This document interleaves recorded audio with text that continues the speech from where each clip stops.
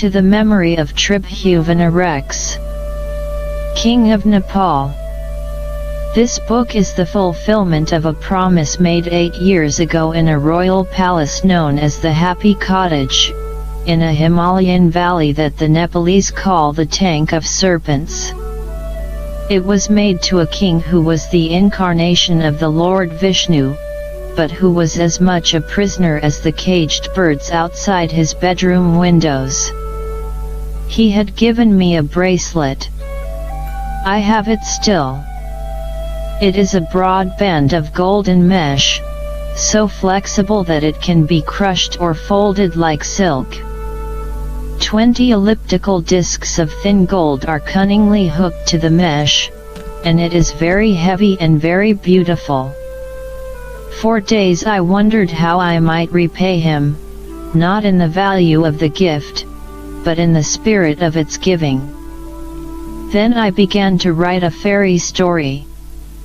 I wrote on the coarse, cinnamon-colored paper of Nepal, using the typewriter which my mother had given me when I left Simla. I wrote in the early mornings, not long after dawn, at the hour when a little Nepalese girl would slip into my garden to pick marigolds for her prayer tray, thinking herself unseen.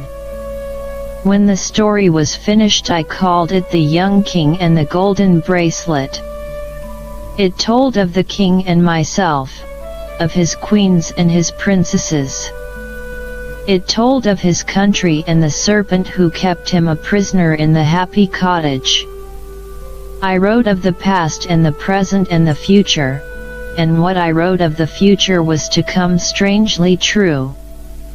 Names I disguised by reversing the order of their spelling, but, when I read the story to him, the king's quick intelligence recognized them, and he cried out, "But that is I, Erika. And that is you." He asked if he might keep the story, and I placed it in his hand. I said, "It was written for you, but I promise you, one day the whole world will know your story." E.L. November, 1957. The letter came from Kathmandu and had been written on Christmas Eve, 1948. It was typed on fine, handmade paper and signed by a European doctor whom I had once met in Simla, and whose face I could now scarcely remember. "Dear Miss Lukatog," he wrote, "I am writing to you officially, and in a hurry, to ask if you would be prepared to come here to give regular massage to a very highly placed lady. I suggested your name and I was asked to find out from you what your terms would be and for how long you would come. I am leaving this place on Monday, so please write to my Calcutta address. I was staying in Patiala as the guest of the Maharani, and there I was content, I suppose, as content as it has ever been possible for me to be." In the beginning the letter was a faint disturbance only of that contentment. It was perhaps some days before curiosity changed to urgent compulsion. Kathmandu, I knew, was the capital of Nepal, and Nepal was a Himalayan kingdom where the British recruited their Gurkhas, and where men climbed Everest. More than this I did not know. It was the initial curiosity that made me write to the doctor, asking for the name of his highly placed lady, asking him to tell me something about Kathmandu. I wrote also to my mother in Simla, and her reply came to me like a little cloud of worry. "Did I not realize," she said, "that Nepal was a forbidden land, its people and princes hostile to foreigners, and that to reach it one had to walk across mountains 7,000 feet high? You shall not go," she said. "Do not go." Everybody was to say this. Only the Maharani of Paichala, a beautiful lovable woman, advised me to go, perhaps because this freedom of choice that was mine made her think sadly of her own imprisonment in Purda. Meanwhile the doctor replied, "The patient in question is Her Majesty the Senior Queen of Nepal. Kathmandu is about 4,500 feet in a valley surrounded by the Himalayas. The nights are rather cool, but there are electric heaters in the rooms. I think it is in any case less cold than in Simla. There are, apart from about a dozen people belonging to the British Embassy, no Europeans in Nepal. I would suggest a salary of between 1,500 and 2,000 rupees a month, and you would get, of course, board and lodgings and first-class fare for yourself and your bearer. The matter is urgent."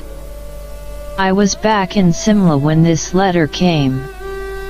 There was snow on the ground, heavy on the fir trees and banked along the mall. The distant mountains, beyond which lay Nepal, were sometimes grey with snow, and sometimes breathlessly white. "Do not go," my friends were still saying.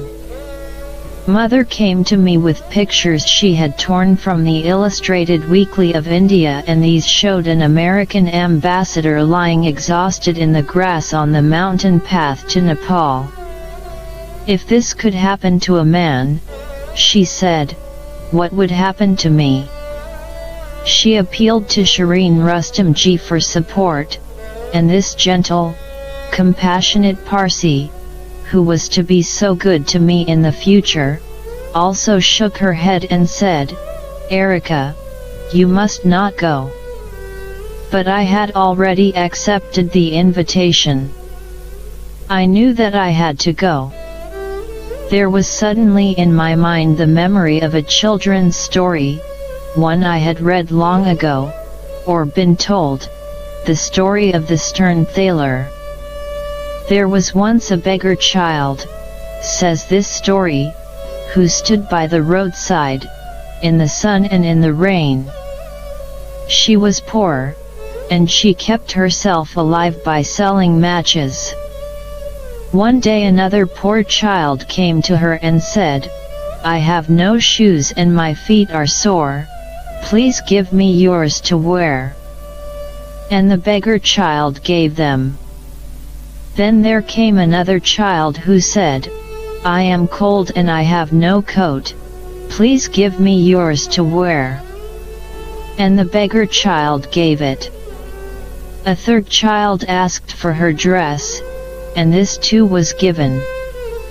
Now the beggar child had her shift only, and when she was asked for this by yet a fourth child she cried, 'God help me, but I have nothing left to give.' She held up the skirt of the shift, and as she did so a golden shower of coins fell from heaven into it. I felt that I was this beggar child and that what I had given to life was suddenly to be returned to me, not in coin but in happiness. To everyone who said, 'Do not go,' I replied, 'I must go.' The doctor had informed Kathmandu of my acceptance, and in the first week of February I received a letter from the Foreign Office in Nepal. It was typed in large letters on thick paper embossed in red with the arms of Nepal, the shield of Shiva, the crest of crossed kukri, the footprints of the Lord Buddha, the motto Dulce et decorum est pro patria mori. It was signed by the Director General of Foreign Affairs, whose name was like a barbaric clash of symbols, Major General Bijaya Shamsher Jang Bahadur Rana. In return for my professional services in the household of His Majesty the King, I was offered a salary of 2,000 rupees a month. in addition to first-class traveling expenses and board and lodging. I told him that I would need transport for myself, my servant Gorky Ram, and my black and white spaniel bitch Peep Chen. My servant, I said, was a meat-eating Hindu, and I would be obliged if the Major General wrote this into our contract. I did not wish Gorky to be starved by Hindus of more orthodox habits. For 3 weeks there was no reply to this letter stating my conditions, and one came only after I had reminded the Major General by telegram. He sent me a 3-page letter containing 10 clauses of agreement. Clause 4, I was happy to see, read, I note that your servant is a Hindu bearer, unorthodox and meat-eating. There was a Nepalese in Simla, Mr. Kathayat, the manager of the Simla Bank, a small, diffident man with the smooth, still face of the Nepalese. He seemed pleased that I was to visit his country. He was the only person in Simla who could tell me anything about Nepal, but now, as I look back on it, I realize that he really told me nothing at all. His answers slid away from my questions and hid themselves behind his polite smile. When I asked him about the king and the king's 2 queens, that smile appeared on his face with the abruptness of a slammed door. But he did agree that I should take a present for the senior queen, and when I asked him for letters of introduction to his friends in Kathmandu, he reluctantly produced one. This was to the Commander-in-Chief of the Nepalese Army, a man whose name, also, was like the opening crash of a military band, Major General Babar Shamsher Jang Bahadur Rana, and if, at that time, I was curious about the marked similarity between this name and that of the Director General of Foreign Affairs, then the curiosity did not last long. I was too busy. I had informed Kathmandu that I would arrive at the border town of Raxaul on Thursday, March 3rd, and there was much I had to do. It was still bitterly cold in Simla, and I thought how colder still it must surely be crossing the Himalayas. So I went to the bazaar and bought long men's underpants for myself and Gorky. I ordered for myself a khaki suit that looked like a battle dress, with slacks, and a bush jacket with a hood. Wearing this, with my short cropped hair, I looked like a man. So much like a man, in fact, that on the journey other bearers were to mock Gorky, calling, "Batayo, how old is your Sahib?" "My Sahib," Gorky would reply with indignation, "my Sahib is a Mem Sahib." Gorky Ram had been my bearer for 5 years, since I had spirited him away from the service of a Punjabi Raja whom I was treating. He was a hillman, a proud Rajput, a Kshatriya of the same caste as warriors and princes, a tiny, bow-legged man in his 50s but with the strength and endurance of a man half his age. He was also an Anglophile and would be servant to no Indian below the rank of prince. He had a gentle face that glowed behind his white mustache, and I was very fond of him. At the beginning of March we left Simla for Nepal. I was spiritually elated. I had the light-headed feeling that all that was to happen to me had happened before and I had no reason to be afraid. What was to happen to me I did not know, yet each further step I took had a strange familiarity. My mother and my friends, however, parted from me as if they expected never to see me again. Down from Simla to Kaka we drove, Gorky Ram, Peep Chen and I, down from the melting snow to the heat of the foothill station where we took the night train for Arnbala. It was a hot, bitter, uncomfortable journey across the Indian plains to the border, northeastward to the jungle of the Terai, passing little stations where the dry earth was stained by flower beds, where men with skins the color of old leather held up banyan leaves heaped with dal, beseeching us to buy and eat. But we had brought our own food, enough for 5 days. 5 days it would take, Mr. Kothat had said, and the itinerary sent to me by the Major General in Kathmandu had confirmed this. The heat twisted the yellow land into bizarre shapes, crippling the black-green clumps of trees, raising the white walls of a village into a glare that was almost audible. The heat was scarcely less at night, though there was nothing but an indigo darkness beyond the lurching windows of the train. We were always dusty, always dirty, and always tired, and at Muzaffarpur I was glad to move into the guard's car where a breeze took away some of the cruelty of the sun. We arrived at Raxaul, the border station, at noon on the third day of our journey, and because the narrow-gauge train northward to Amlek would not leave until the following morning, we had to find a rest house. We found it at last, a white, slumbering building hiding in a pleasant garden. It was deserted. Gorky and I walked about it, calling, until a little Nepalese boy broke from the shadows, the palms of his hands together below his face.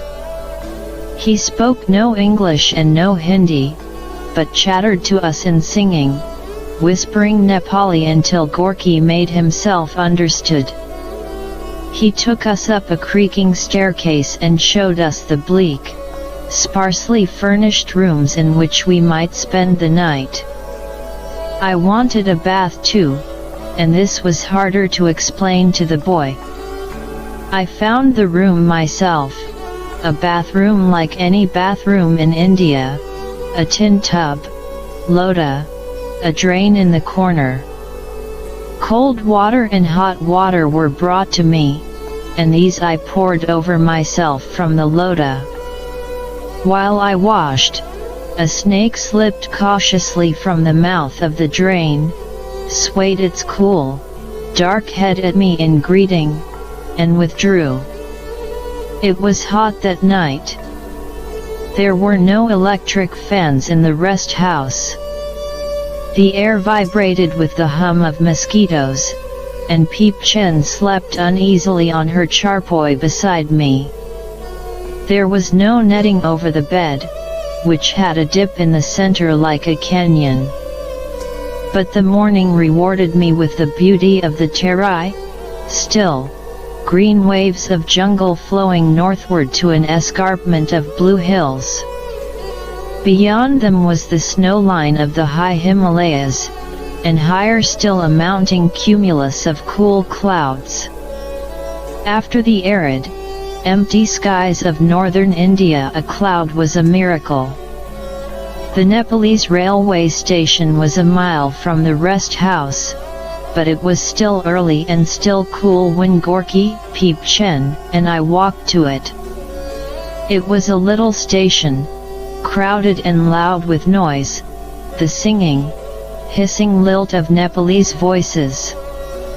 Here, for the first time, I really met the Nepalese, and instinctively I loved them. They seemed to be dark faces bobbing on a sea of white cotton, Mongolian faces with wide noses, high cheekbones, and slanting eyes that readily answered my smile. The men were all dressed alike, on their heads white caps, like Gandhi caps and filmed with muslin. Their white shirts flowed over crinkled, calf-holding jodhpurs. They wore belts of colored cloth or dark leather through which, on the left side, was thrust the wide crescent of a kukri. Each man carried a black, unfolded umbrella, held upward against the sun, or tucked beneath an arm, or stabbed into the earth. Even some Gurkhas, returning home on leave, carried umbrellas. I was the only European there, standing behind the little rampart of my luggage, Peep-Chen at my feet. I aroused the curiosity of a slender young Indian in smart Western clothes. He came up to me, bowed politely, and said that he was the representative of the United Press of India. "May I interview you, madam?" "Why?" was all I could ask. "Because I see that you are going to Kathmandu, madam. This is most unusual for a European lady. Perhaps there is a special reason." "Perhaps," I said. "Good morning." He smiled again and took no offense, but he watched me with sad and curious regret as I boarded the train. Gorky and I sat together as the carriage rattled, bumped and swung through the Terai. It was as if we were traveling below the surface of the sea. Here, I knew, men came to hunt tiger and rhino, but we saw neither. No flower even broke the green with its color. It was a strong green, stronger than I had ever seen, opaque near the earth and in the shadows, translucent where the top branches snatched at the sky. I leaned from the window, my fingers grasping the leathery leaves, feeling them tearing in my hand. We arrived in Amlek Ganjay at noon. 30 miles through the jungle, that was the beginning, the end, and all of the Nepalese railway. Now there would be no more trains, and I was not sorry. Now there was a road, and a dusty station wagon waiting, its chauffeur a white-capped Nepalese who sang as he drove. We climbed higher and higher with each whip bend of the road, into air which, sharper and sweeter than that in the jungle below, seemed sprinkled with minute fragments of sunlight. In the bleak corrugations of the sandstone hills there was an occasional grove of meditative trees, but for the most part the land rose in smooth, naked folds toward the mountains. Streams leapfrogged the boulders down into the valleys, or paused in dark pools, and there I saw pilgrims crouched, their shaven heads lifted to watch us pass, their saffron robes kilted, their begging gourds slung behind them, and their open umbrellas throwing purple shadows on the earth. We crossed a gorge with no slackening of speed, over a bridge of slats that speeded our passing with a musical ting-tong ting-tong. The dust of our wheels hung over villages of meager cane huts, or white-walled houses with gables that curled superciliously. There were shrines by the roadway, dark niches in the green rock, and the eroded images within them were smeared with scarlet and yellow, their feet sprinkled with flower petals. There was a time when the road ran for a quarter of a mile through a tunnel, a long, cool, echoing cave dripping with water. From this we emerged suddenly into the sunlight and turned to the right as the road swung itself out into the air, clinging to the cliff face by fragile tendons of rope and wood. The road ended at Pimpfadai. The world seemed to end there too, at the foot of a wall of rock. Here was the first great barrier of the Himalayas. Here must men walk to enter the valleys of Nepal. At the foot of the rock wall the town was scattered along the dry bed of a stream. It was not a town, a village rather, and the sun throbbed on its white walls. Where the plaster had crumbled away, the pink brick beneath seemed to be bleeding. The narrow streets were blackened by shadows. Little shrines, guarded by fantastic stone beasts, were further protected by gilded roofs on which fluttered paper and silken pennants. A silversmith sat cross-legged in his corner shop, his little hammer beating echoes against the mountains, and the sun gleaming upon his knees as brightly as upon his metalware. I felt a great surge of happiness. We were expected. Where our car halted there was a chattering group of porters, chests, arms, and bowlegs naked, thin wisps of mustache hanging below the corners of their mouths, and their slant eyes studying me without emotion. Standing before them was the headman, smart in Nepalese cap, flounced shirt, crumpled jodhpurs, and a black European jacket. He was a man with a grave face and a great sense of his own dignity which, his manner implied, was merely a projection of his country's dignity. He bowed, and in the greeting was something far more humble than anything of the kind I had known in India. He put the palms of his hands together below his face and bent his back until his forehead almost touched the ground, the kukri in his sash making a brave, dipping swing to the rear. He spoke to me in hesitant English, the consonants hissing pleasantly, and he told me that it was his honor to take me over the mountains to Thankot in the valley of Kathmandu. That is, he would do so if I would be good enough to get into the dandy that awaited me. He indicated it with a sweep of his hand. It was a sedan chair, luxurious and old, standing in the dust as if it had been abandoned there long ago by a great Raja. It was upholstered with purple velvet, and although this was frayed and faded, the dandy was obviously reserved for honored guests.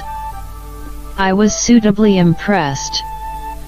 Great poles were thrust through hoops on either side, and by them waited 8 bearers, their crooked legs and sinewy arms jutting from swirls of soiled cotton. Behind this purple glory was another dandy for Gorky, cruder and without upholstering. And behind that was a smaller dandy still, for Peep Chen. But I did not wish to be carried. I felt as if I could leap those mountains. I love to walk, and after 4 days in the cramped heat of trains I wanted to walk. I shook my head to the headman and set out up the path, with Peep Chen scurrying ahead of me. The path began leisurely as it crossed the white stones in the river bed, but then it leaped upward suddenly. I walked no more than a few yards before my heart began to thump, and Peep Chen lay down and looked at me reproachfully from between her forepaws. The headman said nothing. He turned to the porters and waved his stick. The dandy was lowered and I climbed onto its purple cushions. I was swung into the air with a throaty cry of Naratoab. From the porters, Peep Chen was lifted into her little chair, and there she sat with head down and eyes silently weeping in the maudlin fashion of spaniels, until I called to her and she came running, leaping up to me to travel to Kathmandu on my lap. We climbed to the sky, and when the path was steep the bearers cried passionately upon God, Narayana, and I saw the sweat running down the deep grooves in the backs of their necks. The headman walked proudly beside my dandy, waving his stick to give the porters that strength which God might not feel disposed to grant them. That day we climbed 2,000 feet to the rest house at Sir Saigadhi, on a path that wound upward in 4 great loops. The earth fell away from us on one side and rose steeply on the other. Sometimes the clouds were high above us, sometimes below in the valleys, thin, fading puffs of wool. We passed travelers going to Pimpiti, pilgrims with their feet stained gray by the dust, or men and women carried on the backs of porters, their legs dangling over the edges of conical reed baskets, their faces impassive, or at least impassive until I smiled at them. Then they smiled back, as people always will. Once we were passed by 2 postmen, coming over the mountains from Kathmandu, running rhythmically and smoothly together. They wore anklets of tiny bells, and I was then ignorant and innocent enough to find this custom charming. I was like a child, like a favored child sitting on faded purple velvet, being carried toward the sky by men who found their strength by calling aloud the name of God. I was as excited as a child by each fresh miracle of rock, earth, and sky, by the yellow and blue flowers spilled along the banks of the streams. Each time my heart was moved I called out, "Gorky, Dekho," and turned back to see his patient, answering smile. In the late afternoon we reached Sursayari, where it clung to a mountaintop more than 7,000 feet above sea level. It was known as a fort, but I saw no walls, no battlements, only a village, white where the sun fell and mauve where shadows gathered. There was a small bazaar in which red brass glowed, and the woodwork along the lintels and eaves of the houses writhed with allegorical carvings. We stayed the night in the guest house, and I poured cool water over myself from my lota and was refreshed.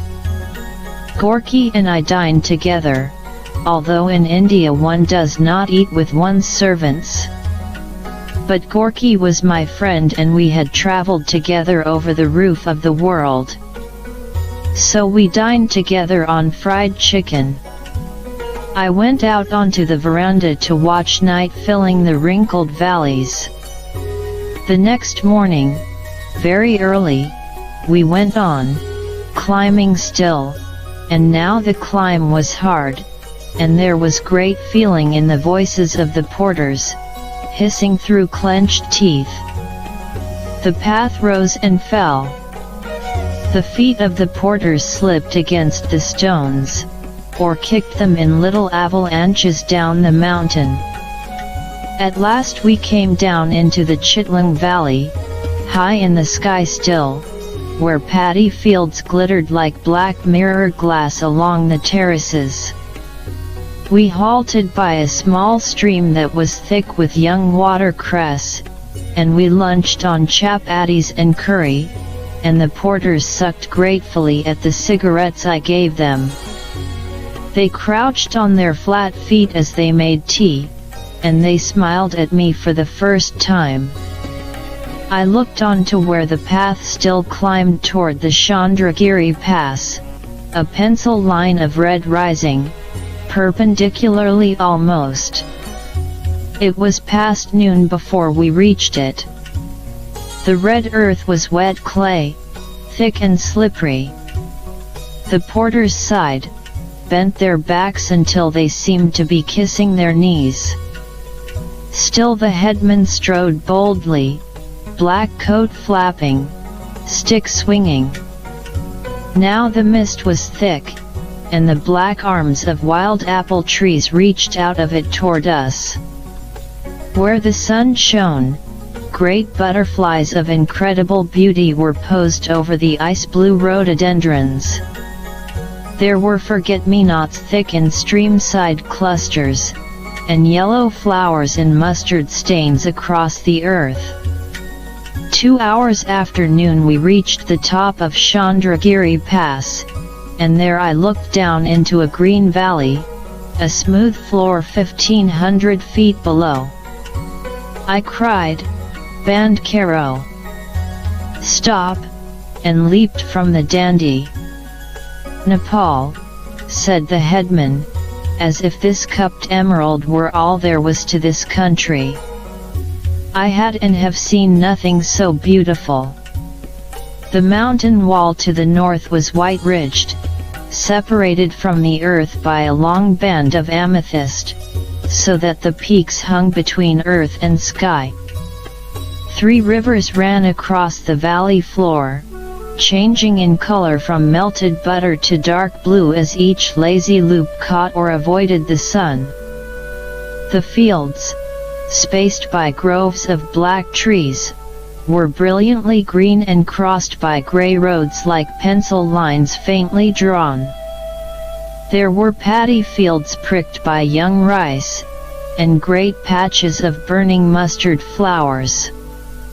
Again I was like a child, clapping my hands, running from porter to porter with questions they did not understand but which they acknowledged with the tolerant smiles of men who understand that life is mostly work, and that pleasure must come from the things that are free.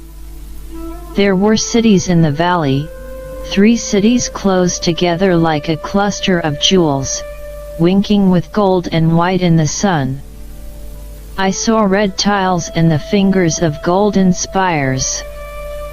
From porter to porter I went, pointing to the greatest glow of gold, asking, "Is that the king's palace?" They smiled at me, but did not understand. "Gorky!" I cried, "Dek ho! Do you think that is His Majesty's palace?" He smiled tolerantly, too, and he said, "He the Rajput whose ancestors had once brought the sword to this valley and burned its cities. Madam, how can I possibly know?" I stared down at the valley for a long time. This was Nagdaha, the tank of serpents. I was to hear many stories of its origin. That it was once a great turquoise lake has no doubt been proved geologically, and by what great physical change it was drained has no doubt been proved too, but the stories I later heard were not geological but magical. They say that once the valley of Kathmandu was indeed a great lake, full of fish and snakes. Then, over the snow mountains from China came the giant Manjushri with his 2 wives. They sat on the hills and looked down on the lake. Manjushri took his sword and struck the hills, and the water drained away through the cleft he made. Garuda, the bird god and messenger of Vishnu, slew the snakes that remained. As the waters drained away, the Lord Buddha watched and saw a great lotus of incredible beauty rest gently on the green earth that was left. Some stories say that it was not Manjushri who released the waters but Krishna, the incarnation of Vishnu, and he broke the mountains with a great thunderbolt that later assumed the shape of the elephant god Ganesha. But the change in principles does not alter the wonderful imagery of the legend, nor affect the belief that when men came to the valley after the waters had gone they built a city about a house made from the wood of a single tree. This house was called Kast Mandip, and the city became Kathmandu. I walked most of the way down the mountain to the town of Thankot at its foot, although the descent is steeper than the climb on the other side. I let myself down by clutching at the great branches of the rhododendrons, where green orchids were woven among the dark leaves. And now fir trees marched up from the valley and filled the air with their scent. I was happy to walk, and Peep Chen was happy to run, her nose trailing this strange earth, and the porters stared at her as if they had never seen a dog like her, which was indeed true. Thus in this way did I come over the Himalayas to the valley of Kathmandu and the palace of King Tribhuvan. There was a car waiting in Thangkot, a great American car many years old, with an open hood and with grey dust on its fenders, and a Nepalese official standing beside it. A little silver badge was pinned to his cap, and as he bowed, with palms pressed together below his face, I saw that it was not really a badge but a tiny silver frame containing the photograph of a round-faced man with pince-nez and hooped mustache. "Mem Sahib," said the official, "will you please enter the car?" So we got in, Gorky, Peep Chen and I, while the official sat with the driver, and our luggage was piled in another car. We drove along a grey, stony road to Kathmandu. As the schedule prepared by General Bijaya had stipulated, we had arrived in Thangkot before sunset, but now shadows were running out along the ground from the groves of trees, darkening the meadows that looked so much like English park lands. We passed through a little town where rich black earth was thick with growing vegetables, and the official turned his head to tell me that this was to me, kitchen garden of Kathmandu, and that each tiny section of land grew enough to support 6 families. The city ahead of us, which had been white and red, golden, and glittering from the top of the pass, was now splashed by great blue shadows, and the glow of the gold was like a fire quickly dying. We drove over an ugly bridge of iron girders into the streets, and my mind was suddenly bewildered by dark, carved wood, by pagoda roofs, by white plaster and red brick, by immobile cataracts of mauve-pink blossoms that tumbled over high walls. The car stopped at a gateway, on the corner of a grey dusty road darkened by tall trees.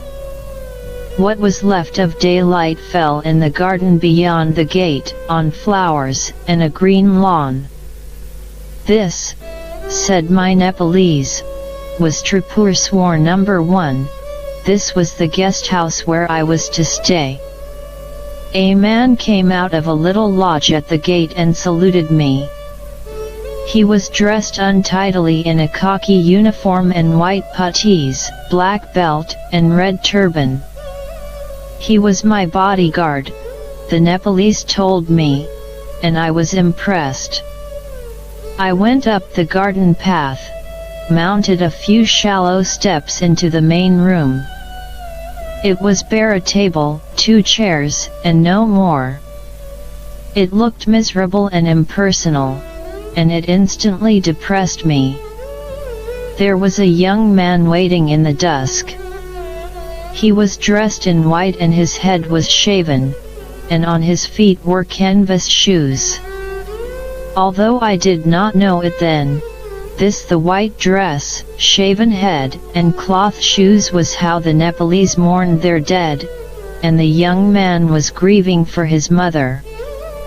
He greeted me devoutly, bending his back until his spine was parallel to the floor, raising his hands together with palms toward his face, and beckoning me forward with them as he stepped backward. It was strange to me, and yet it was not strange. There was this feeling that I had seen this before, that what I would do I had already done before. I put my hands together and lowered my head. He smiled faintly as he straightened his body. He said that he was Lala Ram, the son of Mani Ram, keeper of the goose houses, and would I like to see the rest of my home? He showed me all, the living room, the dining room, the bedrooms. All were bare, all empty of warmth and feeling, but the windows of the bedroom opened like doors onto the garden, and I flung them back to let in the evening scent of the flowers. I knew that I was going to be happy there. I saw the servants' quarters and the kitchen beyond the garden, and there was a little group waiting in the dusk: cook, bearer, sweeper, gardener, laundryman, dark faces smiling above the white of their shirts. I wanted tea, and it was brought, not very elegant, perhaps, but good tea, and good milk, and crisp English crackers which, I reminded myself, had been brought over the Himalayas as I had, to the sad calling of Narayan's name. Gorky sat with me, both of us cross-legged in that great room, and when Mani Ram's son came again, still devoutly bowing, I asked if it were not possible for me to have more furniture, a wardrobe, perhaps, for my clothes were European and must hang, and they could not be folded and placed in chests like saris. The furniture would come, promised Lala Ram, and so it did come, almost before Gorky and I had finished our tea. So that evening, while the excited music of tiny bells came across the air from the center of the city, I played interior decorator and made those bare rooms into a home. I never travel without taking some of the little possessions which a woman of 40 has gathered in her life and made a part of her nature, her feelings, and her thoughts. I had brought bright Indian shawls and tablecloths, and I made a home from them in Tripur's War No. 1. I had no vases, but I asked the khansama to bring me soup plates from his kitchen, and these I filled with the heads of flowers, marigolds, sweet peas, and gentle forget-me-nots. The cook watched me and smiled his delight when the color of the flowers put warmth into the room. And then I wrote to Mother. Every day I was to write to her, because she worried about me.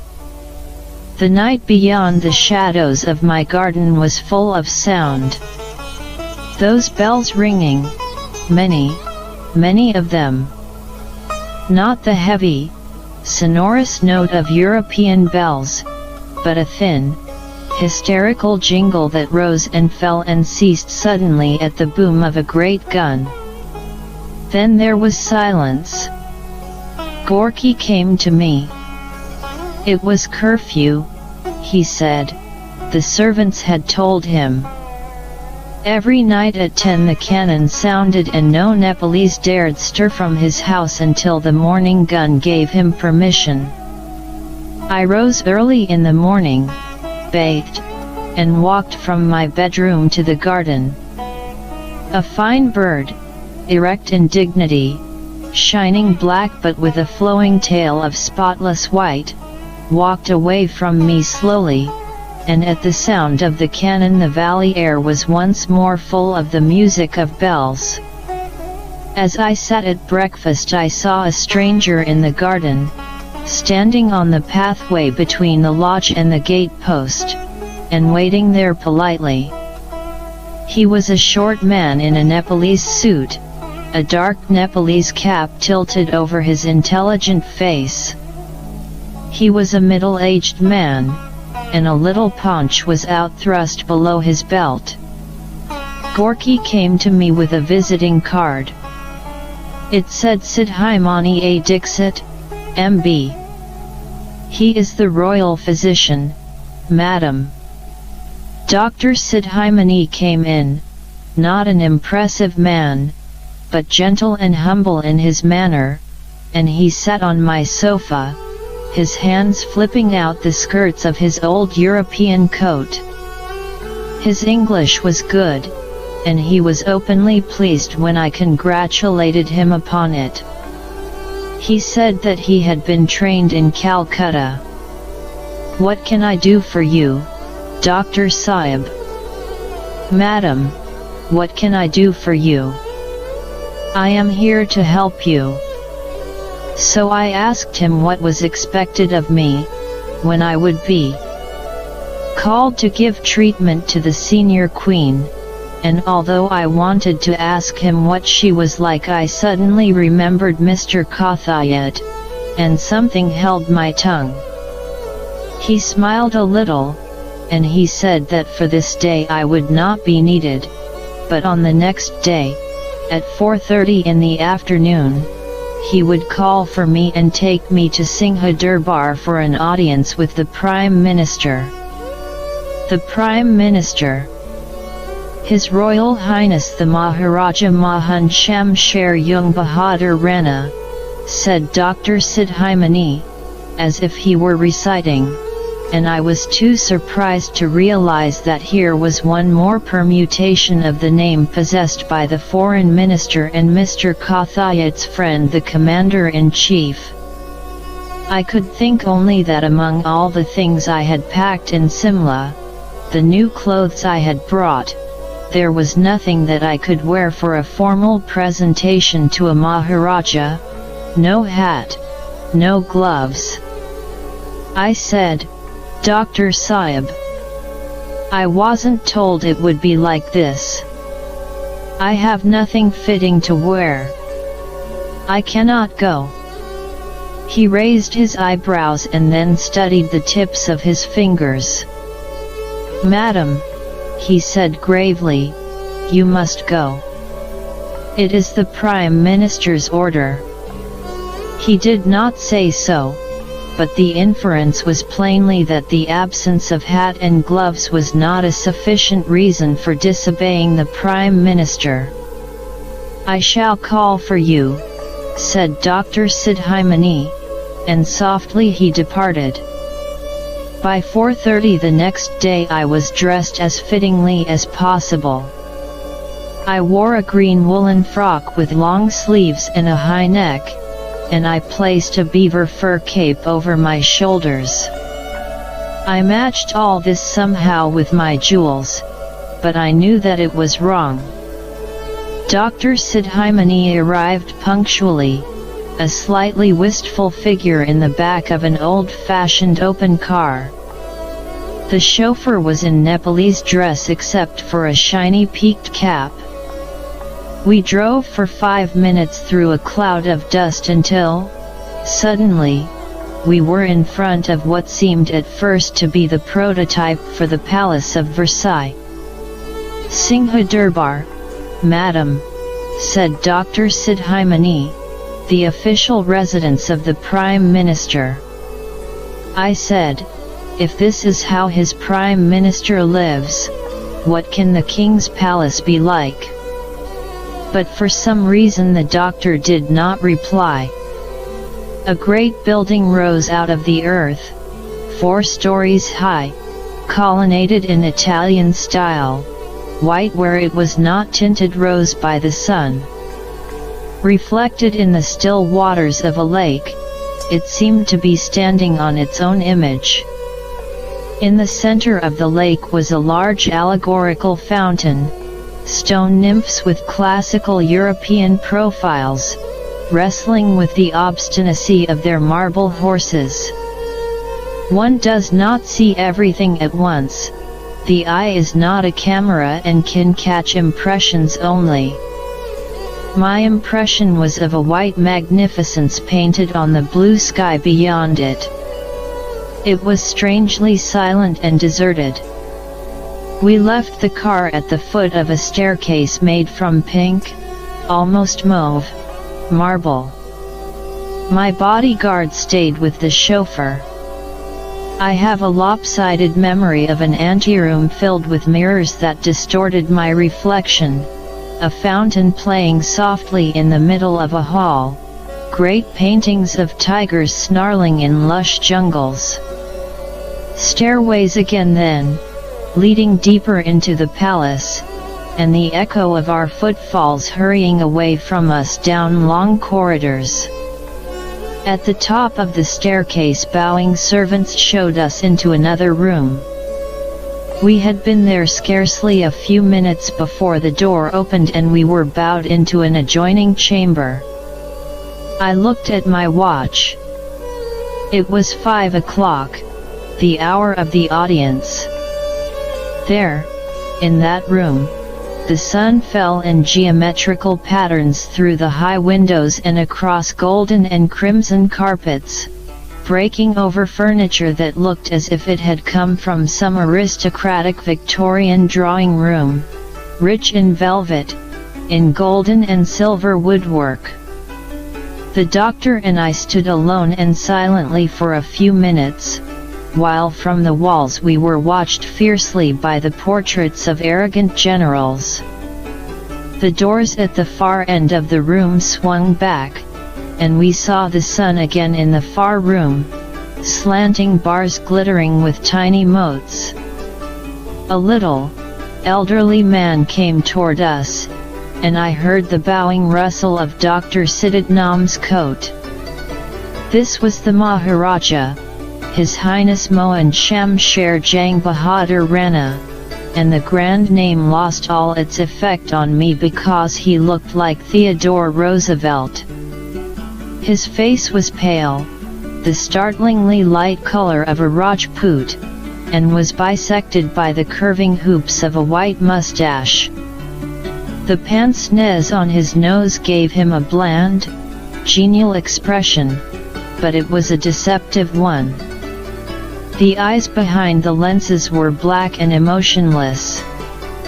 I felt that I had seen his face before, and this time the feeling was not supernatural. I had seen it before. A photograph in a tiny silver frame, worn on the cap of the official who had brought me from Thangkot. The Prime Minister wore a long frock coat, once known, I believe, as a Prince Albert, with shining silk lapels and a fresh red flower in the buttonhole. His shirt was white, the creases of his jodhpurs might have been molded from snow. But none of this held my eyes for long. In the center of his round black cap there gleamed an enormous diamond. Like the glow of headlights from an approaching car, it blinded me to everything else, and I was hardly conscious of the group of young officers that followed him. In the short journey to Singha Durbar, Dr. Siddharthnam had nervously warned me that His Highness was an Orthodox Hindu, strict in protocol, and hated to shake hands with Europeans, believing that therein lay defilement. I accordingly bowed over my hands and said, "Namaskar, Your Highness." But he came toward me with his hands outstretched, taking mine and guiding me to a sofa, and there he sat beside me on the red velvet and gold brocade, his black coat flipped out and the fingers of one hand gently brushing his mustache. The young officers stood before us in a half-moon of khaki and polished leather, and I heard the soft fall of Dr. Siddharthnam's feet as he tiptoed away into the background. The conversation was stilted. Had my journey been comfortable? Yes, Your Highness. Had I enjoyed the country? It was beautiful, Your Highness. Had I not been tired by the long climb over the mountains? I said, "Your Highness, I wasn't carrying the dandy." He looked at me carefully, and then a slow smile lifted the pale cheeks, tilted the great mustache.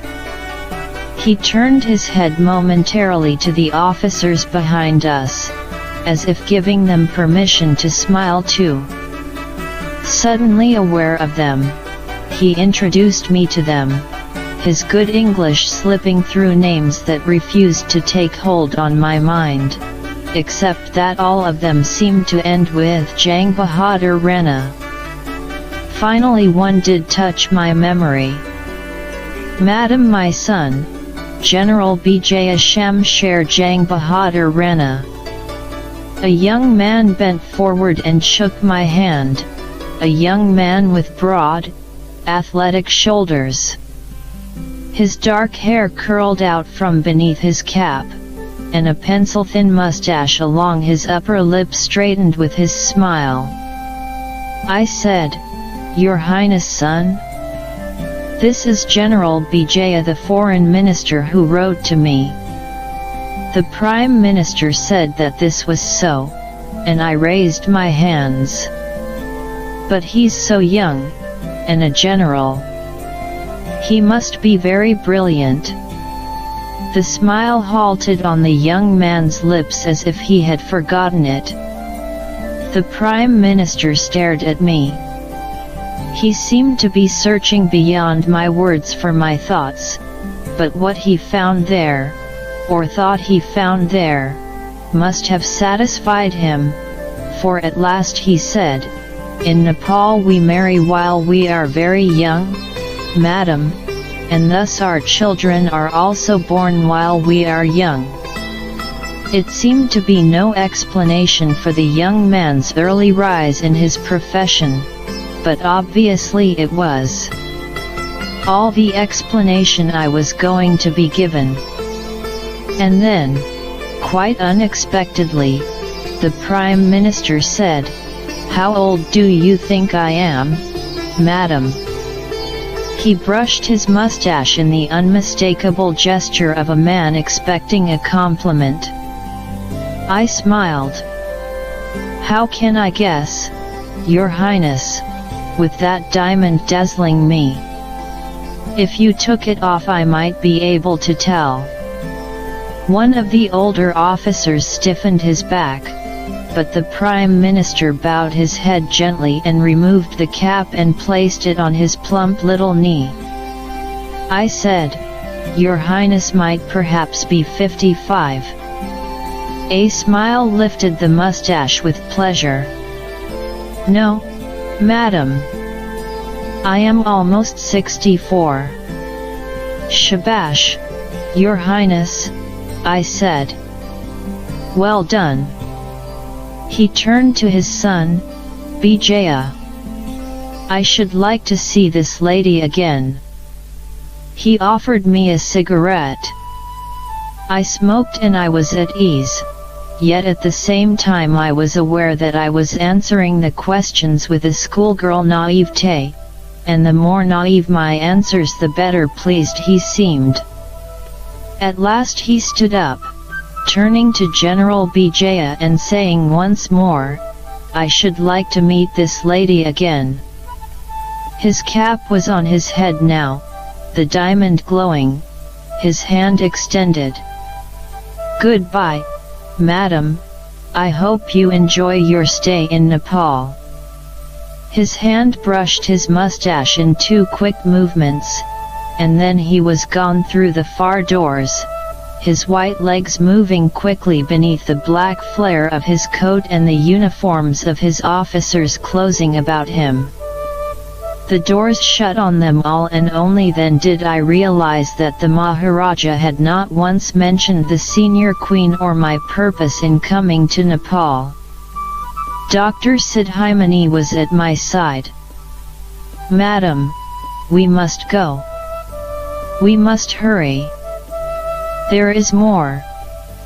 Down the marble staircase we went to the car, where chauffeur and bodyguard sat in the sun, and the white palace and the white clouds were still reflected serenely in the lake. "Madam," said Dr. Sidhimani, "now I must take you to Narayan Hiti Durbar." He saw my expression. "It is the palace of the king. Now you have audience with His Majesty." "Dr. Sahib," I cried, almost in anger. "I knew nothing of this either. I cannot go as I am. Let me go home, at least for a moment, so I may powder my nose and collect a present I've brought for the Queen." "It is possible," said Dr. Sidhimani, but he seemed unhappy about it, and he looked at his watch like the White Rabbit. It is nearly 9 years since I first saw King Tribhuvan, and sometimes the time seems that long, and sometimes it is yesterday only, and I can hear the pigeons in the royal gardens. I can hear a harsh rustling, like a sheet shaken, as the rooks rise from the trees at dusk. That is how it was every evening. When the lights were lit in the gardens, pale globes hanging in the darkness of the trees, those black birds swept up, circled the palace, and flew away to the mountains. The scent of flowers was always very heavy in the evenings. Such things are so much a part of me now that it is hard to realize that for most of my life they did not exist, and that when Dr. Sidhimani and I set out again from Tripur, the king, his queens, his princesses, and his palace were nothing to me. I knew only his name. Perhaps Dr. Sidhimani had told me, or Mr. Kothayat, I do not remember. I knew his name, or part of it, for in full it stretched over 20 words and more. He was His Majesty the Maharaja Dhiraja Tribhuvan Bikram Shah Deva, King of Nepal and the incarnation of Lord Vishnu the Preserver. Tribhuvan, I learned, means he who dwells in the three worlds, material and spiritual, of human existence. A few paces from my guest house, where the dirt road began to run alongside the grass of the Maidan, I had already seen a statue of him, a white stone figure beneath an ugly western cupola, a monument that looked as if it had originally intended to emulate the Albert Memorial but had early abandoned the attempt. It was conventional and characterless, and it might have represented this man or that. There was nothing about it that was striking, except perhaps the plume. This rose from the top of his skull-fitting helmet and fell backward, like a fountain caught in the wind. Even in stone there was something breathtaking about it. That was all I knew of the king that late afternoon when the doctor and I left Tripur again and drove past the Thanaikal. This was the Maidan, a great grass parade ground, a green floor that rolled smooth and flat for most of the way and then rose to what seemed like an earthwork, crowned with tall bamboo, taller than I had ever seen. In the center of the Maidan was a huge banyan tree, its branches bending over to shelter a stone rostrum beneath. At each corner of this platform was a statue of a Gurkha rifleman, head and slouched hat lifted to the sky. In the dusk white egrets were perched, motionless, on the banyan branches. But perhaps I saw none of these things clearly that evening, and only think I did, since they were to become commonplace later. The main city of Kathmandu lay away to our left, to the west. I could hear the excited jangle of its tiny bells. I saw the white of its walls, the dull, burning crimson of its roofs, and gold glittering on temple eaves and spires.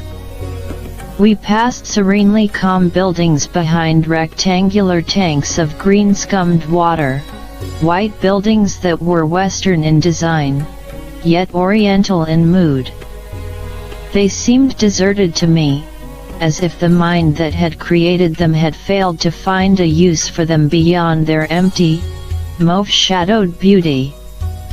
But Dr. Sidhimani was murmuring beside me, identifying each with wistful pride the Burr Hospital, the College of Kathmandu.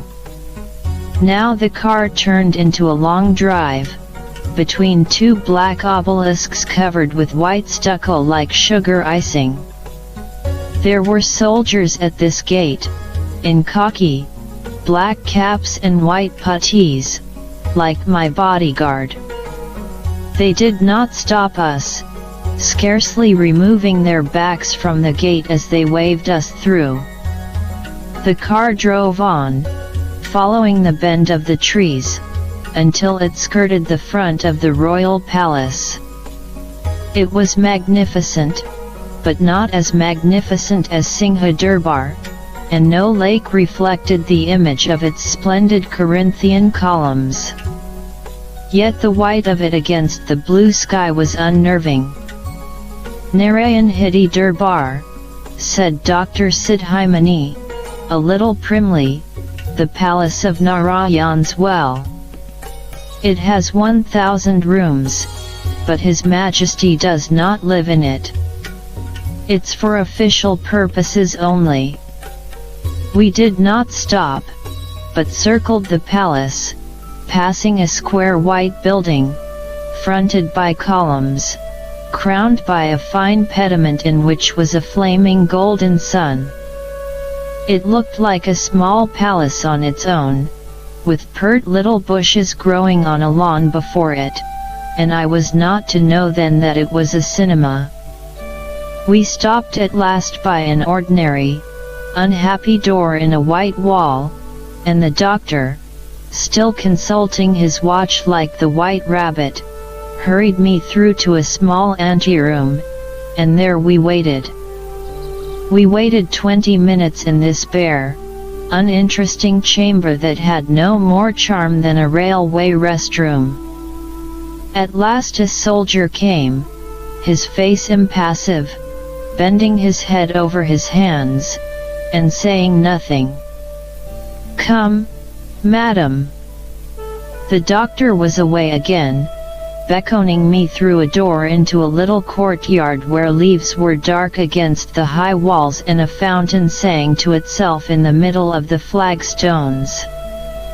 Through this courtyard and through another door into a great garden. It was dusk, and I could see little clearly. The lamps, which seemed to be hanging from the branches of the trees, were throwing their reflections into a lake, among the flat leaves and great blossoms of lotus. Across the crazy paving before us a tortoise moved slowly, jerking the burden of its shell, its horny head swinging. Dr. Sidhimani stepped by it carefully and walked a pace ahead of me, talking quickly, the way people will when they are nervous. I did not hear what he was saying. The beauty of the gardens, the strong scent of flowers, the throaty bubble of a pigeon in the trees to my right were having an odd effect on me. I began to feel light-headed. The palace grounds were an unexpected mixture of fairyland and an English suburban garden. With the hanging lamps, the tortoise, the lotus pool and the exotic flowers, there were also hammocks on the lawn and ridiculous little dwarfs and mushrooms made of plaster. I was chattering like a girl as we crossed the lake by a wooden bridge, and I almost collided with the doctor when he stopped suddenly, his back bowing over his hands, and his voice hissing back to me. "Madam, we are approaching His Majesty." I looked ahead and I said, "That is the King." "It is His Majesty, madam," said Dr. Sidhimani, bowing lower. There was a little tea pavilion of grey stone at the end of the path, white columns supporting its angled roof, and it shone with light against the dark trees like a violet lantern. On the steps stood a slender, fairy figure, Nepalese cap tilted forward over dark hair, 1 foot forward and broad shoulders drawn back in a faintly defensive pose. I do not know what I had expected. Perhaps someone old, like the Prime Minister, pince-nez and a hooped mustache, and a cloud of generals in attendance. Yet here was a young man who personified the handsome princes of Indian mythology, tall, erect and regal.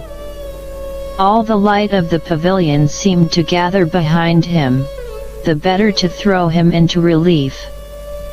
I ran forward to greet him, leaving the doctor still bent over his hands. "Your Majesty, Namaskar. I greet the divine in you. I thought you would be an old man, but you are young and beautiful." His face was in shadow, and I could not see if he smiled, but there was an amused delight in his voice. "Namaskar," he said, and half turned his head to speak to someone behind him. "She speaks Nepali." He took my hand firmly and led me into the pavilion, and the perfume of attar of roses was strong about him. He did not release my hand, but held it as he paused in the doorway, halting me also. It was a small room, a marble floor covered with soft rugs, furniture of Western design but draped with brocaded cloths. The lamps, concealed in the walls, filled the room with a luminous, watered light. 5 women were waiting, dark flowers in gold-bordered saris that glittered with sequins. Their faces were pale, their dark eyes large and soft. Jewels were clustered at the lobes of their ears. Their arms, unlike those of Indian women I had known, were hidden to the wrist by the long sleeves of their cholis. They wore flowers in their thick hair, and the sheen of it was blue. I heard the king's soft, high-pitched voice singing each name. Her Majesty the Senior Queen Kanti Rajya Lakshmi. Her Majesty the Junior Queen Ishwari Rajya Lakshmi. Their Royal Highnesses, my daughters Nalini, Vijaya, and Bharati. And he released my hand. From each to the other I went, bowing over my hands. "Your Majesty, Namaskar. Your Majesty, Namaskar. Your Royal Highnesses, Namaskar." None answered me, but each watched me softly with a sad curiosity. Then there was silence in which the king, too, watched me, his shoulders drawn back again in that defensive pose, and I began to gabble nonsense. Dr. Sidhimani retired to a corner, or left the pavilion altogether, I do not remember. I faced the queens and I spoke to the senior queen. "Your Majesty perhaps speaks English," and I received no reply. I turned to the junior queen. "Your Majesty speaks English." There was no reply. To each of the princesses, to each still, lovely face I said, "Your Royal Highness speaks English." Only from the girl called Bharati, the last to whom I spoke, did I get a reply. "Yes." So faint, and so high a voice it was almost certainly involuntary, as if she could stand the strain of silence no longer. "Please, madam," said the king, "will you sit down?" We sat together on the sofa, he on the right, his legs apart and the long, finely manicured fingers of one hand extended along his right thigh.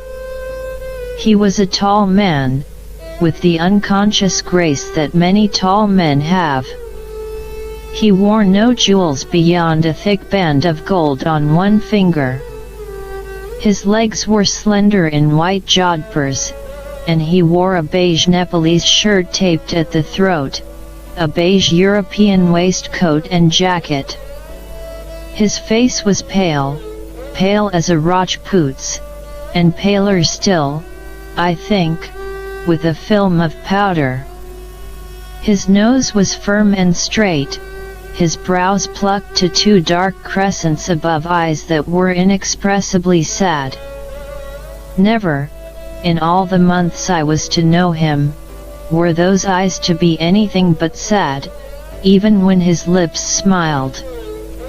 His hair was thick, brushed forward in a wing that almost obscured his forehead, and held there by the tilt of his white Nepalese cap. So there we sat, and in silence again, and king, queens and princesses stared at me, not in rude curiosity but with what seemed so like unhappy alarm that a ridiculous thought entered my mind. Nothing like this has happened to them before, and they are wondering why you have come. Then the silence was broken, but I can remember little of what was said, except that it was only pleasantries, the noises which our tongues make at first meetings while our minds absorb the shock or pleasure of the occasion. It did not seem strange to me then, not then at that precise moment, that there was no talk of the world outside Kathmandu, of India across the Himalayas. The king asked about my journey, my impressions of his country, questions which the Prime Minister had also asked, but he put them automatically, almost, with none of the Maharaja's sharpness of tone. It was as if he did not care to hear the answers. His sad, reflective eyes watched the movements of my hands and my body. They looked at my necklace, with its 3 strands of pearls, emeralds, and rubies. He looked at the rings on my hands, and he looked at my hatless, cropped hair. And when he looked at my hair my eyes turned instinctively to the thick, lustrous hair of his wives and daughters. I offered my little present to the senior queen. I had bought it in Simla and was ashamed of its poverty. In Simla, in winter, the bazaar is mostly closed, and there is little of worth that one can buy. But I had found 2 slender flower vases of silver, and these I had wrapped as tastefully as I could. They had been in my hands all this while, and now I offered them to the senior queen. She and the others had been sitting motionless on the chairs that faced the sofa. Now I drew her into the conversation. Her eyes shone as she unwrapped the present. She held the vases up for the king to see and turned to show them to the others. The king watched gently. There was a great difference between the 2 queens, and I would not have believed, even had I known it then, that they were sisters. Their clothes, their jewels, the styles of their hair, were identical but seemed only to accentuate the difference between them. The senior queen was short, with a round face and shining bird-like eyes. Her hair, though dressed in the same fashion as her sisters, was fluffed about her face, making an indistinct frame. The junior queen was tall and slim, with a beautiful figure subtly flattered by her sari. The expression of her eyes was detached and dreamlike. The vases were passed from hand to hand among the princesses, and the king touched them once with his fingers and then turned his head sharply toward me. "Will you tell me what you will need for treating Her Majesty, madam?" I said that I would need a table, and I handed him a drawing of it that I had brought. He took it without looking at it. "It will be made." I said that I would need a mattress, a pillow, towels, and olive oil. "They will be ready tomorrow." He stood up. The air in the little pavilion was hot and close, intoxicating with perfume. "Please," said the king, placing the palms of his hands together, "may we go now?" Dr. Sidhimani was at my side, hurrying me away, through the garden again, past the plaster mushrooms and the red-capped dwarfs, the black water of the lake and the green lotus leaves. Along the path the shrubs were crowded close to the stones, not shrubs growing freely, but shorn and tailored to mannered shapes. In relief, on each of them, had been cut the letter T. I brought my hands close to my face. I could smell the scent of roses. In the car, returning to Tribhuvan, Dr. Sidhimani cleared his throat several times before he remarked diffidently that a doctor would have to be present when I gave treatment to the senior queen. I said that I could not agree to this, that it was my custom to work alone. He shook his head worriedly and pushed the tips of his fingers together. He made a confused attempt to explain something to me and then abruptly abandoned the explanation, saying that what he had said was not a suggestion but an order, and an order from His Highness the Prime Minister.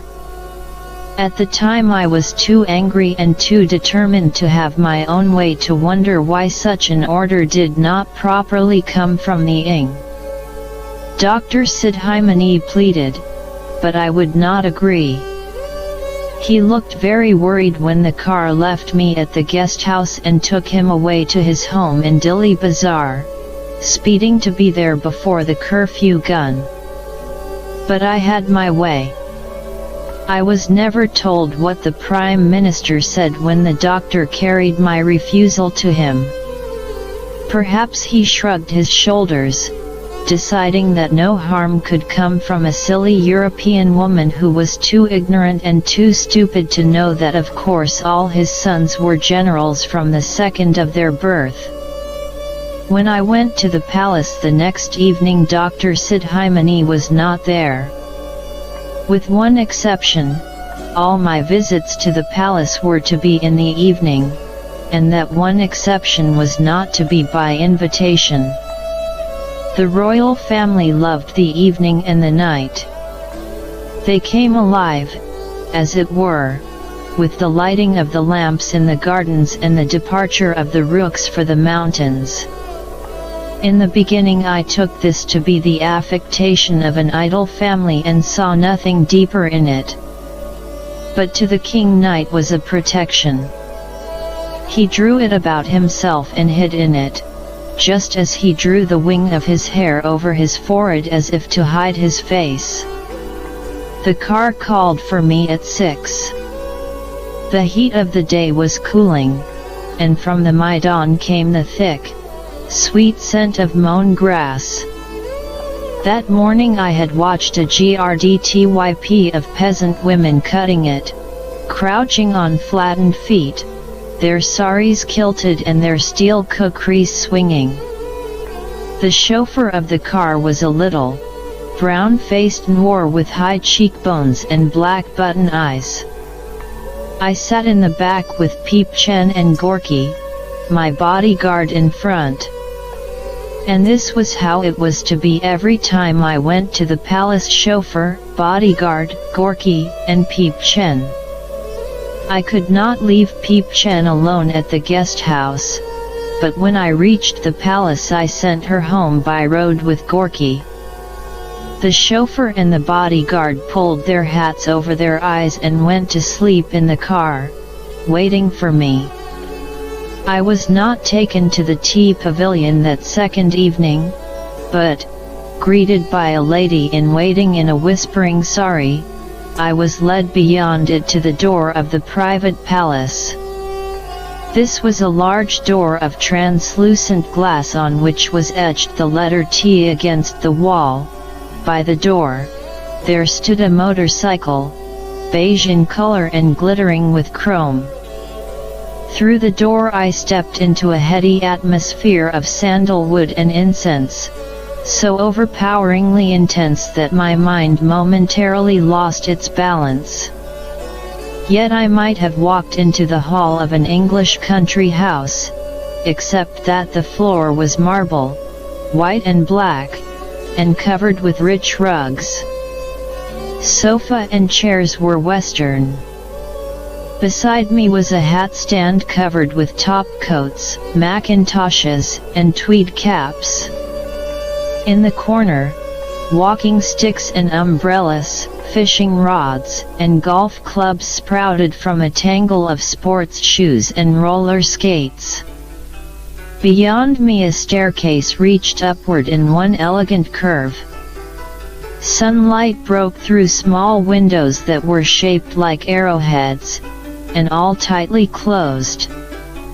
The king was waiting at the foot of the stairway, shoulders back and foot outstretched, the expression of his face withdrawn behind that wing of hair.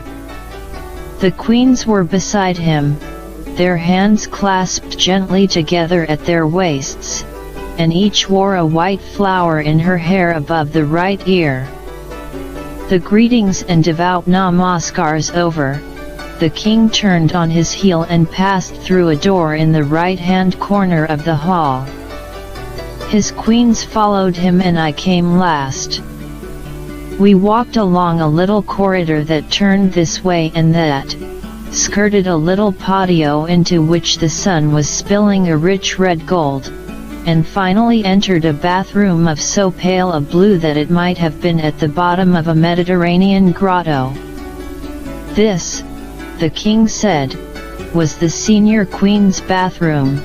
This was where she would receive my treatment, where the equipment I had asked for was awaiting my inspection. He stood back, his hand outstretched suddenly, like a child, asking approval of what he had prepared. It was a large room, its door screened by a plastic curtain. Plastic was strange to me in 1949 and not something I had expected to find in Nepal. The bath was large, with glass panels that could be pulled forward so that water might not splash the thick rugs on the floor. There was a divan, and beside it a low table on which stood a vase of towering flowers. If they had any perfume it was lost in the thick competition of row upon row of lotions, salts, soaps and cosmetics that filled the cabinets on the wall.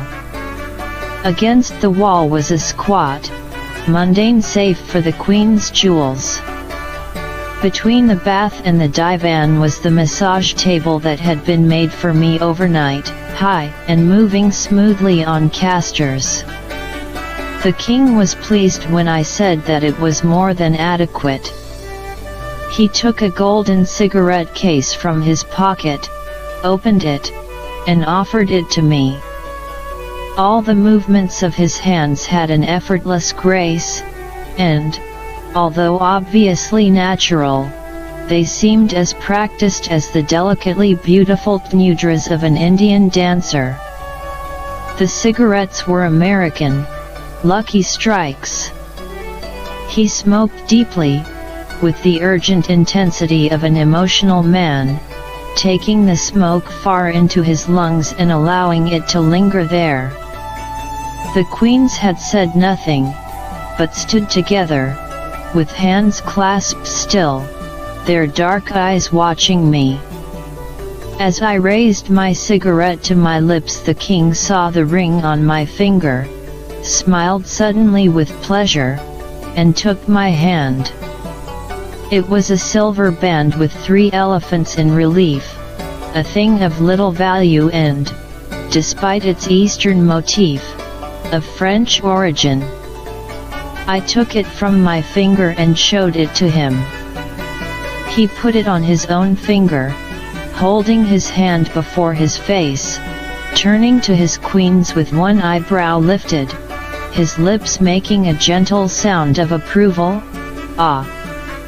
Had it not been of silver I would have given the ring to him, but I had been long enough in the East to know that gold only is the gift for a king. He returned the ring to me and stepped back, with head to one side, as if to study me even better. He was wearing Nepalese clothes again, white jodhpurs, a light European jacket, and a beautiful shirt of poplin. In the stronger light of this room he looked older than when I had seen him in the tea pavilion the NGHT before. I knew that he must perhaps be 40, but the youthfulness of his handsome face was only just beginning to thicken along the line of his jaws. Only by his eyes was his age betrayed. The smoke of the American cigarettes was soon very thick. I found the heat and the stifling perfume unbearable. I pointed to the window, high on the wall and, of course, tightly closed.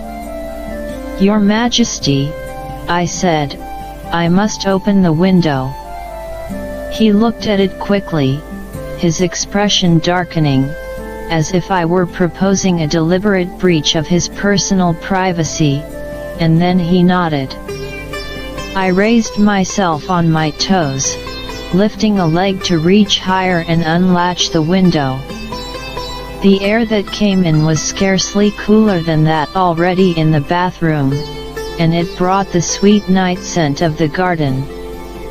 Turning, I saw him staring at me curiously again.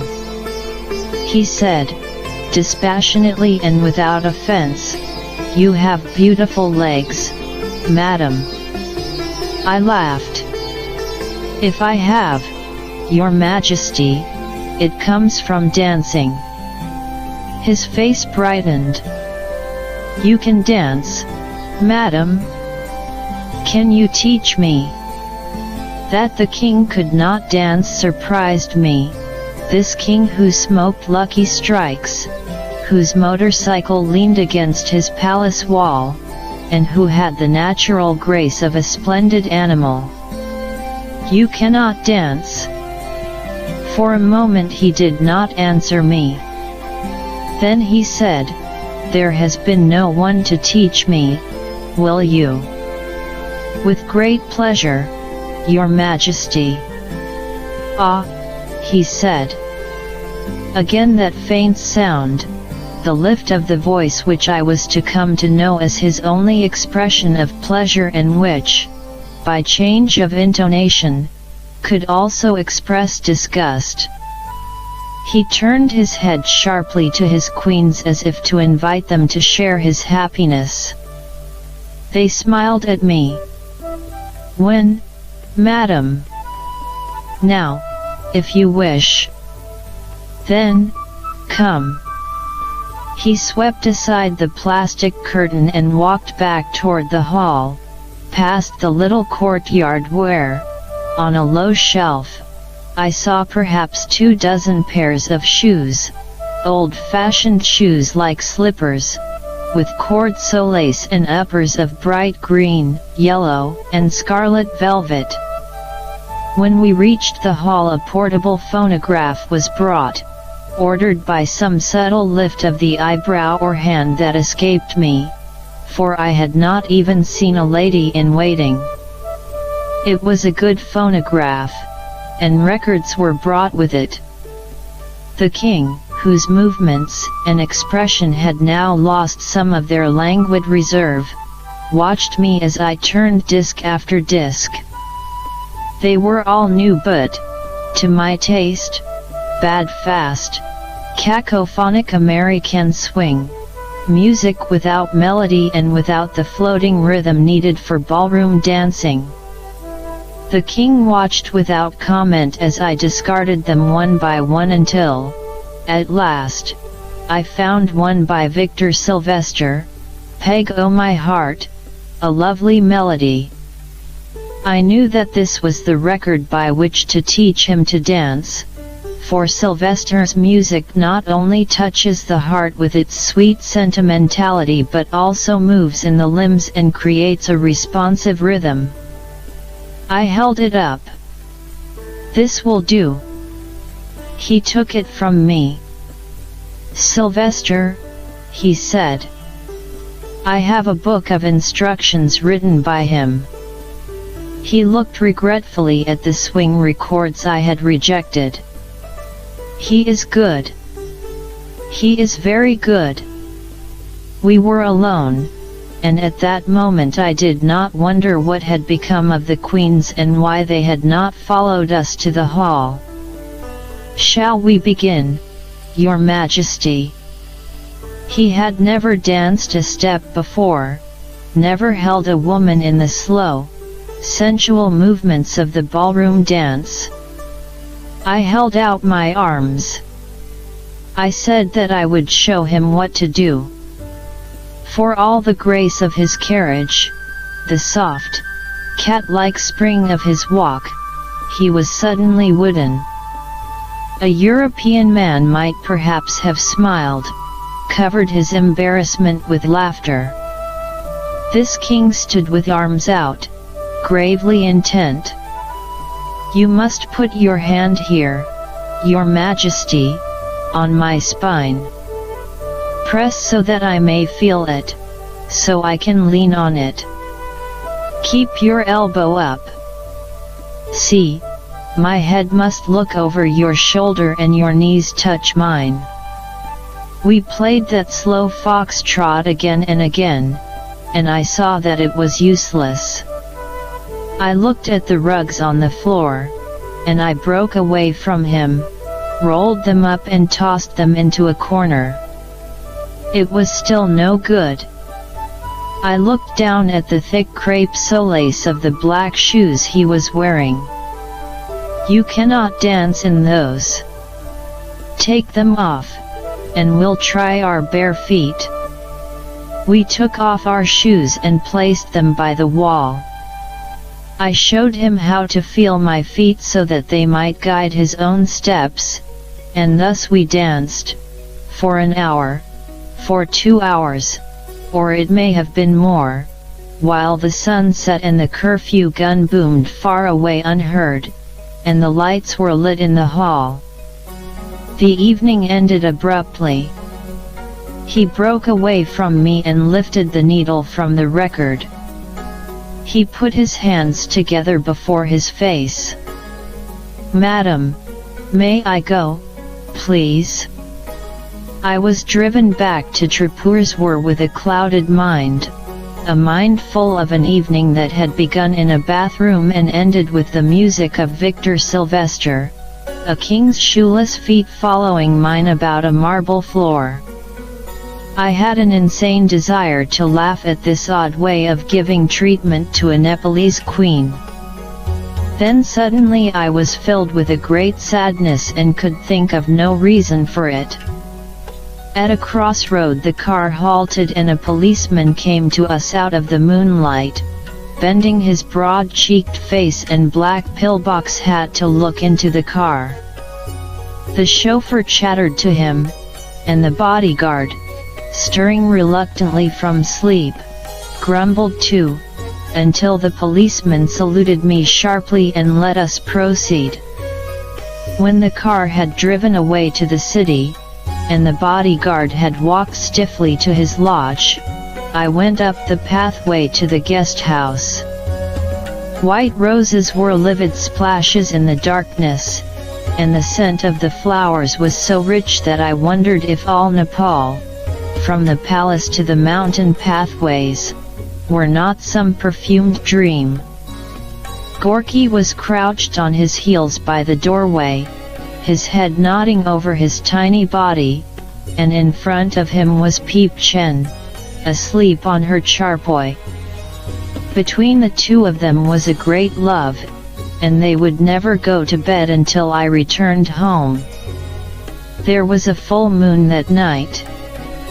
I could see it from my windows. It hung over the indigo escarpment of the far mountains.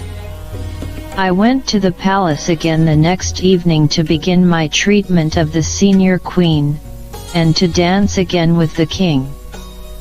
Thus it was day after day, and thus began my devotion to the royal family, to the palace they called the Happy Cottage, and to the whole of Nepal. The car came for me when the valley air was cooling, and the sunset was red on the temple spires, and the egrets had begun to settle in the great banyan tree. My life fell easily into a daily routine. Each morning I awoke early enough to see the little Nepalese girl stealing marigolds from my garden and arranging them on her puja tray. Along the dusty road in front of Tribhuvan's were, shortly after dawn, there rolled a convoy of lumber trucks, heading F6 or the mountains.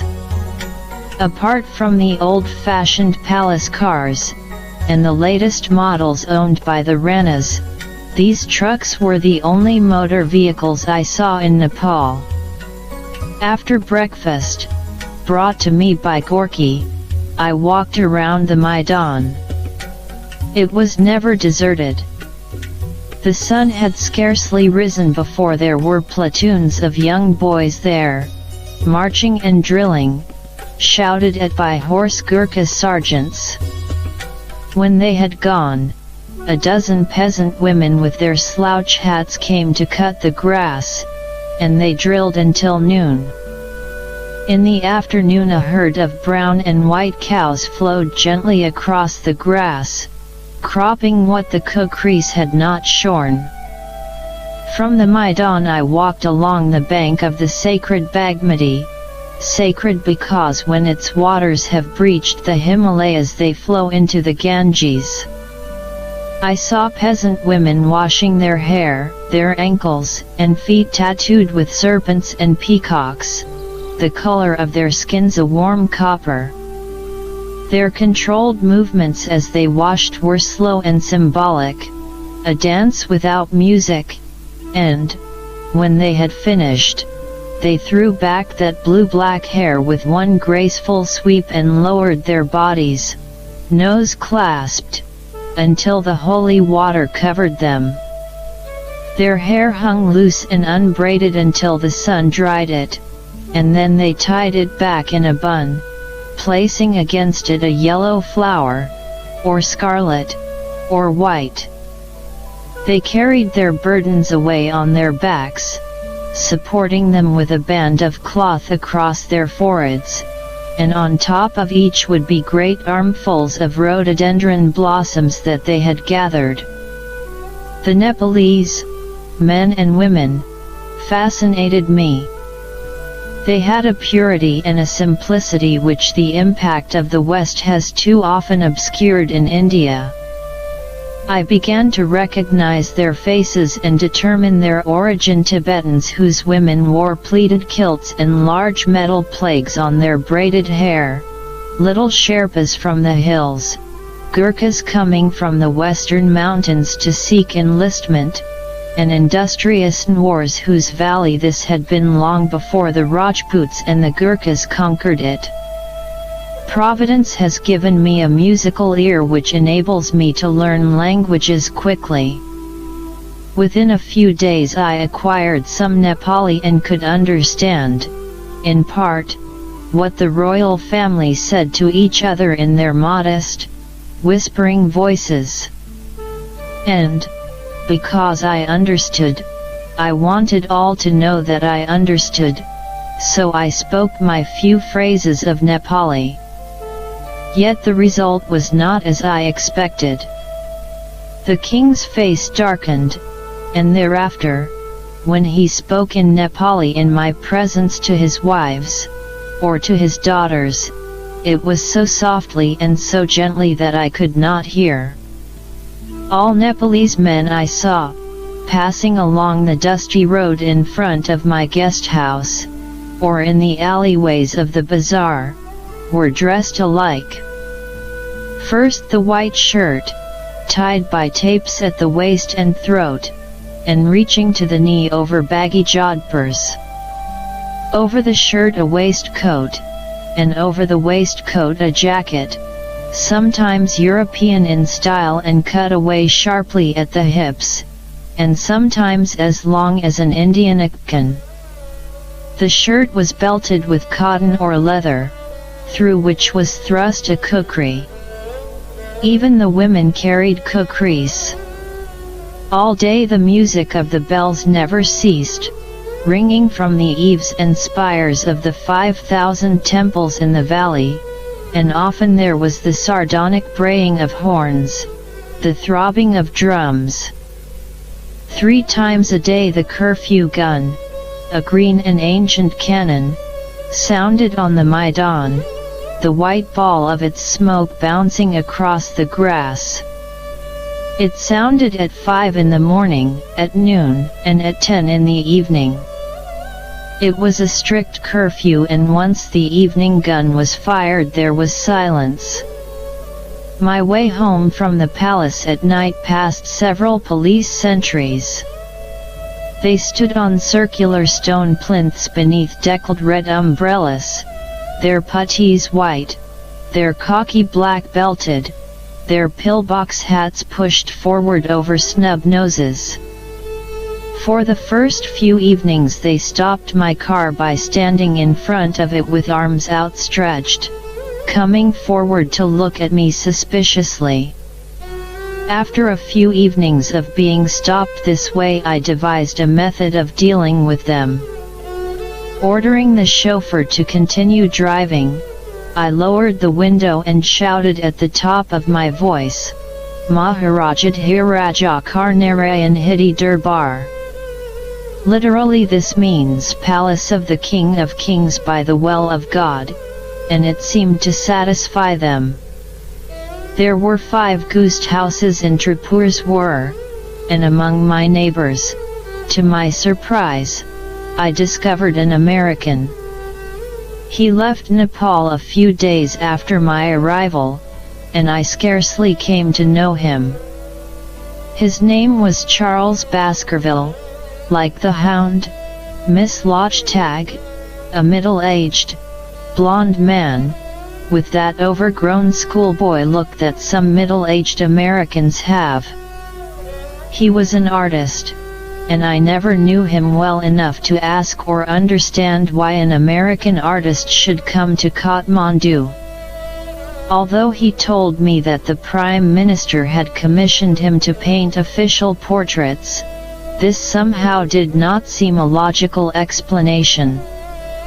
In the few conversations I had with him he was preoccupied by some inner bewilderment. He was painting a portrait of the king, he said, the sittings taking place on the veranda at Narayan Durbar. He was not allowed inside. What bothered Mr. Baskerville was that throughout the sittings the king said nothing, not even in answer to the artist's pleasantries. There he sits, Miss Erika, and doesn't say a blessed word, but just stares at my shoes. They were fine shoes if your taste runs in that direction. They were a new style then, without laces or straps. At the time Baskerville told me the story I was puzzled, too, and could not understand why the king should sit so silently, staring at a pair of shoes. Baskerville had gone before I discovered the explanation. The king was intensely interested in all things new and Western. Baskerville's shoes were something he had never seen before, and something he instantly wanted. But because he was forbidden to speak to Europeans without the permission of the Prime Minister, he could stare at the shoes only and hope that Baskerville was intelligent enough to divine the reason and tell him where they might be obtained. I had few visitors at Tribhuvan number 1. Baskerville once or twice until he packed up his paints and easel and went away to India. Dr. Sidhimani came sometimes to take a glass of lime juice, to sit politely on my sofa and ask me if all was going well with me. And Dr. Devabrata Dasgupta also came. Dr. Dasgupta lived at Tribhuvan number 5, and he too was a physician to the royal family, although he was officially in charge of the Burr hospital. He was a Bengali and a poor man, his clothes as shabby as his spirit and heart were rich. He should, by logic, have been well-to-do and comfortable, but the poor of Nepal were very poor, and the doctor treated many of them for nothing. The rich, the very rich Rana aristocracy believed that it was a privilege for any doctor to treat them, and that the presentation of an account for such treatment would be more criminal than impertinent. He was a middle-sized man with a big head and light hair brushed stiffly back from his calm, resigned face. He had been trained in Rome and, I am sure, dreamed of Italy each night. He would come into my garden, calling pleasantly, "Buon giorno signorina." He lived in his sparsely furnished home with his Indian wife, Mara, and 3 children rolling, laughing, riotous little bundles that tumbled among the dust and the grass at the feet of the brown cow that always grazed in the Dasgupta garden. The doctor came to mean a great deal to the king and to me in later days, but in those early weeks he was only a sad and gentle man anxious to help me. Almost immediately I arrived in Kathmandu I was ill with dysentery, and only someone who has had this filthy and degrading affliction can know how miserable it made me. It was caused, perhaps, by the water, and although I boiled all the water I used, this was of no help. The sacred water of that valley had touched every vegetable before it reached my table.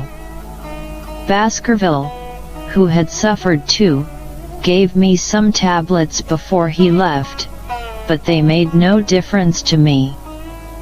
I appealed to Dr. Dasgupta. His face crumpled with concern, and he prepared a black powder for me that stained my mouth and teeth but which gave me some relief, though I continued to suffer all through my stay. I never saw the Prime Minister again, except on official occasions, until the week of my leaving. He did not, however, forget me. Every day I received a tin of 50 cigarettes from Singha Durbar. Sometimes a bearer would come up my pathway, carrying a shallow basket of fruit, mangoes, and oranges in flaming color. It is perhaps a key to my attitude of mind during my stay in Kathmandu that food meant nothing to me. I was cut off from the world beyond. I had no newspaper. I had no radio.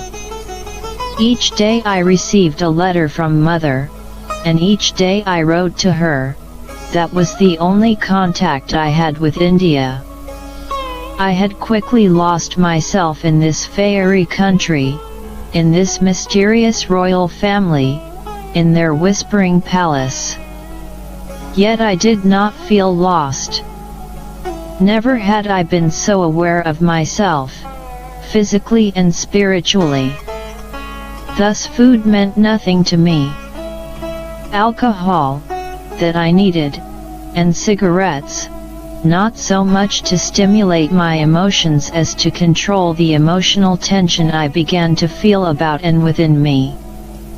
I ate what was placed before me, and since my Khansama was a wise cook and knew that all Europeans are mad enough to season their food after it has been cooked, he put no salt at all into what he made. It was not until I returned to India 5 months later that I realized I had lived all that time without salt. The Khansama, in any case, believed in taking the least trouble, Once, it must have been the first day after my arrival, I agreed with his suggestion that it would be nice to have an orange omelette for dessert after lunch. An orange omelette I had every day after that, made from tiny bantams eggs and red-skinned mandarins. The cook came to me that first morning after breakfast to ask what I would like for lunch, and, when I said that it did not matter, he said that perhaps a chicken would be acceptable. Yes, I said, a chicken. 2 hours later I saw a coolie walking into the garden, and on his back a reed basket from which peeped the red-combed head of a very live chicken. Khan's Amma, I called. You are not going to kill that? Yes, Mem Sahib. Kill chicken? No. I said, and the chicken lived, was liberated in my garden, and repaid me by laying an egg. The next morning the Khan's Amma suggested a duck, and to this, too, I said yes. But when the duck was brought in the coolie's basket, quacking, yellow-beaked, I could not have it killed. So it was liberated with my chicken and laid its grateful egg. After that it was a live goose to be reprieved, and so on every day until the garden was alive with poultry and the Khan's Amma very much out of humor. I ate very little and grew thin. Gorky Ram looked at me speculatively one day and said, "Madam, do you know what you look like? You look only eyes and teeth. Your eyes have got so big that there is nothing left." I had lived long enough to know that when the heart and the mind and the spirit are sustained, the body requires little. This is how it must have been with the old Christian ascetics who lived on nothing but a handful of corn and a cup of water. Perhaps this is how it was with the sadhus, the holy beggars I saw in Kathmandu Bazaar, gaunt, hollow-cheeked men wearing nothing but loincloths, and sometimes scarcely that. They sat at street corners, among the bicycles, the wandering goats and cows, their bodies covered with grey ash, their foreheads daubed with holy marks in orange, red, or white, or biscuit. It was through their eyes that you saw their strength. Perhaps that was what Gorky Ram saw. From the beginning, from that first evening when the king and I danced, something happened to me, and my emotions became a confused mixture of elation and fear. When the car left me at the palace, I stepped into a world that was mysterious, fantastic, and, in some inexplicable way, frightening.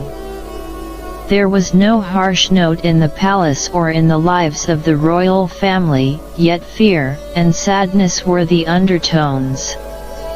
But for the music of the phonograph when we danced, it was a palace without noise. What sounds I did hear were soft and gentle. No bells, no voices calling, no footsteps. King, queens, and princesses would appear suddenly.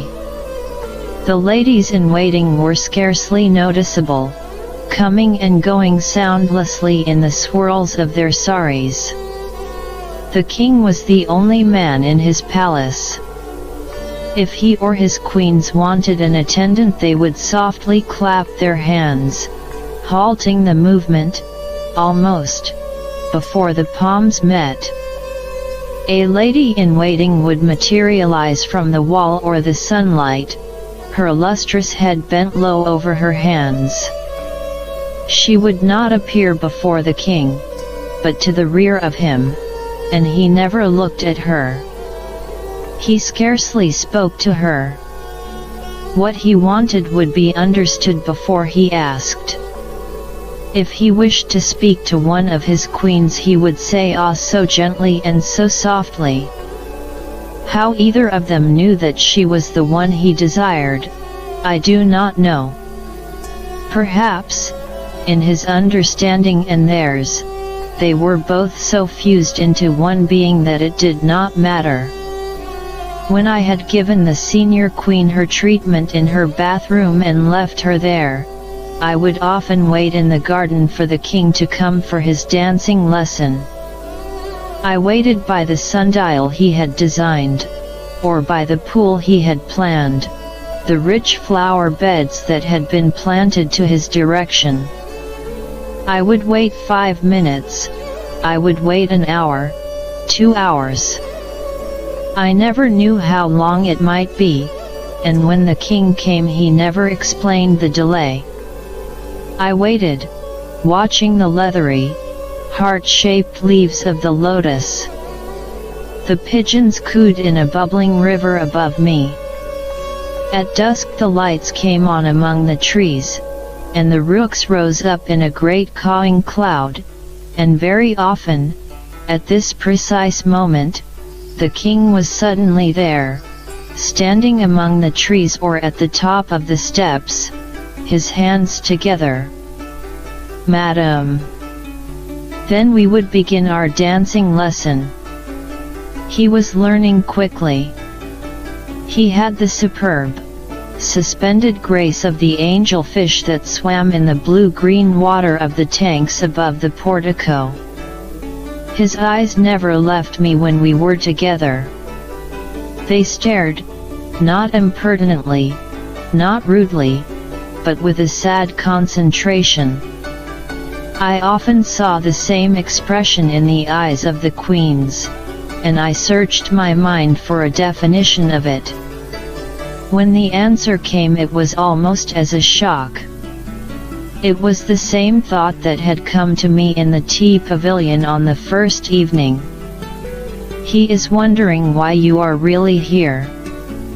Even when I was alone in the garden, waiting, I felt that I was not unobserved. I knew that behind each tight window, through the locked leaves of the shrubs perhaps, I was being watched, not unkindly, not with hostility, but with this unhappy doubt. We talked as we danced, but what we said was often so inconsequential that I would have forgotten the words had not that ever-present tension in the air given them a meaning beyond what was intended. Once he touched the lobes of my ears and smiled. They are pierced, and so are mine. Are you a Hindu then? And I could not tell from his voice or his smile whether he meant the question seriously, whether he knew so little of the world. In the beginning I asked few questions, and when I did his answers were often so bitter that I was ashamed of the question. Your Majesty, do you read much? I read, Madam. It is my hobby. I have only hobbies. One morning, over Kathmandu I saw the rainbows, not 1, not 2, nor yet 3, but 5, forming a great arch from rim to rim. The memory of it was still in my mind when I went to the palace, and I told the king about it, saying, I could stay in so beautiful a country forever.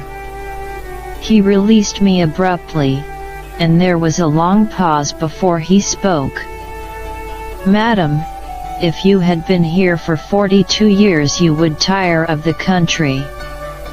He danced no more that evening, but placed his hands together and said, Madam, may I go now, please?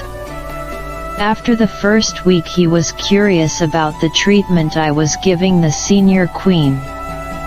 He asked me for details, listening to my replies gravely, questioning the value of the treatment, and then he was silent for some while. He looked up at me and said, You must give me treatment, then. He had the figure of an athlete. I said, Your Majesty? You do not need my treatment. He drew up his head. You do not understand. It is necessary for me to be fit. You will give me treatment. When I called the next evening, he was waiting for me in the senior queen's bathroom. He was smoking, holding the cigarette between the third and fourth fingers of his right hand, not touching it with his lips, but drawing the smoke through his clenched fist and inhaling deeply. Later I understood that he always smoked this way when he felt at ease and happy. He stood erect by the treatment table, wearing a bottle green dressing gown, with his initial, that flowing T, embroidered in white on the pocket. He had tied a light silk scarf about his long throat. He was not wearing the Nepalese cap, and his eyes were darkened by the forward sweep of that protective wing of hair. He took off the dressing gown. Beneath it he wore black and white bathing trunks, and his body was as superbly muscled and as graceful as that of the dancing deity Nataraja. About his hips, and dipping down toward his loins, was a broad belt of thin golden mesh, fastened in the center by a clip mouthed with a great emerald.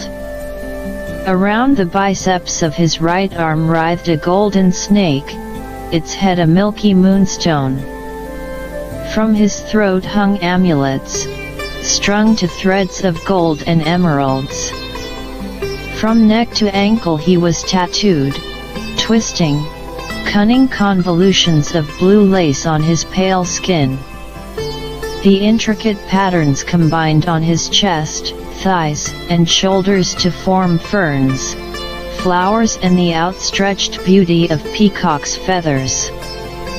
From the beginning, from that first evening in the tea pavilion, I think I sensed that something was terribly wrong, not only with this pale-skinned king but with his people, among whom, I discovered, he was scarcely more than a name and a statue on the Maidan. It was a restless feeling, and it contributed to my emotional tension in the palace, yet I could not bluntly speak of it to him. It was he who gave me the opportunity, within 2 weeks of my arrival. We had danced, and we were walking alone in the garden. The rooks were gone, the lamps were lit, and the tortoises, whom I had nicknamed John and Betty, were lurching wearily to the undergrowth beyond the lake. We stopped by the water and he put his hand into his pocket, withdrew it and placed something in my hand. He said, "It is a present for you, Miss Erika." It was the bracelet, cunningly and beautifully wrought of the same golden mesh I had seen about his waist. He gave it to me with such simple affection that I could find nothing to say and could only namaskar humbly, touching his feet in the devout custom of his people. He raised me and, still holding my hand, walked with me along the lake. He had, perhaps intentionally, broken one of the barriers that he had built about himself, and I began to speak of the things that were disturbing me. "Your Majesty, I don't understand many things. There is something wrong with this country. I don't know what it is, but I feel it." Doubt and suspicion made his voice harsh. "How do you know?" "I cannot explain it, but there are small things. This bodyguard who lives at my gate. He has not been put there to protect me, but to watch me." "Why?" "I did not order it," he said. "There is something else. I have never seen so many poor people as I have seen here, so many diseased and maimed. Is this so? He asked sadly. Don't you know, Your Majesty? Is there nothing to be done for them? There is nothing I can do, he said, his voice cold again. I learned the truth slowly, some of it from the king in the weeks that followed, but most of it long after I had left Nepal, and if I tell the story fully here it is because the sequence of my story demands it. In those days I knew nothing about the history of Nepal, but the longer I stayed in Kathmandu the more terrible the picture that took shape, little pieces of colored stone coming together to form the mosaic. My initial feeling about the bodyguard soon made sense, for I was before long so enraptured by the gentleness and kindness of the Nepalese that the thought of needing protection from them was absurd. The old Prime Minister, who, when I met him, had seemed to me to be little more than a charming and archaic figure, now began to appear faintly sinister, if only because of his omnipresence. I noticed this first when I went to the Nepalese post office. There were 2 post offices in Kathmandu, one Indian and one Nepalese. I learned that to post my letters to mother at the Nepalese office would mean an unconscionable delay, so I took them to the Indian post office. But her letters for me arrived at the Nepalese office. Early in my stay I went there to tell the postmaster that he might expect letters for me daily. The office was a derelict little house crouched in a scrubby garden. Inside was a dark room, a floor of uneven stone, a wall pigeonholed for letters, a row of clerks at their desks, and, beyond, the postmaster's room. I went to him and said, Namaskar, Postmaster. May I please collect my letters from you every morning? They are from my Mumaji in Simla who worries about me. Madam, of course, he said, and bowed. On his cap I saw the same little picture frame I had seen on the cap of the official who met me at Thangkot, and in it the same portrait of the Prime Minister, with hooped mustache and pince-nez. Master Ji, I said, why do you wear the Maharaja's picture in your hat? Because we are very proud of His Highness, Madam. But does no one wear the king's picture? He did not answer. He smiled, just as Mr. Kathayat had smiled. I had brought with me Mr. Kathayat's letter of introduction to General Babar Shamsher Jang Bahadur Rana, Commander-in-Chief of the Army, and I asked Dr. Sidhimani where the general might be found. I was told that he could be seen every morning, riding on the Maidan at 8 o'clock, and there, the next morning, I found him. He was a fine man, bold in carriage if stoutish, his face fierce with a bristling mustache. I namaskared him when he passed, and at this unexpected greeting from a European he halted his horse, saluting. Good morning, madam. What are you doing in Kathmandu? I told him, and I handed him the letter from Mr. Kathayat. He passed it to his aide, without looking at it, saluted again, and rode on. Each morning after that, as I took my walk about the square, he halted, saluted and spoke to me politely. But it is not this that makes me remember him. He came on a fine bay horse, His sons, grandsons, equerries, and aides rode behind him, and behind them an escort of tall lancers with fluttering pennants of red and white. At the beginning of the exercise the cavalcade walked thick horses about the square.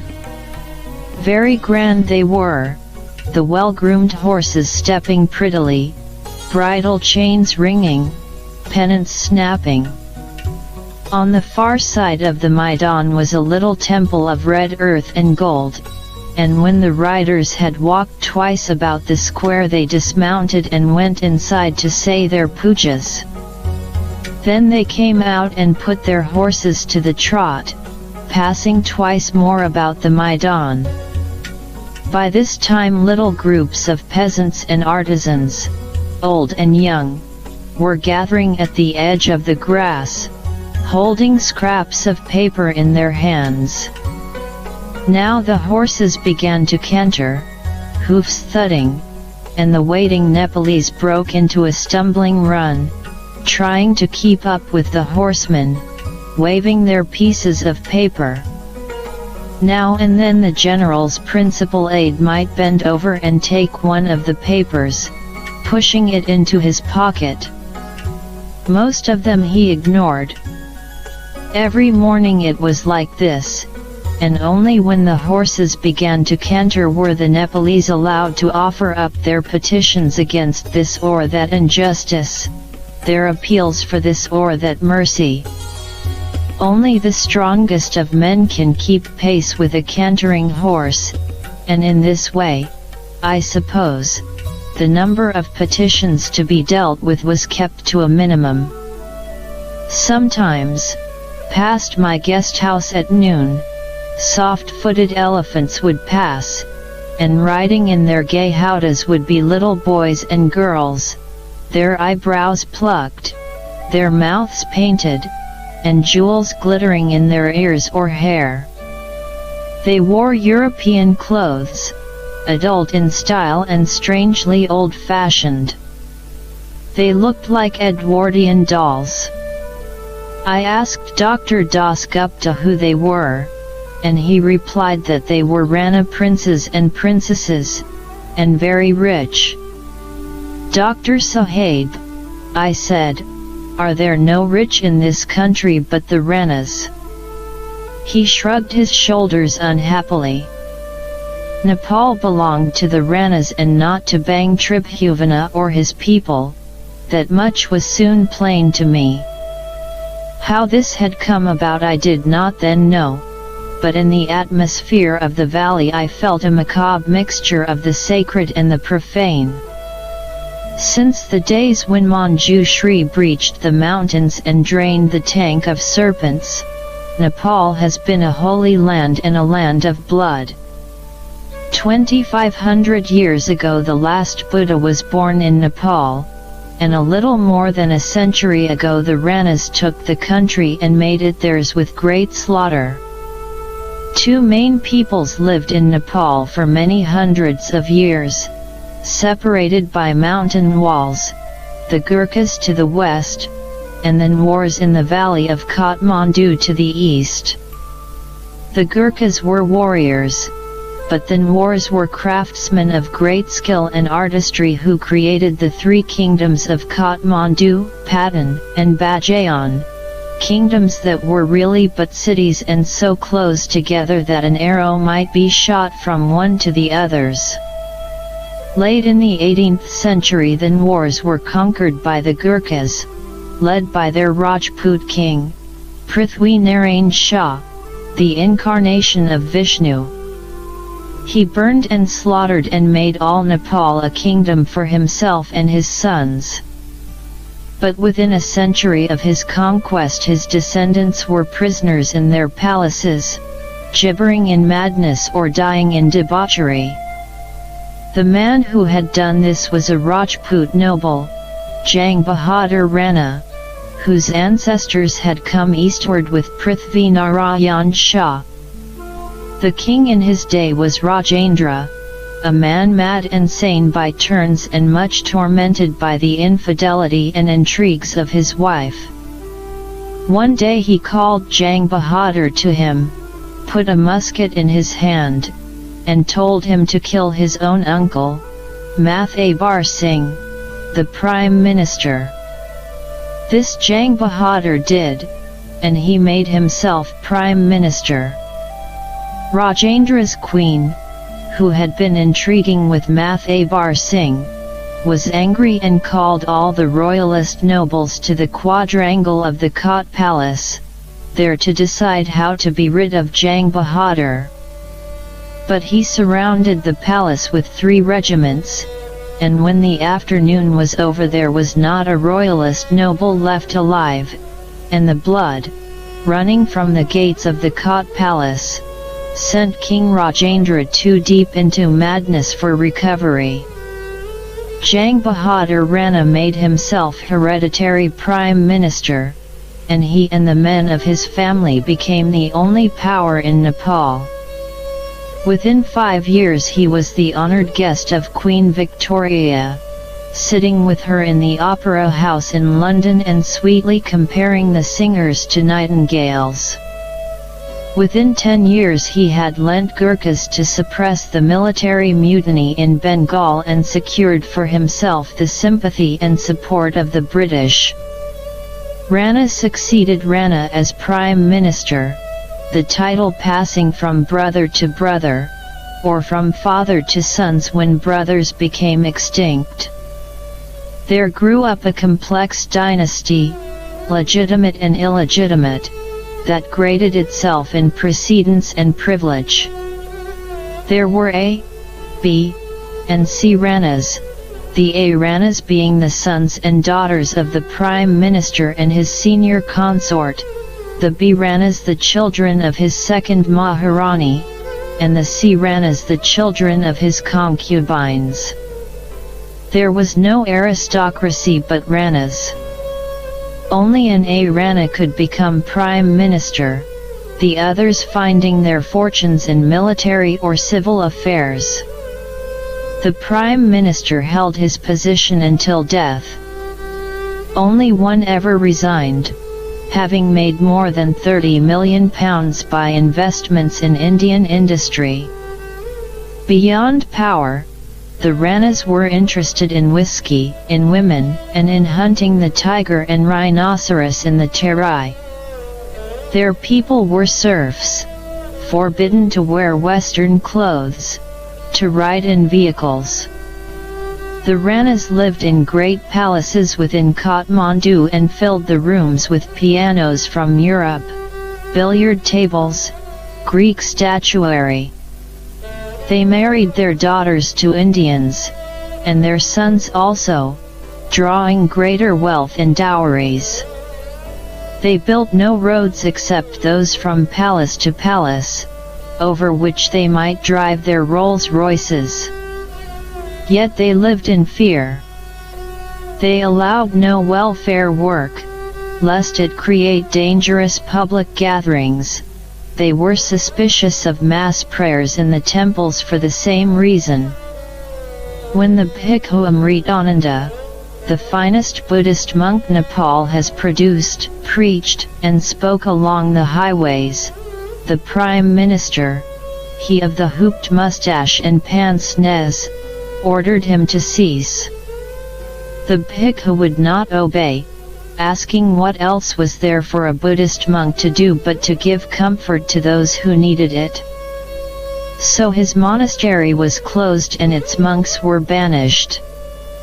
When I went to Kathmandu I often saw the dark, ugly jail within the city and thought little of it beyond the natural spasm of distaste one feels when seeing such places.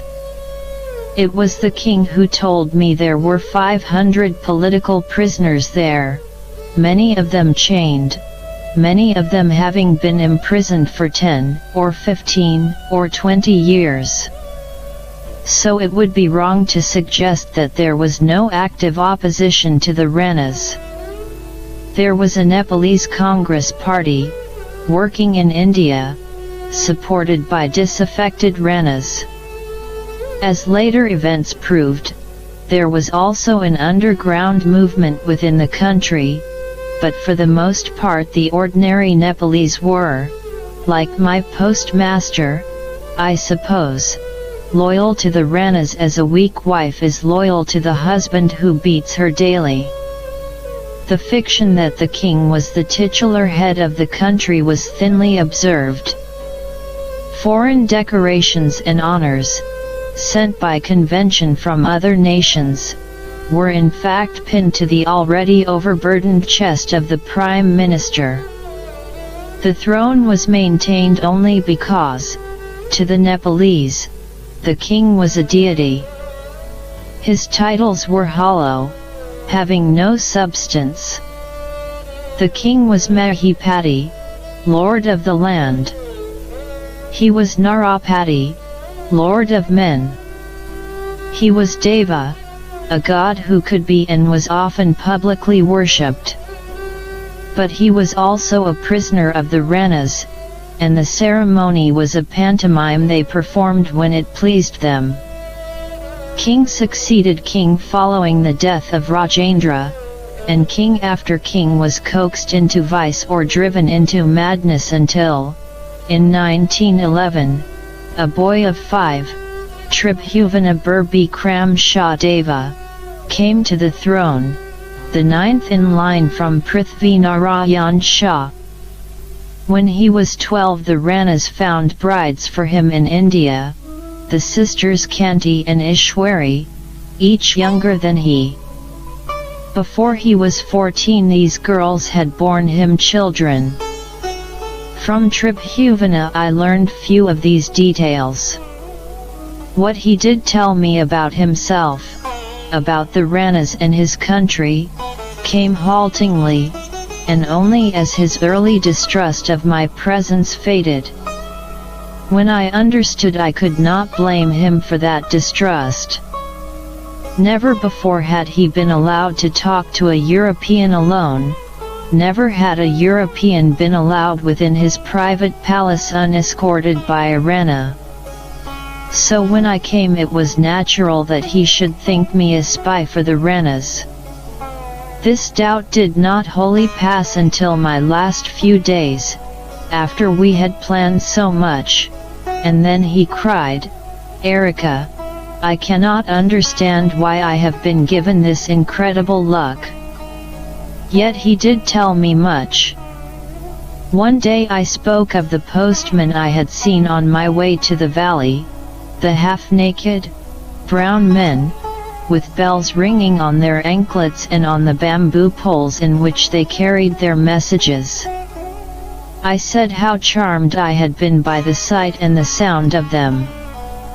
He smiled and took my hand, tolerantly, as with an innocent child. "Do you know why these dock runners are belled, Erika? So that men may hear them and know they are running. If the bells are silent this must be reported by whoever notices it. Then the postmen are punished. They are tied together, trussed like poultry, their arms behind their backs and their legs bent to their wrists. Ropes are tied across their mouths to gag them. They are left in the sun on rough rocks for a day, or 2 days, perhaps more, until they are bleeding and swollen. Then, perhaps, they may be rolled down the mountainside." "It is not possible," I said. "Such things are possible, Erika. Not long before you came here, a man was executed in Kathmandu because he listened to Gandhi on the radio. I put my hands over my ears and said that I would listen to no more. Then I said, but surely men cannot be executed without the king's seal. Why do you not refuse? There is a royal seal, he said ironically.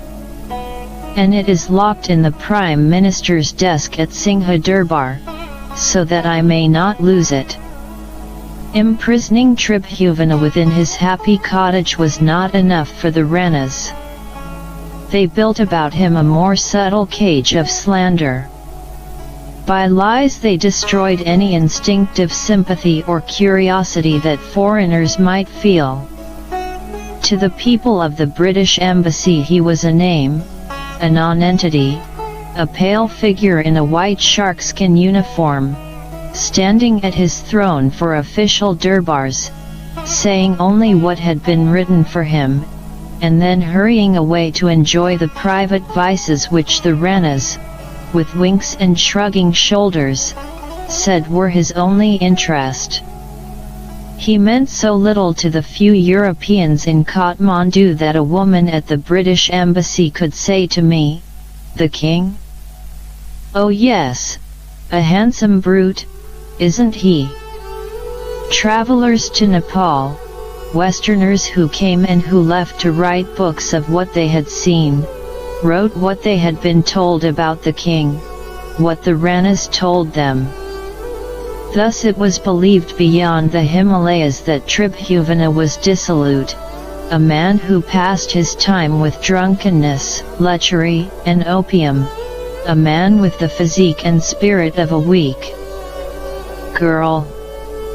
Such a picture fitted the tradition of the debauched Oriental Raja, just as the Ranas fitted the picture of the strong Grand Vizier, and this was how they wanted it. It was easy for the British and for the Indians to believe this, so long as the Ranas sent their baskets of fruit, held tennis parties, drank tea, and ordered done what needed to be done. Chance, the Prime Minister's conviction that I was a frivolous and stupid woman, made me the first European to discover the truth. The debauchee was in fact a muscular man who had learned judo in his youth, who could ride 2 horses at the gallop with 1 foot on each, who could play most sports superlatively well. The drunkard was in fact a man who would do no more than touch his lips with spirits in courtesy, because by alcohol the Ranas had destroyed his father and grandfather. The lecher of the lies was in fact a man with respect and love for his wives and a belief that all Western women were immoral. As for taking opium, his only drug was cigarettes. He was proud of his fine body and jealous of its strength, not in masculine vanity, but because this was one thing he had preserved from the Ranas. As the days passed I saw him as a man ready and waiting, a desperate man and a bitter man, yet keeping despair and bitterness in patient check. Every day the reality of his imprisonment was impressed upon him. If he wished to drive his car beyond the grounds of Narayan Hidi Durbar he could do so only after asking the Prime Minister's permission, and only then in the company of an armed Rana officer. Every Thursday he was summoned to Singha Durbar and kept waiting there, for an hour, for 2 hours, until the Maharaja was ready to discuss those matters which needed discussion. Sometimes he would begin to speak to me of the Nepal outside Narayan Hidi and then abruptly break off the conversation, as if he had remembered that the soldiers at the gates of his palace were there to keep him in, not others out. This country, Nepal, the cherished of God, which his ancestors had conquered, was almost completely unknown to him. Far more real were the department store catalogues which he had delivered to him from India, France, England, Japan, and America, and from which he learned much of the outside world. He would endure the happy cottage for days or weeks and then, unable to stand it any longer, humbly ask permission to drive his car through Kathmandu. With the Rana general beside him, he drove quickly, but with great skill. Once I saw his beige Mercury on the Jeddah road, and in the evening I asked him why he went abroad without a protective escort, a squadron of lancers such as followed General Babar. Was it not dangerous? Erika, he said, who would wish to kill me? But he was not as safe as that, and once he had been very afraid.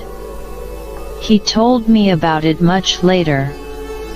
He gave no details, but I deduced that it had happened some years before my coming, when there had been a minor revolt of disgruntled Ranas in which the Prime Minister believed the king to be implicated.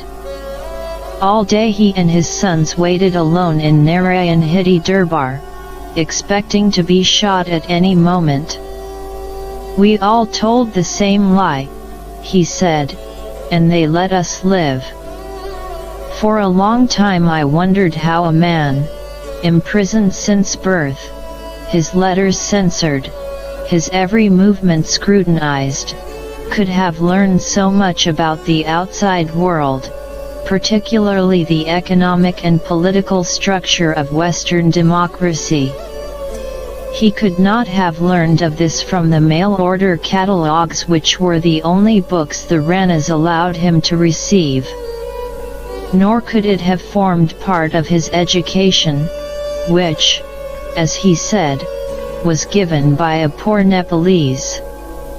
When I finally asked him for an explanation, he smiled, like a schoolboy remembering a particularly successful hoax.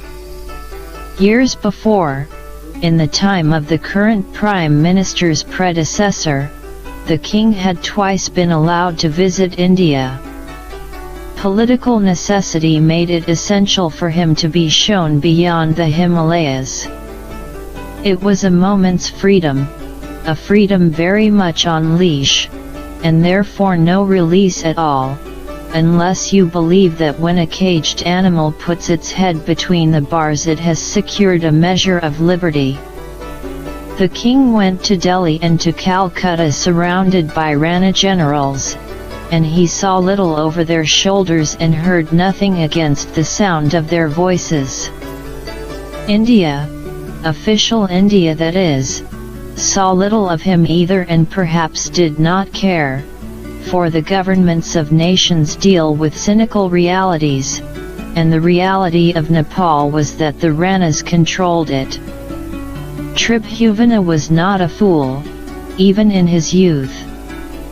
Before he left for India he went alone into the gardens of Narayan Hiti, night after night, returning with stones he had gathered. With these he filled 2 trunks, and he locked them. In India he removed the stones and filled the trunks with books on economics, on the political and social history of the West. How he obtained such books, watched all the while by the Ranas, he would not tell me. He had returned from India, too, with the belief that he had found a friend. From childhood onward, from the death of his father, from the time the great skullcap of gold had been placed on his head at his coronation, he had been surrounded by women, by his mother, by his father's concubines, by his own wives, daughters, and ladies-in-waiting. His sons were taken from him while they were still boys, educated by the Ranas and married to Rana princesses. He saw no men except those who came to him from the Ranas. And then he had gone to India and there met a man who was not Indian or Nepalese, who was not a creature of the Ranas, and who was perhaps, because of his position, the only other kind of man the king was likely to meet. This was Boris, the manager of the hotel. He sat all afternoon with the king, talking to him, while the bored Rana escort nodded sleepily at the window. The king never forgot Boris. "He was my friend," he said. "He was my only friend." And I knew then how those books had perhaps been obtained. From India the king also brought back a view of European women which, when I first encountered it, nakedly, was like a blow in the face. Yet, remembering the type of Western women in Delhi and Calcutta whom the Ranas would probably have put in his way, I had to admit that his narrow view was at least justified by his experience. To him all European women were harlots and without that skill of intellect and charm that makes an Eastern courtesan an artist in her profession. He considered European women to be vulgar, immoral, and promiscuous. Once, when he referred briefly to an Englishwoman whom he had met in India, I asked him what she was like. I was less concerned with her than with him, for when a man attempts to describe a woman he has met he often tells you far more about himself. He smiled. She wore a white skirt, and above it she wore 2 roses. When I asked her the name of the perfume she was using she said "Sweet Cocktail," and I believe that was all she ever said to me. If we respect the knowledge that comes to us we should act upon it. Slowly I began to believe that it was not just an accident that I had met this man Tribhuvan. I began to understand a little of the odd prescience I had experienced when the letter came to me in Simla. I had come to a land where the Prime Minister's gold crown was worth £200,000 and a labourer's daily wage was only 2 pence halfpenny, where I could walk up from the funeral ghats on the riverbank and narrowly avoid being run over by a Cadillac, where an imprisoned God King read mail-order catalogues and dreamed of a constitutional monarchy. And I knew that I could not leave Nepal without helping him. What I could do, I did not know. That knowledge was to come later, much later. Meanwhile my life was spent in the evenings, in the transported atmosphere of the royal gardens, a phonograph playing records by Victor Sylvester, and a shoeless incarnation of God gravely learning the foxtrot, the one-step, the waltz and the tango. Almost every morning, when the drill sergeants on the Maidan were still shouting to little mountain boys who wished to become Gurkha warriors, a bearer trotted up my pathway with a cinnamon-colored note from the palace. "Miss Erika, please come today at 5 p.m. Sometimes no note came at all until the evening, when I was dressed to leave, and this might say, "Miss Erika, please do not come to the palace today, so come at 6 p.m. tomorrow." No reason was ever given for anything that happened at the palace. All day I would wait with nerves and emotions tight, and if a visit was postponed the collapse of the tension was worse than the enduring of it. The notes were all signed by Sardar Pushparaj. He was an elderly, melancholy Nepalese from the offices at Singha Durbar, and he was in charge of the king's secretariat. Such work was of no official importance, no more than the clerking of the king's solitary private life, the writing of letters to Europe and India and America, ordering jewelry, cameras, electrical fixtures, clothes. Sardar Pushparaj was a Rana man, of course, and of course a copy of every letter he wrote, a report of every conversation he had or heard at the Happy Cottage, was placed before the Maharaja at Singha Durbar. The king knew this, yet he had a tolerant affection for the old man. Sardar Pushparaj was not unlikable. His skin was parchment-colored, his mustache white. He looked like a dried lemon, and beneath his sad, resigned features there smoldered a hesitant charm. Despite his primary obligations to the Ranas, which he undoubtedly observed, he was loyal to the royal family, and long after, when the world turned upside down, he remained in the service of the senior queen. So, almost every day I went to the happy cottage in the cool evenings, and almost every day I learned more of these pale prisoners, and each time I loved them more. I gave the senior queen her treatment with great care, for her white skin bruised easily. Sometimes I treated the king, too, for although his body was strong and superbly made, it was wasting now, as a tiger's magnificence will waste when caged. When the treatment was over for the evening, the king and I danced on the black and white marble of the hall, for 2, 3, and sometimes 4 hours. Soon, too, I began to give lessons to the queens and the princesses.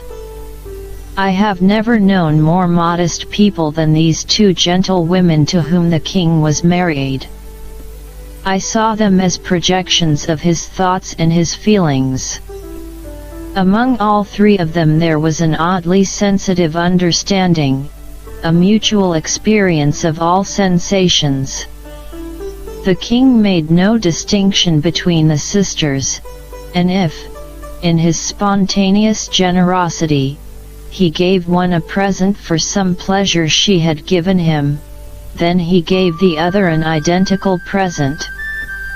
They were not 2 women to him, but one, Lakshmi, his consort. His children, also, looked upon both queens as one parent, calling each Mumaji mother whether she was in fact or not. And it seemed to me that neither queen showed a preference for her own children against her sisters. Yet to my eye there was a difference between the king's wives, and I called them by pet names that marked the difference.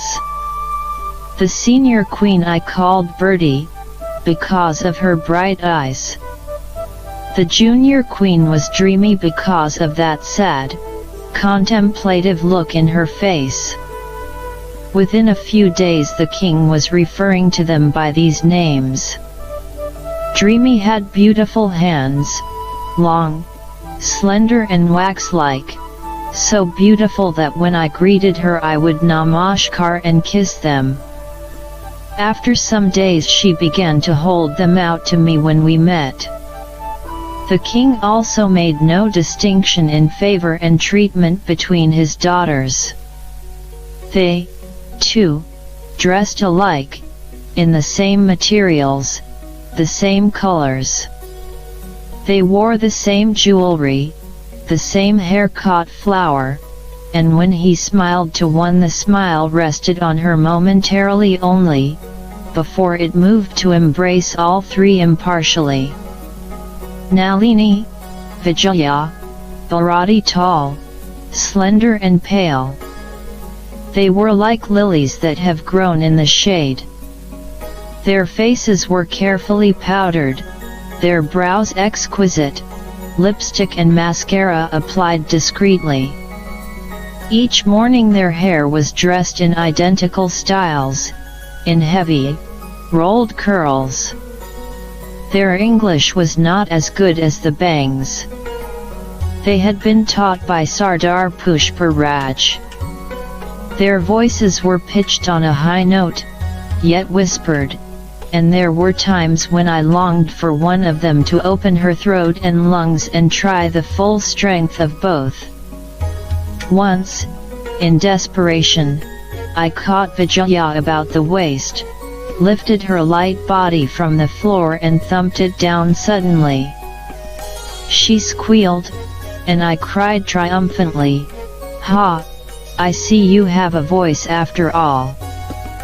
The soft rustle of their voices, the heady perfume they always wore, once had an extraordinary effect on Peep Chen. The spaniel got away from Gorky when I arrived at the palace one evening, and she ran on ahead of me through the gardens to the pool. Animals are peculiarly sensitive to muted sound and strong scent. In the garden the three princesses gathered about Peep Chen, talking quickly. Poor Peep Chen, overwhelmed by the whispering voices and the perfume, ran madly in circles until she finally fell into the lake. There was a fourth princess, Triloki, whom I never met in Kathmandu. Long before I came she had been married and sent away to India. It was many days before I was able to differentiate the three I did know, but slowly their distinctive characteristics became known to me. Nalini was perhaps the loveliest of all, with eyes like a young doe's. She was also the least intelligent and had the dreaminess of her mother, the junior queen. Her voice, the gentlest of the three, would linger on unfinished sentences, as if the effort of completing them was not worth it. But she was the best dancer. Vijaya was very slim. Sometimes it seemed to me that she was wasting away. But of all three I liked Bharati most, although I tried to be as impartial as the king. Bharati had the strongest character, the strongest will to be an individual, an instinctive need to act and think for herself which she kept in check dutifully for most of the time. I think Bharati understood something of what I felt in the happy cottage.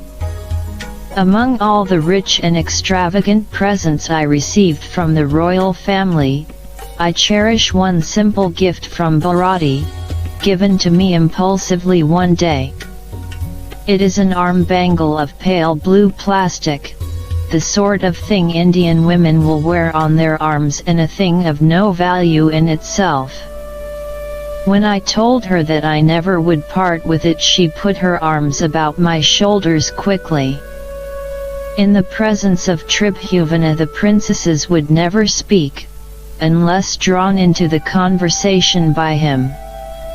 They would sit apart, sometimes silently, sometimes talking among themselves so softly that I scarcely heard the sound. Whatever I asked them, and I asked much I should not have asked, I always received the same answer: Malathahachhana. I do not know. When I came in the evening and found them alone in the garden, I would say, "Is Bug, is your father inside?" and they would answer, "I do not know." I would ask, "Is Bug reading? Are we going to dance this evening?" "We do not know." They knew.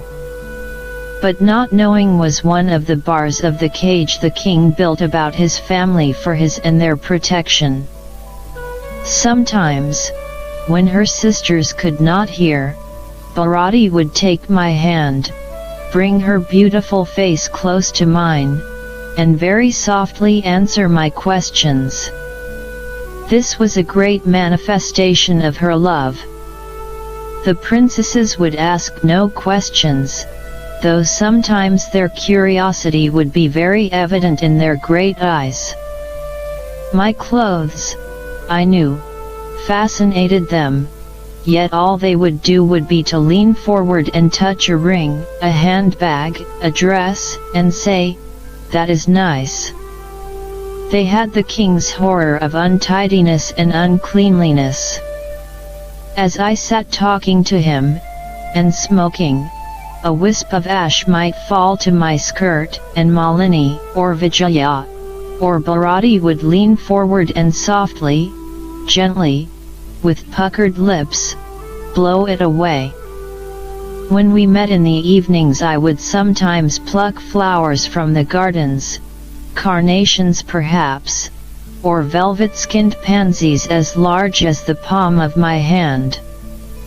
I gave them to the princesses, and often to the queens, and they put them in their hair, wearing them until they withered or until I brought them fresh ones. If, when I came, I saw that the king had no flower in his lapel, I picked one and put it there. At night when I left, passing through the glass door, through the gardens to where my car waited at the foot of the steps, I received a present. It was more often given to me by the king, but sometimes by the queens. When I asked the queens from whom the present came, they would say, "From Narayan." The presents were fabulous or frivolous. One evening it might be a single, giant carnation, the next a watch, a simple notebook, or a diamond clip, a bracelet or underwear, silk stockings, a golden fountain pen, a cigarette case, a cigarette lighter. When I received the lighter I said, "But, Your Majesty, I have one. You asked to see it yesterday. You changed your clothes frequently," he said. "Why not change your cigarette lighter also?" There seemed no end to the things he possessed, to the things he could produce at a moment's notice, brought to him by a lady-in-waiting, or by one of his queens in response to his lifted eyebrow. All of them, whether it was a pair of nylons or a book on ballet, he had ordered from his mail-order catalogs, and the thought of it sometimes brought me close to tears. For a long time he continued to call me Madam, a form of address so cold, and so much in contradiction to the warmth of affection with which they all surrounded me, that I longed to ask them to call me by my name. But I could not find the opportunity until he, himself, made it possible. In addition to the garden, to the dancing in the hall, we began to use a room upstairs.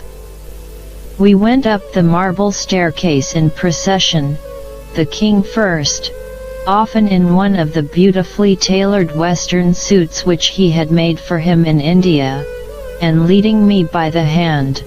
Then came the queens and the princesses. The walls of the staircase were hung with Chinese paintings, soft, watery landscapes, with tiny boats held poised on gentle ripples and boatmen with poles upraised. Each painting had a plate on the frame, declaring it to be a gift from Chiang Kai-shek, and I wondered, and never discovered, why they had reached the happy cottage and not been taken by Singha Durbar. At its head the staircase led to a gallery from which we went through a door into a long, narrow room.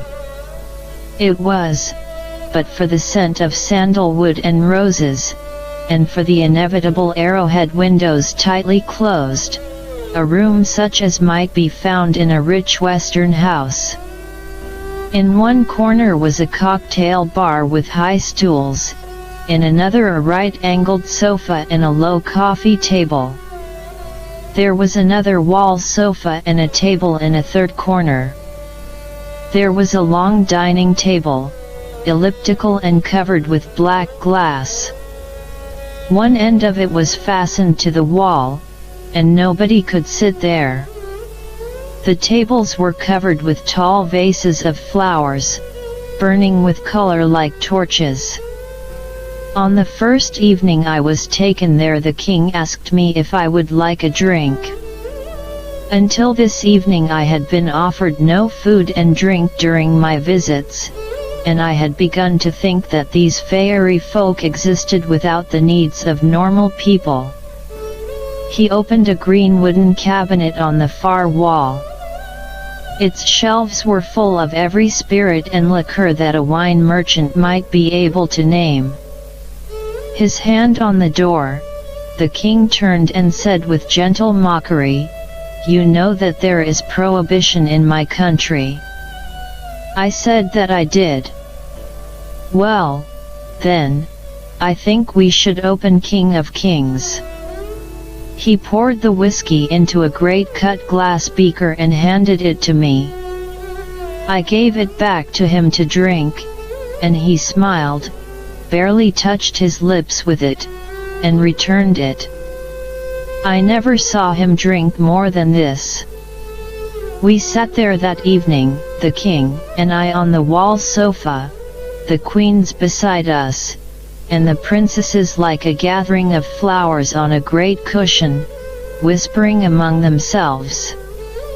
The phonograph was brought and placed on a table, and sometimes we danced, sometimes we listened to the music, the king with his arm about my waist, and the queens happy in his happiness. One evening, as we sat there, the king said, "Madam, do you know my name?" "I do. It is His Majesty the Maharaja Dhiraja Tribhuvan Bikram Sadeva." He was delighted. Shabasib. He stood up, lifted his head away from me, thinking, and then said, "Madam, you are a friend of the family now. I would like you to have my visiting card." He glanced at the junior queen, and she rose with a delighted smile, rustled through the door, and returned shortly with a golden moher, a thick, yellow coin as large as a silver dollar. The king held it in the air between finger and thumb and turned it so that the light gleamed on it. He read the characters about its edge, softly, his voice an odd mixture of pride and bitterness. Swasti Shri Giri Raja Chakra Chudmani Naranarayani Tayadai Vivid Viradavali Virajmana Mananada Prajovalana Paltaram Maharaja Dhiraja Shri Shri Tribhubanarurani Rana Jang Bahadur Sham Sher Jang Devanam Satasamaravi Javanam. "Madam, my card." He placed it in my open hand. "I make you an honorary member of the royal family of Nepal." And I touched his feet in namaskar. The next day I brought him my own visiting card, white pasteboard with my name engraved, and on it I wrote, "For gold I give paper. I will prove sooner or later that I am loyal to you, dearest HM." I asked that he call me Erika. There was little I could give him, little I had brought with me from India, and less to be bought in the Kathmandu bazaar. One day I took him a rose from my garden and said that I wished it were more. He said, "Erika, a dry leaf from you would be better than a diamond." We began to spend much of the evening in this room upstairs. We danced there, and sometimes we ate there. I never became used to the royal family's languid indifference to time. I was always punctual in attendance, knowing that if I were 5 minutes late only, the king would disapprove. Yet he would himself often be 2 hours late for his dancing lesson, without explanation, without apology. He never once mentioned the time of day. The watches he wore on his wrist, a different one each day and never the same one twice, were an ornament, and I never saw him consult them. Why should he? Where had he to go, and what had he to do? I learned that he awoke each morning at 9 and drank the tea brought him by a lady in waiting. Very slowly and very elaborately he dressed, assisted always by one of his queens. At 11:30 he ate a light meal which lasted him until midnight sometimes. In the evening he would order food to be brought, and the queens, the princesses, and I would eat while he stood silently at the door watching, his body held gracefully immobile, his face shadowed by his hair. Sometimes, with no explanation, he would leave us, going away in a mood of melancholy, and returning in a contrasting humor of boyish high spirits. Having purged his sadness by solitude, he came silently always. If my back was to the door, I knew that he had come, not by any sound but by some extrasensory awareness. I would turn my head and there he would be, in white Nepalese clothes, or beige, or green, his favorite color, having changed his dress with his mood. He would be smiling in pleasant enjoyment of his silent arrival. One evening the tea wagon was brought to the cocktail bar by a lady in waiting whom I had never seen before. She was a Nepalese, darker skinned than the queens or the princesses, but indescribably beautiful. She was tall and slender and graceful, and her saris were always richly embroidered and of the finest materials, as fine as the queen's. Her dark hair was rich, and not drawn back tightly from the forehead as is the way of Nepalese women, but brought forward in two waves, one above each eye, and then backward and upward to form a crown. Her neck was long, her arms slender, and they moved gracefully as she passed the fragile cups of pale tea, the plates of ridiculous English sandwiches. I could not understand her. She was so unlike the other ladies in waiting who always smiled at me, giggling, their faces dimpling when I gave them nicknames like Muffle, Ball and Whiny. This lovely creature would not look at me. I tried to smile at her, to greet her, but I got no response.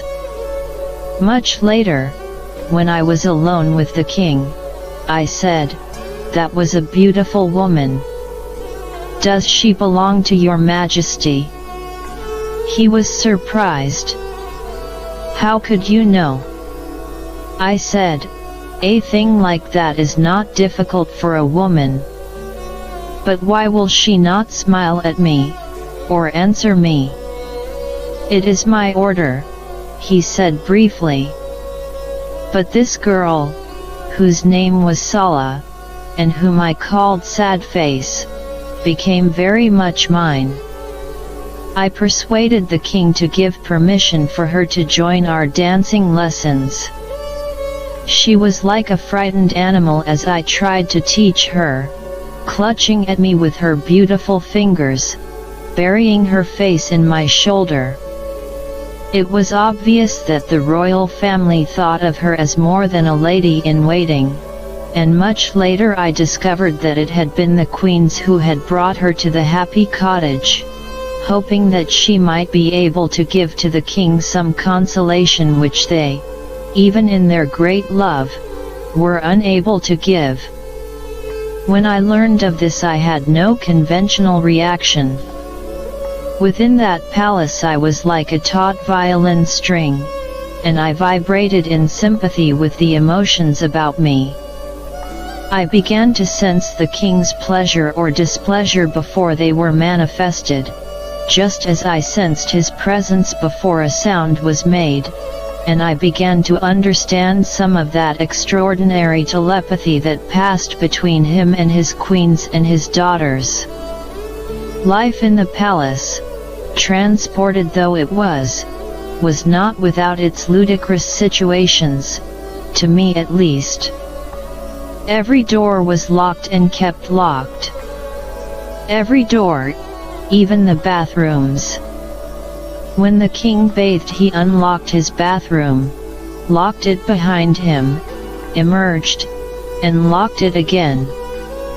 When we went upstairs to the cocktail bar in the evenings, there was always a pause while this door, too, was unlocked. I could not have moved alone about the palace, even had I had the intention, for 20 paces would have brought me to a locked door. The king, the queens, and the princesses all carried about their waists a little bunch of golden keys, and each key was stamped with the letter T. After 2 or 3 hours in the evening I would feel the pressing need of a key to the door of one very ordinary but essential room. The need soon passed from the ridiculous to the critical, and when I could bear the situation no longer I would whisper hoarsely, "Bharati, the key." Smiling, she would detach the key from its ring and, still smiling, replace it when I returned. Locked doors and closed windows, unexplained delays and the fiction of not knowing were all of psychological importance to the king. One would think that a prisoner would develop a pathological hatred of locks and secrecy, but the truth is more subtle. Shut in from the world by the Ranas, he preserved some of his individuality by shutting out life from himself. Every aspect of his nature, too, was another locked door, each enigmatic smile and each melancholy look of his eyes another key turning.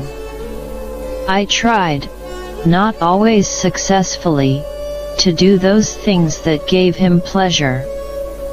With my hair I failed. I knew he admired rich, lustrous, black hair. I had come over the Himalayas with my hair cropped short in the style of the 20s, but even short hair needs attention now and then, and I sent Gorky down into the bazaar to find me a barber. The man he brought was a little Hindu whose usual customers were male Nepalese, and I think he looked on my hair as a new and exciting challenge. His own instruments were dirty, and I made him use my scissors and comb. He was a busy little man who seemed to believe that the best testimonial to his work lay in the amount of hair he cut off. Every week he came, and every week I cried bandkaro. Not so much. But he clipped away happily, and my short hair grew shorter and shorter. The king said nothing. Before sunset in the evenings, while we waited for the king, the princesses and I sat on the hammocks in the garden, Bharati and Nalini on either side of me, and sometimes Vijaya at our feet. Or perhaps we would sit on the bench above the lotus pool, and sometimes I would know that the king had come and would turn to find him standing there, relaxed and smiling.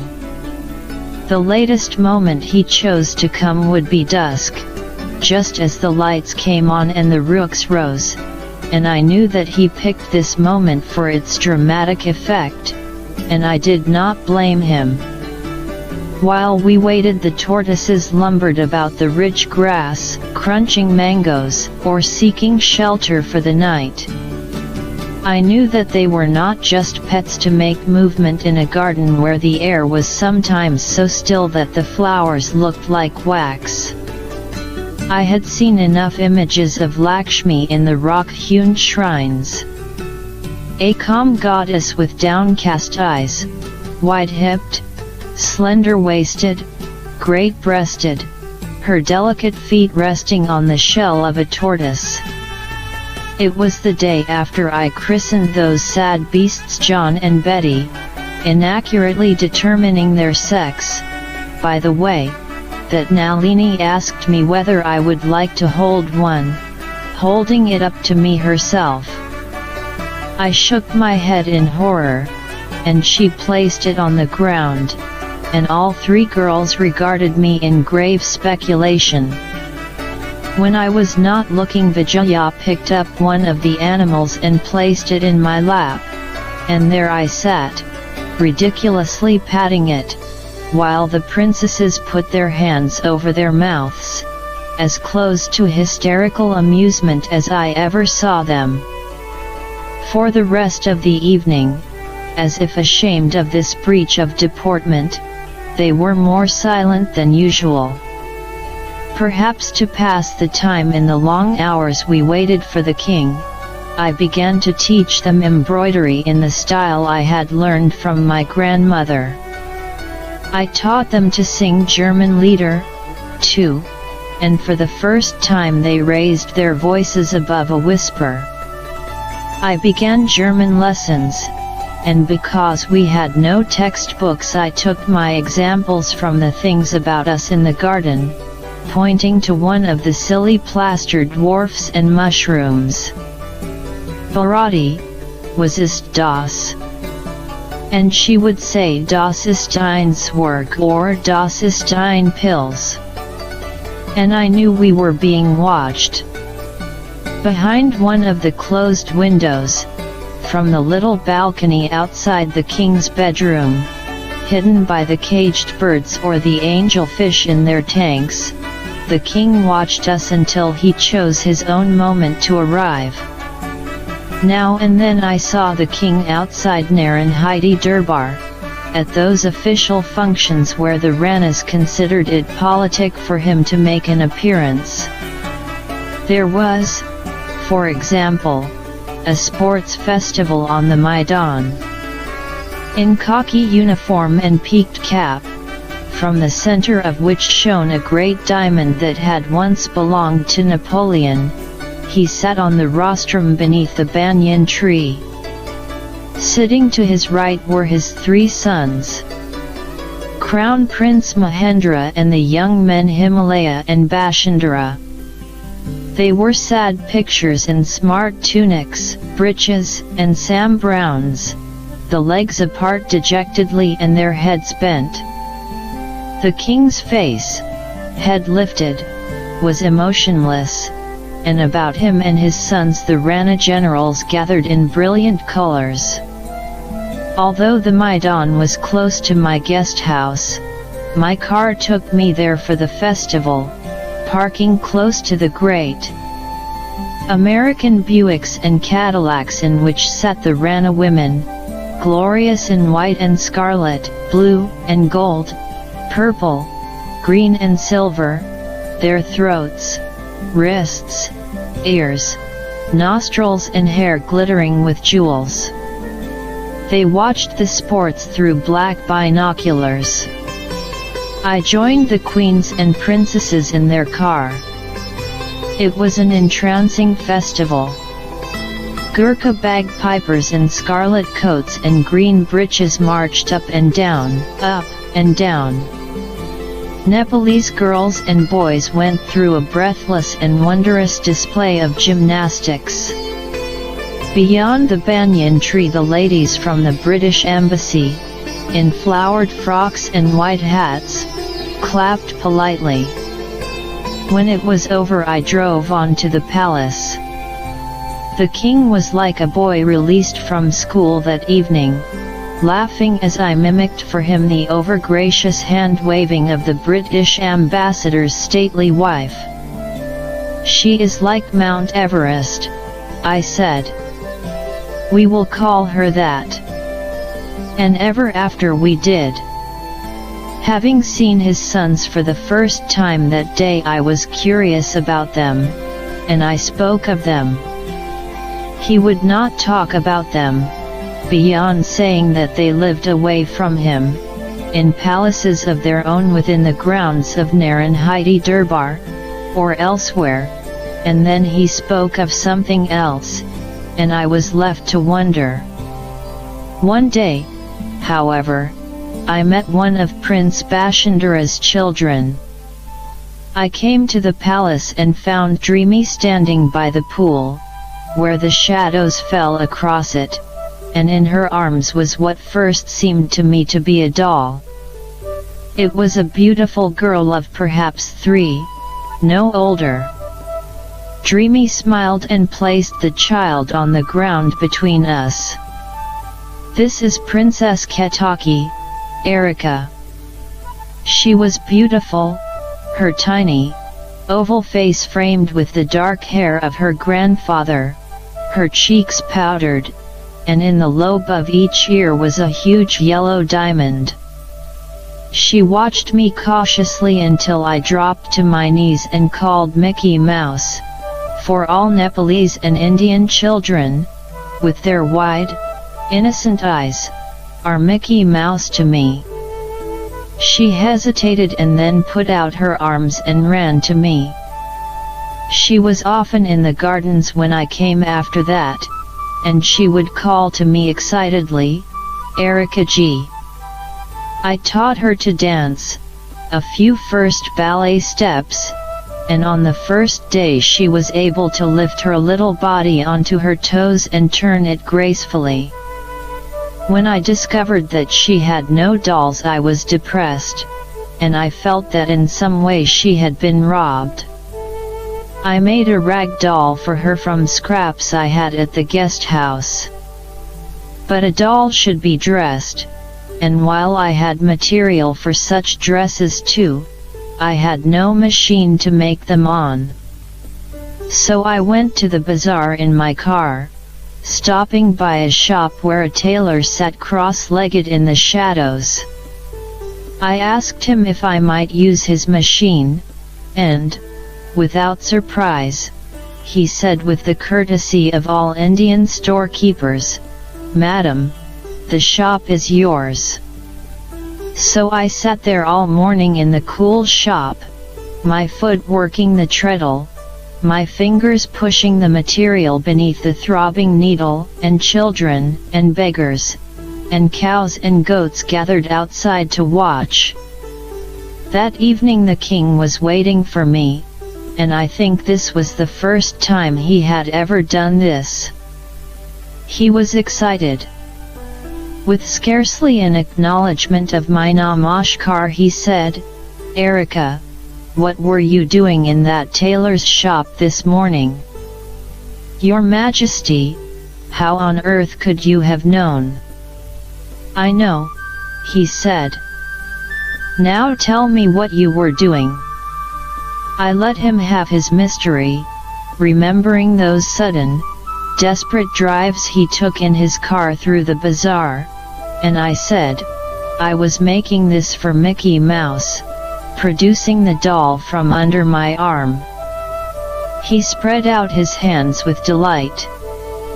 He laughed and was then suddenly sad. He took my hand and walked with me in the gardens, silent for a long while. Once, when I was telling him of the little Rana princesses riding on their elephants, dressed in their quaintly old-fashioned clothes, I said that I would design and make a dress for Ketaki such as European children of her age wore. Gravely he asked me to describe it, and I sketched it quickly on paper, a little smock with short sleeves and a Peter Pan collar. He looked at it and he studied it carefully, and then he put it back into my hand, saying coldly, "It is not necessary." The next evening there was Ketaki waiting for me by the pool, her hand held by her grandmother. She called Erika G, and ran to me. She was wearing a little smock with short sleeves and a Peter Pan collar. Out from behind a shrub came the king, enjoying his surprise. I should have known that there was nothing he had not bought at one time or another as he read through his mail-order catalogs. The world they could not enter was not strange to either him or his queens. Queens and princesses always dressed in fashion, for there is a fashion in saris that changes subtly but as arbitrarily as Western styles. The fundamental basis of the sari, the most flattering of all women's clothes, has remained unaltered for centuries, Indian women having long ago discovered that no other form of dress can grace them so well. Yet its mood changes. For a time saris will have broad borders, then only thin piping. Sometimes the choli, the blouse worn beneath the sari, leaves the waist naked, then again it covers it. The contrasting colors between sari and koli vary rhythmically. At one time a green sari with yellow koli, then yellow with blue, ivory with scarlet, so that season by season Indian women work wonderful permutations of color and style from these two simple garments. The queens and princesses followed these fashions as dutifully as the women of India. With one exception, their colis were always long-sleeved, and they never exposed the slender beauty of their arms, even in the high heat of the summer. I asked Bharati why this was so, and she said, "It is a royal hukam, it is Buag's order." "Why?" I asked the king. "Don't you like to see a woman's arms bare?" "Yes," he said, "but not among my own family." Like most Western women, I admired the sari without believing that I had the grace or figure to wear it. My fulsome admiration of the queen's clothes was always accepted with gentle smiles of pleasure. One evening I came to the palace and found them and the princesses waiting for me in the hall, and on this occasion all were dressed differently. It was some festive day, but what I did not discover, yet their happiness and excitement for once broke through their reserve and lightened their voices. When I clapped my hands and cried, "Shabask!" at their appearance, they turned slowly so that I might admire the beautiful, fragile material the better. They were like magical fountains of color, showered with sequins. Then they took my arms, like girls, saying, "Erika, we have one for you too." In the senior queen's bathroom, on the divan, they had laid out for me a pink, filmy sari, and a turquoise koli with a high waist and short sleeves, and they dressed me in it, chattering excitedly, standing back with hands clasped when the end of the sari had been draped over my short hair to frame my face. The king came, and we all bowed before him, like a bank of flowers suddenly moved by the wind. "Well done," he cried. He insisted that I should wear the sari more often, that one should be made for me. Soundlessly, almost, he asked for a tape measure, and Bertie brought it. He measured me carefully, noting the figures on paper, and when he had finished he said, "Tomorrow evening you will see." The next evening, in his emerald green bathroom, on the ground floor close by the hall, he and his wives and his daughters were waiting for me. There were 2 saris and 2 colis, a brown, gold-bordered sari, and another the color of heather known botanically as Erika. I chose the second my color and with it an ivory koli embroidered in gold, and I drew the pallu over my ugly hair and went upstairs to the king, namaskaring. We danced until late in the evening, and when it was time for me to leave, when the king put his hands together and said, "May I go now, please?" he brought me a little suitcase in which I could put my Western clothes. Home I drove, in my Erika sari, my head shrouded in the pallu, and I walked up the guest house pathway to where Gorky sat waiting on the step with Peep Chen, his eyes wide with astonishment. Away in Singha Durbar where the Ranas governed I had not been forgotten. Daily the Prime Minister's presents of cigarettes arrived, and I had sense enough now, sufficient awareness of the situation and my potential danger, to thank him with letters of diplomatic politeness and flattery. Now that I knew more about him and his regime, I could not look at him, on the Maidan for the sports festival, or at official durbars, without a mixture of revulsion and anger. I do not know whether it was I or the king who nicknamed the Maharaja Gobels. Probably it was I, since I more than once drew a comparison between the Ranarchy of Nepal and Hitler's Germany.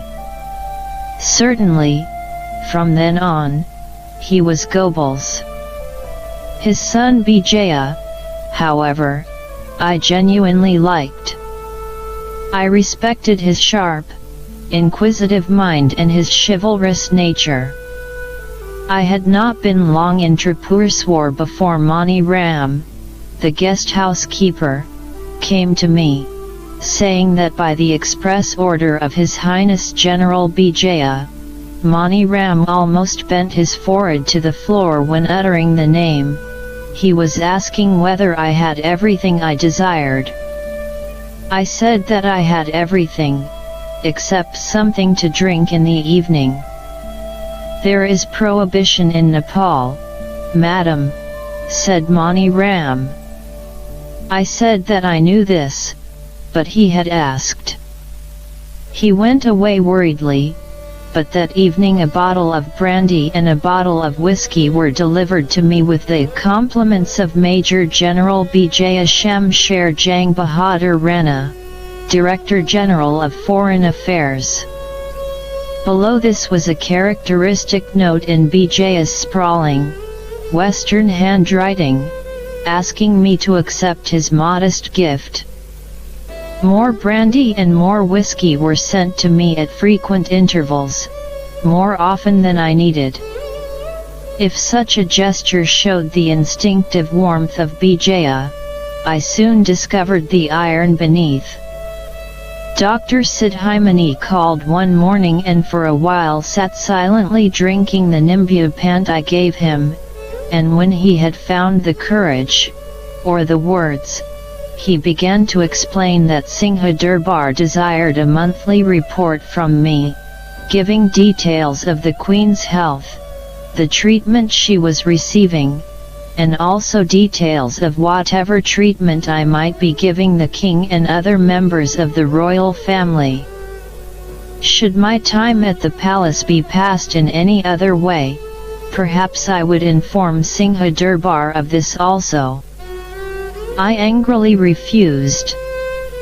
I said that it was not my custom, not professional etiquette to do such a thing. Madam, said the doctor, this is the Prime Minister's order. I understand that, Dr. Sahib, but it makes no difference. Within the hour, almost, I was summoned to Singha Durbar, the car calling for me and an officer sitting by the driver. In the large office on the first floor of the palace, a room of dark brown wood and deep leather chairs, like an old-fashioned smoking room, Bijaya was waiting behind his desk. His face was cold, the pencil line of his thin mustache straightened by his compressed lips. He did not come out from behind the desk to greet me, but briskly indicated a chair and seated himself. He listened impatiently to my obstinate refusal to submit the reports he desired. Then he put his hands heavily on the desk. Madam, understand that the royal family of Nepal is not covered by your ethical standards. I order you to submit the reports we have asked for. I returned to the guest house angry and depressed that I should be made part of the intelligence system that spied on the king. I typed the report on the machine that mother had given me, and, to add to my frustration, it refused to work properly. The keys missed spaces, and the final result looked as if it were stuttering in sympathy with my anger. By heading it strictly confidential, I retained part of my self-respect. I felt compelled to tell the king what had happened. He smiled and moved his shoulders imperceptibly. After so long and so much persecution by the Ranas, this one thing could not surprise or anger him. He took my hand and patted it consolingly. March ended with the Nepalese New Year. Through the squares and streets at dusk passed long processions, singing and chanting, pulling great wooden cars that were sacred to Matsyendra, the protector of Nepal, strung with ribbons and garlanded with flowers. The air throbbed with drums or vibrated with the reedy calling of flutes. At intervals there would be the blare of a bugle, or a frenzied crescendo of bronze bells. There was no rhythm or melody in the music. I heard the high, quavering voices as I sat in my garden, waiting for the car to take me to the palace, and all the sounds came in great shock waves. As I drove past the Maidan, I looked down the Judhar road and saw the distant crowds, the bobbing torches throwing ruddy shadows on white walls. All the royal family were waiting for me in the cocktail room: king, queens, princesses. The women had presents in their hands, wrapped in paper that glittered with silver and golden threads. They gathered about me and thrust them into my hands: a golden fountain pen, a cigarette holder of coral and gold, a key ring with a silver moher attached. They brought me money, Nepalese notes that bore portraits of the king, his profile in pale, watered blue, a great bird of paradise plume in his helmet. On the reverse side of the notes a tiger emerged regally from the jungle. I returned the notes to them, asking them to sign them, and this they did, with the fountain pen they had given me. I flung my arms about the queens and the princesses, and the king put out his own arms and said, "Well, why not me too?" And we embraced, to the right and to the left. "Come," he said, "this is a day for my servants too, and I must show you." So we went down from the cocktail room, all of us, and sad-faced too, wearing in her hair the letter T in diamonds. We went along corridors, through doors that were locked and unlocked with golden keys, until in a courtyard I was shown a great table laid with flowers and fruit, with chairs set about it, and all of it oddly and unexpectedly European in appearance. This was where the ladies-in-waiting were to celebrate the new year, and when we had looked at it and I had admired it, we went back to the cocktail room, where we danced. Before I left, long before I left, the king placed another present in my hand, a small parcel beautifully tied with colored ribbons, lapping and overlapping each other in rainbow hues. Attached to it was one of the great, cool carnations from the garden. I could not open it, it looked so beautiful, and it rested on the table before me for the rest of the evening. Each time I looked at it, and from it to the king, I put my hands together and said, "Bahut namaskar, Your Majesty." I do not think he had ever winked in his life, but his expression then was as close as he was ever likely to get. Even when I got home I could not open the present. Gorky received me sleepily, and Peep Chen snuffled about my feet until she crept into her charpoy. Gorky took off my shoes, I undressed, and still the present lay on my dressing table, the scent of the carnation filling the room. At last I was too curious. I took away the flower and untied the ribbons. Beneath the wrapping I found yet more ribbons and more paper. These I removed, and found more, and still more, until at the end was revealed an ordinary cigarette tin, light and empty with the seal broken. I took off the lid. There was nothing inside but a note in the king's handwriting. April the 1st, you little fool. One recalls a country best in memories of people one knew there, as if they and the land were incomplete without each other. Nepal was to me, first and always, the royal family. It could scarcely be otherwise.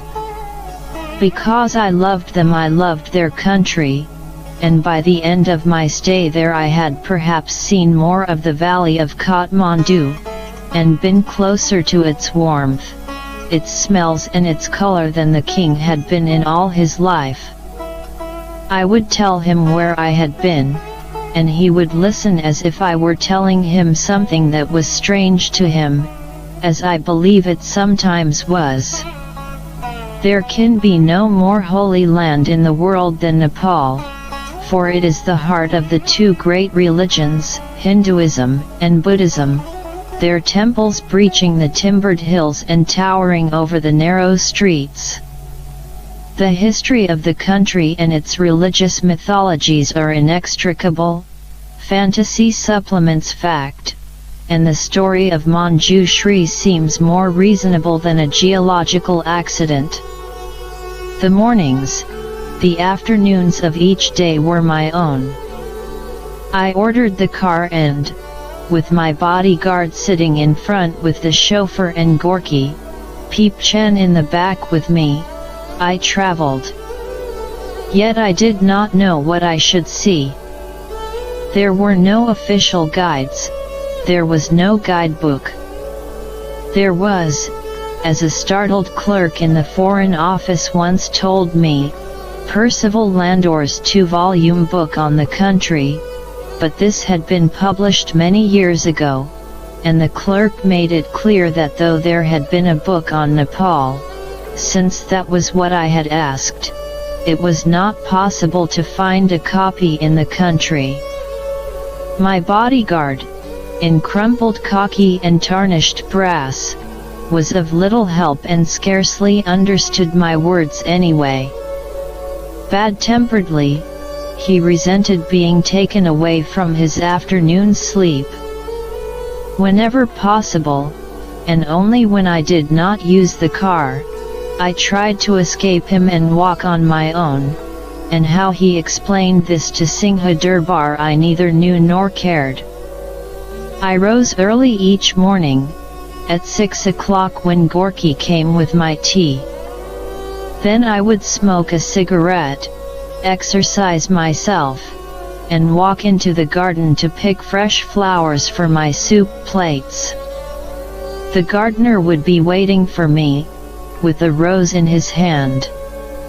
This became his invariable custom after the first day, when I rewarded the gesture with a half-rupee. The rose he gave me each morning was rich and almost blown, a small explosion of pink, or red, white or yellow. This was not because the Mali was jealous of his flowers and had no wish to bring me anything but one already dying. It is an Indian custom that when a rose is given it should not be the crisp, dewy bud that would be a European's gift, but a flower full-blown, and perhaps there is a philosophy to be found in this. Without fail each morning the valley delighted me, the emerald meadows, the sky reflected in the still paddy fields, the foothills stretched with soft rugs of green timber, and beyond them, separated by that band of amethyst haze, the snow peaks northeastward the Everest range, northwestward and hardly discernible the spine of Annapurna. The air in Kathmandu was as clear as the streams that raced madly down from the passes to swell the yellow Bagmati, and always, there were towering clouds in the sky, turning the bowl of it into blue and white porcelain. The Nepalese believe that every grain of soil in their land is holy, each twig, stone, and leaf a divine manifestation. Buddhist, Hindu and Tibetan temples are sprinkled liberally among the trees, cities, and villages, slender spires and pumpkin cupolas. At sunrise I saw them sparking one by one, like newly lit fires. All day their bells rang, and all day the roads were full of men and women walking to and from them. The natural fertility of the valley earth is reflected again and again in the linga and the yoni, the symbols of coition, unintelligible at first, but startlingly obvious once their meaning is known. The masculine inga, emblem of Shiva the destroyer, and not unparadoxically of life, juts abruptly from the female yoni or lotus. This blunt combination, which has a holy rather than priapic significance, is found everywhere, in stone, in bronze, in brass, in iron, in gold, in crystal and in painted wood. It is the most primitive of all life symbols and perhaps antedates Hinduism. I found it by temple steps, by roadways, and also obscured beneath butter-colored orchids.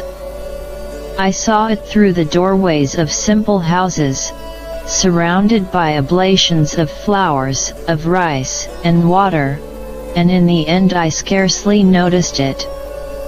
I enjoyed the pleasures of this valley slowly. Time was mine. I had no need to hurry. I was charmed by the gable ends of the temple roofs, curling superciliously from the russet tiles, and I believed that the cart had come before the horse, that some influence had come down from China centuries before and persuaded the Newar architects to design their roofs like pagodas. In fact, Kublai Khan, warring through Nepal, saw these uptilted gable ends, admired them, and took the style back to China. Or so the Nepalese say. From my windows each morning, looking beyond the little stone Buddha who kept evil from my house, I saw the pink brick, white plastered houses thickening in number until they joined the main city of Kathmandu. I watched the pilgrims passing dusty-footed, cooking pots on their backs, staves in their hands, and behind them long miles of traveling that stretched to the far southern tip of the India peninsula, to Ceylon and Japan. Sometimes, but rarely, I saw Buddhist nuns, with shaven heads and in orange robes. Except for the soft, plump faces and slender hands of the young women, they looked no different from their brother monks. Between the old men and the old women there was no difference at all. I would walk down from Tribhuvan to the Bagmati River, where it curled past terraces of low, two-storied houses, where the ashes of the dead floated down from the burning ghats at Pashupatinath, asked where, one morning, I saw an elderly Nepalese waiting in melancholy thought, his jodhpurs rolled above his knees, the water lapping on his thin calves, and his head bent beneath a great black umbrella. All day the river was busy, with women washing clothes or cleaning the vegetables that floated about them in baskets like a red and green carpet, with children splashing in play, with the carcass of a dead goat held in the shallows, with humpbacked cows that almost seemed aware of their sacred immunity. And the river moved on through the valley, to drop down the mountain wall, to join the Ganges and the Jumna, holy for centuries since the day when their waters touched the heels of the infant Krishna. I went often to Kathmandu, to the old bazaar, northwestward from the modern ugly Jeddah Road with its square, spiritless houses and its drunken telephone poles. In the beginning I went by car, and before I could alight, chauffeur and bodyguard leaped from their seats, holding back the crowds with long canes. The Nepalese pressed about me, to stare not at me but at Peep Chen. It was obvious that they had seen nothing like her before. The dogs of Nepal are mostly pariahs, mangy and yellow, kicked and despised. They reproduce themselves with a peculiar desperation. Perhaps this is justified by the 2 occasions in the year when they live well. These are during the autumn festivals of Diwali and Durga Puja. The second day of Diwali is Kukur Tewar, Dog's Day. Then the Nepalese garland them with flowers, feed them on specially prepared meat and rice. The dog's second day of delight, during Durga Puja, is less charming. On the 8th day of the festival, herds of water buffaloes are driven to the great square of Kot, decorated with flowers, their horns and hoofs painted scarlet. There, where the great Jang Bahadur butchered the queen's followers, the buffaloes are sacrificially slaughtered. That is when the pie dogs bloat themselves on the blood that runs in the gutters. I stared and shopped in the Kathmandu Bazaar, but mostly I stared. The great middle bazaar lies westward from the Maidan, at the end of the Jeddah Road, and to get to it I drove by a tall white column, 200 feet high and known as Pim Sen's Folly. It was built centuries ago by a prime minister who wished to perpetuate his name and memory. He emphasized the point by leaping from its summit astride his horse, and, according to the story, survived, which is more than his horse did. Today the Folly's slender shadow traces the sun's daily passage across the grass of the Maidan. I never knew what I might find on my way to the middle bazaar: a Nepalese on a bicycle wobbling past a crouching camel, an ancient Rolls-Royce immobilized in an alleyway by a sleeping cow, a scabrous sadhu sitting beneath the wall of a Rana palace, the blossoms that spilled over its lip dropping petals into his begging bowl. There were bicycle shops in the bazaar square, hung with tires and inner tubes like entrails. What European goods there were to be bought were cheap and worthless. Yet once I saw 3 cakes of Maha toilet soap, Spanish and among the best there is, wrapped in black tissue paper with Goya's Maha crudely reproduced on the label. I bought them and took them delightedly to the palace for the king and the queens. They set the soap proudly in the cabinets in their bathrooms, and it was still there when I left Kathmandu. The bazaar is a great square with 100 alleys about its periphery, like the fringe on a brilliantly colored carpet.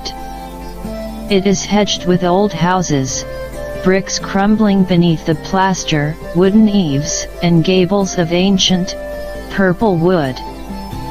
The wood, I saw, was carved with passionate figures locked in an eternal orgasm.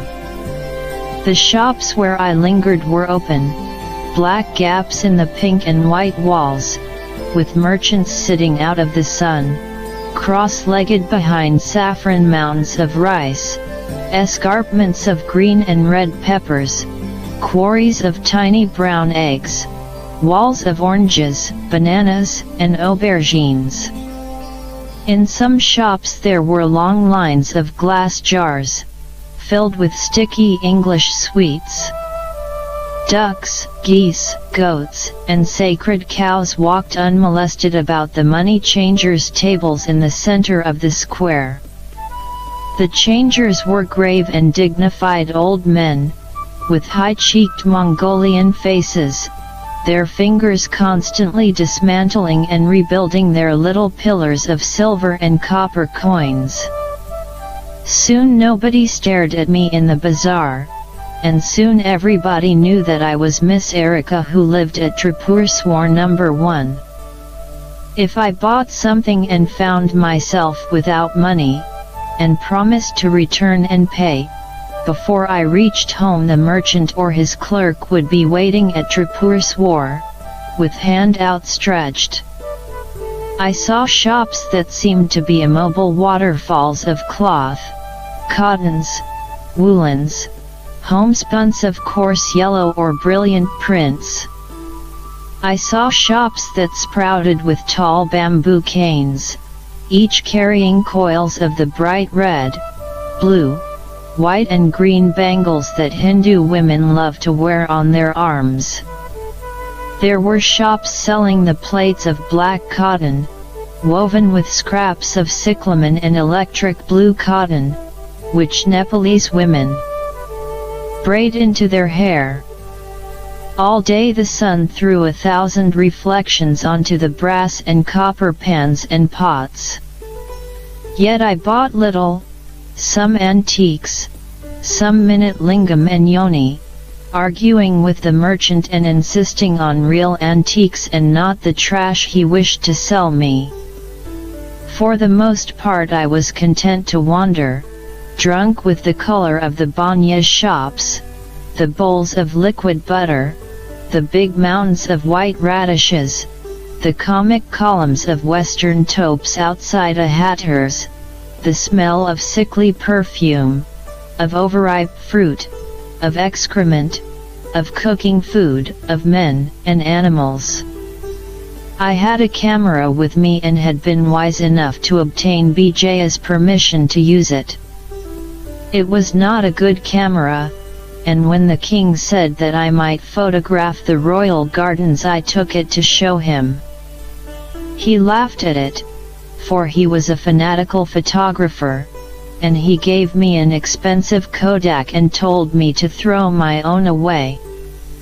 He would not let me photograph him or the queens and his daughters.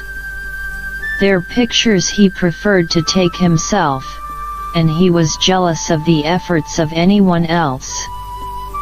So I took my camera into the bazaar, and one day I climbed the stairs of a corner house, seeking a window where I might best catch the whole teeming view below.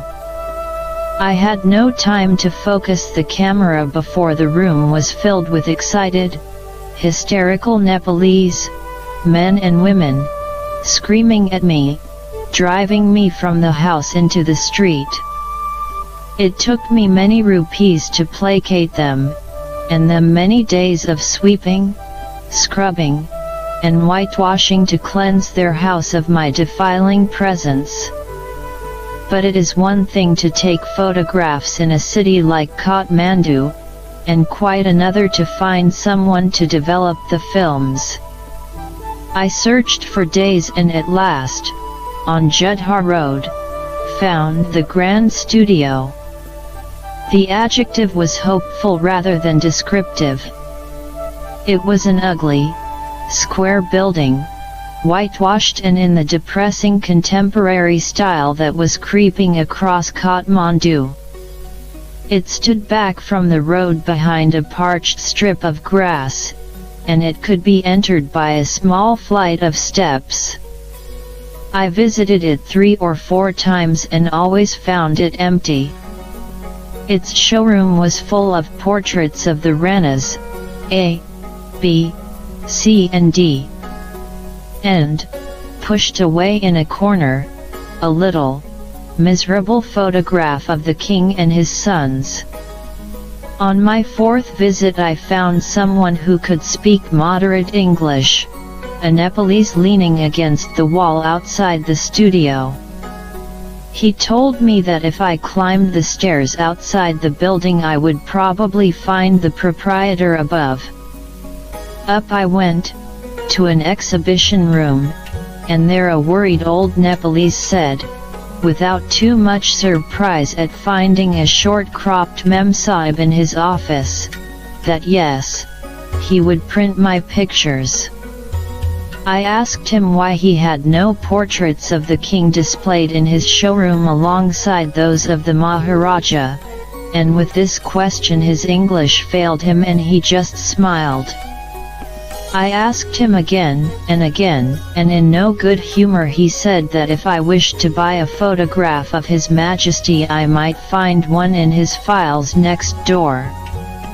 This was a room full of half-completed oil paintings, all being copied from photographs, and all, of course, portraits of the Ranas.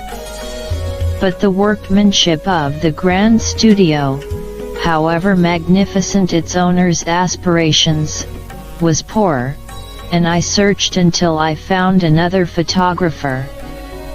This one called his establishment the New Studio, and, while it looked as old as the first, at least it was cleaner and its work was done with some speed and efficiency.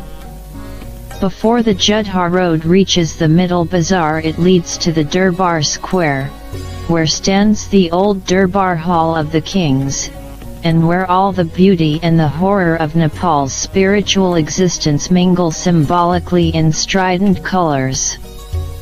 None of the buildings is less than 400 years old, but I was most moved by the royal temple of Tribhuvan, 5-storied, with gilded pagoda roofs. Its shrine is dedicated to Tuleja Devi, protectress of the royal house, who must be propitiated by the beheading of goats. Tribhuvan, I was told, is opened once only every year, when the royal women come to it in procession. No man may enter it, although Prithvi Narayan, Tribhuvan's conquering ancestor, once did and offered a human sacrifice there. Tuleja Devi visited him in his dreams and admonished him, and she afflicted him with a plague of lice. There have been no human sacrifices since. But the deserted beauty of Tribhuvan, its tinkling bells of bronze, its lonely galleries, would, each time I visited it, be driven from my mind by the golden Hanuman Dhoka, the monkey god gate. There sat Hanuman himself, on a pedestal, with an umbrella thrust into the nape of his neck, and guarded by 2 silently roaring lions of green stones. His leering face was so smeared by scarlet paint and native butter that it was scarcely recognizable as human or animal. His knees and feet were black with flies clustering on the blood of sacrificial goats. But if he was revolting when first seen, he was gentle compared with the image in the center of the Durbar Square. This was the great black, Mahakala the beneficent but terrible, the Nepalese aspect of Shiva the swallower of ages. He was hideous, and when I first saw him my arms and hands began to tremble, and I was pushed this way and that by the crowds moving across the square. They, the Nepalese who stared into my face, surreptitiously fingered the material of my clothes, perhaps saw no terror in this image, or perhaps did and rationalized it. He was 40 feet high, orange, red, and black stone, a monstrous creation that seemed to move in his own shadow. He had 6 arms, one holding the trident that symbolizes the 3 worlds of earth, air, and ether. Another hand clutched a torch, another seemed to be thudding in agony against his breast. His white-edged eyes protruded from his ugly face, his mouth leered in a clown's scarlet grin, his body bellied over his crossed legs. He wore a necklace made from the skulls of his devotees, and beneath his foot he crushed the demon ignorance. All day at the base of the image sat a Brahmin priest, kirtled in white cotton, his head bare, and patiently passing from hand to hand a long string of beads. I would turn from the hypnotic horror of Mahakala to the peepal tree at the far corner of the square and refresh my mind with the gentleness of it. On its branches white egrets were perched, as they perched in the banyan on the Maidan. But the Durbar square to me meant the court of silence at the back of the Durbar hall, beyond the gate where the crimson-robed Hanuman Saturday when first I found this place and saw the gilded herons at its entrance, I was entranced. I pressed close to the gate and stared through its fretwork to the still courtyard, its flagstones crowded with stone dragons, griffins, and curly-maned lions. All about the court rose gallery after gallery of wood carved intricately and lovingly, shadowing latticed windows, climbing by pagoda eaves to the final triumph of golden spires. I had been told that in the apartments behind the windows once lived aged and distant members of the royal family. Perhaps this was still the case, but I saw no men and women there. On the day I discovered the Court of Silence, I opened its gates to walk through and was immediately met by a withered old Nepalese who waved his arms at me, pushed at my shoulders with his twisted hands. But I coaxed him and begged him and bribed him, and finally he let me stand for a moment alone in the courtyard, looking upward to the peaceful square of sky and cloud above the spires. The gods of Nepal, animal-headed or human, repeated themselves above every lintel and at every corner of Kathmandu. Men and women turned from their shopping, their laughing, their arguing, to offer pujas. There was Garuda, the bird god, with his collar of snakes and his beautiful wings folded behind him. Nepalese women squatted at his feet, their hair blue-black and flaming with a single flower, their legs crossed, their knees stretching the white cotton of their saris. They bowed their heads and put their palms together over the offerings they had brought, raffia trays of marigolds, rice, herbs, and jars of ghee or milk.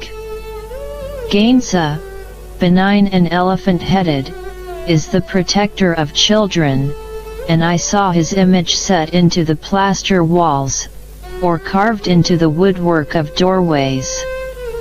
He is the god of learning and success, and pregnant women, with labor almost upon them, walked awkwardly to his image and sprinkled his feet with petals.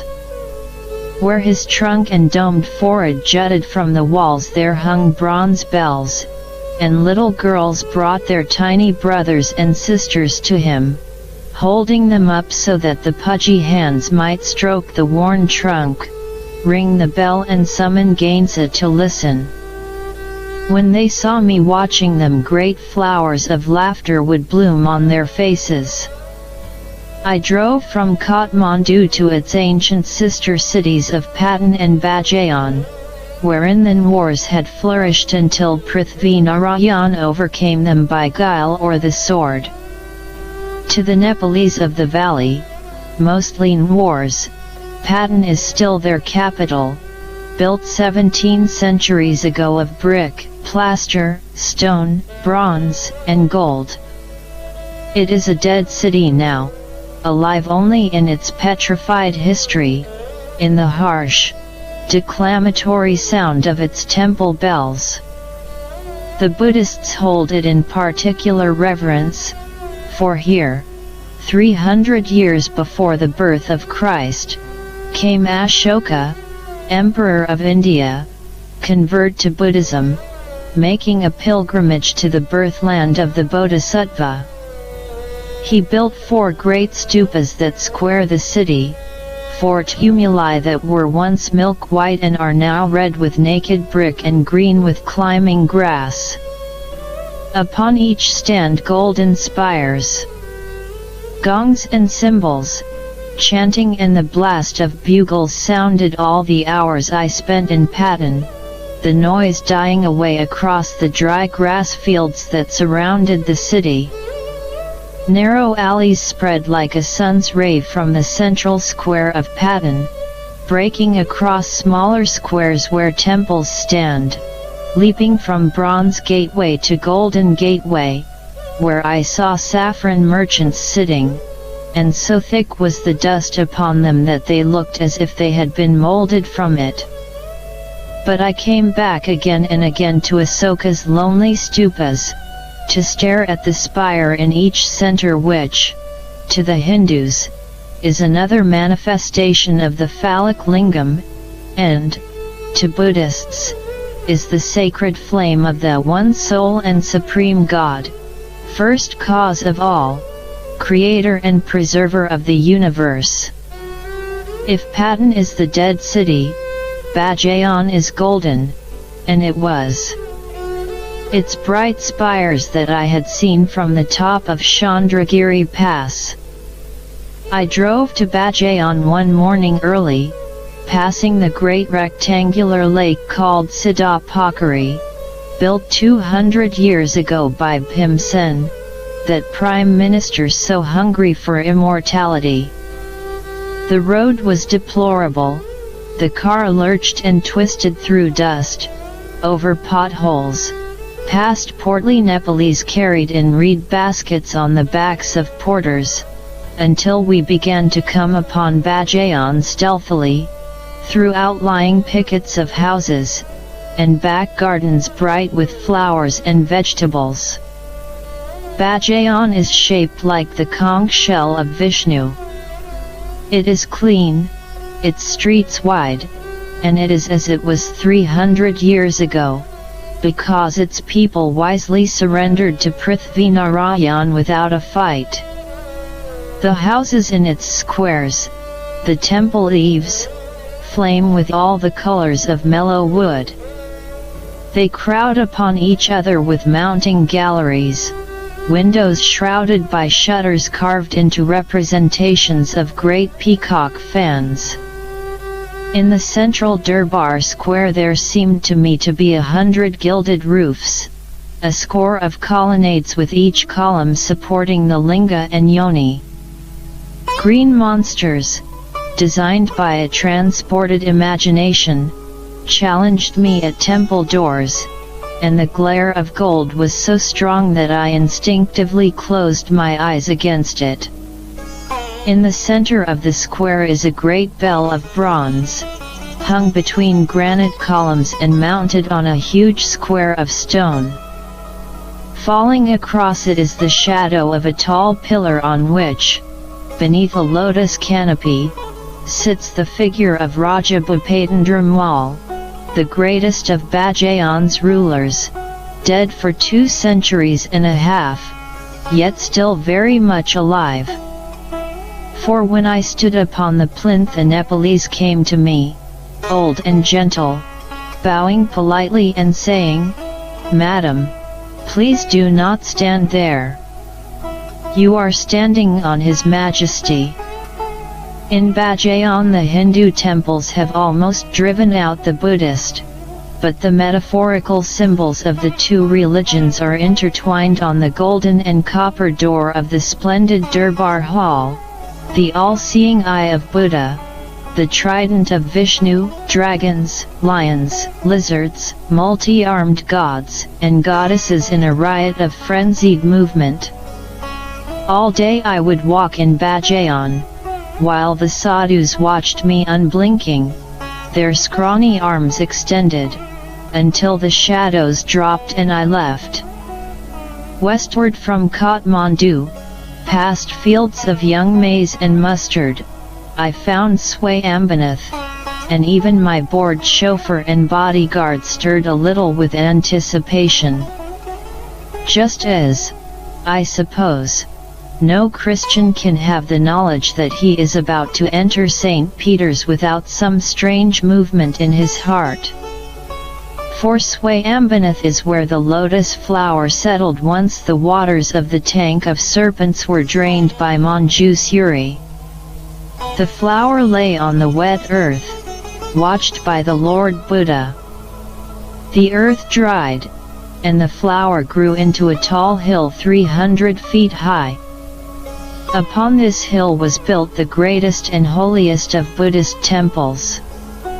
Its golden spire can be seen from any point in the valley, for it is 150 feet higher yet from the hill that was once a white flower.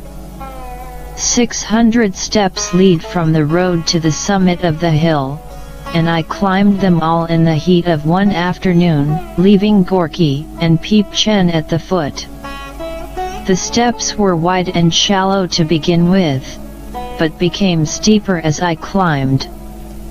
On either side of me, dappled by the leaves of tall trees, stood high and serene images: Buddha the Merciful, Buddha of infinite compassion, Buddha calling the earth to witness, all with eyes heavy-lidded, and with limbs in gentle repose.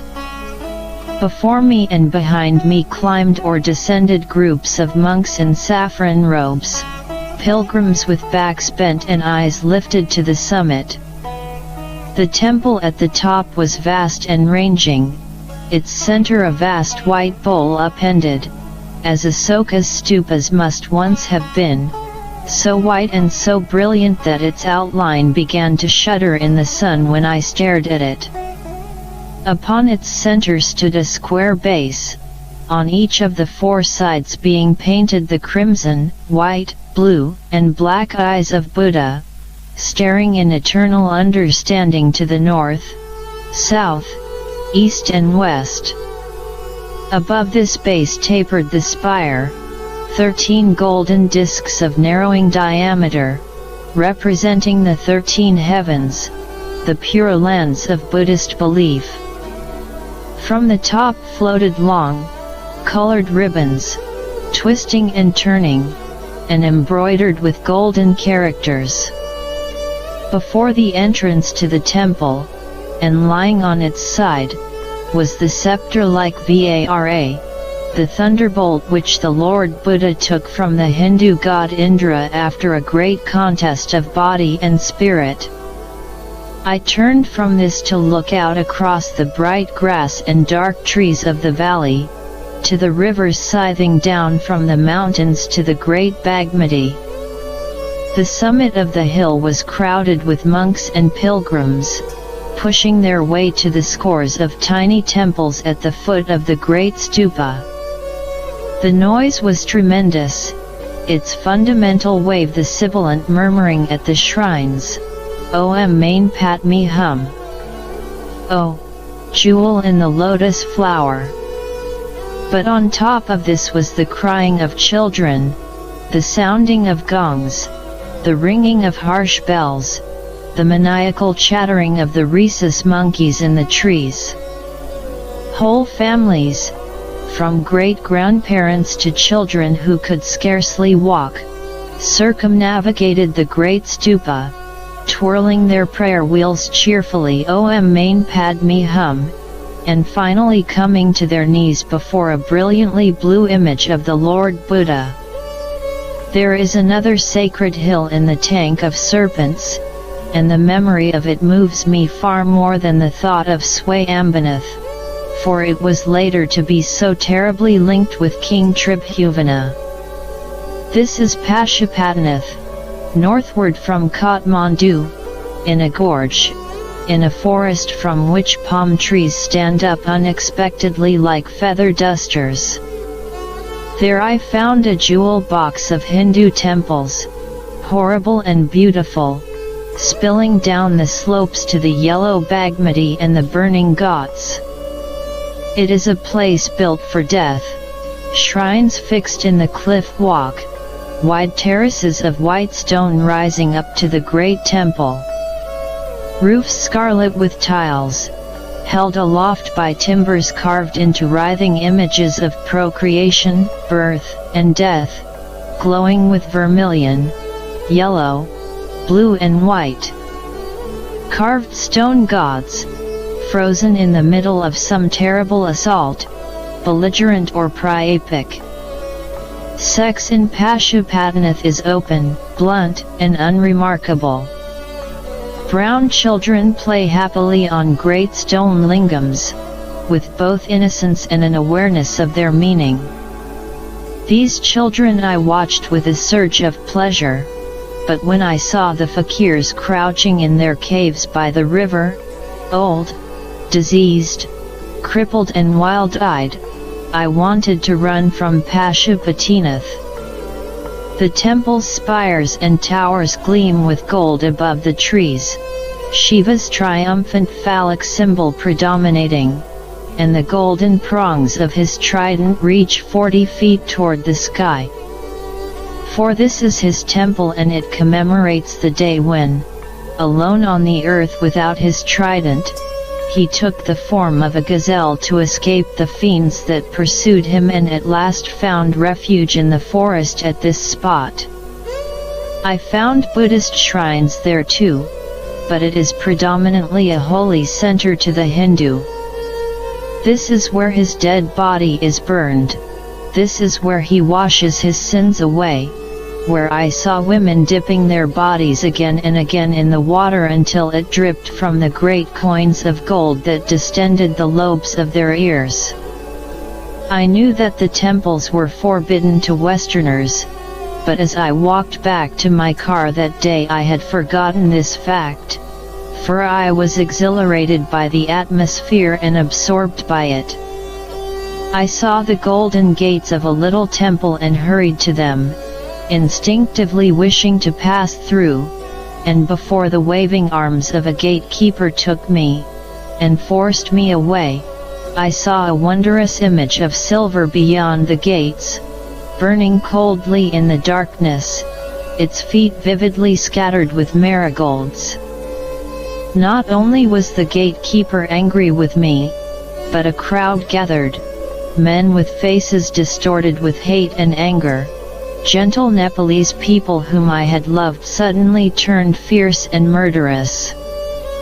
They surrounded me, shouting, and only because Gorky Ram took my arm and forced a passage for me to the car, did I escape injury. I knew that the temples were forbidden to Westerners, but as I walked back to my car that day I had forgotten this fact, for I was exhilarated by the atmosphere and absorbed by it. I saw the golden gates of a little temple and hurried to them, instinctively wishing to pass through, and before the waving arms of a gatekeeper took me, and forced me away, I saw a wondrous image of silver beyond the gates, burning coldly in the darkness, its feet vividly scattered with marigolds. Not only was the gatekeeper angry with me, but a crowd gathered, men with faces distorted with hate and anger, gentle Nepalese people whom I had loved suddenly turned fierce and murderous. They surrounded me, shouting, and only because Gorky Ram took my arm and forced a passage for me to the car, did I escape injury. That was not the end of it. Bijaya called me to Singha Durbar the next day and looked at me gravely across his big desk, warning me never to attempt such a foolish thing again, for at the moment I arrived at the gates a goat had just been sacrificed, and its entrails were being washed in the water of the Bagmati. Bijaya told me this with an odd mixture of apology and indignation. I went again to Pashupatinath after that, and this time I was careful to ask the gatekeepers where I might go and where I might not. Once, refused entry to a courtyard, although Gorky and Peepchen were allowed to pass through. I saw the vast hindquarters of a golden bull, immense in flank, belly, and virility, standing on a carpet of flowers. I watched Gorky and Peepchen disappear into the crowds about this image of the sacred Nandi, and I turned away, There were bulls enough along the terraces of Pashupatinath, real bulls, white and humped, walking where they would, with the devout following them, kissing their tails and sometimes drinking their urine. The monkeys were thick on the temple steps, red-eyed and quarrelsome, leaping from the images, gibbering at the pilgrims, vicious, dangerous animals, but unmolested. They stared malevolently at Peep Chen, who kept close to my heels. When I told the king that I had been to Pashupatinath, he at first laughed at my pronunciation of the name, correcting it mockingly. But when I told him how terribly moved I had been by the sight of the burning ghats, and the funeral pyres smoking there, an expression of great melancholy came over his face. 6 years later he and Pashupatinath were to become so linked in my mind that I cannot, even now, think of it without sadness. To say that I ever completely understood this king would be an overstatement. Deliberately he chose to be an enigma. Understanding was something he seemed to fear and was consequently something he avoided. His bitter endurance of imprisonment by the Ranarchy developed in him a pride that made it impossible for him to show that he was in any way hurt by it. He protected himself by the consciously created mystery of his palace, by the silence he imposed upon himself and his family, by locked doors and golden keys, by the wing of black hair that shadowed his thoughts. Behind all this, too, I am sure, was an intellectual conflict between his acceptance of himself as the incarnation of Narayan, and his boyishly enthusiastic interest in all the material innovations of the West, be they neckties or photographic enlargers. He was an instinctively proud man. He was proud of the potentialities of his position rather than its realities. He was proud of being a Rajput, a warrior Kshatriya, a god king. Every movement in his face, each instinctive and graceful positioning of his limbs, confirmed this. What blackness was at the back of his mind, what inherited or inculcated pictures of his family's bloody history, I never knew. I would have understood had his ambition been to be a despot like his ancestor Prithvi Narayan. Instead he saw himself as a constitutional monarch someday, a projection of George VI in the mountains of Nepal, an ambition inspired by those books he had brought back from Calcutta in his trunks. Sensitive to an extreme degree, he resented any foreign picture of him as an ignorant and feudal prince. This explained his passion for things Western, a passion that existed coincidentally with his contempt for much of Western morals. He was a master photographer who was not only an artist but who was superb in the laboratory as well. With cars he was mechanic as well as driver.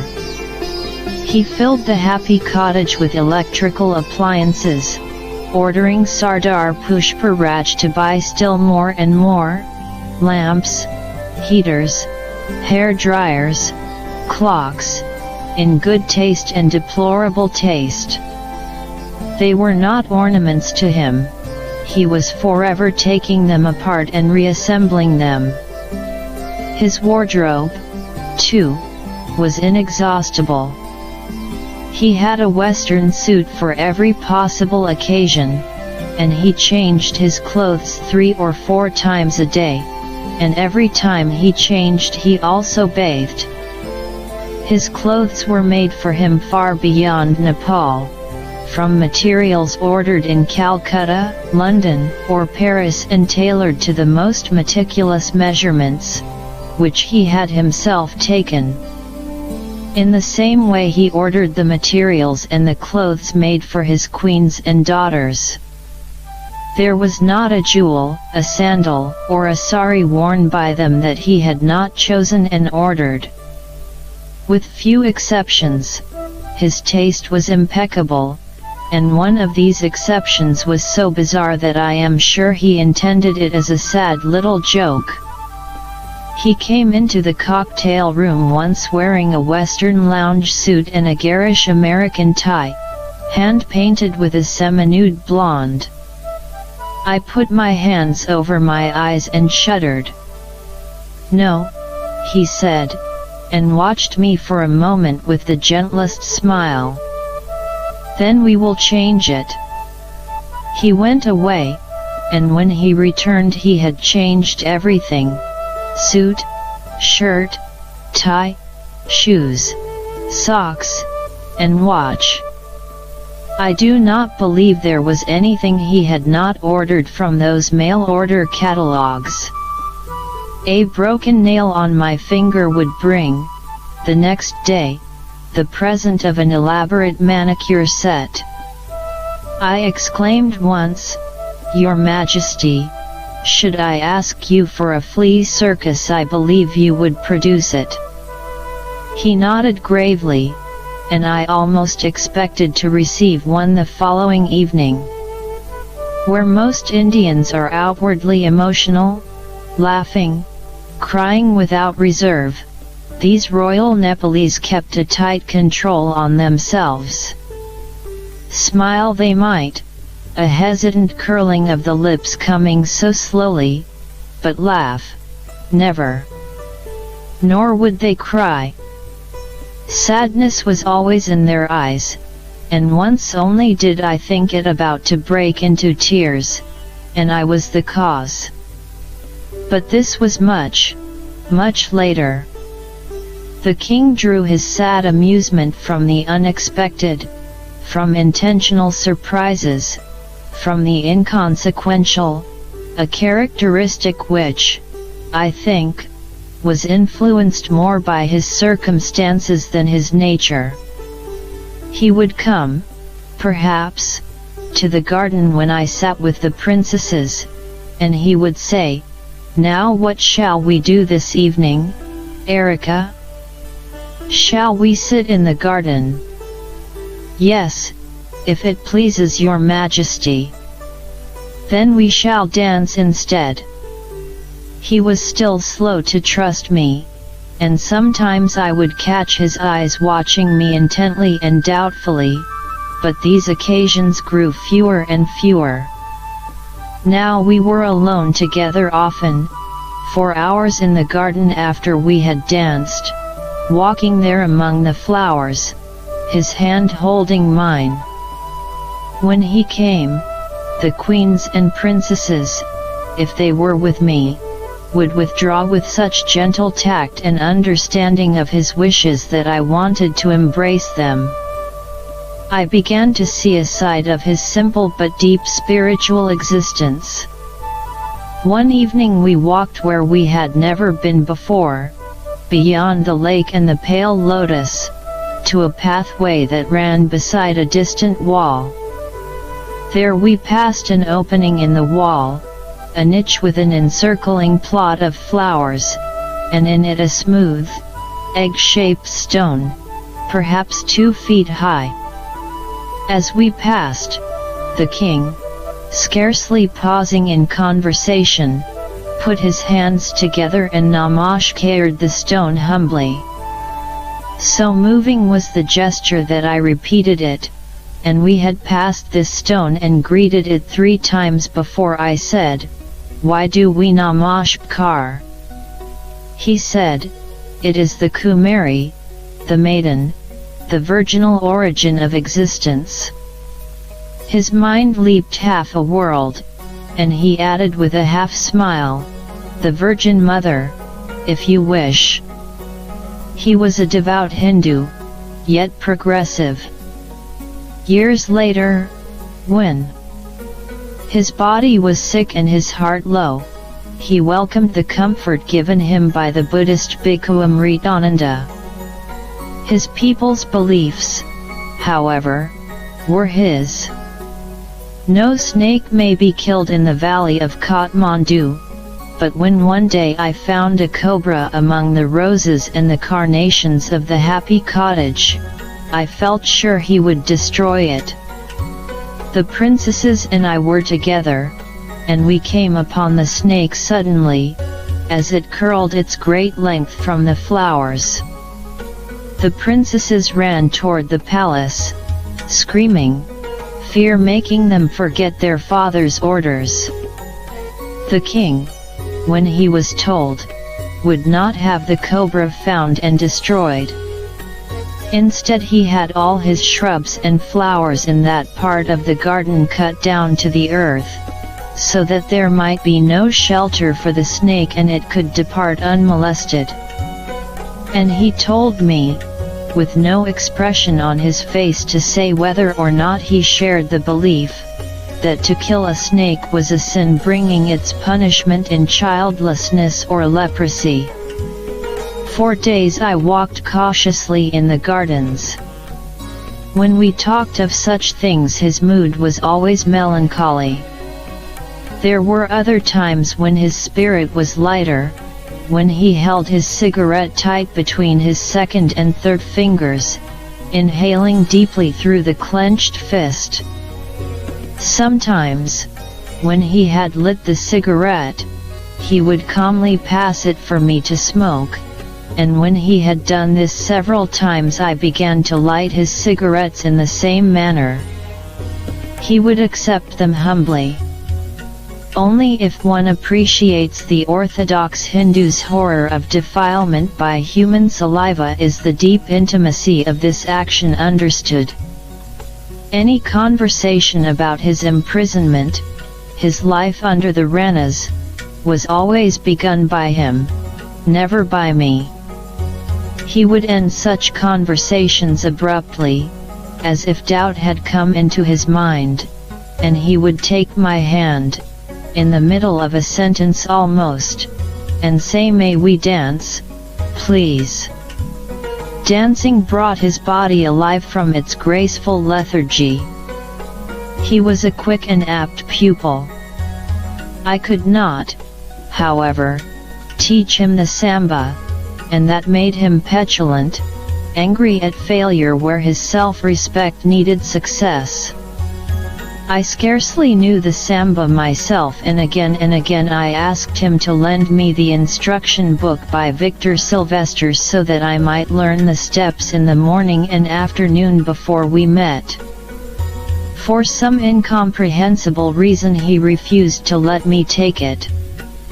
We almost quarreled about it one evening, and although, so far as I knew, the dispute was mentioned to nobody and overheard by nobody, it was Dreamy who came to me the next day and apologized. That evening, without reference to his earlier refusals, the king gave me the book to take home with me. If he loved ballroom dancing, he hated ballet. He had never seen a Western ballet in his life, yet one day when I mentioned my own love of it, his eyebrow lifted, his head half turned to one of the queens. She went away and came back with a great book of superb ballet pictures. I was enthusiastic about them, pointing to what I believed to be the most incredibly beautiful posture in ballet, when the leg is outstretched, thigh and calf rounded, the instep arching and body bowing. I looked up from it to see the king's face masked with disgust. He said, "It makes me feel sick." I thought of the beautiful caged birds outside his bedroom window, the angelfish in their tanks, the great white dahlia called the King of Nepal that bloomed in his garden, and I wondered at his blindness to this beauty.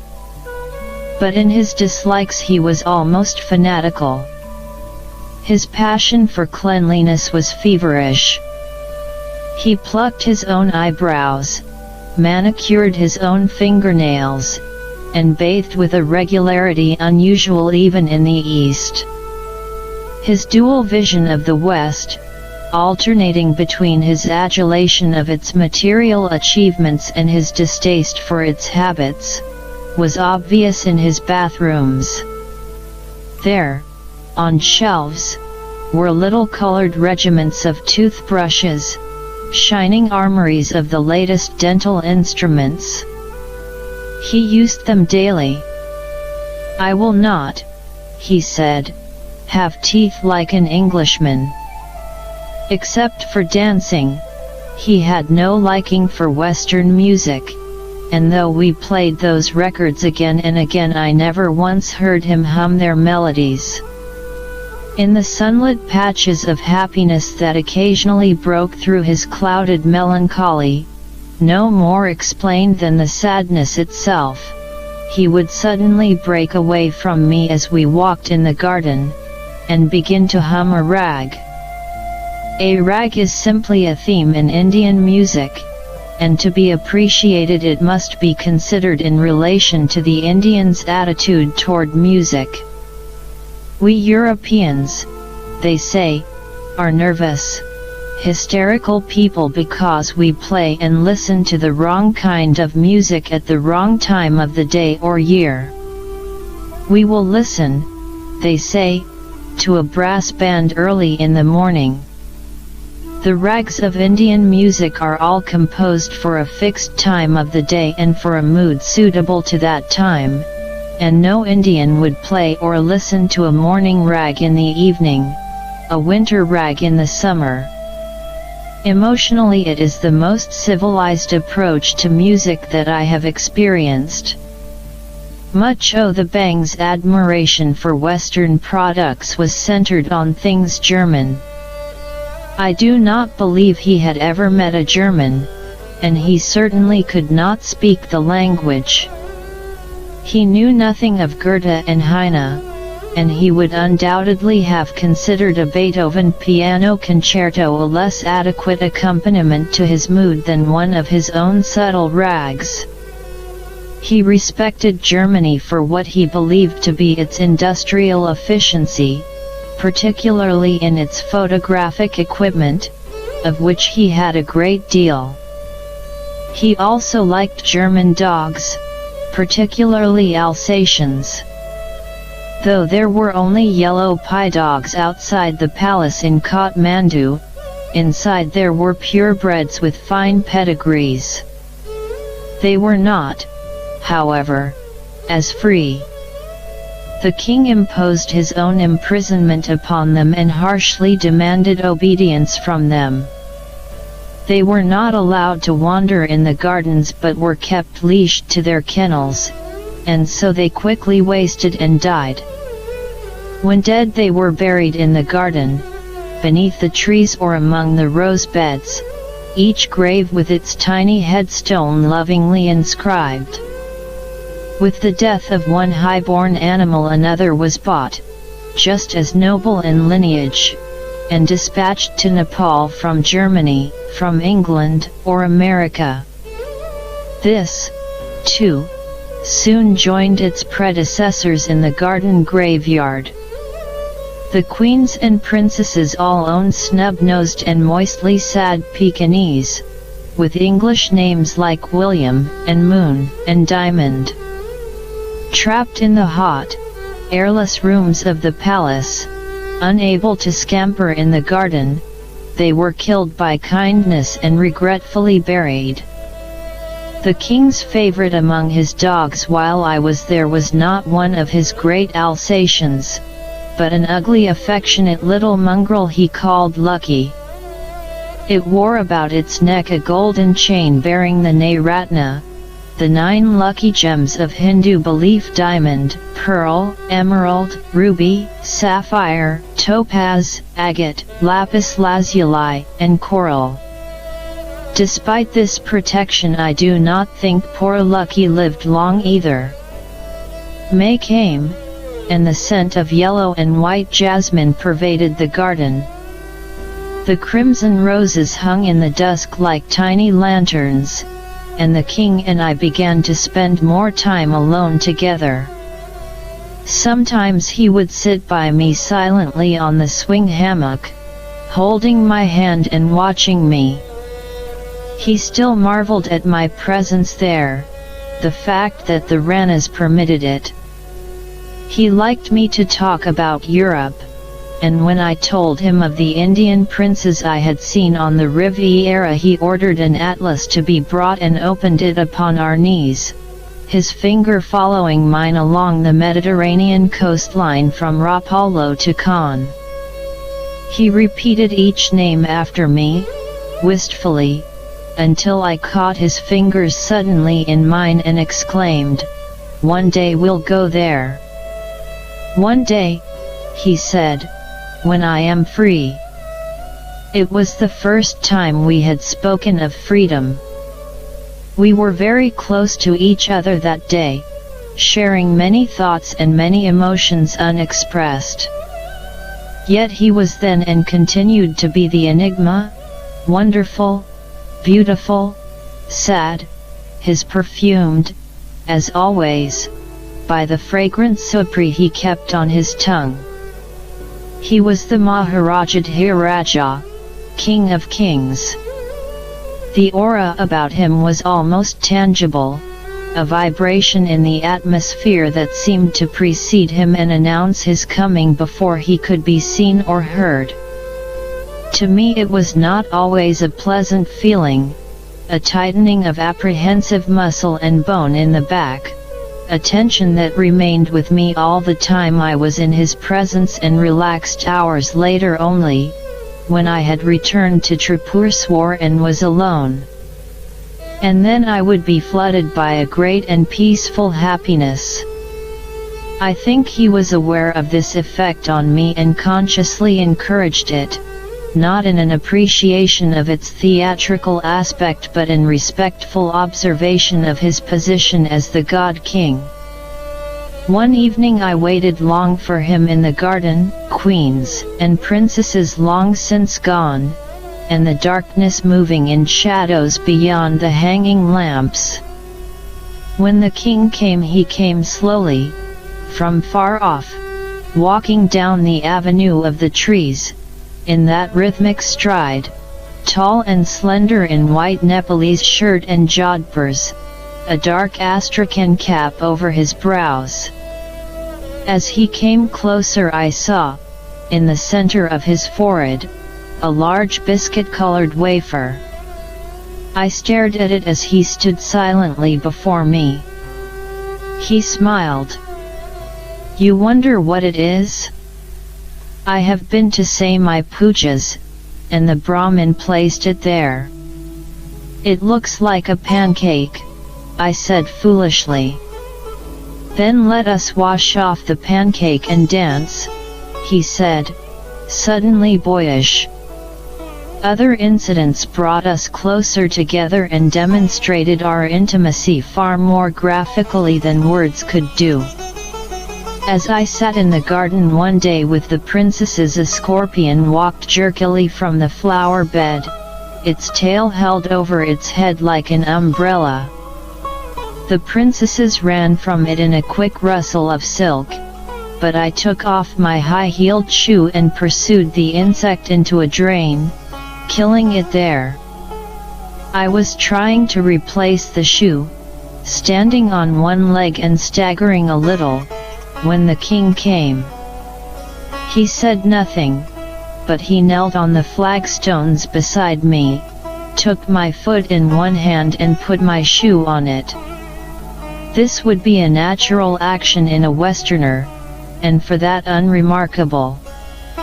But the king was a Kshatriya, the second highest caste of Hindus. The earth and feet were the defiling province of the sweeper caste. For a long time I had wished to repay him for the golden bracelet, and I decided on the writing of a story only after consideration of many other things. I wanted to give him not something I had bought, but something that sprang instinctively from my loyalty and devotion. I wanted him to know of my desire to help him. What I could possibly do to help I did not know, but it seemed important to me that he should know of the wish. With the cinnamon paper folded in my bag, I took it to the palace.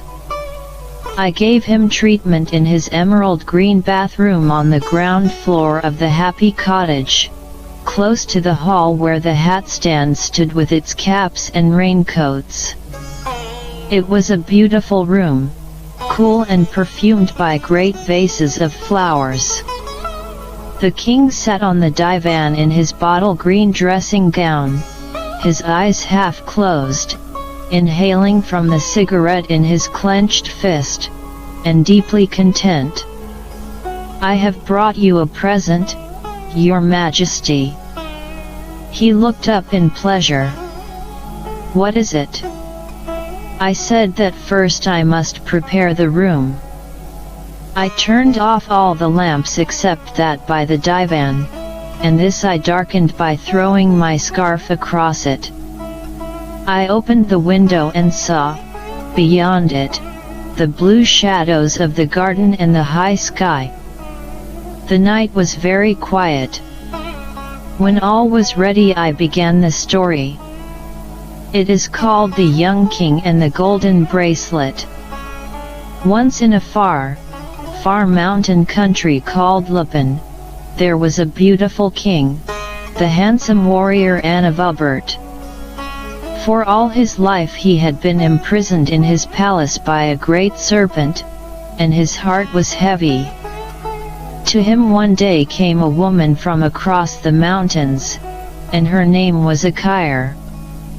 And so the story went on, not, perhaps, a good story, but it told of our lives, and it promised that one day, though all seemed desperately dark, the king would be freed from the serpent and would be renowned in the world. It was a fairy story and I had composed it, yet I believed it would come true.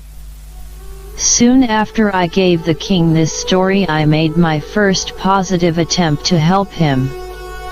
It was an ineffectual try and hopeless from the beginning, I suppose. It presumed too much on the credulity of Goebbels. I knew now that in India there were forces in opposition to the Ranarchy, the Nepalese Congress Party, disaffected Siranas and so on. I suspected, rightly as it was later proved, that the Indian government would give no active sympathy or support to these forces unless it were convinced that within Nepal itself there was a center of opposition to the Prime Minister, a potential alternative to the Ranarchy. The king, as a constitutional monarch, was the only alternative, but undoubtedly the Indian government, seeing only the picture of the king as presented to its ambassadors by the Ranas, would not consider him. He was the debauchee and lecher of Rana propaganda. It seemed to me that if someone could get to India and talk of the king's ambitions and hopes to the government in Delhi, this at least might be the greatest thing that had ever happened to Tribhuvan. One morning, it was, as I sat at my bedroom window, watching the sun creeping across my flowers, that I realized I was perhaps the one person who might effect this. It was so terribly simple in design that I wondered why I had not thought of it before. My next strictly confidential report on the senior queen's treatment was now due, and in it I inserted this one paragraph. As the height of Her Majesty's blood pressure is not quite satisfactory, I had a consultation with Dr. Sidhimani to help get it down more quickly. I had to point out that my treatment is in no way connected with blood pressure, and so I asked the Dr. Saib to take some medical steps to bring it down. I think the easiest way of settling the matter would be if the patient could be sent down from the height of 4,500 feet to a place of sea level, not India, as it is too hot. Not India, certainly, and indeed my thought was that Bertie might get away to Europe. But no one could leave Nepal except by way of India, and the senior queen of Nepal could scarcely pass through India without being officially received by the Indian government. Thus she could carry a message, by letter, or by word of mouth, from the king to Pandit Nehru. As I look back on it now, it was a childish plan. I doubt whether Bijaya, or his father, gave the suggestion one serious thought, dismissing it as interference from a busybodying European. Perhaps Dr. Sidhimani suspected something more than this, and perhaps he was alarmed at being involved in it. He was very angry with me when I showed him the report and became desperately worried when I refused to strike out the paragraph. I think he scotched the idea when my report reached Singha Durbar. Singha Durbar, in any case, did nothing more than acknowledge the receipt of the report, and there the matter ended. I took a copy to the Happy Cottage and showed it to the king and told him what I had hoped from it. He smiled, and he embraced me, and for a moment I thought he would weep. 2 days later he recalled the report, and he said, "I have something for you." He placed in my hands another of his sad visiting cards, but this time it was not just a golden moher. It was a golden brooch designed by himself, a flower of metal so malleable that it could be bent and turned like paper. The blossom itself was a golden coin about the size of a quarter, and on it the resounding syllables of the king's magnificent name, Swasti Shri Giriraja Chakra Chudmani Naranarayani Tayadai. I valued this gift for the reason behind it, but my heart was still more moved by something that happened later that evening. Without explanation the king led me into the garden, walking silently beyond the pool to where a little veranda stood in the shadows. As we approached, a figure stepped out of the darkness, bowing low before the king. Tribhuvan stepped forward and, in great and obvious emotion, placed both hands on the bent head.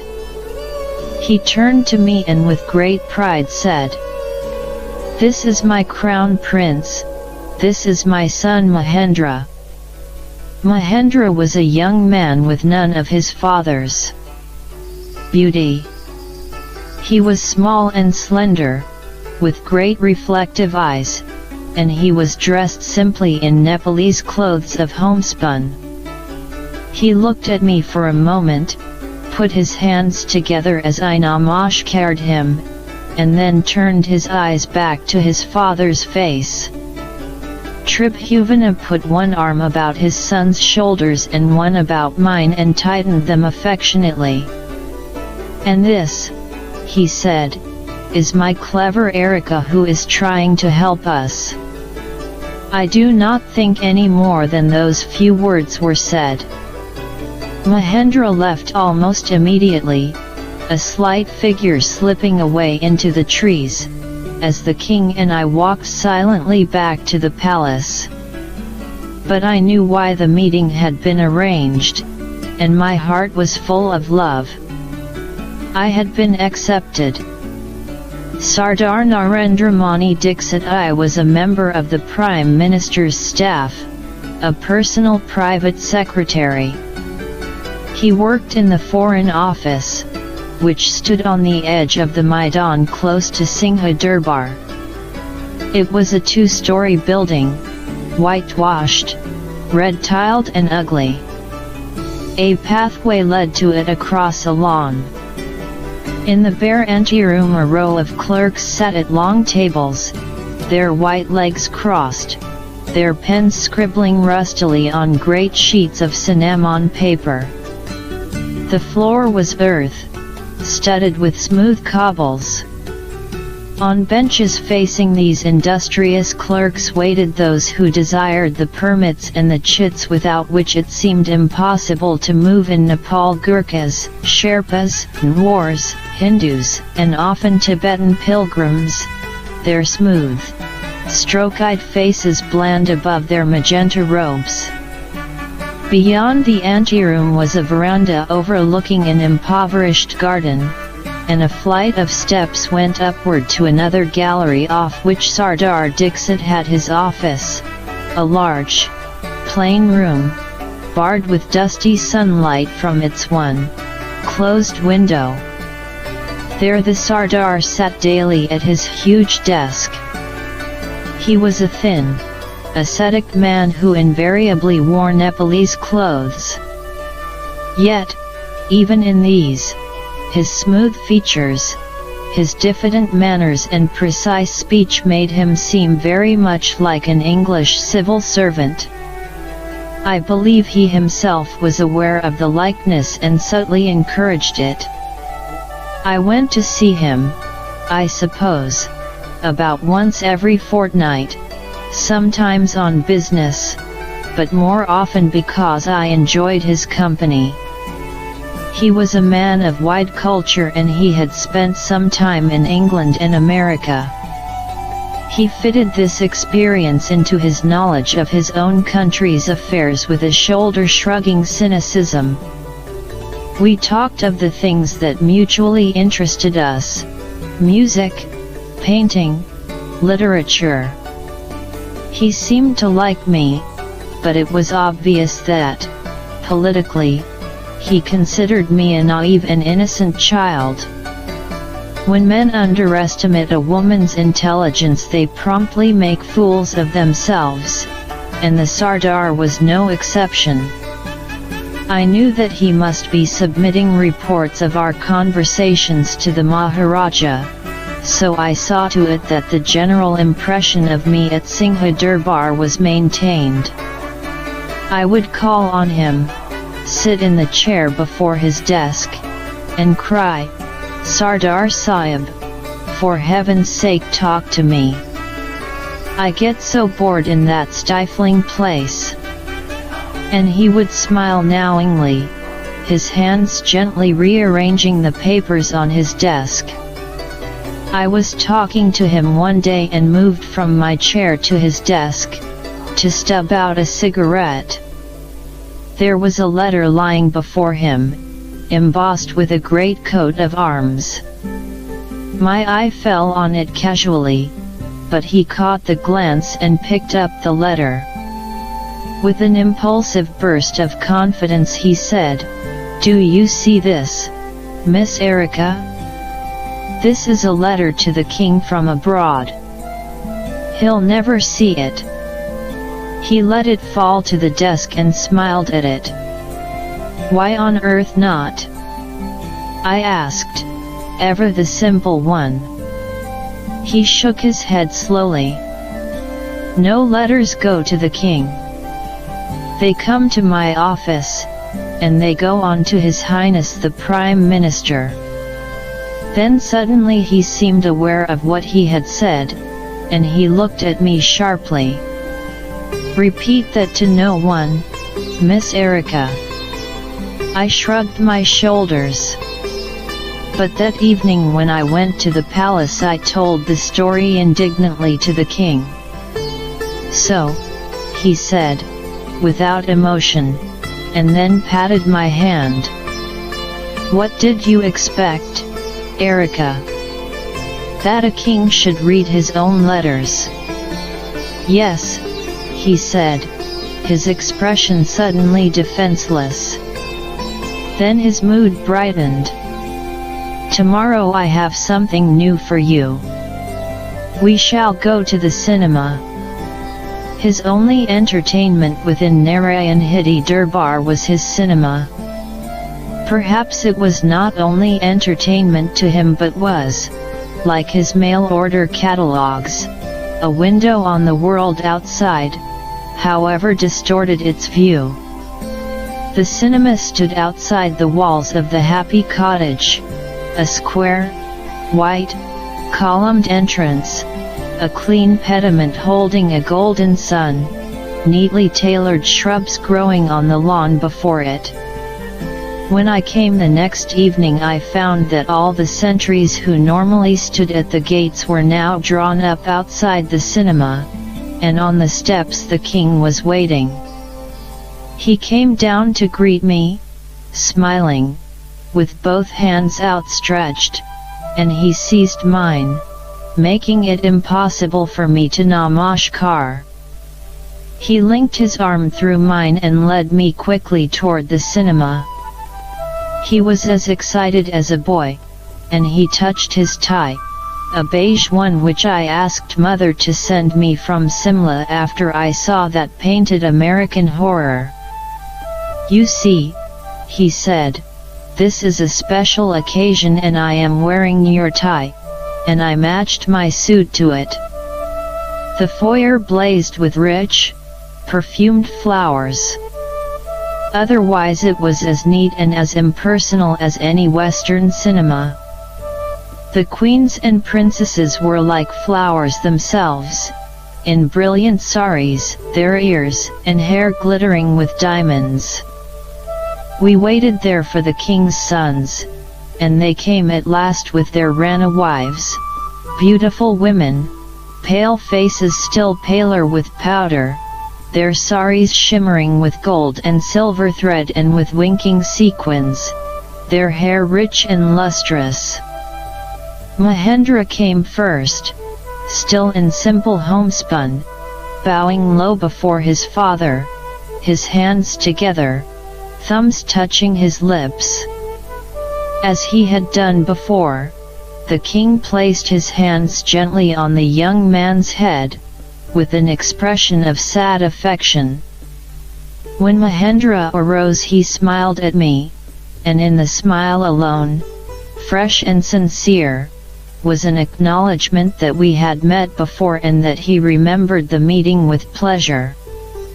The other two princes, Himalaya and Bashundara, wore European clothes. They were bright, high-spirited young men in their early 20s. Himalaya, brother of Vijaya and Bharati, was a child of the senior queen, a slender and handsome boy, with his father's good looks but none of Tribhuvan's ethereal quality. He was as short as a jockey and had a smile that broke with a dazzle of white teeth.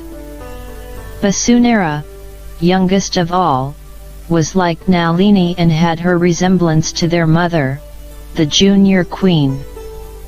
He was slim, soberly dressed and slow to smile, but when he did smile the smile seemed to mean more than a courtesy. His high cheekbones gave the looks he inherited from his mother a hard, masculine quality. He spoke to me, I remember, only of dogs, of Alsatians, for which he had more than his father's love. The greetings over, we went into the cinema. It was not large, but it was luxurious, with deep armchairs spaced in tiers and divided by a central aisle. Lights played gently on the ceiling from concealed settings, changing color rhythmically. A great curtain of brilliant golden brocade hung over the screen. The king led me to the center seats and placed me by his chair, on the left. I shook my head. I said that one of the queens must sit there, but they pressed me into it with their gentle hands, smiling. Ladies-in-waiting rustled up and down the aisle, in saris as beautiful as the colored lights above us, offering us drinks and dishes of crystallized fruits. When the film began the king and I sat in the darkness like young people, his hand holding mine firmly, and I cannot, to this day, remember the name of the film we saw. The monsoon season had begun, heavy, torrential downpours that filled the Bagmati and swirled in yellow flood along the dirt roads. One evening I paused at the door of the cinema and watched the rain as it moved in thick, waving curtains across the roadway and the trees. I shook my head when the king suggested that we begin our walk back through the gardens, and he smiled and brought from his pocket a grey plastic Macintosh, fastening it about me, pressing the clip studs and then gripping my shoulders briefly in impulsive pleasure. He held an umbrella above us as we walked. When we reached the happy cottage he would not go inside. We walked for an hour in the rain until his light suit was black with it and it ran from his hair. His hand held mine, and I do not think we spoke. The king's appearance publicly was sometimes essential. When a new French ambassador came to Kathmandu, although his business would be conducted with the Ranas, his credentials had to be presented to the king. So there was an official reception in the old Durbar Hall of Kathmandu, by the Hanuman Gate. I went in clothes that it had been possible for me to adapt from those I had brought to Nepal. I had no court dress, no hat, no gloves. The queens gave me beautiful gloves of their own, and I bound about my short hair a silver scarf. When I arrived at the Durbar Hall, instead of being taken upstairs to the guest gallery, as I had expected, and where the women of the British, French, and Italian embassies sat, I was shown into the body of the great hall itself. I was given a chair in the middle of a row of stony-faced Rana generals in khaki and scarlet tunics. I heard the creak of polished leather, the tinkle of metals, and the throttled sound of breathing throughout the whole ceremony. The room glowed with color and brilliance. The great glitter of chandeliers above, the velvet and gold capes of Brahmins, the saffron of Buddhist robes, the scarlet, purple, ivory, yellow, green and blue of saris. The most refulgent order of the Star of Nepal glittering on khaki chests. The distant winter halter portrait of the prince consort looking down somewhat indulgently from the wall. And before me, the kins. He sat alone on a wide throne of red velvet, its arms two golden serpents rising upward to strike. He was a lonely and sad figure in a white sharkskin uniform, a jewel-hiked sword aslant between his legs, a simple black cap on his hair. He was watched by his own melancholy reflection, an enormous portrait of himself that hung on the wall behind him, next to another winter halter, this of Queen Victoria. There was much coming and going before him of Brahmins in their skullcaps, and to this he seemed to pay no attention, but looked beyond them to the end of the hall, seeing nothing, or appearing to see nothing. Then he arose, retired to a screen behind his throne and presently emerged wearing a breathtaking crown.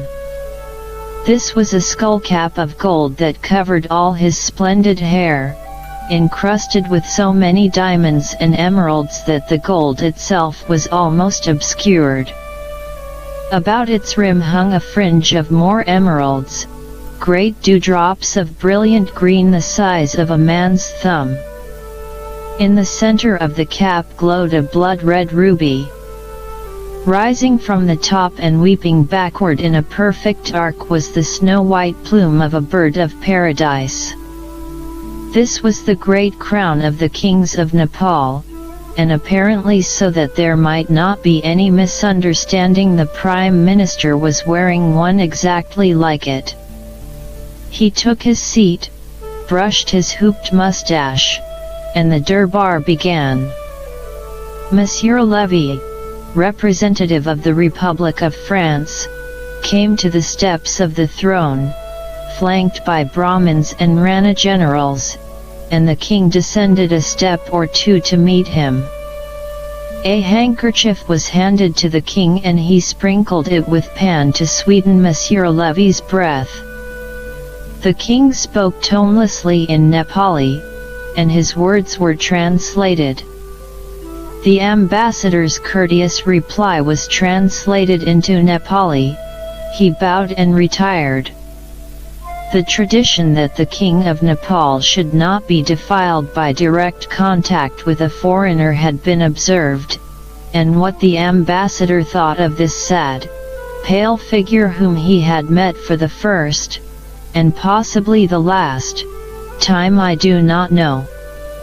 Perhaps he had been told what others had been told before him, and what others went away to write in all good faith, that this Bang was a degenerate, that the fairest, the softest, the most artful girls of Nepal were chosen to keep him contented. The sweetest opium of Mongolia was brought to him in jars of jade, and its use encouraged alike by the paramours and the family physician. To this end he had been enticed even before puberty with the dissipations which, in his 20s, left him vitiated of mind and body both.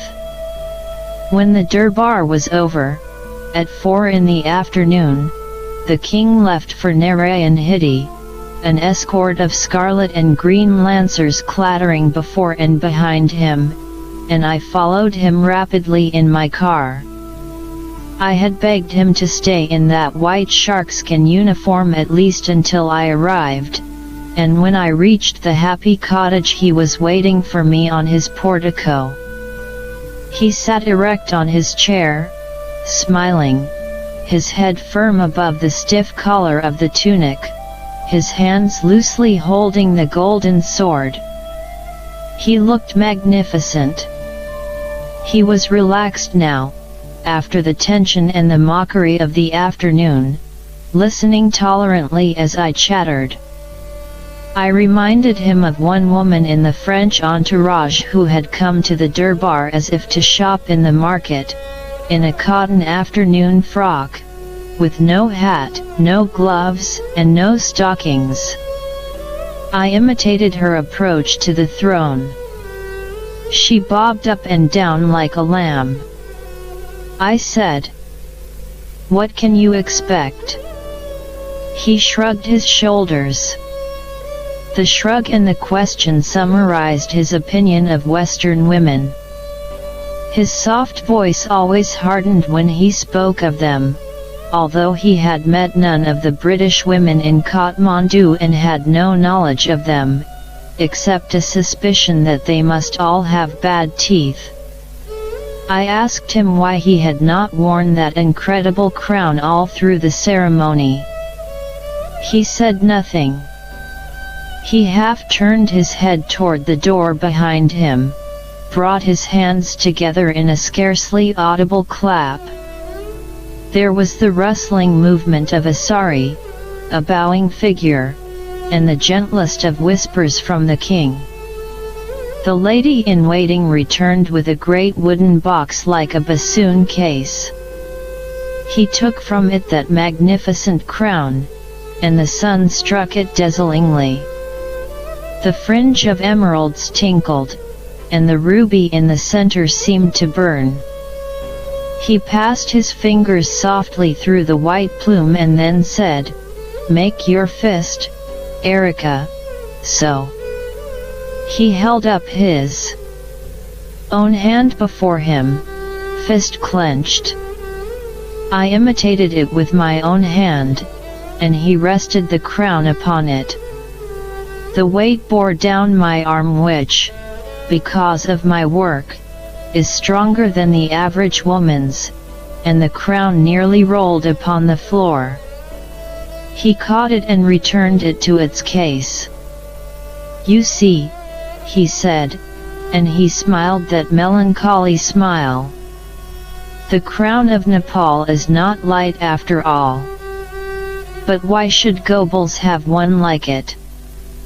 Could I have anything he may not have?" He stood up and put his hands together. "Now, may I take off this uniform?" The 2 months which had been the contracted length of my stay in Kathmandu were over, but the treatment I was giving Bertie was not finished. I wanted to stay, she wanted me to stay, and the king wanted me to stay, but his wish alone was not enough to give me permission. I wrote to Bijaya without much confidence, explaining that the treatment must be continued. Within a day or so his reply came, extending my stay for another 3 months, restating the terms of my employment, and, characteristically, demonstrating his pleasure with another gift of brandy and whiskey. The Prime Minister, too, sent a bearer with gifts, a basket of oranges and mangoes. Still, I was uneasy. Kathmandu had little to occupy itself with but gossip. If the Prime Minister was politically interested in my behavior, the interest of other Ranas was malicious. The Rana princesses, locked in boredom behind their high palace walls, talked, and their husbands talked. The king had already warned me that my practice of allowing Gorky to sleep in a room at the guest house instead of in the servants' quarters was causing sly gossip. I said that Gorky did this because I had promised mother I would always keep him near me. "Remember," he said bitterly, "they gossip." I remembered. I remembered, too, what I had been told in Simla, that in Nepal no woman should look at a man for long. So when I drove by the Maidan, or walked along it in the morning, I did not look at the officers who stared at me with their hands on their hips. I pulled up the window of my car as I drove past, and I kept my eyes down. But still they gossiped. I had frequent visitors at Tribhuvan now. I picked my words with the care I would have shown in selecting jewels, and the knowledge that what I said, how I behaved might be retailed to the Maharaja created a bizarre atmosphere to our conversation. Dr. Sidhimani came often, for a glass of Nimbupani, a talk of Calcutta and India. "I have to look after you, madam," he would say gravely, folding his brown hands over his paunch. Sometimes he called for no reason at all, and sometimes to collect my medical report for Singha Durbar. One day he did not come, and the report was overdue. I went to his home with it, to the Dili Bazaar. It was a poor home for a court physician, and my heart was full of compassion for him. The car drove through narrow streets where grass grew between the stones, and cows and goats cropped at it, refusing to move even at the most strident demand from the car's horn. I alighted at an alleyway and walked through this to a courtyard in the middle of a large tenement house, where chickens strutted and pecked at the grey flagstones. I climbed the wooden galleries to a room which even a poor Indian clerk would have despised, and there I found the Dr. Sahib, ill in bed, on his mattress on the floor, and struggling up to greet me. There were elderly women silent in the background, and Dr. Sidhimani sat amid his poverty with the nobility of a king. I respected him greatly, and even more when I found, outside his door, a group of Nepalese waiting for his advice and treatment. Yet, even to Dr. Sidhimani, I kept up this pretense of being bored with the royal family and with life at Narayan Hiti Durbar. This pretense was a defense against what I did not know, except that by now I had determined to do something to help the king even without knowing what. My new contract with Bijaya gave me permission to treat other patients in Kathmandu, and it was Dr. Sidhimani who brought me the Rajkumar, a young prince of the Ranas. The Dr. Sahib explained that the boy had grown too fat, that nothing had succeeded in altering this unhappy state, and that his parents hoped I might be able to help. The boy was brought and sat in my living room. He was indeed fat, very fat. He sat in my one comfortable chair with the boredom of the overindulged and the overprivileged, his round, pampered face sulky beneath his Nepalese cap, and his servants standing deferentially behind him. Dr. Sidhimani, fussing nervously again like the white rabbit, said that in his view there was something wrong with the young prince's feet, and perhaps I could examine them. Rajkumar Sahib, I said, take off your shoes. He raised his eyebrows at one of his servants. Oh, no, Rajkumar Sahib, I said. You do it yourself. He looked at me as if I were joking, and as if he did not consider this kind of humor in good taste. I am not being funny, Rajkumar Sahib. You do that every day and you'll lose a little of your fat. I do not know how to, he said sullenly. Then I shall teach you. I showed him how to lace and unlace his shoes, and how to tie the knots. He soon learned and seemed pathetically happy at the achievement. He was with me for 2 hours. I gave him what treatment I could, but I told Dr. Sidhimani that all the boy needed was exercise, if such was not beyond the dignity of a Rana prince. Dr. Sidhimani, like Dr. Das Gupta, had already explained to me that one did not ask a Rana to pay for medical treatment, this being a privilege and honor. To me it was no honor, and I submitted an account. It was promptly paid, but the Rajkumar did not return. I hoped his parents considered the money well spent in teaching the boy to lace and tie his own shoes. There were more durbars to attend, durbars for the king, for the Prime Minister. A ton of Gobal's durbars, while walking through the long, ranging corridors of his palace, I saw 2 huge portraits, one of Mussolini and another of Hitler. The sight of them was like touching something unpleasant in the dark. I was one of the world's refugees. I had left Germany because of Hitler, and this unexpected appearance of his face, staring down at me from paint and canvas in Nepal, was an experience from which I could not recover for some days. I both hated and enjoyed those durbars, and some of my irritation I expended on my bodyguard. He was, at the best, a slovenly creature, with unironed uniform, unpolished belt, and dirty brass. I felt that if the Ranas insisted on attaching a spy to me, the least they could do was appoint one who had some self-respect. Before one durbar I said, if you think you are accompanying me to a durbar like that, you are mistaken. Get your hair cut, clean your buttons and press your uniform. Mem Sahib, he said unhappily, no pièce, no brass Polish.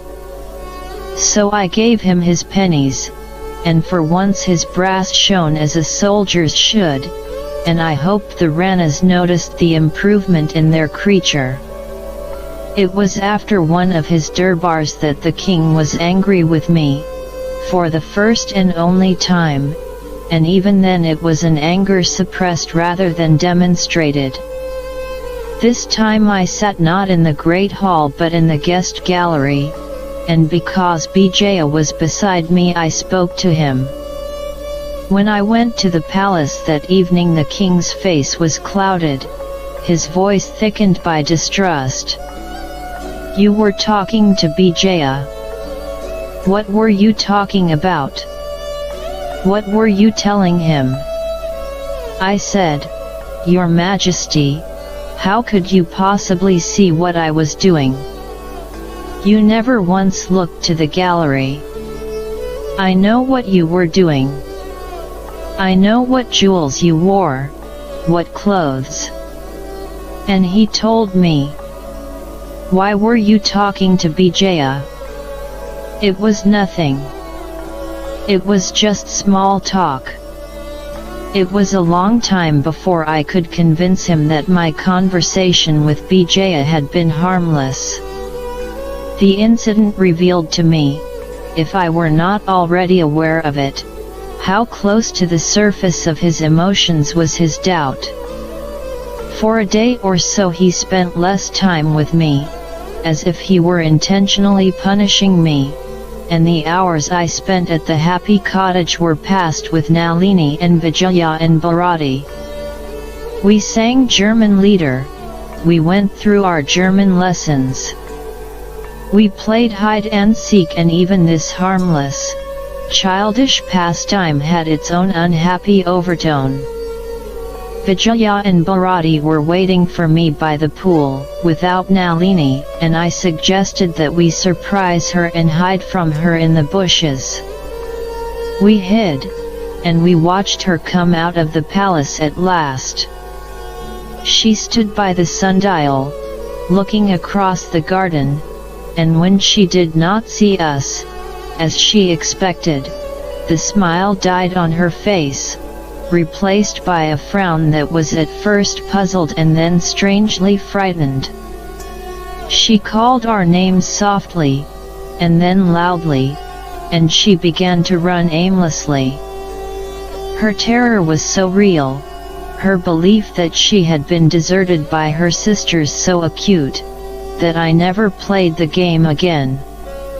At last the king's doubt seemed stilled, and he was once more warm and gentle. As always after his spasms of melancholy, his spirits swung to a boyish extreme, and he indulged in his pleasure in surprising me. I told him of the durbars I had attended in Paichala, and how splendidly the Indian Maharajas dressed their brilliant turbans pulled gallantly over one ear, with great plumes rising from a central jewel. I described an Indian achkan, the knee-length coat of shimmering cloth with high collar and long sleeves, the gold-embroidered sash and diamond-encrusted dagger. I said chidingly, "How is it that the great king of Nepal has nothing in his wardrobe to equal magnificence like that?" He shook his head sadly, as if apologizing for being less grand than a Punjabi prince. The next evening I was in the cocktail room with the queens and princesses. The king had not yet arrived. The door behind us was masked by a brocade screen of silver and green. I think I knew he was there some seconds before he pushed the screen aside with a dramatic sweep of his hand. He was dressed in turban, plume, and achkan, and he was more splendid than any Indian Raja I had ever seen. "Do they wear something like this?" he asked humbly, and then, when he saw my face, he laughed, the soundless explosion of his lips that was laughter to him. The evenings were now stiflingly hot, too hot for the Swedish drill which I had been teaching the princesses, and sometimes the king did not come to the cocktail room until late at night, when the air had cooled. One evening, as we waited for him, I could bear the heat no longer, and I suggested that we go down to the garden and sit by the lake. There we went, and we clustered in the swing hammocks without the energy to speak. I looked at the water, the smooth, green-black darkness of it below the lotus flowers.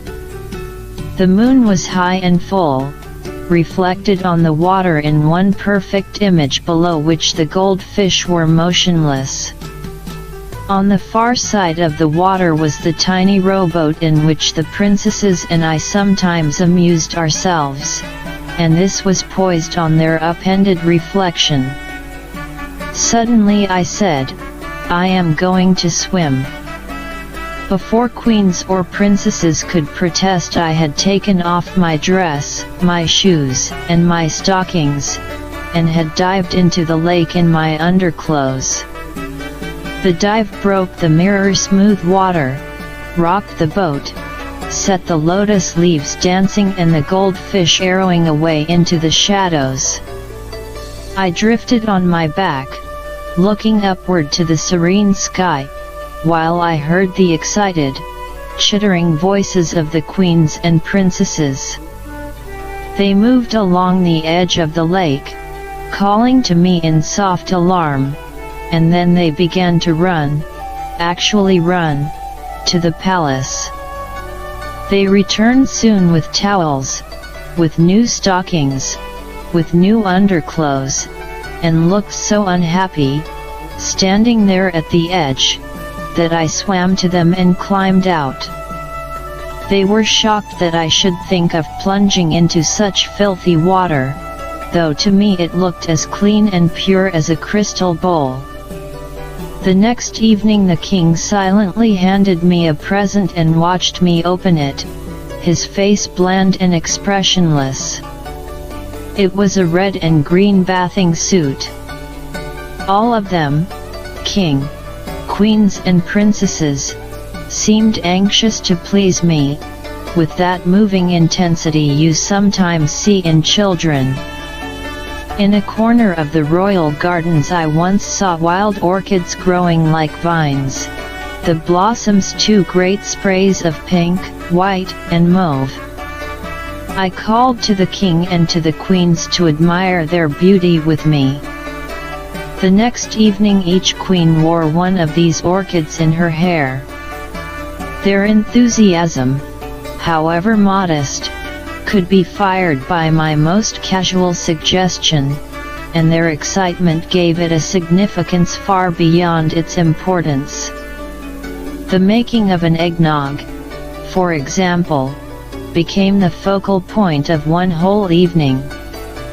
I had, in the middle of another conversation, mentioned the eggnog and asked the king if he had ever tasted it. He told me that he had not, and that the next time I came I must make one. They were all waiting for me the next evening, like children at a treat, in the garden by a table that was covered with a pure damask cloth and laden with a bowl of eggs, with glasses, a beater, and a bottle of brandy. Making that eggnog had all the solemnity of a deeply religious ceremony, with the king watching gravely, his handsome head held to one side, and queens and princesses in a silently attentive row. I had told them of my love of picking and arranging flowers, and the king asked me to do this for him. Since nothing in the happy cottage was allowed to happen impulsively, except what the king chose to do himself as a surprise, since everything had to be fixed in day and hour inexorably, an evening was fixed for the arranging of flowers by Miss Erika. Upon my arrival I found a dozen vases, large and small, lined up along the stone parapet above the garden. With them was a pair of new gardening gloves and a selection of bright new secateurs. Each princess had a flower basket looped over one arm. Together we went into the garden, clipping and plucking until the baskets were full. The garden contained every imaginable flower for the season, even rare pink and white camellias. I arranged them in vases, the princesses handing me each designated blossom and watching me with grave admiration.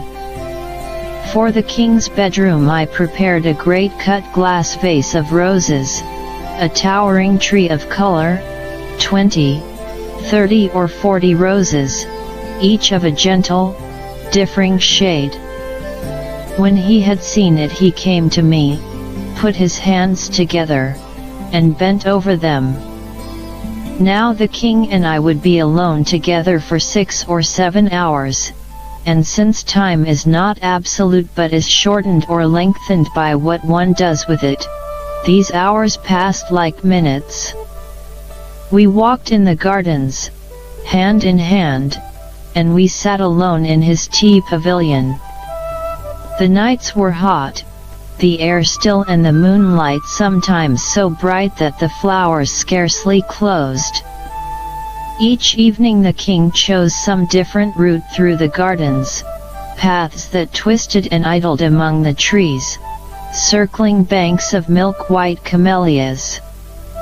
Sometimes we sat together in one of the hammocks, silently, his hand holding mine, and we listened to the gentle rustle of a sari as a lady in waiting passed us unseeingly, or to the footfall of a sentry straying from his gate.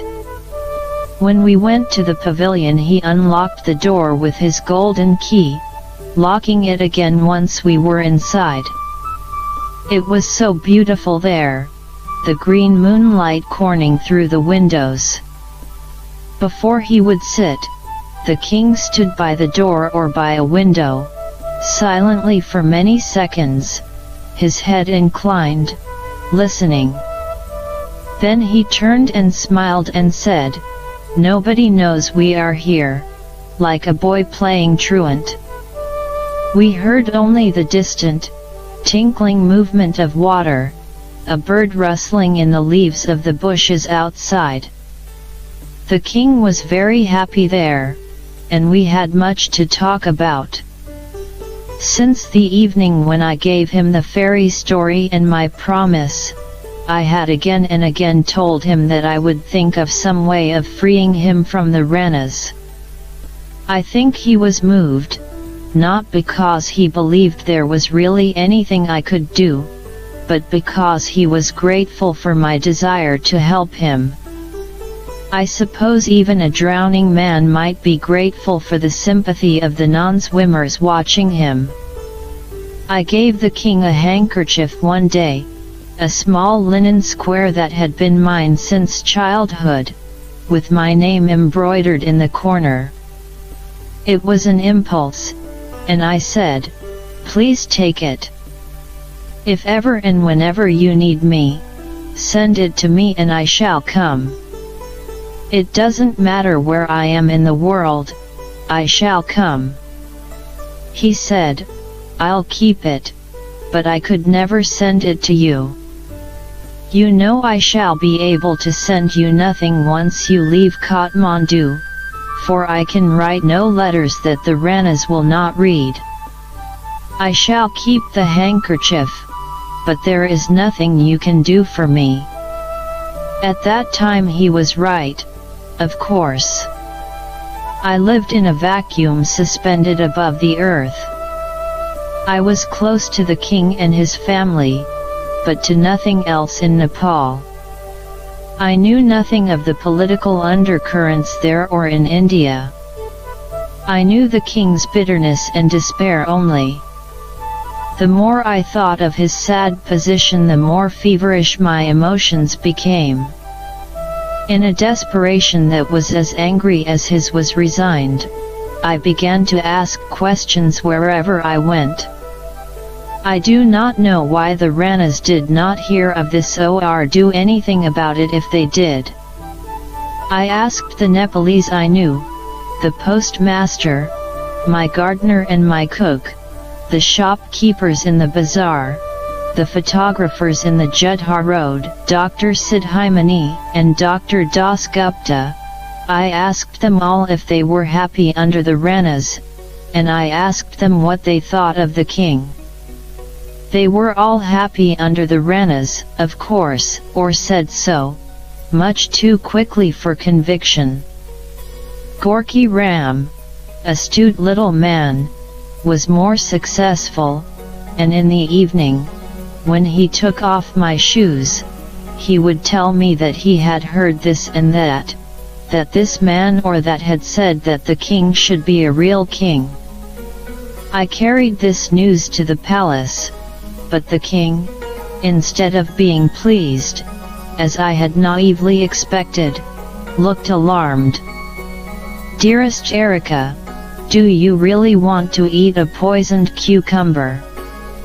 Even this remark, with its casual reference to the Prime Minister's ultimate power, scarcely stopped me. I transferred my inquiries to the British Embassy, hoping there to find some sympathy for the king who wished to be a constitutional monarch like George VI. The embassy was a fine English country house in magnificent grounds. It lay back behind green lawns and slumbering shrubs over which, on Sunday afternoons, came the pleasant plop of tennis balls and the tinkle of teacups. The men and women there were pleasant and courteous, but they knew nothing of the king, nor did they seem to care. To the women the king was a handsome white figure at durbars who passed his time with an extensive harem. To the men of the British Embassy the realities of Nepalese politics were naturally more important than the hopes of the king. The Ranas ruled the country.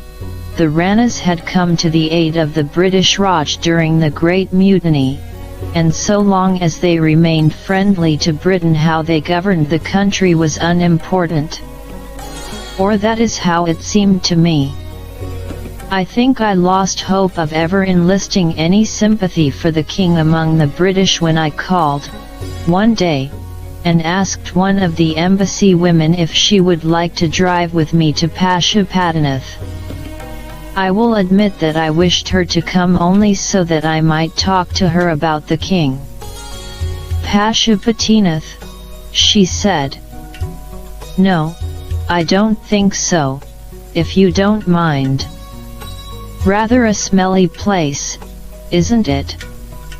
My attempt to get the senior queen out of the country by a recommendation in my medical report to Singha Durbar had been a miserable little failure. I next proposed that when I returned to India I should myself approach Pandit Nehru and tell him of the king's ambitions and his imprisonment. The king received this suggestion indifferently.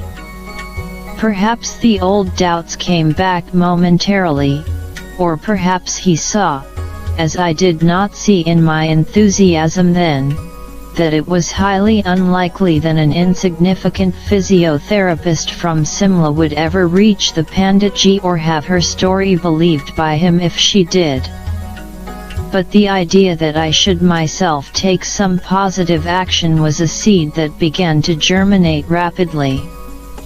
When it flowered it was into a proposal so obvious and so reasonable that, for the first time, I saw hope in the king's face. The idea came to me on the evening I dined at the Happy Cottage. I had never, in all those weeks, eaten there before, anything more than tea brought on the tea wagon by Sad Face, neat little sandwiches, and English cakes and cookies. Eating or not eating did not worry me, but when the king discovered that I had never tasted Nepalese food he decided that I should, and he began, with his quiet passion, to organize the day and the time. As requested in one of those brief little cinnamon notes from Sardar Pushparaj, I arrived at the palace at 6:30, dressed in a long sharkskin frock, wearing pearls and sapphires. The garden was even more brilliantly lit that evening, colored lights hanging like stars among the sky of leaves. There was a table set by the lake, and the light winked on the cut glass and the filled decanters there. We drank there and talked there softly, the king, the queens, the princesses, and I, and then, with grave ceremony, went upstairs to the cocktail room. I saw now why that black glass table was fastened by one end to the wall. It thus was left with one head only, and this for the king. But he would not sit there, guiding me instead to the place with a firm grip on my elbow. "Royal Hukam," he said. "It is my command, Erika."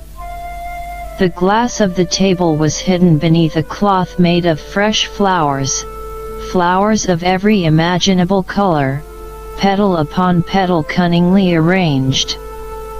In the center rose a mountain of fruit in a golden bowl. At each place was set a golden dish in the shape of a V, and there were 7 dishes, for the king and his queens, for the princesses, for Sala, and for me. In her hair that night Sala, sad face, again wore the diamond tea.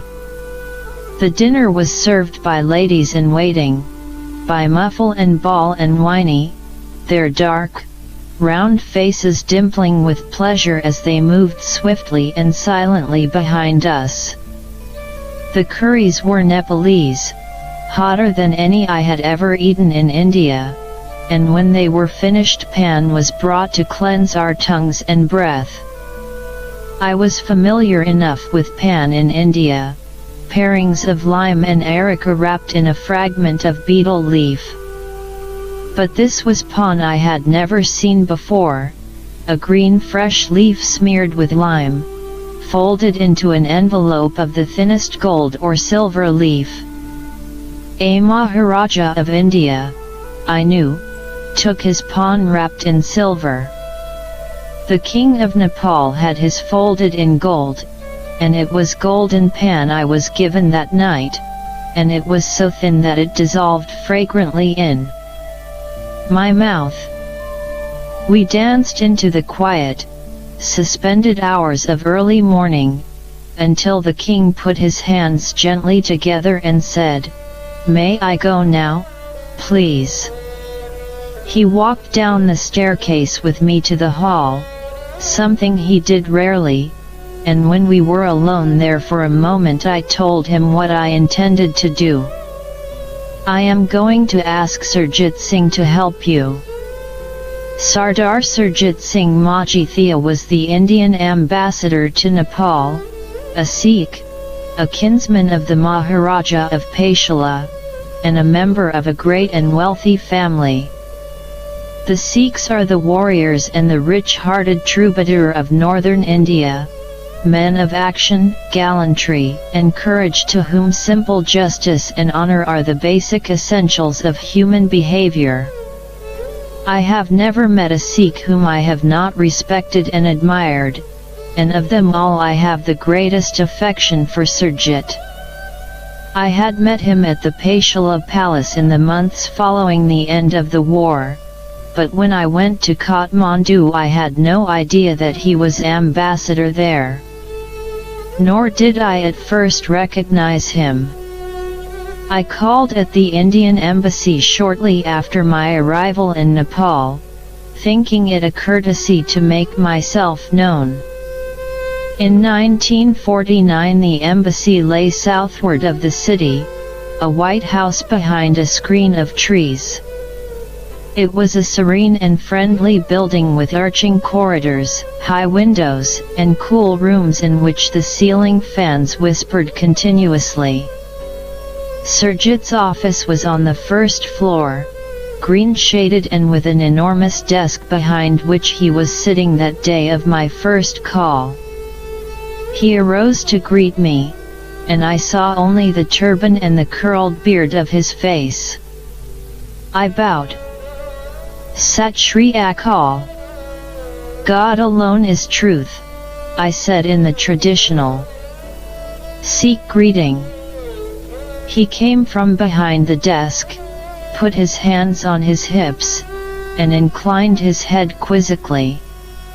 Are you quite sure you're all there, Erika? Don't you recognize me? Now I saw who it was, and of course I remembered him, the warmth of his friendship in the days at the Maharaja's palace, the good humor of his plump and jolly wife. Your Excellency, I said, please forgive me. He put both hands on my shoulders as if to shake me. I'll forgive you if you'll drop this Excellency business. Sit down and tell me what you're doing here. I've known for days that you were in Kathmandu, and we've been wondering why you didn't call on us. I visited him and his family frequently after that, coming and going almost as I pleased in the mornings, and I do not know why I never thought of asking for his help long before I did. Surjit is one of the most handsome Sikhs I have seen, and all Sikhs are handsome. I have, still, a vivid picture of him as he was during those days in Nepal, noble head high on his neck, great almond eyes of compassionate intensity, his beard rolled and held tightly to his chin by a band that went over his head beneath his turban. Today that beard is grey, but then it was a shining blue-black. I have no doubt that he is still what he was then, a man's man, an airman who had been a fighter pilot during the war and who still flew his own plane, a sportsman who loved to hunt rhino and tiger, who could defeat most Englishmen at their own games.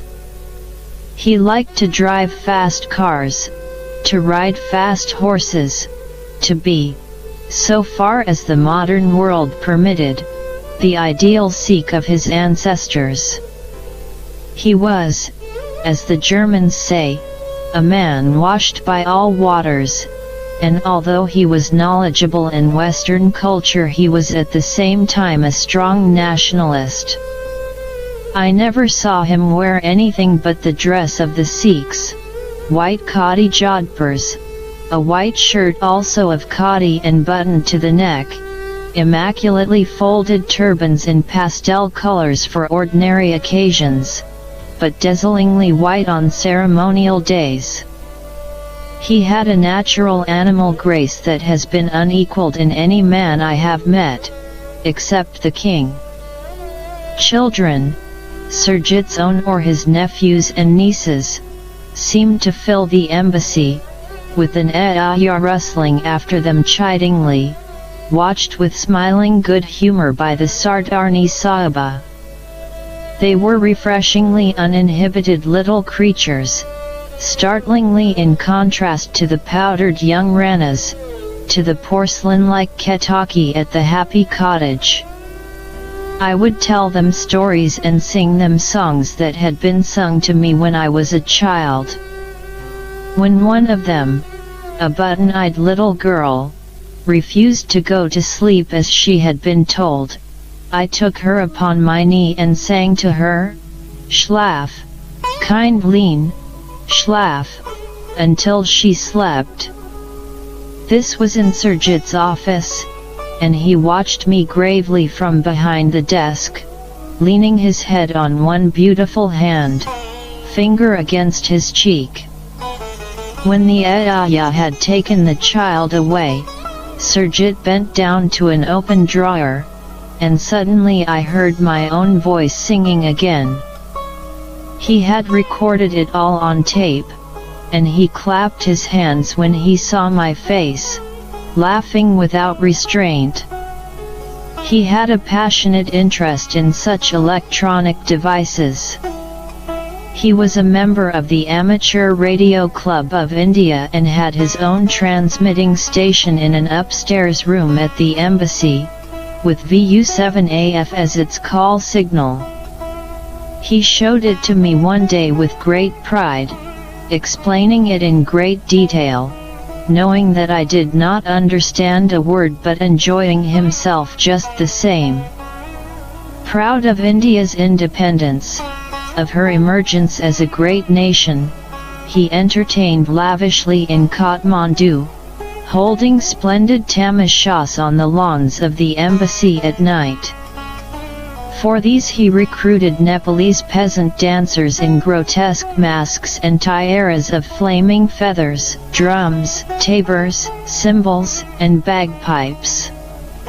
One of Surjit's tamashas would start before midnight and go on until almost dawn, until my ears were deafened by the brazen music, my eyes driven out of focus by the costumes of the dancers, the flags, the frenzied gyrations of arms and legs.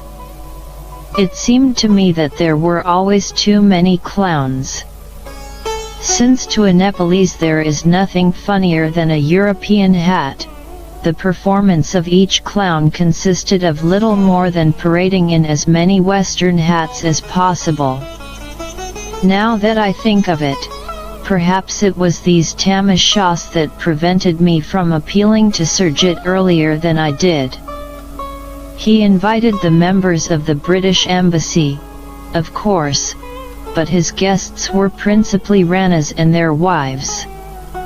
The Maharaja came too, sometimes, in his Prince Albert and white jodhpurs, his black hat with the diamond, his pince-nez and his hooped mustache.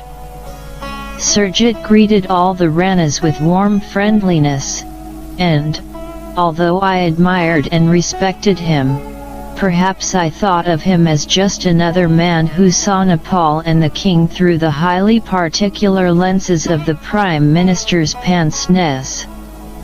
Of course Surjit knew nothing of the king, had probably seen no more of him than Tribhuvan's appearance at Durbars, when Surjit received the pawn and the perfumed handkerchief. Also, he was a diplomat, and a diplomat's duty is to treat with the powers that be, not those that might be, however estimable. These things I had considered before I ultimately decided to make my appeal. I chose an afternoon when the Sardarni Sahaba had asked me to take tea at the embassy, and when Surjit Ji and I were alone for a moment I said, "Surjit Ji, I have something terribly important to ask you in private." He looked at me very carefully. "Are you in trouble?" "No, it's not for myself." He took my arm and led me into a little drawing room next to his radio room. We sat together on a sofa, he at one end, I at the other, and he leaned his tall body against the cushions and extended one arm gracefully along the back of the sofa. "We shan't be disturbed," he said. "What is it?" "Surjit Ji, what do you think of the king?" "The king?" He lifted his hand and let it fall. "What should I think of him? Don't you ever wonder about him?" He smiled. "My dear Erika, you know this country now. I have never spoken to him. Is it important? I want you to help him, Surjit Ji." He was silent for a moment, and then he said in an altogether different tone, "I think you'd better tell me what all this is about, and ask me questions afterward." Once I began I could not stop. How long I spoke to Surjit without interruption I do not know. He watched me attentively, his head leaning on his hand, and the sunlight falling on the wall behind him. I told him of the king's despair and frustration. I said that the stories about his lechery and debauchery were lies, and that the king wished to be free. "He wishes to be free," repeated Surjit slowly. "Free to be what, Erika?" "To be a constitutional monarch," I said, and I told him of the books the king had smuggled into the country. "I admit there are things going on in this country that I know nothing about, Surjit. But I do know about the king's unhappiness. He needs to feel that someone outside Nepal sympathizes with his ambitions and will help him if necessary." "And what do you want me to do?" "I want you to write to Pandit Nehru, Surjit ji, and tell him what I have told you." Surjit said nothing for some seconds. Then he raised his hand from the back of the sofa and slowly lowered one finger, as if marking the one thing that puzzled him. "Why should you do this for him?" It was not easy to explain my emotional involvement in the king's affairs. It was so tenuous that it appeared absurd when I attempted to put it into words, but I had scarcely begun when Surjit put up his hand and smiled. "It's all right, Erika, you don't have to say any more, it's on your face." Then he frowned. "But you are asking me to involve my government in something very serious." "I believe you, but I have only your word to give the Pandit ji." "Meet the king yourself, Surjit," I said impulsively, and I began again to plead the king's cause.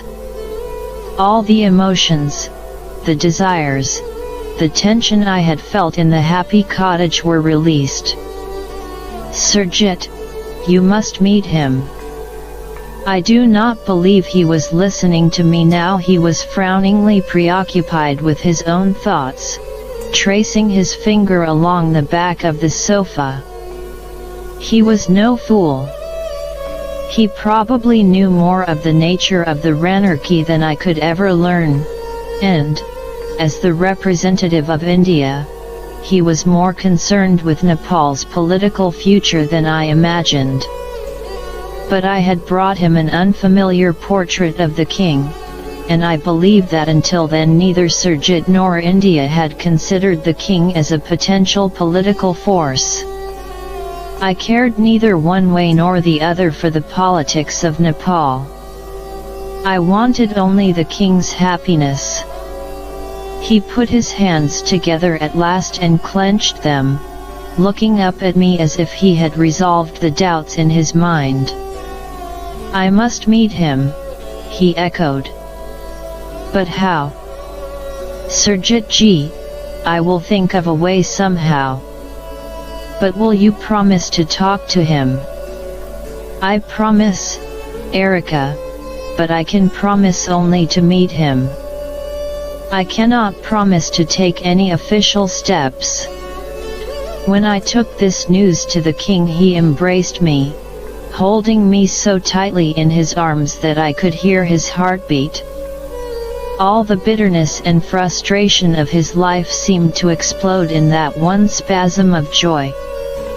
That evening was one of the happiest we had ever spent together at the happy cottage, and it did not occur to us to answer one important question: how was Surjit to meet the king? Now that I became a conspirator, I discovered that the king had been one for years. Now there came a partial understanding of those unexplained absences, those evenings when he arrived 2 or 3 hours late for our appointment, or left after a few minutes with no more than a gentle "May I go now, please?" It became obvious that he was in some way in contact with the anti-Rana forces within Nepal, that his 3 sons were aware of this and helped him when they could. He never explained the nature of this contact, and I never asked for an explanation, but I believed that it was at its best only ineffectual. There was, also, a melodramatic flavor to his nightly excursions, and I believe that sad, bored side of his nature enjoyed the excitement of them, even when nothing came of them. One evening we had been discussing how he might meet Surjit, and I said unhappily, "You can go nowhere without being recognized. There is only one man in the world with that face and those curls.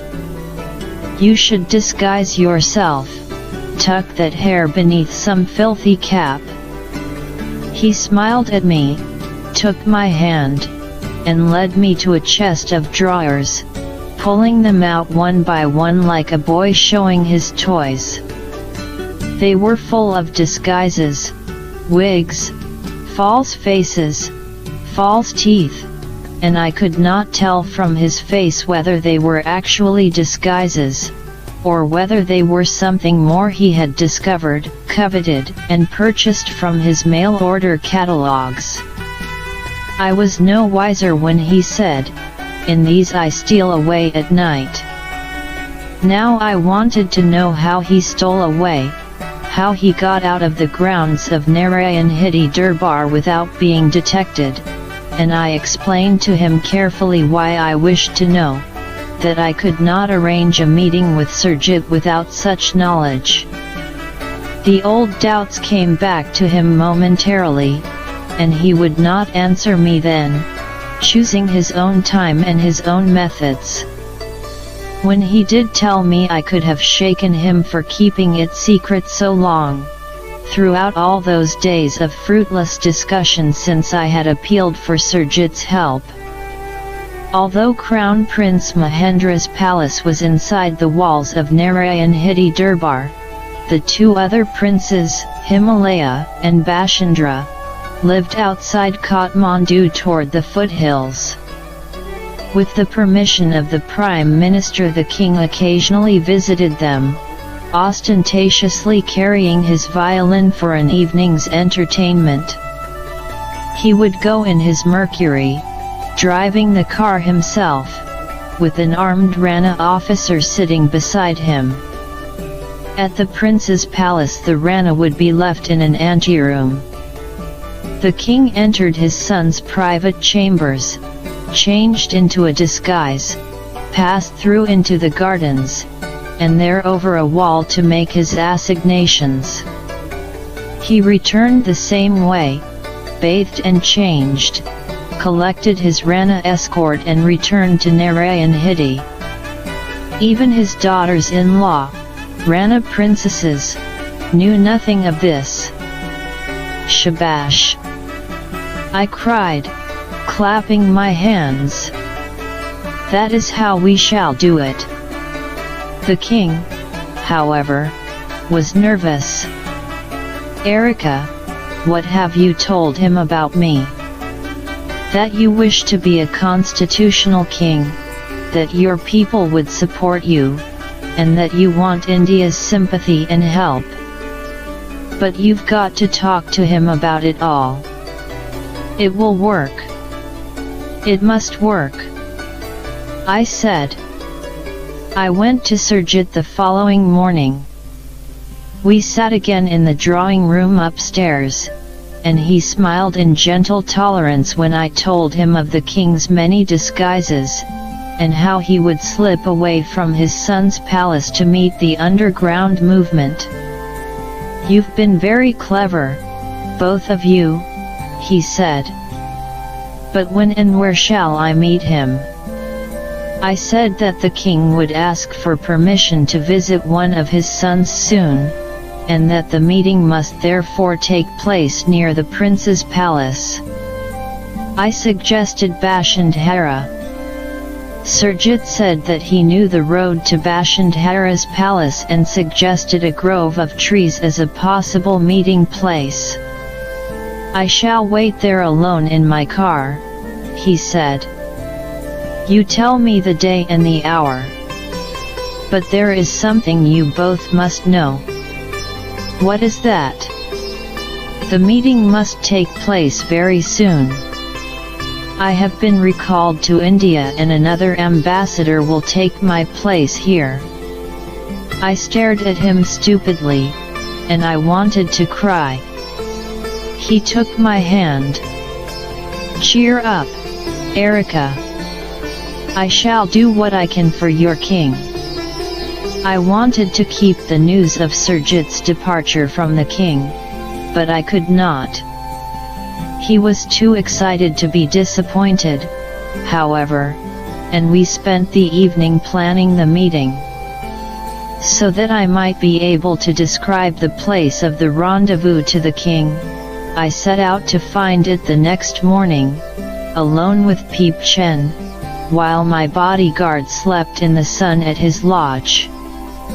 I walked for miles in the heat and the dust, stopping Nepalese and asking them in Nepali and Hindi where the prince's palace was. They did not understand me, and when I at last found someone who did, it was by now too late, and I returned to Tribhuvan, depressed and dispirited. "Why didn't you tell me you were going?" said the king that evening. "I know where the spot is." The evening came at last. When I arrived at the happy cottage, the king was waiting, his face tight with anxiety. He was simply dressed in white, and when I saw his empty hands I said, "There is a German proverb, Klein Geschenke halten die Freundschaft, little presents keep friendship alive. Take Surjit a present." He smiled and pointed to the violin case on the chair. "Open it," he said. Inside there was no violin but a magnificent kukri, with a beautifully carved hilt of ivory and a jeweled scabbard inlaid with gold. "That is my little present for Surjit," said the king. Then he left. I went with him to the gate of the palace, carrying the violin case beneath my arm. His beige Mercury was waiting, and in the front seat was a young Rana officer, a shining revolver holster strapped to his belt. He alighted, saluted perfunctorily, and held open the door. I gave the case to the king, and he dropped it casually on the rear seat and drove away. I went back to the palace. The queens, princesses, and I sat in the cocktail room, scarcely able to talk. In less than 2 hours the king returned, coming upon us suddenly. He stood in the doorway, and his pale face was paler than ever I had seen it. "He wasn't there," he said. 3 days passed before I was able to call upon Surjit and ask why he had failed the king. During those 3 days the king did not once mention the evening, but his expression was ugly and bitter. I was angry with Surjit and I was also frightened. I was afraid that perhaps the Ranas had discovered the plot and that Surjit had cautiously withdrawn from it. I was afraid that he had given the whole affair a second thought and decided to have nothing to do with it. I was afraid of many things, and this fear and anger were mixed inside me when I finally went to the embassy. I had underestimated the good Surjit Ji. A servant led me upstairs to the ambassador's bedroom, and there he was, ill, his cheeks sunken, his eyes bright with fever.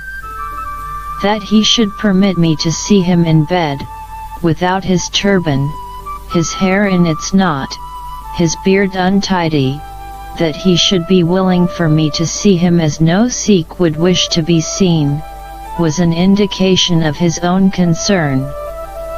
He had been ill for 4 days, and for the first 2 of them with so high a temperature and delirium that he had been unable to send word for me.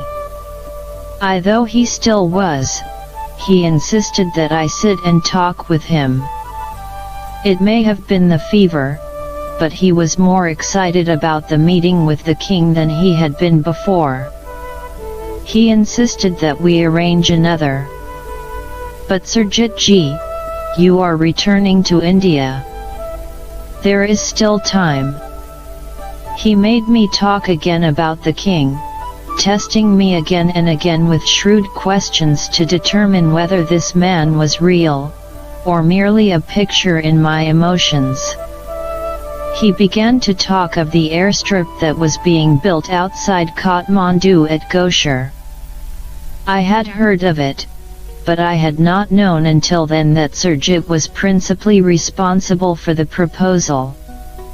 He had flown the first plane into Kathmandu, his own Dakota, I think, and now he began to talk of the plane and the airstrip. You know, Erika, your king should seek asylum in India. Supposing when I fly home, soon, I took him with me. Surjit ji, is it possible?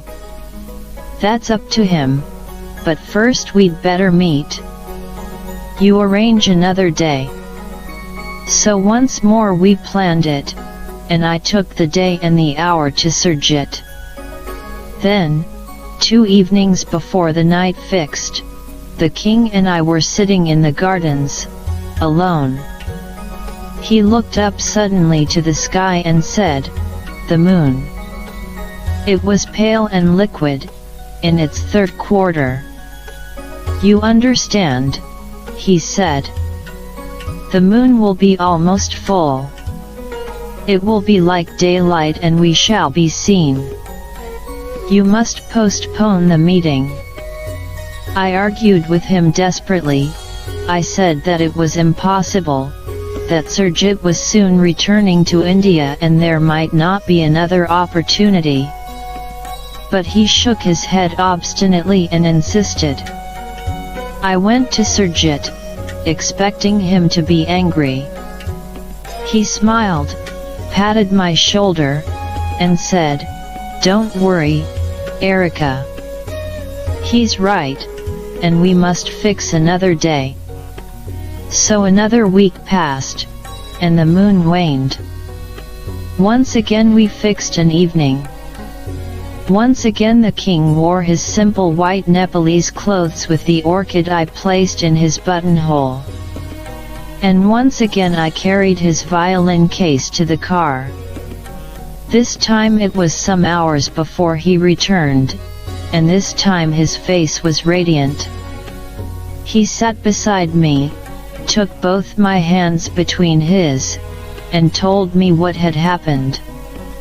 At the door of his son's palace he had said namaskar politely to his Rana escort and gone inside to the private chambers. There, both Himalaya and Bashantara were waiting, alone. The king stripped off his clothes and dressed quickly in the dirty linen of a Nepalese peasant. With the kukri thrust through his sash, he slipped down the stairs to the gardens, climbed the wall and set out to walk alone to the grove of trees. The moon was no longer strong and was hidden for the most part by heavy banks of clouds, but when it broke through these the king dropped into the mud of the paddy field and lay there until there was darkness again, or crawled forward on his belly. When he reached the grove he saw a car wafting, its lights out, and he was about to rise and run to it when the moon came out and shone on leather and bright buttons. The man in the car was not Surjit, but a Rana officer keeping tryst with a shadowy figure in a dark sari. The king lay for long minutes in the ditch, watching the car until it drove away. Then he lay longer still until another car came and stopped beneath the trees, its lights dying. This time the king saw Surjit's turban, the curled black beard along the line of his jaw. The king rose out of the ditch and ran toward the car. Surjit opened the door, grasped the king roughly by the shoulder, pulling him inside and thrusting him down to the floorboards. At the same time he started the car. He drove furiously. The king, himself a fast driver, said that Surjit drove like a devil, never once taking his eyes from the roadway to glance down at the crouching figure at his feet. At the Indian embassy, Surjit turned into the great drive and pointed his car toward the open doors of the garage. Inside, he switched off the engine and the lights, closed the garage doors, and then returned to sit in the car with the king. What these two men said to each other, what was proposed and agreed between them, I never discovered. Afterward, all Surjit would say was, "He is a good man, your king, Erika." And, of Surjit, the king said only, "I like him," and this with his faint, mysterious smile. But I know that each must have searched for some reassurance from the other. Surjit was being asked a great deal, to decide, in the cramped darkness of the car, where neither could see the other's face, that this was not the debauched creature as painted by the Ranas but a man of conscience and integrity, a man worthy of his help and his governments. On the other hand, the king's hypersensitive nature must have suffered cruelly. For the first time he was speaking of his troubles and his ambitions to the representative of a foreign state, a stranger, a man whom he had seen but once before, and that momentarily under the chandeliers of the Hanuman Palace. When they had said all that could be said there, Surjit gently advised the king that it was time for him to return. Tribhuvan pulled the jeweled kukri from his sash and placed it in the ambassador's hands. And Surjit's memory was good. He remembered what I had told him of the king's love of watches, now unstrapped his own magnificent golden watch and gave it to the king. Then the king was driven back to the grove of trees, crouching on the floorboards again, the car rocking violently at high speed on the broken road. Once there, he climbed out silently, crawled across the paddy fields, and mounted the wall into the garden of his son's palace.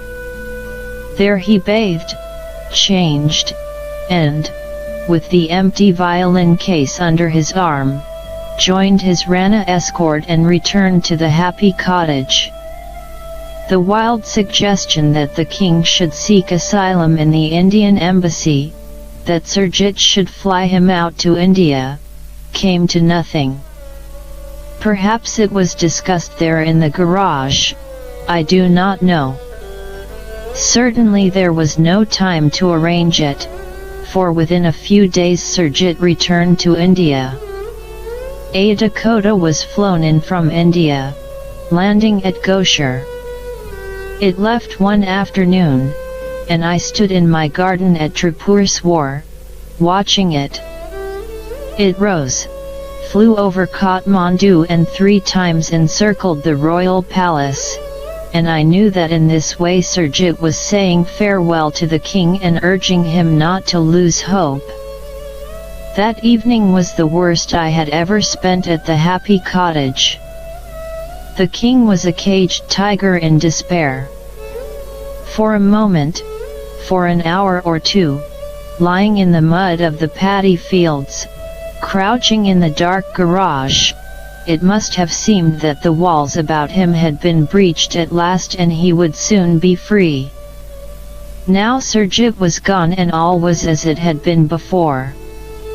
The king told me that he and the queens, the princesses, and Sad Face had stood by the lake that afternoon, watching the Dakota as it circled the palace and flew southward toward India. They watched the sky long after the sound of the engines was gone. Erika, my last hope went with it. I am in prison again, and I shall never escape. I bowed before him, with palms meeting, and I touched his feet. The new Indian ambassador was Sir Chandreswar Prasad Narayan Singh. I did not know him. The thought of going to a stranger, and once more pouring out my heart in a confusion of appeal and exhortation, depressed me. At the best I might be merely an annoyance to him, at the worst a joke worth telling the Ranas. Since Surjit's departure I had had uneasy reflections on the risks I was running, the extreme one being the poisoned cucumber the king had mentioned. I am not, by nature, a conspirator, having neither the patience nor the duplicity, and I felt sure that before long the Ranas would realize that this silly European was not as silly as had been first imagined. But I was most afraid for the king. By bringing him into contact with Surjit I had given him great hope. That had ended in nothing, in an airplane circling the palace, and in great despair. His feeling that he had been abandoned was evident in every word and action. If Sir Chandreswar refused to help I did not know what would happen to the king. In the days immediately following Surjit's departure the atmosphere at the Happy Cottage was almost unbearable, and we found little pleasure in our dancing. The princesses, who knew, or did not know, what had happened, were none the less infected by their father's dark mood. Because there was sadness in his face they, too, were sad. Their soft whispering became inaudible. Their eyes, when we sat together in the garden, were held to the terrace outside their father's bedroom. When he came they and their mothers watched him with unhappy anxiety. Deeply disturbed by them, I tried to reassure them in gentle ways. One day Gorky Ram brought me 2 beautiful magnolias from my garden, waxen blossoms framed by dark leaves. I told him that they were too beautiful to be given to me, that I would take them to the palace as a present from him to the queens. He smiled in happy agreement. I wrapped the flowers in silver paper and laid them both in a cloud of tissue, and Gorky carried them gently in his hands as we drove to the palace.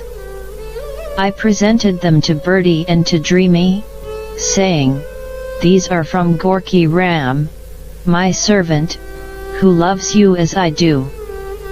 Smiles of pleasure fluttered across their faces, and they held the magnolias as if each were a jewel. The king, standing behind them, smiled for the first time since Surjit's plane left. Never could this royal family receive a present, the humble little things from my own possessions, the soap I found in the Kathmandu bazaar, without genuine surprise and without giving in return. That night each queen gave me a 200 rupee note for Gorky Ram. As soon as I thought it politic after Sir Chandreswar's arrival, and before the king had received him in official durbar, I called at the Indian embassy and left my card. I wrote to him the same day, welcoming him to Nepal, wishing him success and happiness, and asking for an early opportunity of meeting him to discuss a matter of extreme importance. I sent Gorky with the letter, and with a sheaf of flowers from my garden. I received a reply from Dr. Shantaswarup Gupta, who had been Surjit's secretary and who was now secretary to Sir Chandreswar. He thanked me on the ambassador's behalf for the flowers, and added, "His Excellency would be glad if you could see him at 10 o'clock on the morning of Thursday next." The king said nothing when I told him of this, but he smiled a little wistfully. Sir Chandreswar was a dignified Hindu in his late 40s. In his Gandhi cap and white achkan he was like a modest college don. He was not tall, and he had none of Surjit's distinct Sikh masculinity, but behind his little black mustache his round face was gentle and compassionate. As he rose from his desk, his hand outstretched, his faded eyes looked at me over the tops of his horn-rimmed spectacles in kindly but shrewd scrutiny. Our conversation began with pleasantries. He was a cultured man, a fellow of Patna University and its vice-chancellor since the war. He liked to paint and to play tennis, and I think we talked of these things, and of the beauties of Nepal. His mood was sympathetic, and his understanding generous, and instinctively I knew that I could trust him. My doubts, the fears I had had, evaporated. I knew that perhaps it was going to be easier to talk of the king to him than it had been with Surjit. Surjit had been in Nepal a long time before I came and had listened to the Ranas and had heard their stories of the king. Sir Chandreswar was a stranger to the country. There had as yet been no tennis parties for him, no baskets of mangoes and oranges, no jolly little hunting excursions to the Terai. He ended our general conversation by saying, "You said, madam, that there was a matter of extreme importance." I do not remember what words I used to tell him the story, except that, toward the end, and almost in tears, I said, "Your Excellency, I am so worried. What will happen to the king now?" He had been listening attentively, his body immobile, his hands flat on the desk before him. Now he rose from his chair, came round the desk to me, and placed a hand on my shoulder. "My dear child, don't worry. We shall think of a way to help him." I asked him how, and he shook his head. "You must give me time to think about this. Ask the king what he wants from me, and then you and I must meet again. But not here. Supposing we arrange a little picnic in the country." He came down to the car with me, and once more he said, "Don't worry. We shall help him if we can." I flew to the palace and told the king of this promise. "Your Majesty," I said, "smile again, please." Day after day I waited to hear from Sir Chandreswar, and day after day without word. He presented his credentials to the king in the Hanuman Palace, a simple, modest figure in Gandhi cap and achkan among all that glittering gold and scarlet. He bowed before the king, accepted the pan and the perfumed handkerchief, and neither his face nor the king's betrayed that there was anything between them but the ritual of this ceremony. But I was aware of an emotional undercurrent as if it were a vibration shaking the whole palace. When the Prime Minister glanced up to the gallery where I sat, I thought there was mockery in his bland expression. Bijaya was sitting next to me, and I thought I detected irony in every word he said. But the Prime Minister probably did not see me, and Bijaya talked only of his son, the 9-year-old Pashupati Shamsher, whom he wished to place in the Bishop Cotton School at Simla, asking me to write to the headmaster on the boy's behalf. Although I waited impatiently to hear from Sir Chandreswar, the king did not mention the ambassador again.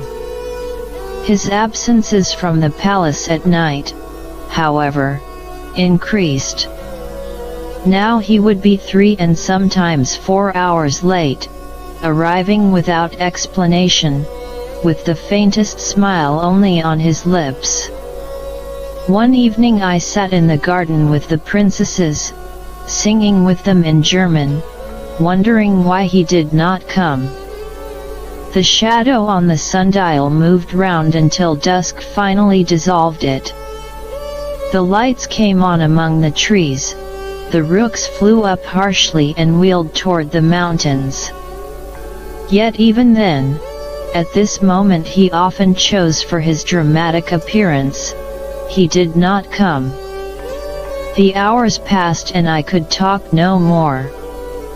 Always the burden of entertainment fell upon me when I was with the queens or the princesses, and, although I knew that they were content to sit in silence with hands folded, I felt compelled to challenge their gentle silence with noise and laughter. Perhaps that particular evening I was overtired, or too worried that no word had yet come from Sir Chandreswar. I suddenly said to Nalini, "If Bug does not come in 10 minutes I shall leave."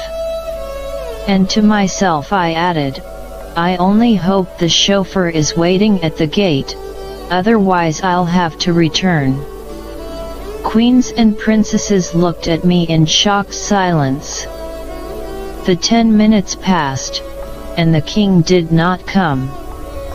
I stood up. "Namaskar, Bertie and Dreamy." "Namaskar, Nalini, Vijaya and Bharati." And I left them quickly, hurrying through the gardens, along the crazy paving, out of the white walls to where my car usually awaited me. It was there, but its chauffeur was not. I could not walk the long way to Tribhuvan in the dark, after the curfew gun, and in stiletto heels that would have broken an ankle within 200 yards. So I went back, feeling a little absurd. There was the king. He stood by the steps of the portico, white hat pulled down over his black curls, one foot a little forward, one hand at the lapel of his jacket and the other holding a leather driving glove at his side. I greeted him politely, but coldly, for I was still stupidly angry with him and with myself, but he did not chide me for running away. He took my hand and led me down into the garden to a swing hammock where the queens were waiting. On this we sat, Bertie on his left, I on his right, and Dreamy to the right of me. The hammock moved gently for some minutes. He said nothing, staring into the shadows. Then he suddenly picked up my hand and held it so that the palm was upward and open. Into this he placed the driving glove, closing my fingers over it and holding all tightly in his grasp. "Now, Erika ji," he said very firmly, "will you please pass this to Dreamy?" And he moved my hand toward her. The grip of his hand was fierce on mine, and mine on the glove. Within the leather, unmistakably, was a revolver. "Now," he said, when Dreamy had taken the glove and covered it with her sari, "now you see why I am late." He gave me no further explanation, but that evening he was very happy as we danced. Word came from Sir Chandreswar at last, asking if I would give him the pleasure of my company on a visit to Budhanilkantha. But on the morning of the day the meeting was to take place there came another note. "I am very sorry, it has not been possible to make a program for Budhanilkantha this afternoon. I am hoping to arrange a trip Saturday next. Yours sincerely, CPN Singh. Once more the king and I were depressed.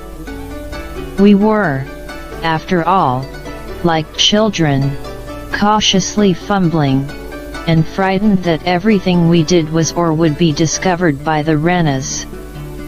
By the time Saturday came I had heard nothing from the embassy and had almost decided that Sir Chandreswar had forgotten, when a Sikh messenger walked up my pathway and handed me a letter.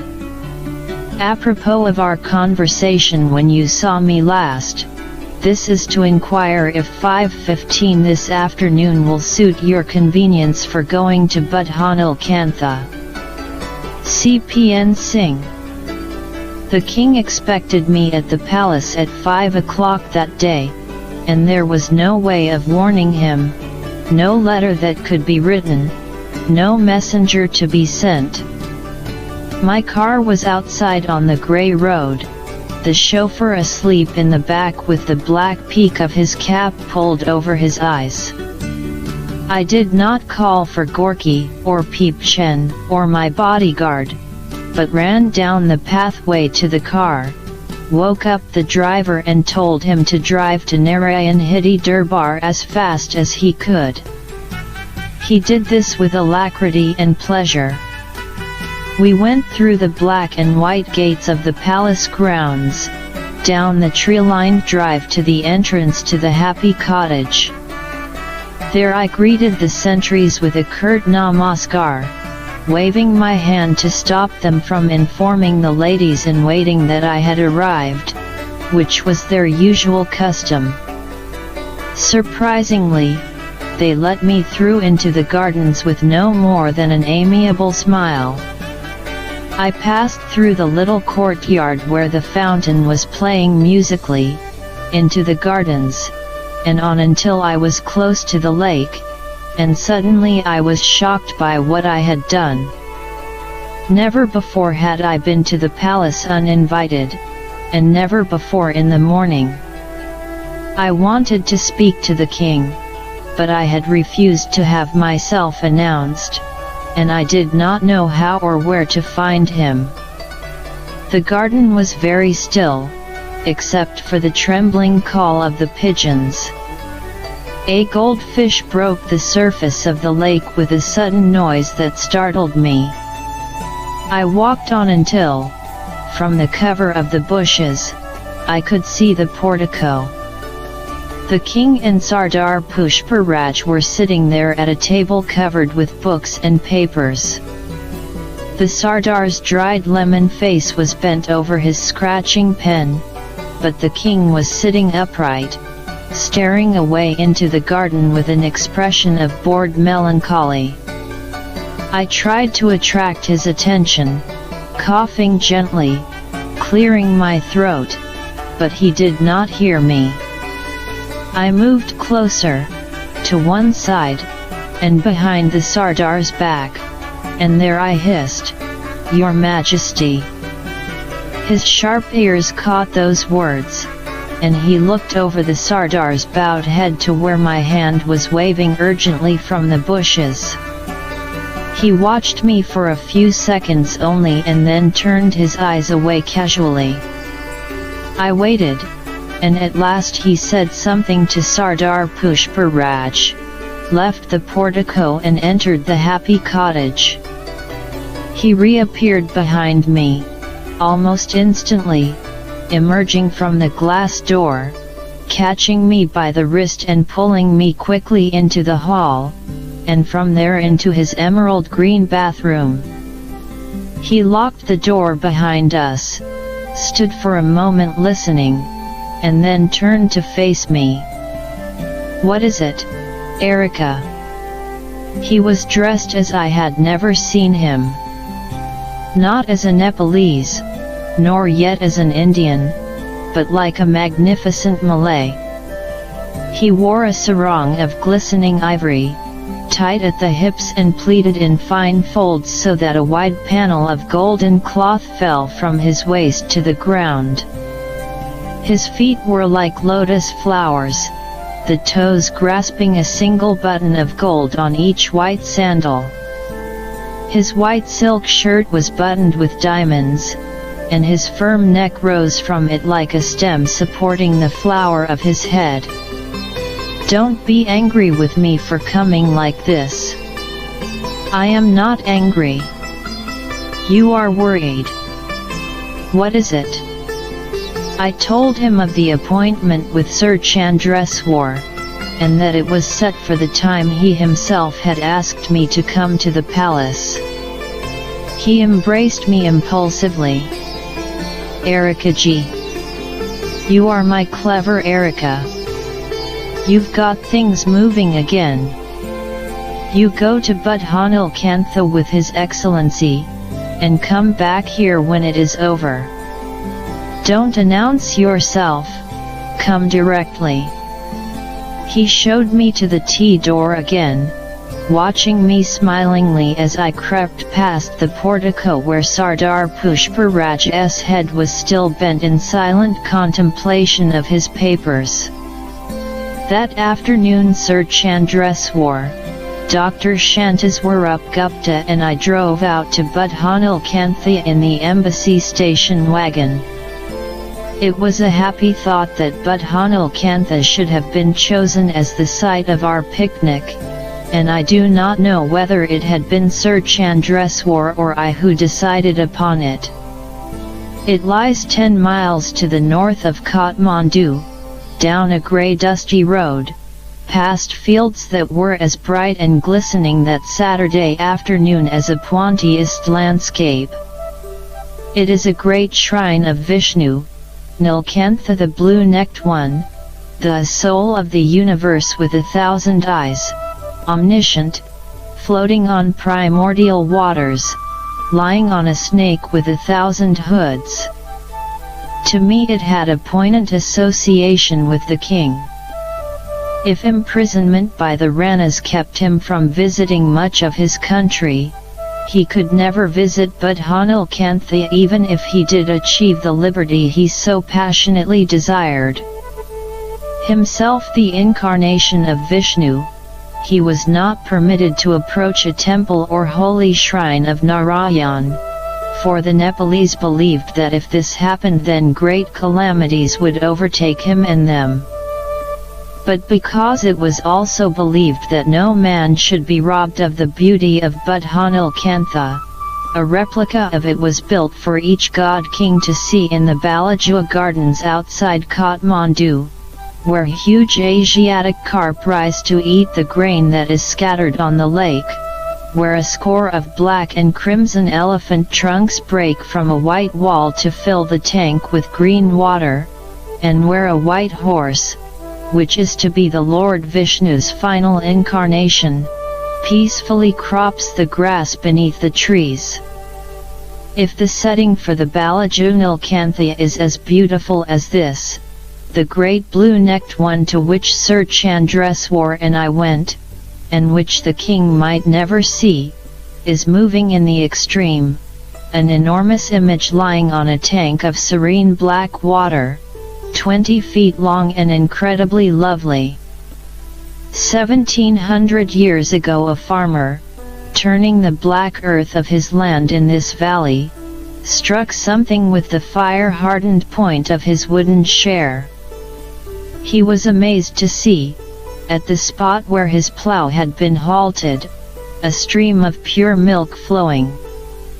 He called the village priest, and together they dug away the earth from beneath the plough. At last they uncovered this image. The plough had struck one of the hands, and it was there that the milk was flowing.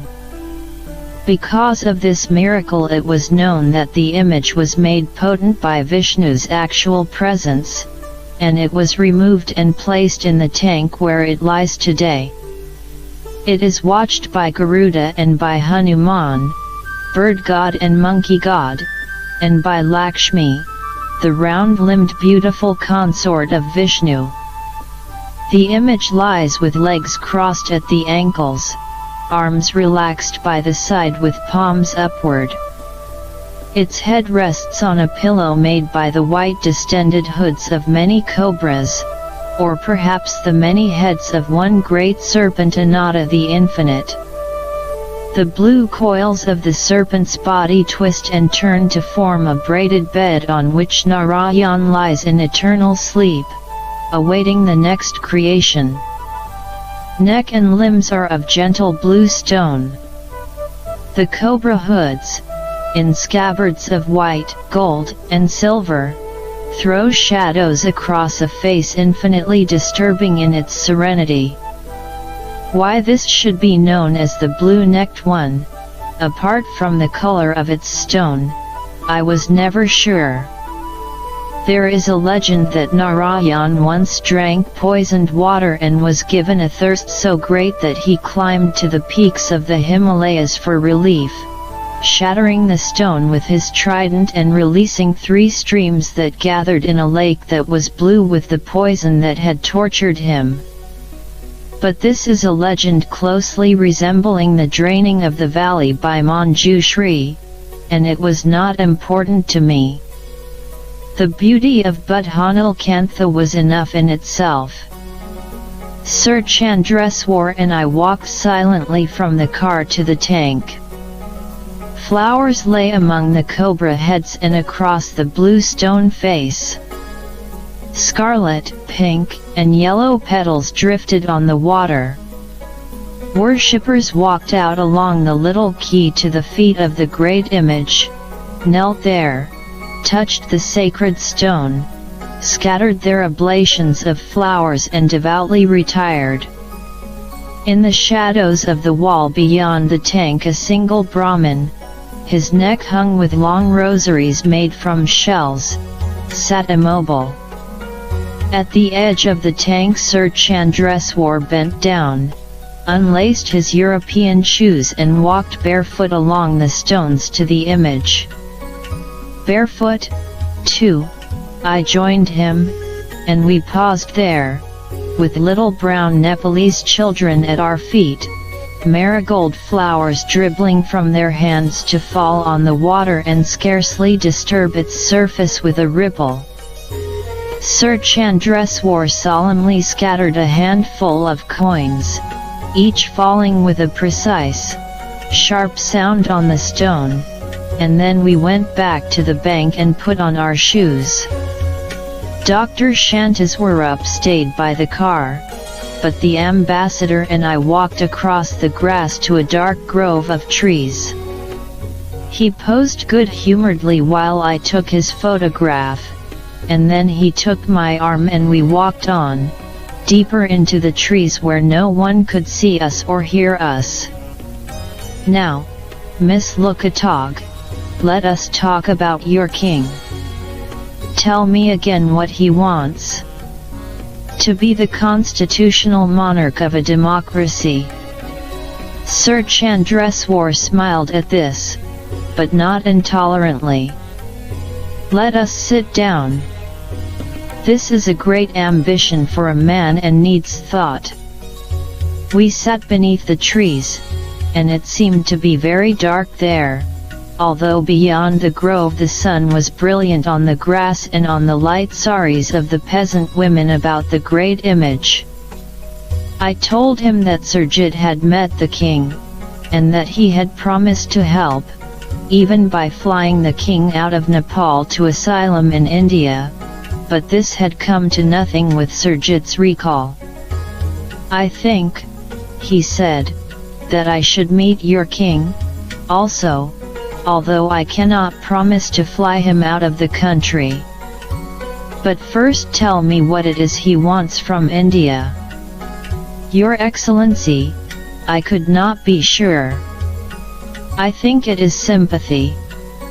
I think he wants to be sure of a friend outside his own country, someone who might help him if ever he tries to overthrow the Ranas. He knows that nobody in the world thinks of him. He knows what the Ranas say about him. Sir Chandreswar looked at me closely. Is he going to overthrow the Ranas? I don't know. All I know is his unhappiness, and his longing for India's help. I think he would like Pandit Nehru to know what he is really like. Sir Chandreswar put his hands on his knees and looked down at the Budhanal Kantha for a long time in silence. At last he said, I shall be going to India soon. He saw the sudden despair in my face. Don't be alarmed, it will be for a visit only, to attend the funeral of a relative. Perhaps I could talk to Pandit Ji, and perhaps bring a letter back for your king. I say perhaps, you understand, Miss Lukatog. I can promise nothing. Could you take a letter from the king to Nehru? I asked suddenly. I could, he said. Would he write one? I don't know, I said, and I truly did not. And if you brought a letter for the king, how would you meet him? He smiled at me. Now, you are a clever woman, you can think of a way. It did not seem to me that Sir Chandreswar was the type of man for the sort of rendezvous that had so much appealed to Surjit's nature. Then the idea came to me slowly. Your Excellency, when I told you about the beautiful gardens at Narayan Hiti Durbar, you said how much you would like to see them. He looked at me shrewdly. I could ask the Prime Minister for permission to visit them, and meet the king there by accident, and give him the letter. Would that do? He asked. No, I said unhappily. You would not be allowed to visit the gardens alone. You wouldn't be allowed to talk to the king without a Rana officer being present. He is not allowed to talk to foreigners at all. But it is an idea, he said, and he stood up. We will deal with first things first.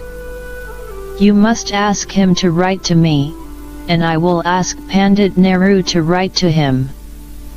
Now we must go back. When the car left me at Tribhuvan, he pressed my hand gently. Don't worry, my dear child, we shall manage it somehow. It was dusk when I reached the happy cottage that evening, and the king was waiting. He took my hand quickly and led me across the lawn, across paving stones that had been laid in the shape of hearts and diamonds, clubs, and spades. As we walked softly through the trees, there was a rustling on our left, a harsh cry, and I looked toward it. There was a great peacock slowly opening the wondrous beauty of its tail. In the light of the lamps I saw the electric blue of the feathers on the bird's throat and breast, the black and golden eyes on its fan. When we had passed, as if it had made its namaskar to the king, the peacock closed its tail and let it fall to the grass. We came to the little veranda beyond the tea pavilion, where I had met the Crown Prince Mahendra, and as we approached, three figures rose to their feet. They were the king's sons, the Yuvraj Sahib Mahendra in his plain Nepalese dress, the young Himalaya and Bashindra in thin European suits, and all had their heads bowed, the palms of their hands together, thumbs touching their lips. We sat together at a little table in the darkness, our faces momentarily revealed by the glow of our cigarettes, and I heard the peacock crying harshly as it stalked below the trees. The king sat by my side, holding my hand in his, as I told them of my meeting with Sir Chandreswar, of his promise to bring a letter from Pandit Nehru should it be possible. The princes said nothing, but I saw the dim movement of their heads as they turned their faces to their father, and the emotion that passed among them all was almost tangible. The king made me repeat again and again the story of the meeting at Buthanil Kantha. His voice was full of hope and joy. He lifted my hand and said to his sons, "She is my clever Erika, she will help us all." I believed that the king would write the letter to Sir Chandreswar immediately, but he did not. Day after day he avoided it, and day after day I pleaded with him despairingly. In that despair, perhaps, I did not fully realize what was being asked of him. For all the years of his life he had disciplined himself to betray nothing of his fears, his hopes, or his ambitions. Now he was expected to put them on paper, to entrust that letter first to me and then to a stranger, and finally to believe that it would be treated seriously by the Prime Minister of India. Now I know what doubts he had first to overcome, but in those days I thought only of the unnecessary delay and the fact that Sir Chandreswar would soon be leaving for Delhi. The king's birthday was approaching, and in thinking of it I forgot some of my anxiety.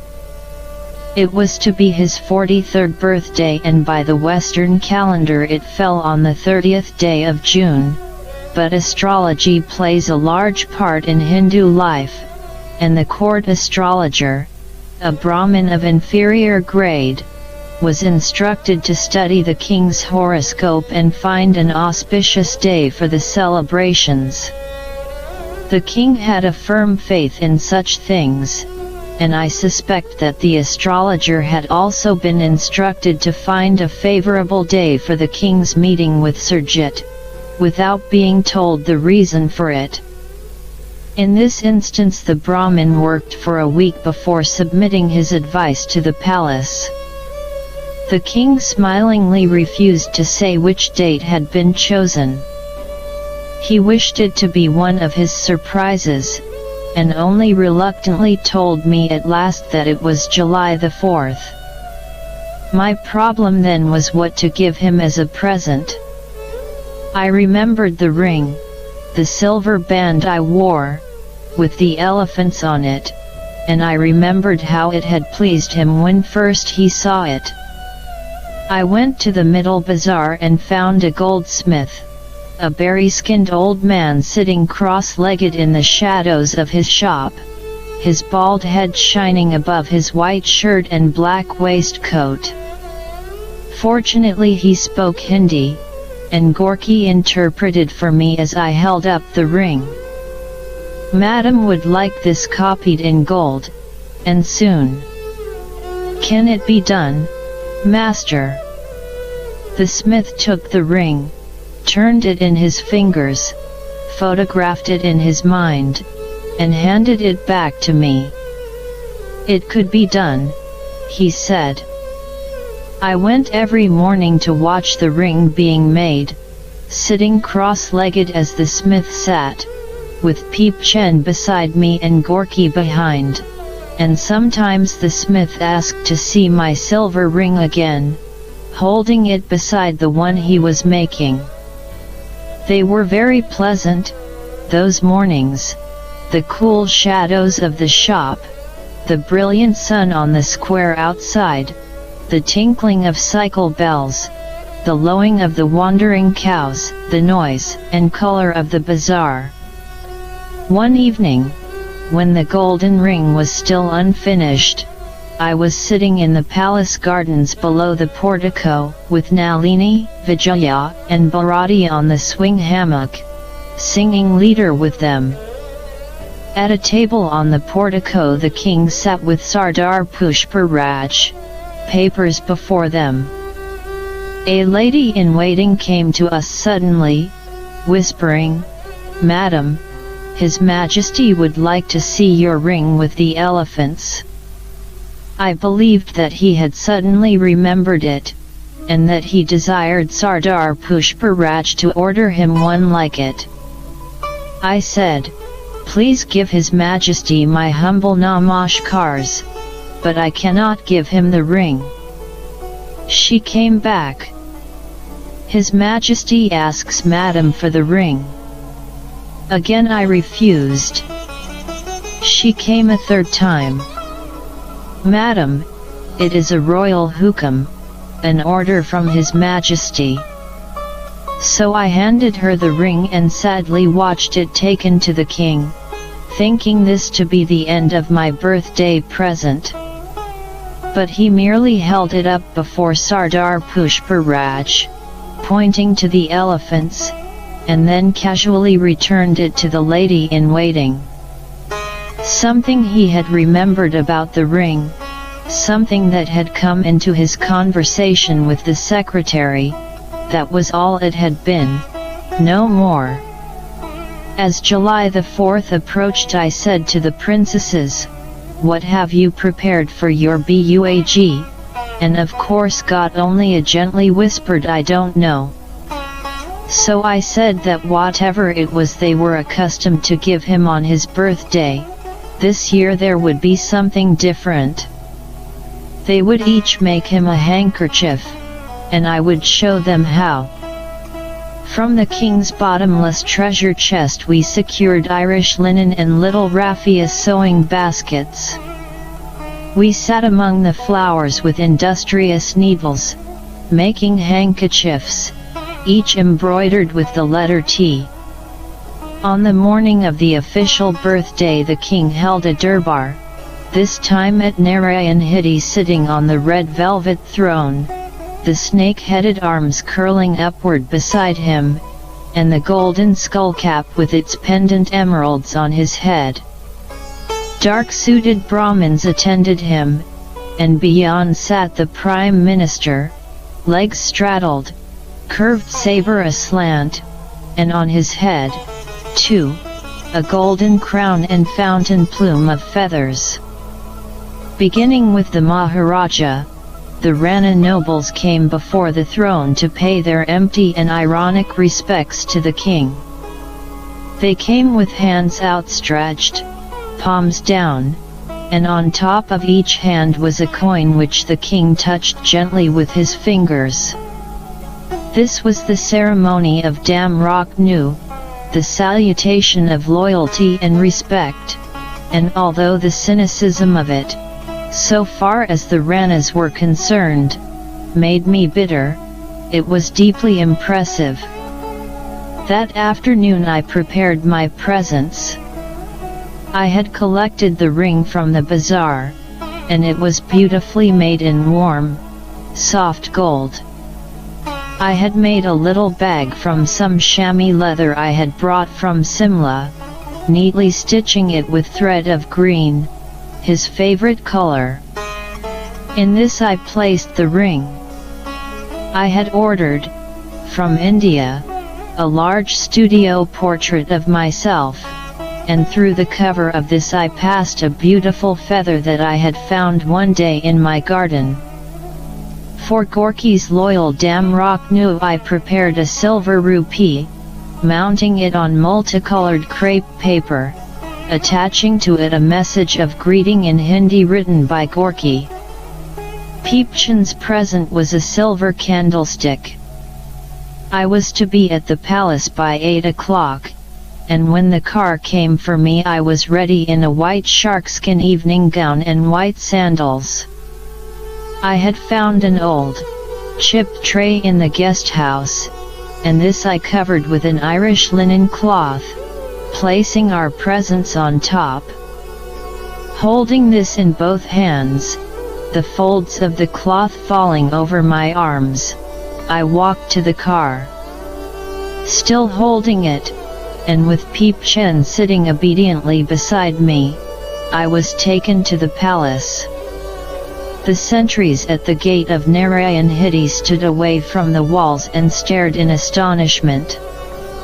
The garden of the happy cottage that night was more beautiful than it had ever been.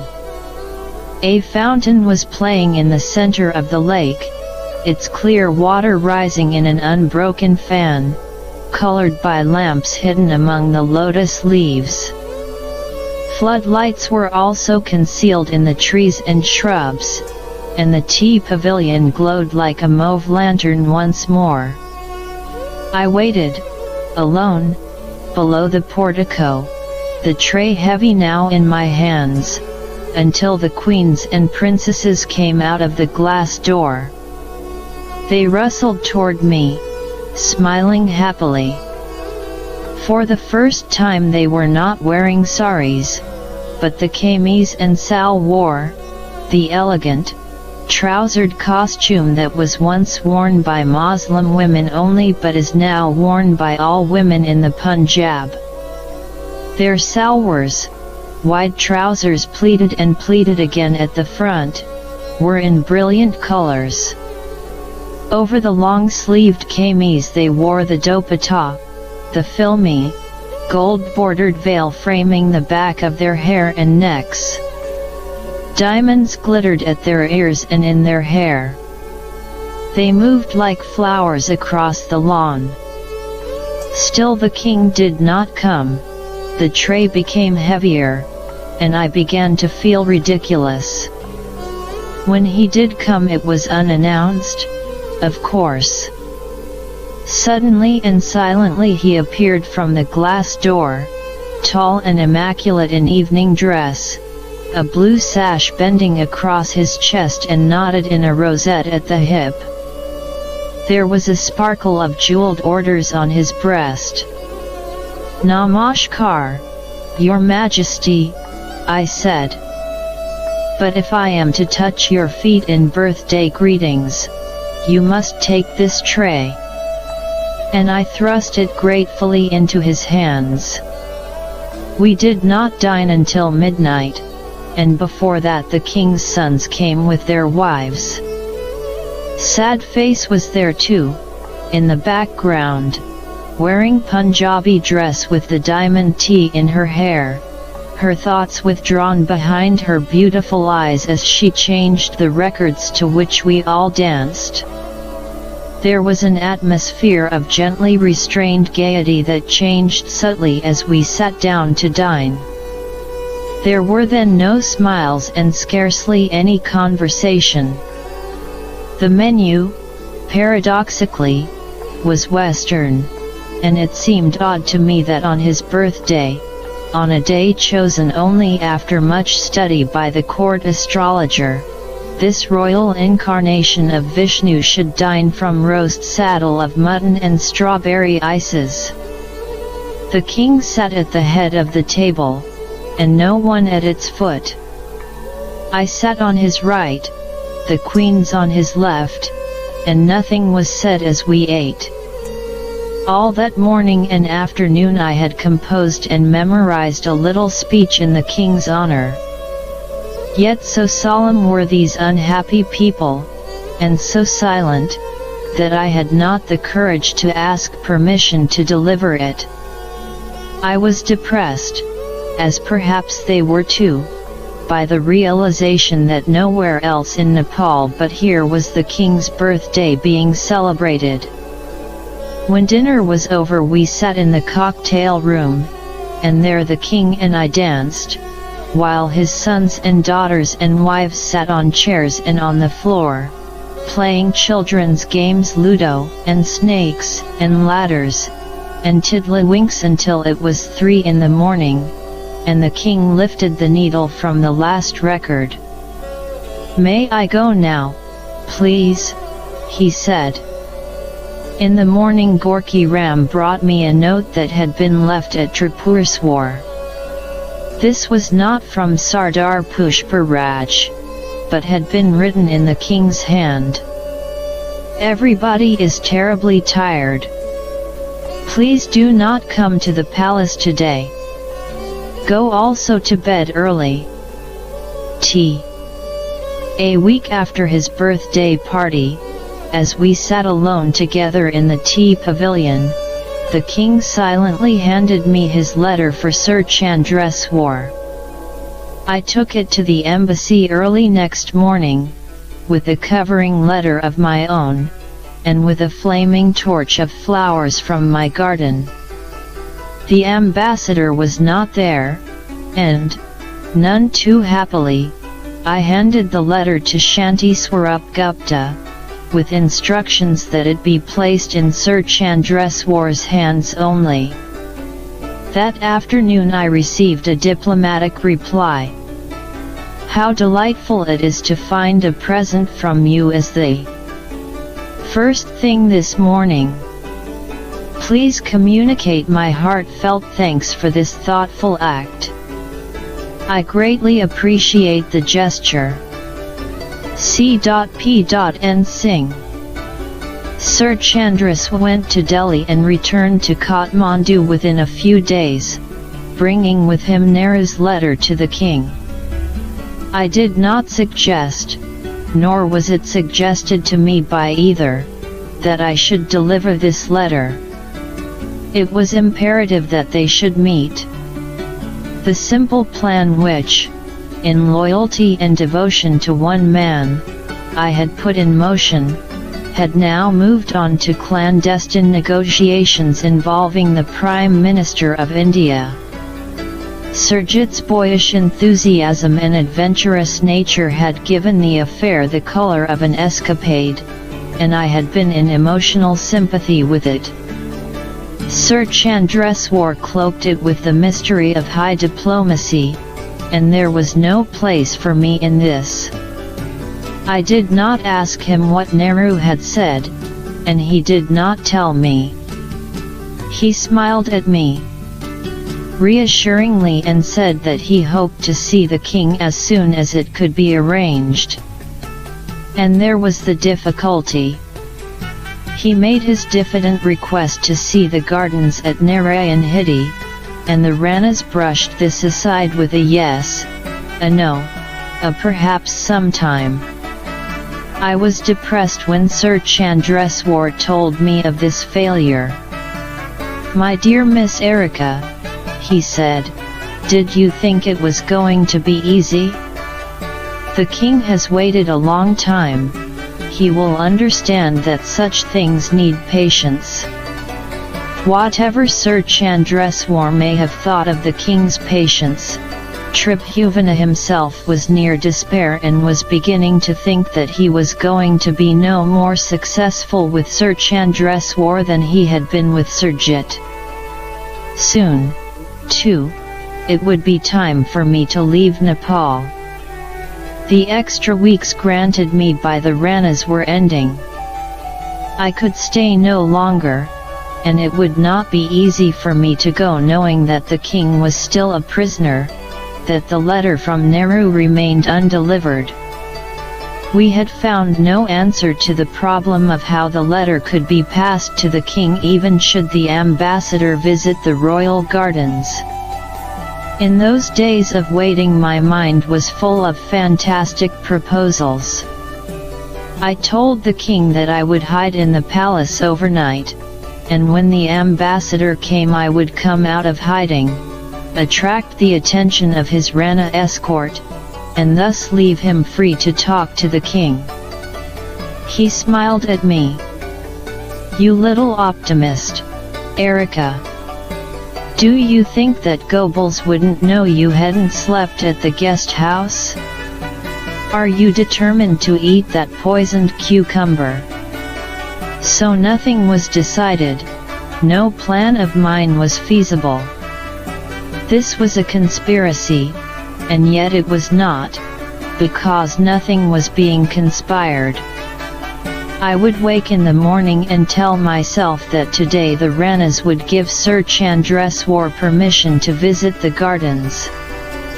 Before I had breakfasted I would know that it was impossible, because the ambassador had not yet asked for permission again, believing that to do so too soon would only arouse suspicion. Sadly I began to prepare for my departure. At the Foreign Office, Vijaya told me that I could not take my luggage with me across the mountains in this monsoon weather.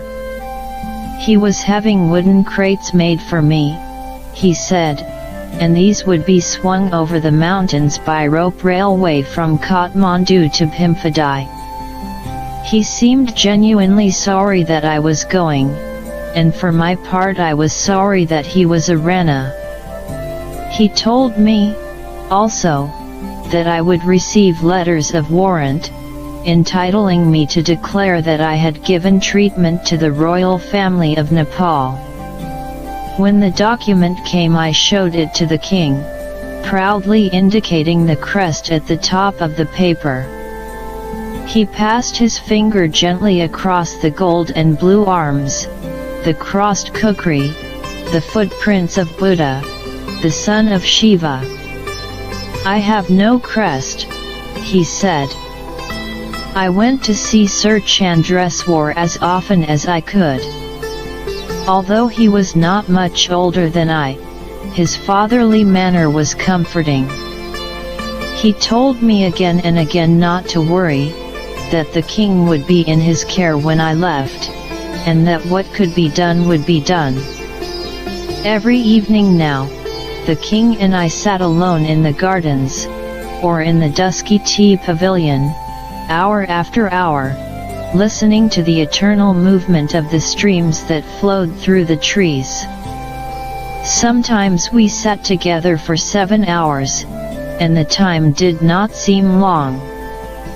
Now it was that the king told me so much of his life, of how in his youth he had determined to make his body and spirit strong, so that the Ranarchy could not debauch him as it had done his father and grandfather. He told me how each morning he had wrestled with his Japanese instructor, and how in the afternoons he had ridden 2 horses at great speed, a foot on the saddle of each. He put his body to great tests of endurance, and he paid a high price for this desperate attempt to be a whole man. Twice, before my coming, he had suffered from serious heart attacks. Such confidences indicated the change in him since the first days I knew him, or at least the change in his attitude toward me. His boyish liking for surprises, however, had not changed. One evening, it was a Thursday, the day of his regular visit to the Prime Minister at Singha Durbar, he said, "Tomorrow is a great occasion.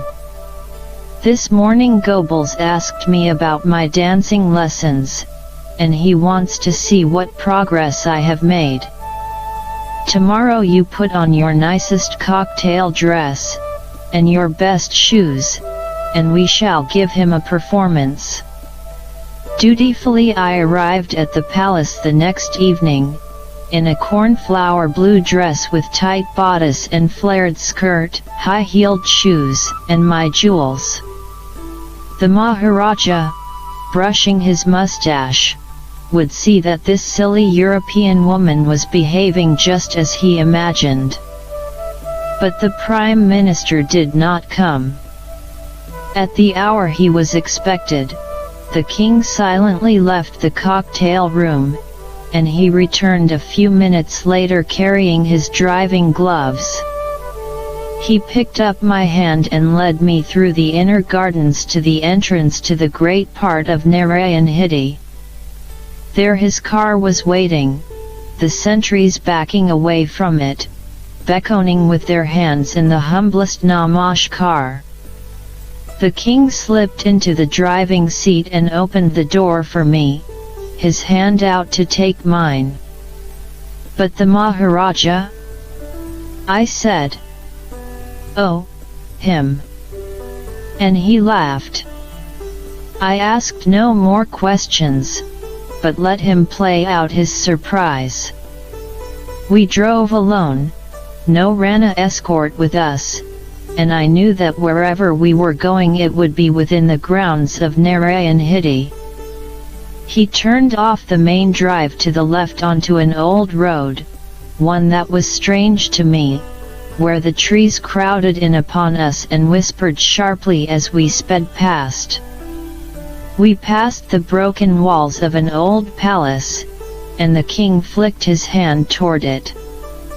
"That was my father's private palace," he said, and he added sardonically, "where he kept his 500 wives." We stopped at a corner of the old official palace.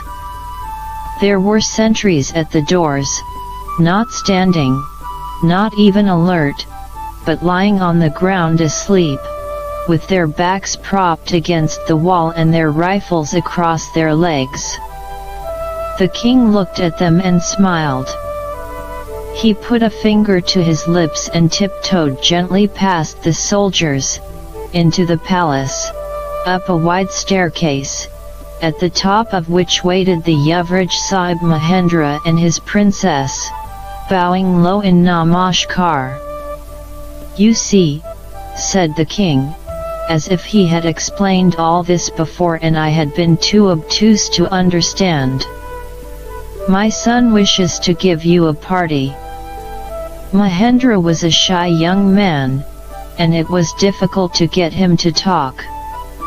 He had none of his father's clouded emotions, only a diffident serenity. He and his wife showed me their palace with the pride a Western couple might take in showing their home. I was taken to each room, even to the bedroom with its huge Chippendale bed. Their children came tumbling after us, little girls with powdered faces and jewels in their ears, little boys with the king's sad eyes, and when they had all studied me long enough, and decided that I was no monster, they climbed into my arms, chattering like monkeys. As we drove back that night, to where my car was waiting, the king hummed to himself happily, a rag for the evening when the heart is content. He said to me one day, "Erika, I have a surprise for you. Your Majesty, that will be something quite new. I am building something for you, here in the gardens. It will be yours alone." "Namaskar, Your Majesty, but you can give me nothing I need." "You shall see," he said. Now and then in the days that followed I heard a hammering and a banging from beyond the palace, from the other side of the happy cottage. The king did not mention the matter again, but when the noise grew unusually loud he would listen to it and would look at me with suppressed amusement. Then one day the noise stopped, and I heard no more noises for 2 days.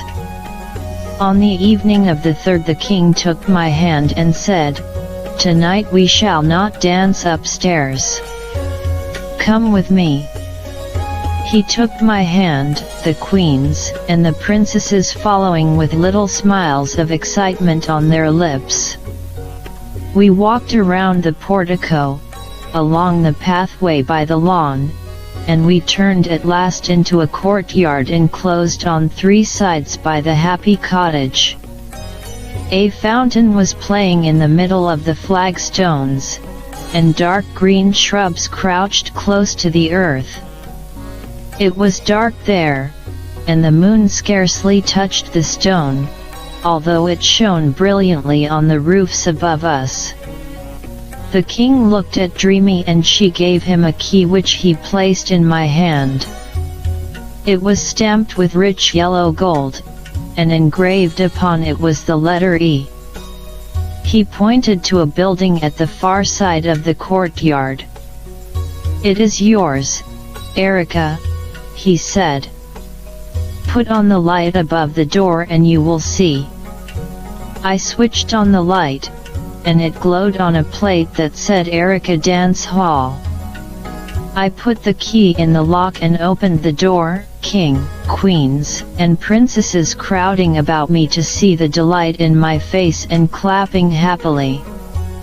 The door opened onto a long, rectangular room where light glimmered on salmon and silver walls. The rich curtains that hung across the windows were salmon and silver too, and the floor was smooth and shining in parquet blocks. There was the radio phonograph, and a grand piano with my birthday portrait framed upon it. There were flowers everywhere and a heavy, pervading perfume. I walked alone into the room, opened the piano, and softly touched a key. The sound did not break the spell. "Come," said the king, "now we shall dance in your own dance hall." I wanted to cry. He said to me, "Erika, I wish to honor you in a very special way. There has been too much, Your Majesty," I said. "But this is different.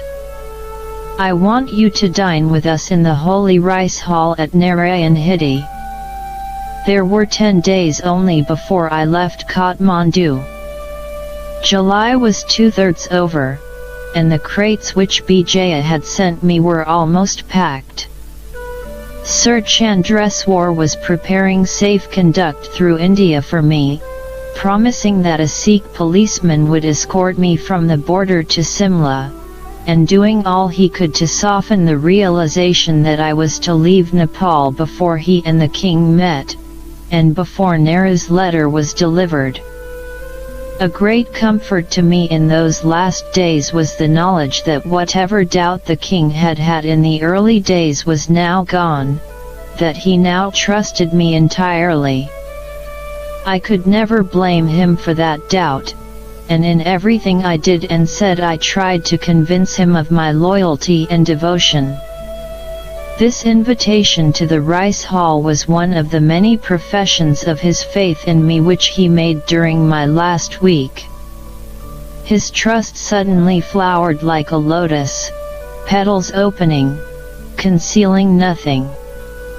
I had been in the East long enough to appreciate the sacred significance of a grain of rice.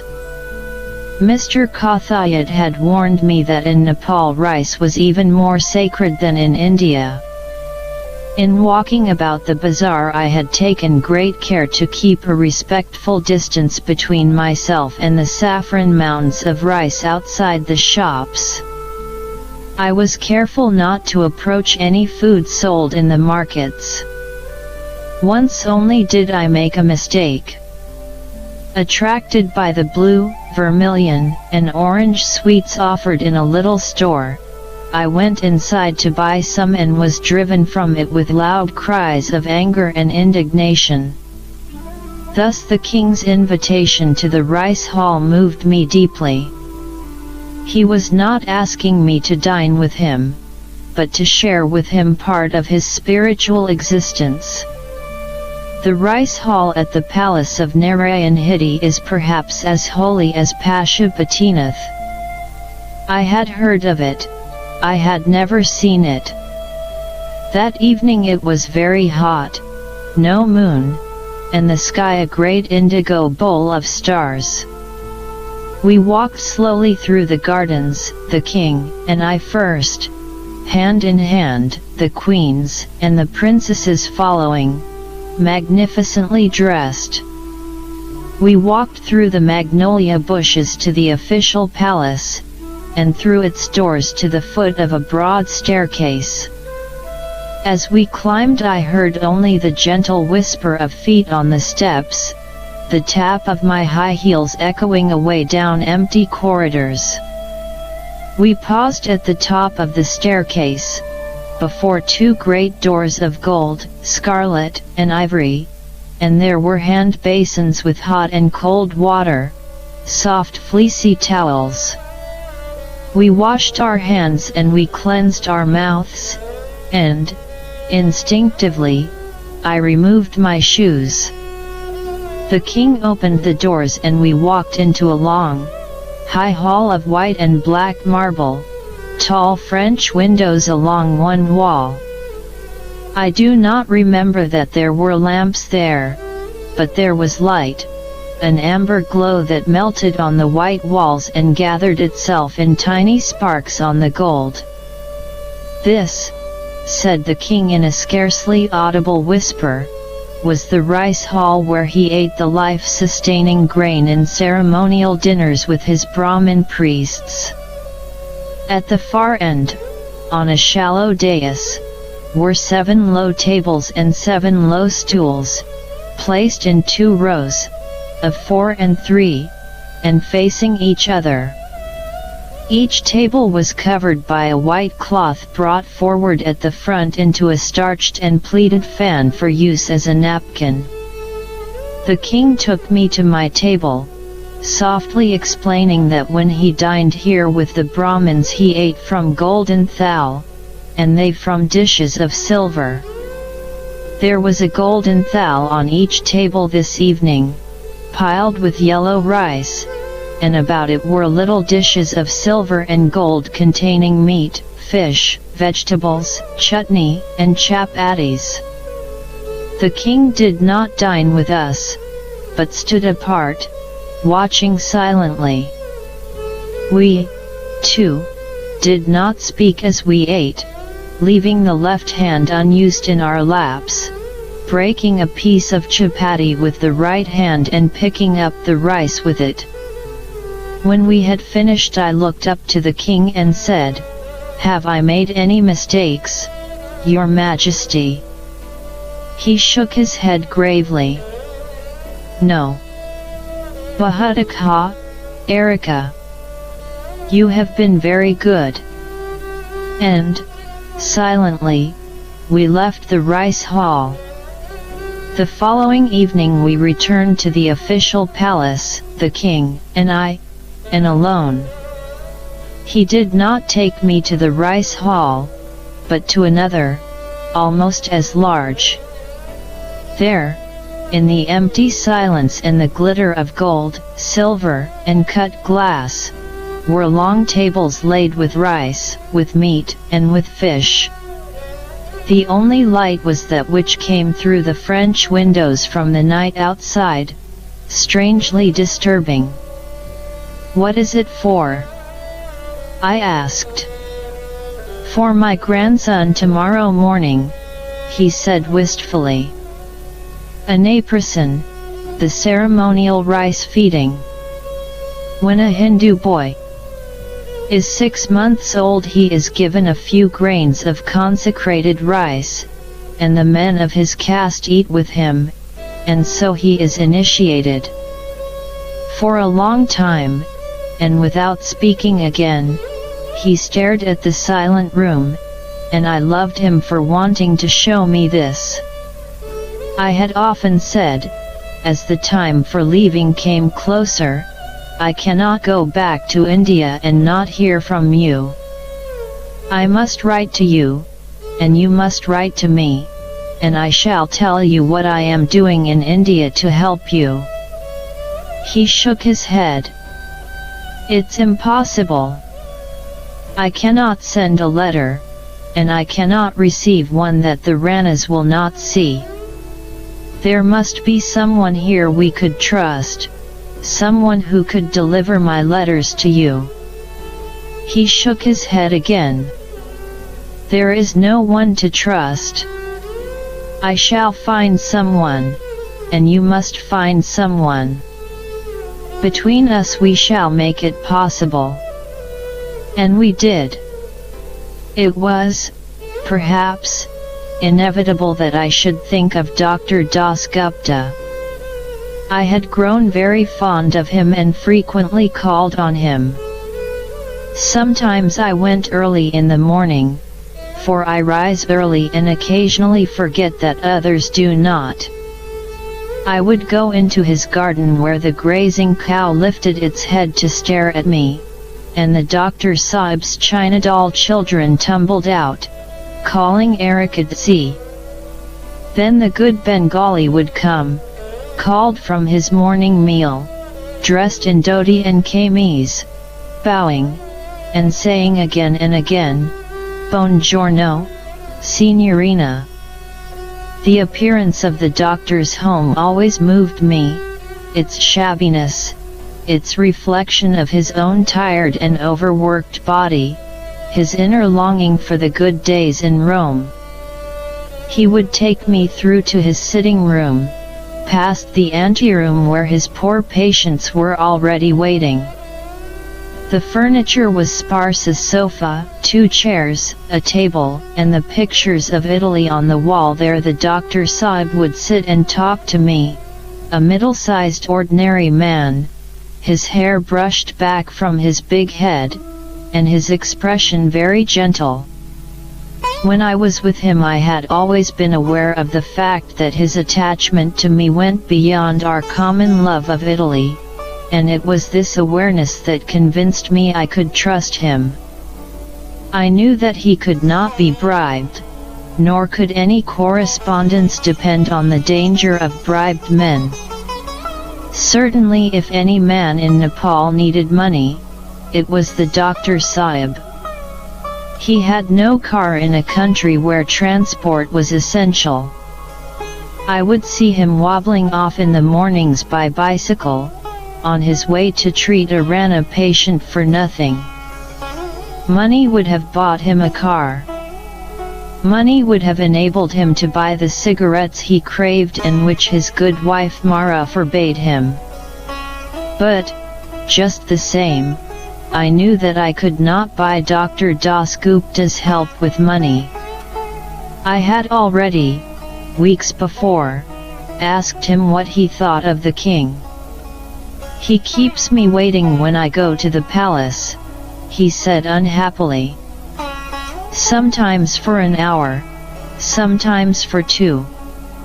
I could not explain to him that this was all the power the king had, to keep a man waiting. "Always," said the doctor, "they keep me waiting. The Ranas too."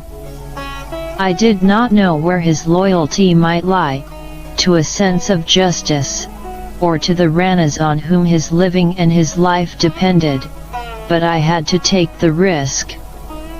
I remembered how he had treated me for dysentery, and how, when I asked for his account, he looked at me in sorrow and said only, "Signorina."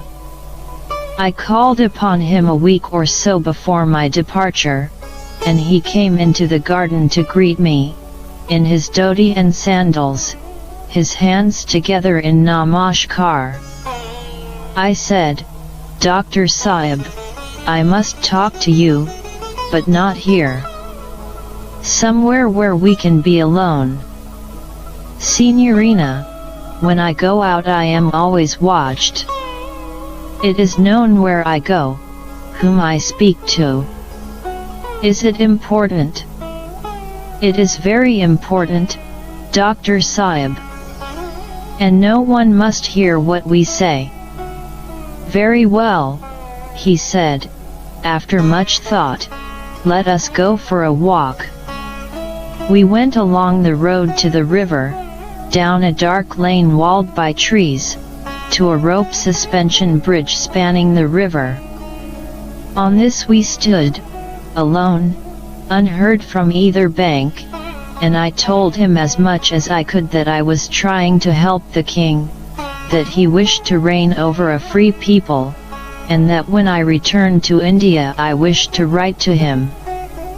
Would the doctor see that my letters reached the king? I said, "Dr. Sahib, I don't know. Perhaps when you go to treat the king, or his sons. We are never alone together. Dr. Sahib, please." "I will try," he said at last. "Tell His Majesty that I will try." But one man alone would not be enough. The king knew this, and I knew it. So many letters arriving from me for Dr. Das Gupta would, in time, make the Ranas curious enough to open them. One evening the king said to me, "There is another man to whom you may write, and who may send my letters to you. He has come here to meet you."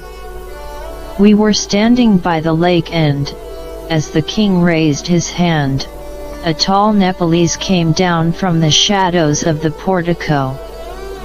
He had a fine head, with grey hair beneath his cap. He greeted the king devoutly, and spoke to me too, in Nepali that I could not understand.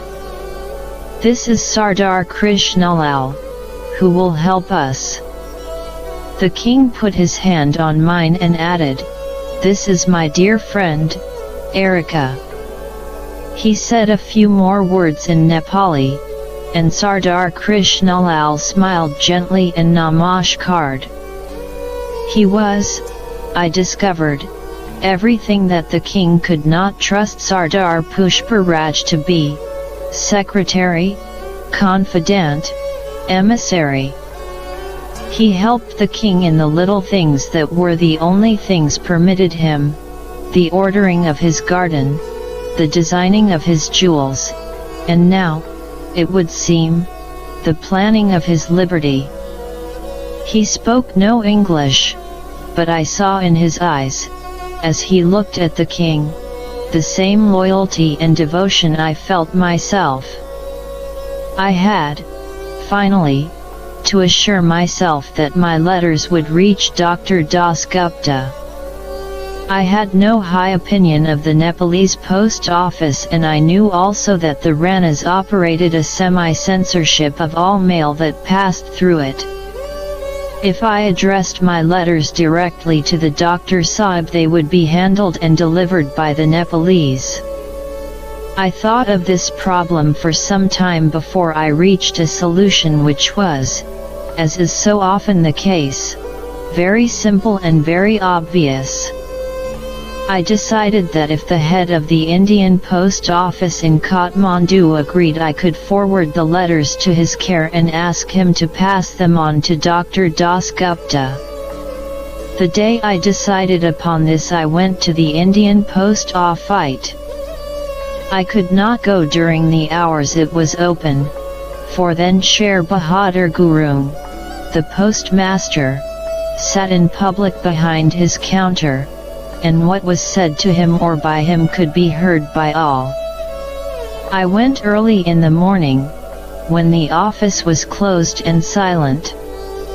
I knew that he lived behind the post office, and I found a door in the garden wall at which I knocked for a long time before it was opened by the postmaster.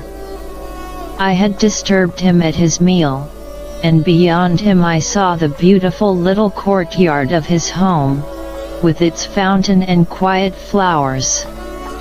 I said, "Master Ji, forgive me, but I urgently need stamps to write to my mother in Simla." He opened the door to let me into the courtyard, and I closed it behind me securely. "Madam, the post office is closed." I said, "It doesn't matter about the stamps, I wanted to talk to you. I am going home to India soon.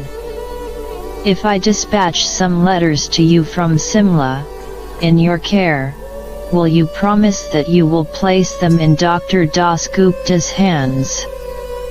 I had expected some argument, or at least a request for an explanation, but he looked at me very closely and said, "Of course, madam. You may trust me." It was that simple. The king was still not satisfied.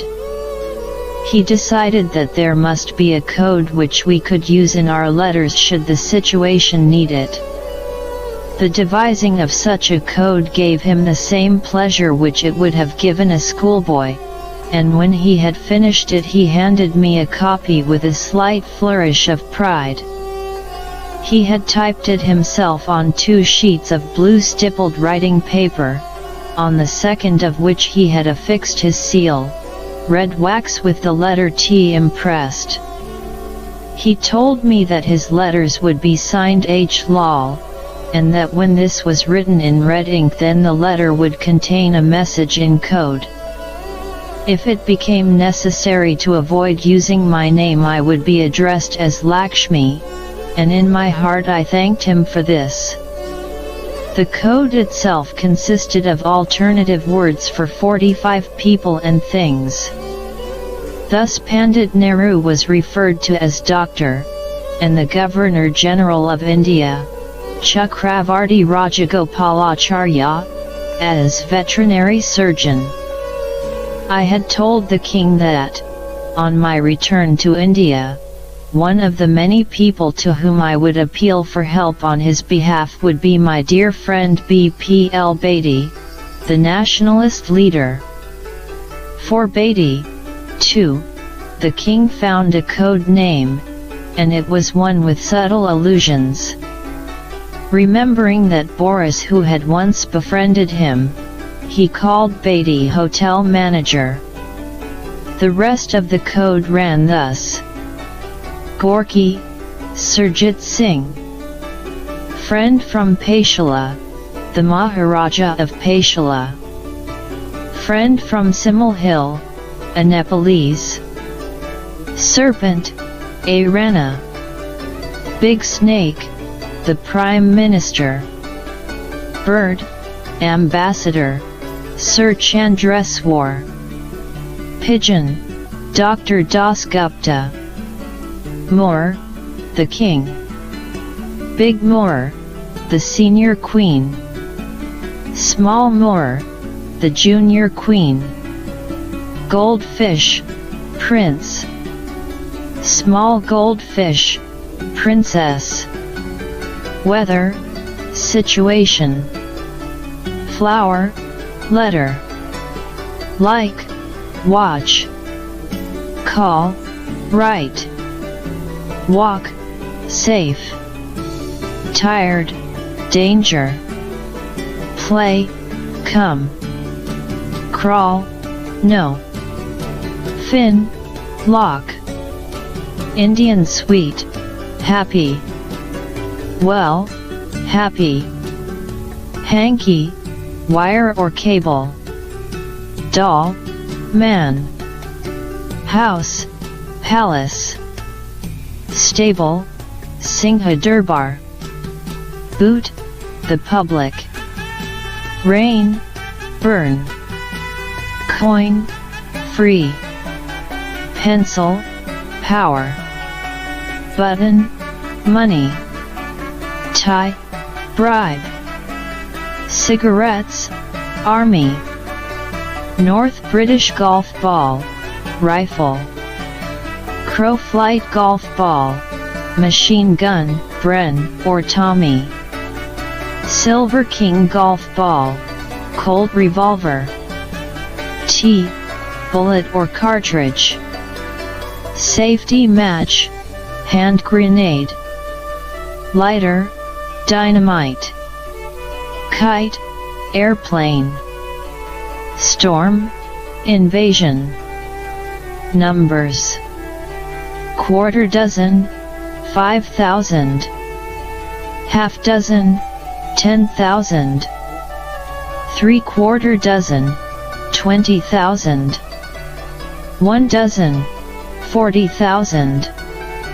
The last names in the code, with their direct references to arms and ammunition, showed how wide the king's ambitions were ranging, but I do not think their significance struck me at the time.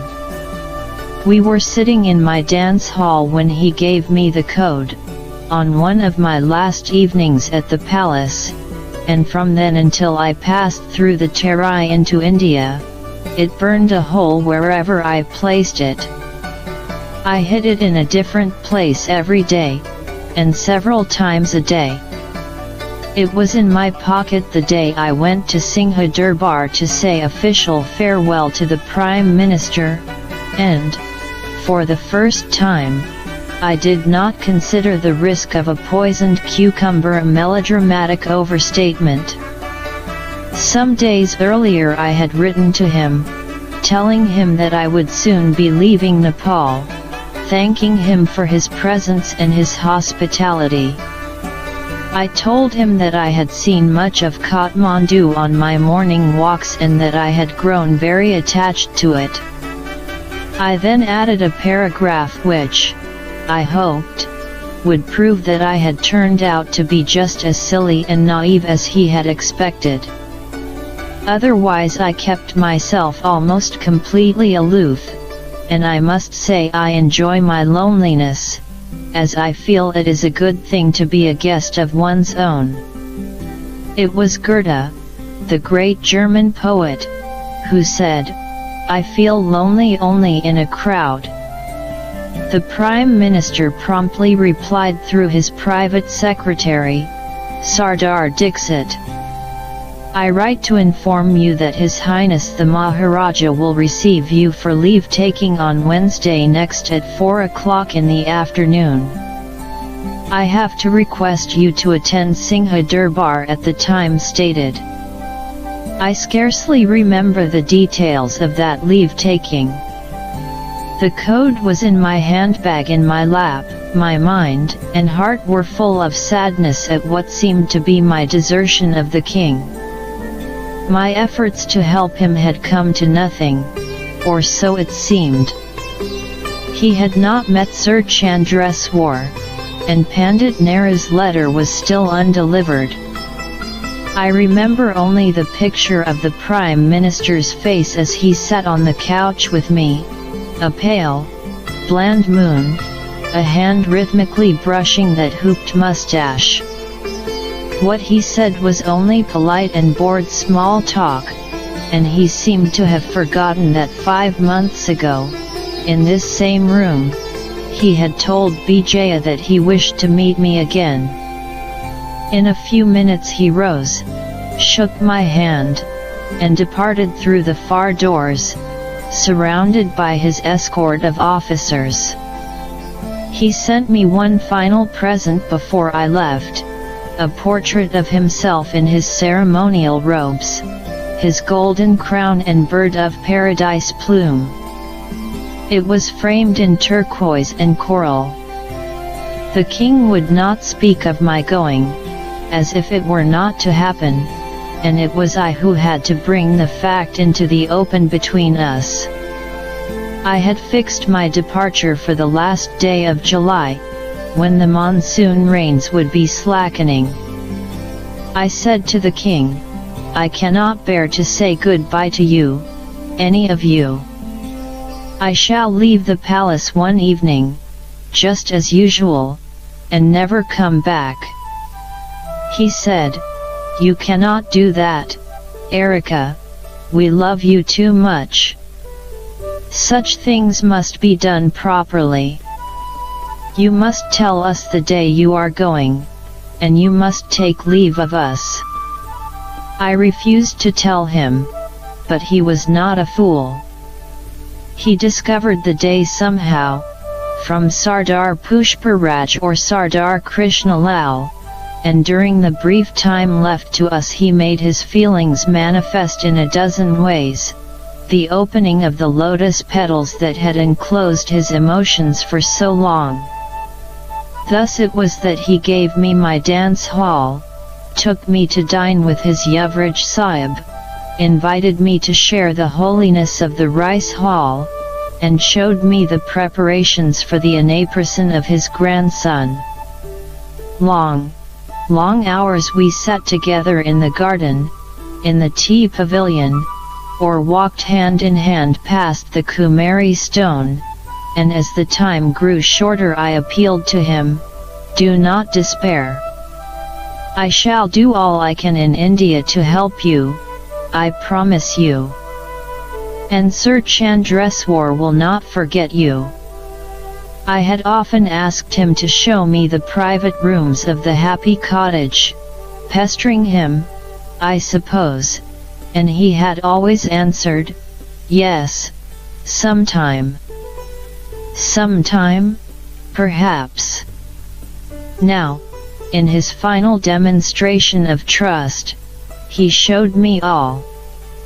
He made the occasion a ceremony, of course. We went in a little procession, first the king and myself, then the queens and princesses in a rustling stream of colored saris. I was first shown the bedrooms of the two queens. But for their color, powder blue for the senior queen and dusty pink for Dreamy, they were identical, Western in style. In each the floors were covered with thick, white fur rugs. The large bed in each room stood obliquely in the center, away from the wall, and in each room, too, was a strangely old-fashioned washstand and hand basin. The windows were closed tight, and the atmosphere was drenched in perfume. There were sitting rooms with tables, chairs, and sofas, brocaded furnishings, a radio, and a riotous fall of rich flowers from every cupboard and shelf. In her sitting room Bertie had a little vitrine full of glasses, bottles of spirits and liqueurs, although she rarely drank anything but a little brandy, and certainly not in her bedroom. There, too, in the vitrine, I saw the silver vases I had brought her from India, next to my own framed portrait. The king walked happily about these rooms, pulling out drawers, opening the doors of cupboards to show me saris, salwars, coolies, underwear, stockings, furs, and sandals, spreading the long waves of the saris across the room until my head became unsteady from the insane whirl of color. Queens and princesses stood with their hands clasped loosely, and on each face was a smile of pride, pleasure, and approval. From the bedrooms we went downstairs to the palace kitchens, their equipment white, red, and shining, and as magnificent as the most ambitious of the American advertisements where the king had no doubt first seen them. He gravely drew my attention to the electric ovens, the enormous refrigerator, the ranging cupboards of stainless steel, the white tiles and glistening chromium. On from this unexpected miracle we went to the king's special pride, a suite of rooms unequaled by any photographer in Bond Street: reception room, studio, darkroom, workroom, and storeroom. "My reception room," said the king, "but whom do I receive?" On its walls were pictures he had taken, portraits of his family, of his dogs, views of the gardens at Narayanhiti. The shelves of the storeroom were stocked with films, plates, chemicals, cameras, tripods, and enlargers, enough to equip a sizable shop. While I stared in amazement, the king moved about the rooms, touching his possessions in gentle affection. Holding my hand now, with the queens and princesses following, he took me to his study, a dusky brown room with bookshelves from floor to ceiling. The shelves were full, mostly with English books, and when I asked if some of these were the treasures he had brought back from India in those trunks, he smiled and inclined his head. By the closed window was a giant globe, and I walked across to it and spun it, and when it finally halted I traced the Mediterranean coastline with my finger, saying, "There. That's where you'll go one day, and there, and there." He played this game with me, sadly, asking me to describe each cove and bay, until he turned from me and opened a drawer of his great writing desk. He spilled across its surface sheaf after sheaf of writing paper, green, blue and pink, each with an initial in the top right-hand corner, his own initial or the Queen's. "You see," he said, "we may not write letters, but we have our own writing paper." We left the queens and the princesses in the cocktail room and passed from it into a little anteroom, and beyond that to his own bedroom. The bed was wide and set square in the center of the room. The sheets were white silk, and the coverlet was white and gold brocade. The air was full of the scent of sandalwood and roses. In one of the locked windows was a central disc of thick glass, and the king tapped it with his finger, smiling. It was, he said, his spy hole, and he invited me to stand close and look through it. The disc was a telescope, bringing the distance closer, the far gateway to Narayan Hiti Durbar, the entrance to the happy cottage. He said, I always knew when you came, before they told me. On the terrace outside the window the sun shone on his aquaria, beautiful fish moving silently in their own green and yellow worlds. Exotic birds, with fabulous feathers, preened themselves in cages of gold. He took me from the bedroom to a little writing room where was his small desk and a small corner library. Beneath the glass top of the desk I saw the visiting card I had given him, and the handkerchief which I had asked him to send me should he ever need my help. He opened a door from here to his yellow bathroom and then turned to me, arms outstretched, palms open, as if he were saying, you see, I have kept nothing from you. Now you know all there is to know about me, and I am in your hands. I was due to leave Kathmandu on July 31st. Everything was prepared. The 8 wooden crates which Bijaya had sent me were filled. Bijaya himself had said goodbye to me with obvious regret, though not without asking me to submit my final medical report on the senior queen. To Sir Chandreswar, also, had I said goodbye, imploring him not to forget the king, and once more he had patted my hand and told me not to worry, the king was in his care. There had been other farewells, to Sardar Dixit, to Dr. Sidhimani, to Dr. Das Gupta, and promises to them all to send news of my safe arrival in Simla. Now there remained only my leave-taking from the royal family. I decided that I would go to the happy cottage for the last time on the 29th and leave them all without saying goodbye, for I was afraid that I would not be able to endure the emotional climax should they realize it was my last evening with them. I went to the palace hoping that my face was not betraying my feelings. The princesses were waiting for me in the gardens, and we sat together, saying little, watching the lake, the tortoises sleeping in the falling sun, the flowers closing, and darkness coming. When the lights came on and the rooks flew up, and I knew that this was the last time I would see and hear this, I stood up and ran across to the portico, standing beneath the windows of the king's bedroom. I began to sing to him the first few bars of Santa Lucia.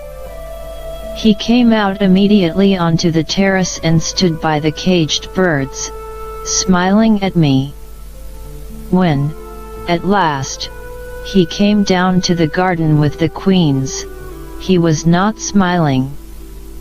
He took my hand between both of his. This is your last evening with us. It's my last evening with you, I said.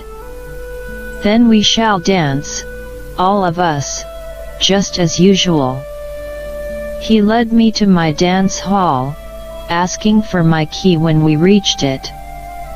When he had opened the door he stood back, and I heard a rustle of excitement among the queens and the princesses. There was scarcely an inch of the room that was not covered with presents. They spilled onto the floor from the chairs, the tables, the radio phonograph and the piano, a rainbow of colored paper and ribbons. Queens and princesses knelt among them, bringing a present to me held in open hands. This time their presents came not from Narain, but from themselves, the nicknames I had given them written on pasteboard cards. Clothes, jewelry, ornaments, diamond earrings in the shape of flowers from the king, a watch in a ruby-encrusted horseshoe of gold from Dreamy, a golden compact from Birdie. And more they brought me. I could say nothing. Love and gratitude, loyalty and pity overwhelmed me. I sat down and put my hands over my face. The king took them away gently. Erika, Maafi do, forgive me. I am only a poor Nepalese and know no better. If we have offended you by something, forgive us. Dreamy came to me. Erika, Maafi do. And Birdie too. Erika, Maafi do. They all sat with me on the sofa, the presents at my feet and on my lap, and again they whispered, Erika, Maafi do.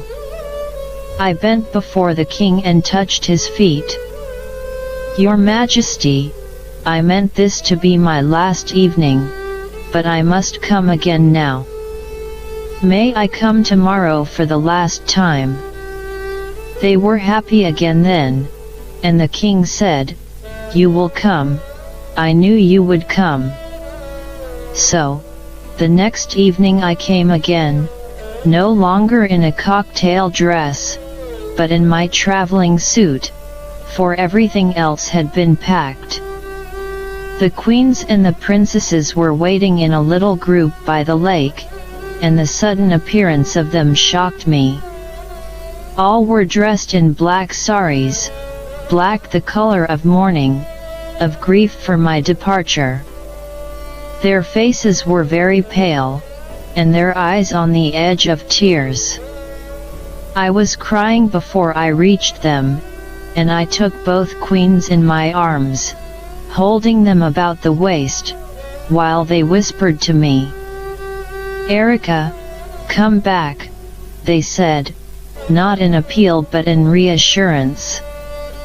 When the king came, for the last time as the rooks left for the mountains and the pigeons were silent, he was dressed wholly in white cap, shirt, waistcoat, jacket and jodhpurs. The dark wing of his hair over his melancholy eyes seemed blacker than ever. His face was sad, but he smiled when he saw my bush jacket, insisting that I turn before him so that he might admire it. Then he said, May I go, please? I must go to Singha Durbar to see Gobles. But I shall be back soon, I promise you. And he was back soon, taking my arm and saying lightly, Now, let's dance. Once more I was led to my dance hall, and once more it was filled with presents, gold, silver, silk, and ivory, and a prosaic zip fastener bag to hold them all. The king gave me 2 presents, the first a simple handkerchief of no value, with Remember Me embroidered in one corner. He then said, Erika, will you always wear the key to your dance hall? I took it from my throat, about which it hung by a cord. He removed this and broke it. Gold needs gold, he said, and from his pocket he pulled a thin golden chain, threading it through the key and fastening it about my neck. His fingers tightened about my throat momentarily, and he turned away. No one could dance, and we scarcely spoke. We ate a little, and we drank a little champagne, and the queens and the princesses sat sadly in their black saris, diamonds shining in their hair and tears in their eyes. When I could stand no more, I stood up. "Your Majesty, may I go please?" He arose, and the women of his family gathered behind him, Bertie, dreamy and sad face, Nalini, Vijaya, and Bharati, a cloud of black. Rain was falling outside, staining the walls and the flagstones of the courtyard. Suddenly they all had black umbrellas in their hands, crowding close to shelter me. The noise of the rain, striking the leaves of the trees and the taut skin of the umbrellas, became louder and louder as we walked. When we reached the little veranda, where the king and I had once sat with his sons, I stopped.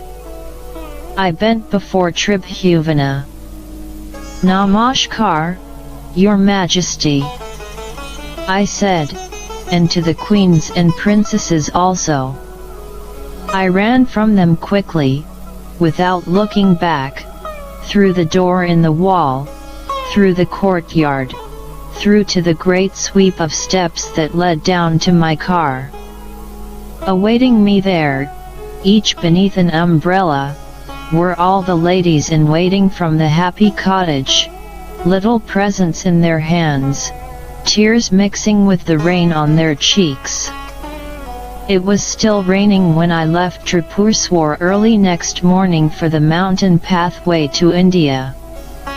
The old cook from my guest house accompanied me all the way to Chandragiri, and he cried bitterly when we parted.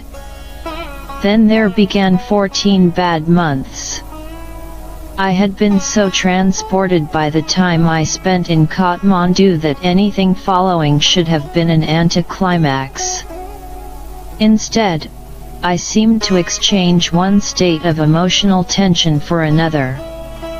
I returned to Simla, my beloved Simla, feeling curiously ineffectual. Had I felt sure that Nehru's letter would soon be delivered to the king, then I would have had a sense of fulfillment, a certain peace in my mind. But I had no such feeling. Time and distance separated me from Nepal. In Simla no one knew, no one cared, just as 6 months earlier I had not known and had not cared about the king. At night I looked from my window as I had always done, but now the blue hill slope of the bazaar, and the red and yellow lights winking there, gave me no pleasure. Every day at sunset I looked eastward to Nepal, beyond the rosy snow peaks, and every day I wrote to the king. I put the letter in an envelope addressed to our friend or to H. Lal, and this envelope I placed in another addressed to Dr. Das Gupta, care of Postmaster Sher Bahadur Guru. I registered it, and because a registered envelope must carry the name and address of the sender, I was suddenly faced with a problem that had not occurred to me when I planned all this. Letters arriving regularly in Kathmandu with my name on the back would soon arouse as much suspicion as if I had boldly addressed them all to the king. So I went to my friends, asking them if I might put their names on the back of letters I was sending to Nepal. Most of them agreed without question, and with those who looked as if they wished to ask why all this was necessary I did not press the point. Then I took the letters to other friends who were journeying down to Kaka, or Delhi, or Lucknow, and I asked them to post the letters there. It was long afterward that I discovered how these letters finally reached the king. Dr. Dasgupta would keep them, none too happily I imagine, until he was called to Narayan Hiti Durbar or to the palaces of the princes. He was called to the latter more frequently than to the happy cottage. There was always a Rana present when he treated the royal grandchildren. Because the princes' wives were Ranas, too, he dared not hand over my letters to the princes in their presence. He waited, for days sometimes, until he had that second's opportunity to thrust my letters into the hand of Mahendra, or Himalaya, or Bashundhara. The letters I wrote were full of advice and encouragement, silly, foolish and hopeful, and in each of them I appealed to the king not to despair. I worked hard during those 14 months, at my work, and in the service of the king. Whether it would be of any value to this cause, I did not know, but I knew that I had to catch the lapel of this man and that, talk to anybody who was anybody, saying again and again that here was a king who wished to be a real king and who was in need of help. The first letter from the king arrived within a week of my arrival in Simla. In one way it set the tone for all of his letters which were to follow. It read as though all the old fears and doubts had come back as soon as he picked up the pen to write. In that first letter he called me Kate, which is indeed my name, but one he had never used before. My dear Kate, we all hope that you must have reached Simla safely and comfortably. Nothing of interest to write about in this place till now, only we all feel sorry and alone without you, and we all hope that you still remember us. Excuse me, I will write more in next letter. Your grateful friend. It was signed H. Lal in blue ink. So his letters came, slowly in the beginning, and then more frequently as his confidence and courage returned a little. With each letter I hoped to hear that Sir Chandreswar had at last visited him and delivered Nehru's letter, but the news did not come. Boyishly, realizing that I was in Simla with the riches of the world at my feet, or so it seemed to him, he showered me with requests and orders, for catalogues, for photographic and electrical equipment, for patterns of cloth, for news of fashions, all of which I was to send to Sardar Krishnalal. A month after my return to Simla a letter arrived, addressed this time to dear Miss Kate, telling me that Dreamy was ill with heart trouble, and that a specialist from Calcutta was coming to see her. He thanked me for some suit materials which I had obtained from Laila Rani's store in the Simla Bazaar and excitedly explained that Sardar Krishnalal was going to order bolts of the material. Dreamy is under Dr. Dasgupta's treatment, and she is improving. You can imagine how this matter upsets me. This is the cause I could not write prompt answers to your letters. We all hope that you are keeping well there. Except Dreamy, we are all well here. This is now our great hope that you still remember us, but our remembrance is so much that it could not be described in this small letter. We have not yet practiced dancing. After Dreamy's recovery we will practice, but without our beloved teacher. I wrote again and again, asking the one question I wanted answered, whether Sir Chandreswar had brought the letter. Up to this day the bird is not permitted to visit my garden. The big snake is trying his best to avoid it. Please do not forget us. There was, however, unpleasant news. The Ranas, gossiping behind their high walls, remembered how Gorky Ram had lived in the guest house and not in the servants' quarters at Tribhuvan. The king wrote angrily. Now hear the serpents comment shameful remarks on Gorky Ram. He told me that Sher Bahadur Gurung had gone on leave to India and advised me to send letters care of the postmaster's deputy, but I was not happy about it until Gurung returned to Kathmandu. From day to day I was never at ease, always waiting for news that my last letter had reached the king safely, and when I heard this there was still the next letter to worry about, and the next, and so on. I had written to Sir Chandreswar as soon as I arrived in Simla, reminding him of his promise. He replied almost immediately. We often talk about you.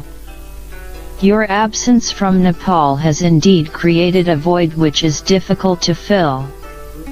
No longer do I get any messages, nor can I send any. We miss you a lot.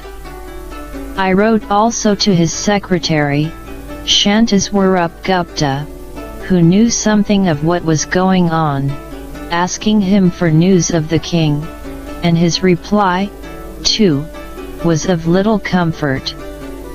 K, so far as I know, is quite well.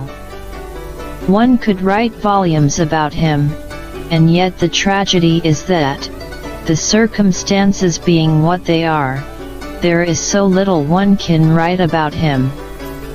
The king was ill and told me nothing about it, except that this was another reason why he had been unable to dance since my departure. I knew that perhaps his heart was troubling him, but he would not admit this. The bird had not come to his garden with the flower, he said, and if his heart was sick at all, it was because of this. We still hope that Simla has not changed your mind toward us. If you forget us we will be very unhappy. Please remember this. Dreamy's health improved, and the king wrote to say that she would be well enough to celebrate the festival of Durga Puja toward the end of September. Because I wished to share the occasion with them, if only in imagination, I asked my Indian friends to tell me about Durga.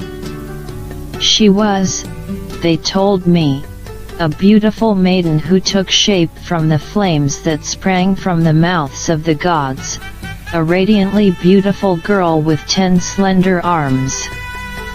They moved about her head and shoulders like wings, bearing Brahma's sacred roll, Vishnu's discus, Siva's trident, Varuna's conch shell, and Indra's great thunderbolt. Armed with these, and astride a lion from the Himalayas, a circlet of snakes about her neck, she slew the buffalo demon Mahishasur after a contest that lasted many days. Her festival is celebrated by 3 days of great happiness, for which houses are cleaned and decorated, and men and women fill their hearts with love and joy only. I wrote to the king to take heart from the story of Durga and to believe that in time he, too, would triumph over all evil. I counseled him to be wise and circumspect in his behavior, and he replied in such a way that I could see the gentle smile that must have been on his lips as he wrote, Dear Miss Lakshmi, I thank you for your advice. Be still more grave.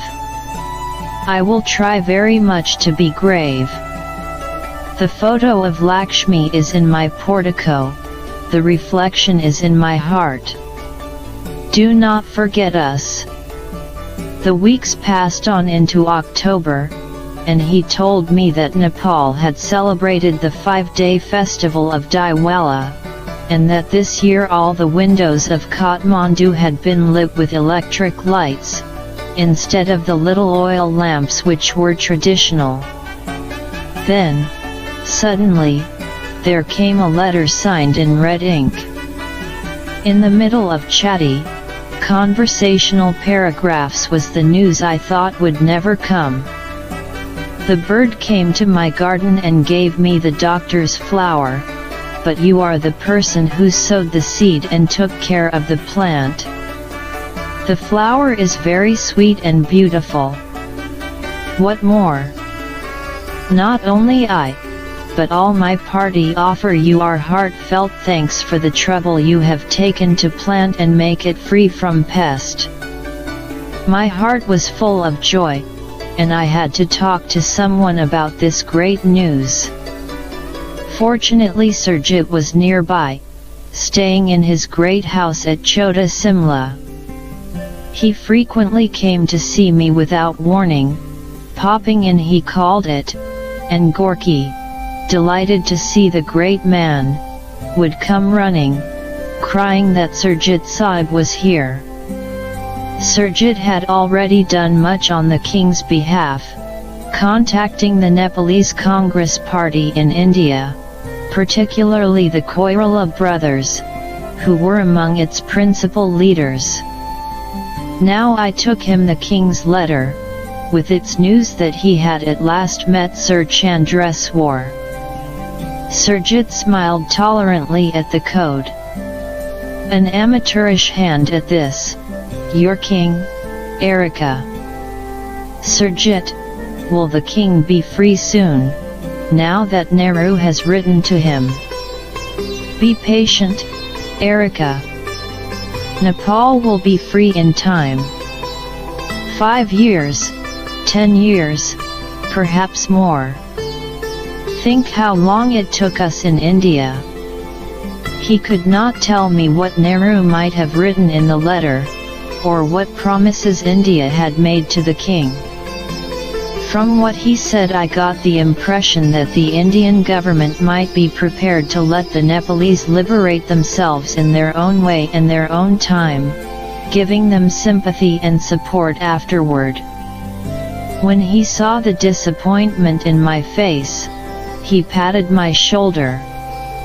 Cheer up, Erika, our friend will be all right, you'll see.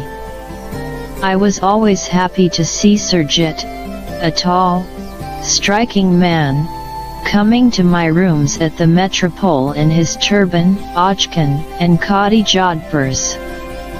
He was no longer in the government service but was campaigning for a seat in parliament, and soon he was absent from Simla for long periods.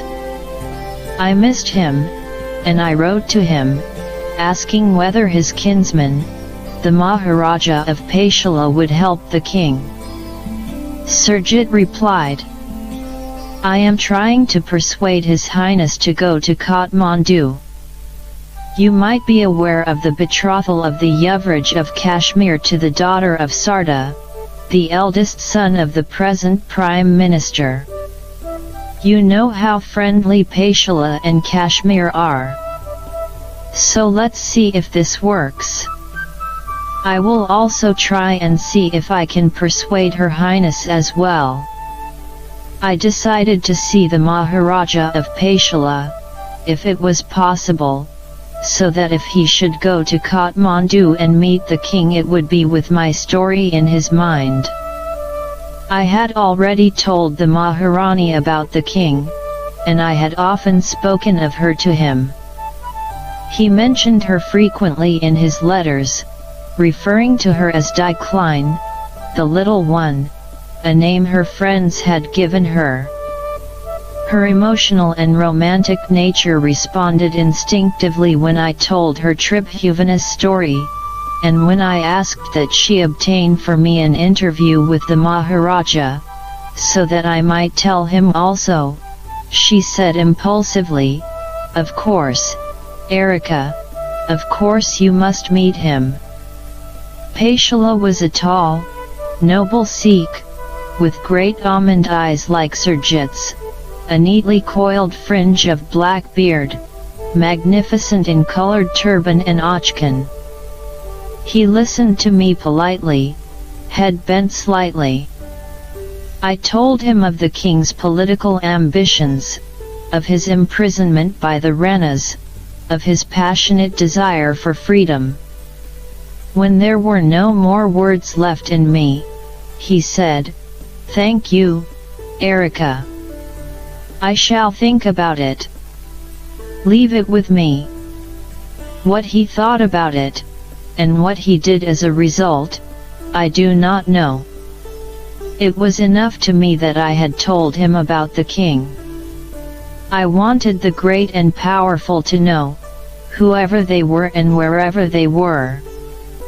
One day in Simla, where or how I do not now recall, I met a tall Indian with a surprisingly young face beneath his white hair.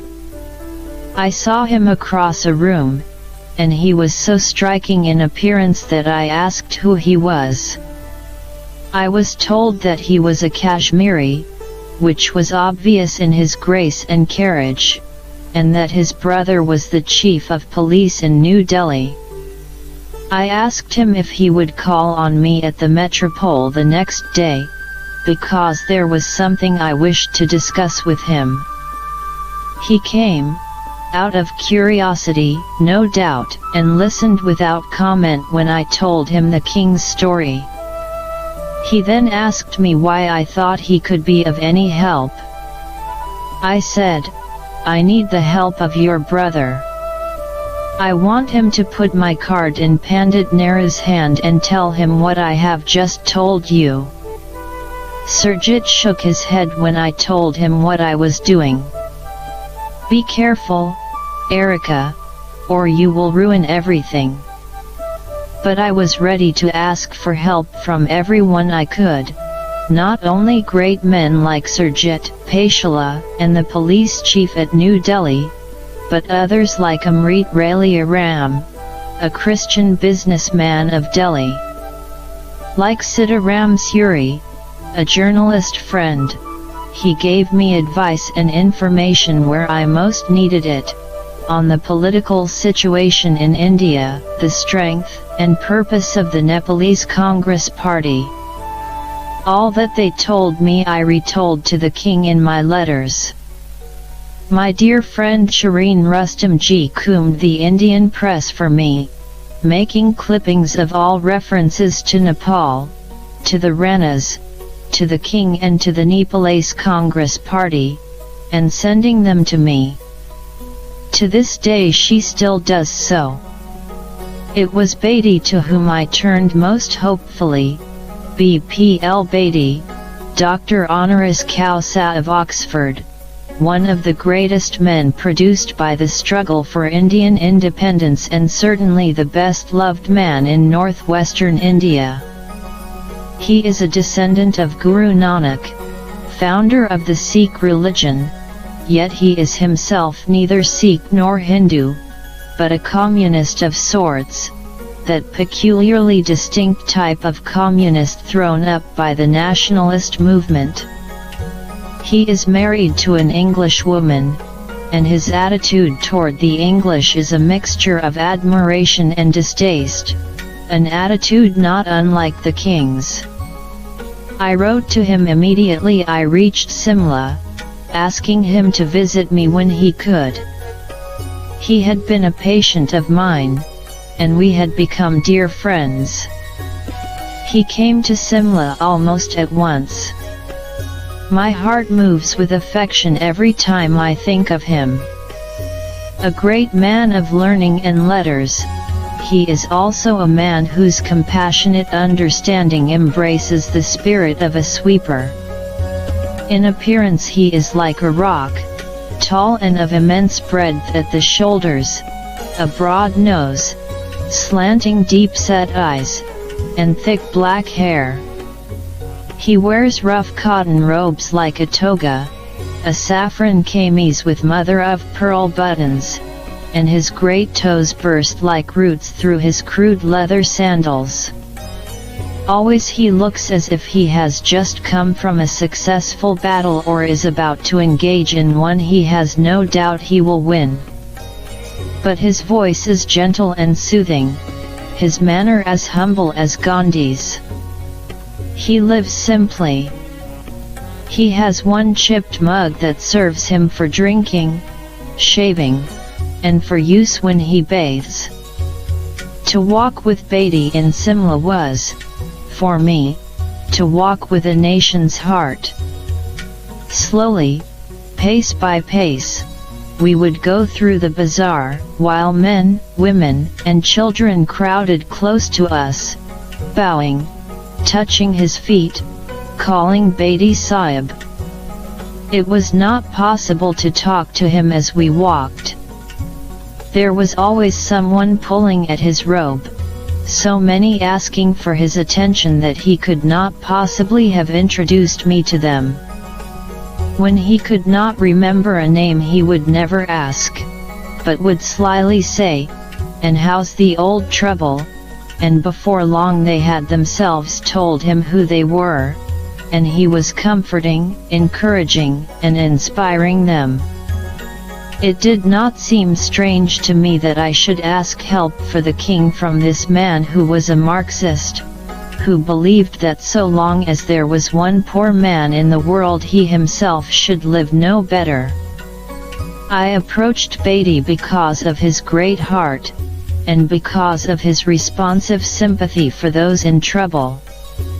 I knew also that what would most interest Beatty's shrewd mind was perhaps the poverty and the oppression of the ordinary people of Nepal. When I had told him about the king, he asked me what I wished him to do. I said that, politically, he would do what he felt best, and I would not advise him, but I had frequently spoken of him to the king, and the king had come to think of him as a friend. I asked him to write a letter of encouragement to Tribhuvan. He wrote the letter immediately, his muscular arms sweeping back his rough woolen shawl. Dear H. Lal, I had at last the pleasure of meeting Lakshmi.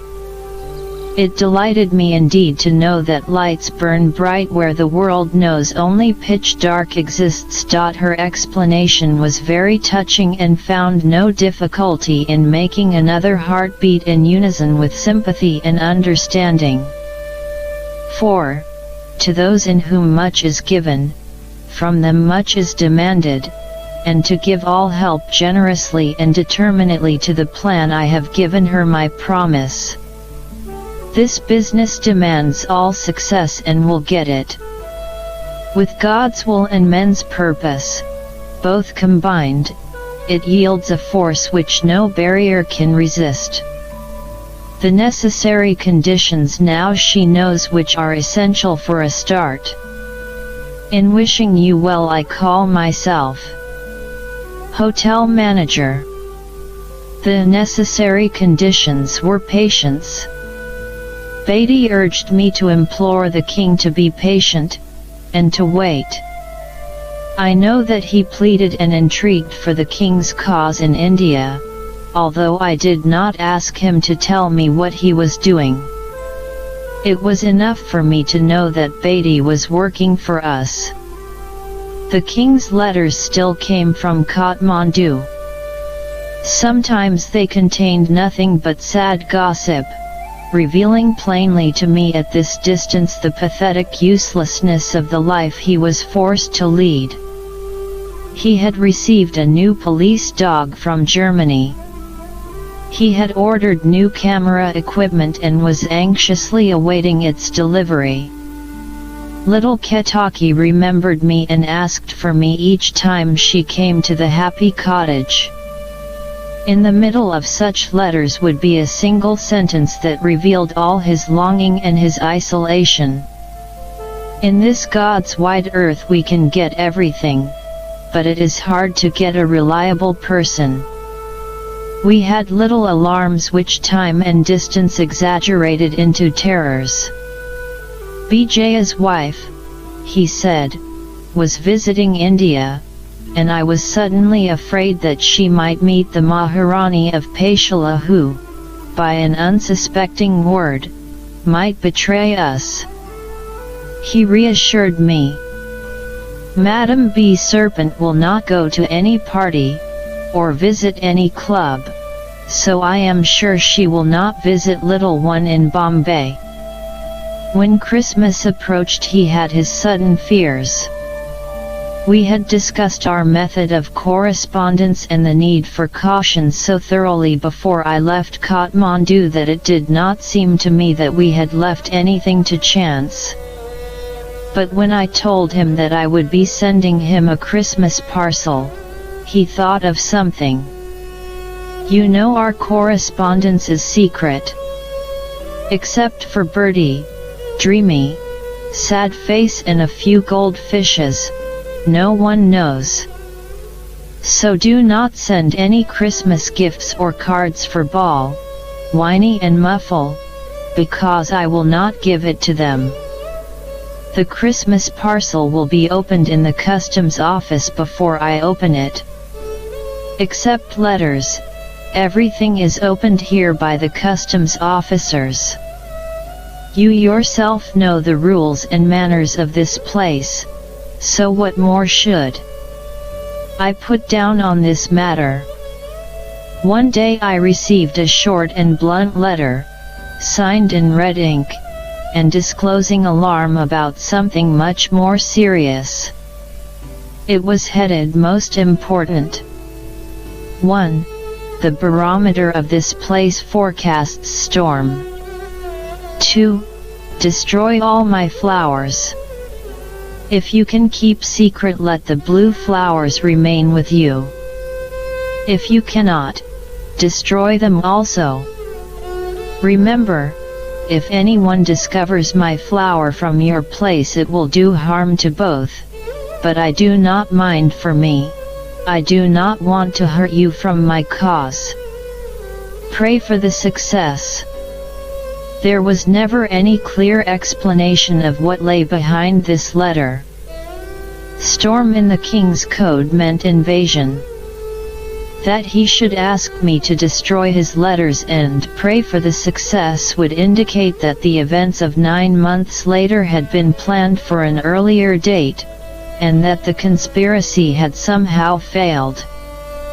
I waited for news, for a letter from him, for some indication in the Indian press of what was happening in Nepal.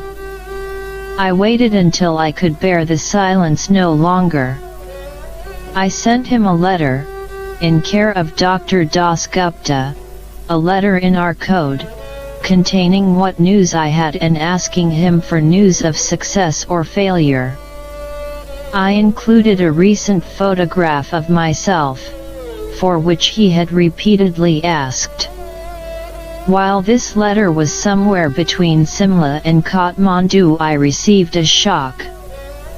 It was at the beginning of February 1950, and I had gone down to Delhi to stay with friends. There I received a letter from him. It had been written at the Happy Cottage on January 31st, received in Simla on February 7th, and forwarded to me in Delhi on the 8th. Dear Lakshmi, the pressure of work is so heavy nowadays that I could not write a single line to you, but I hope you will forgive me for not answering you promptly. As you know everything about my business, why should I write more about it? I will disclose only this much, that here everything's are going in our favor. I hope that in a few months everything will be all right, but the success and failure are in Almighty's hands. Please remember, after reaching this my letter to you, do not send any letter or article until my next letter comes to you. This is most important. I am sure of it.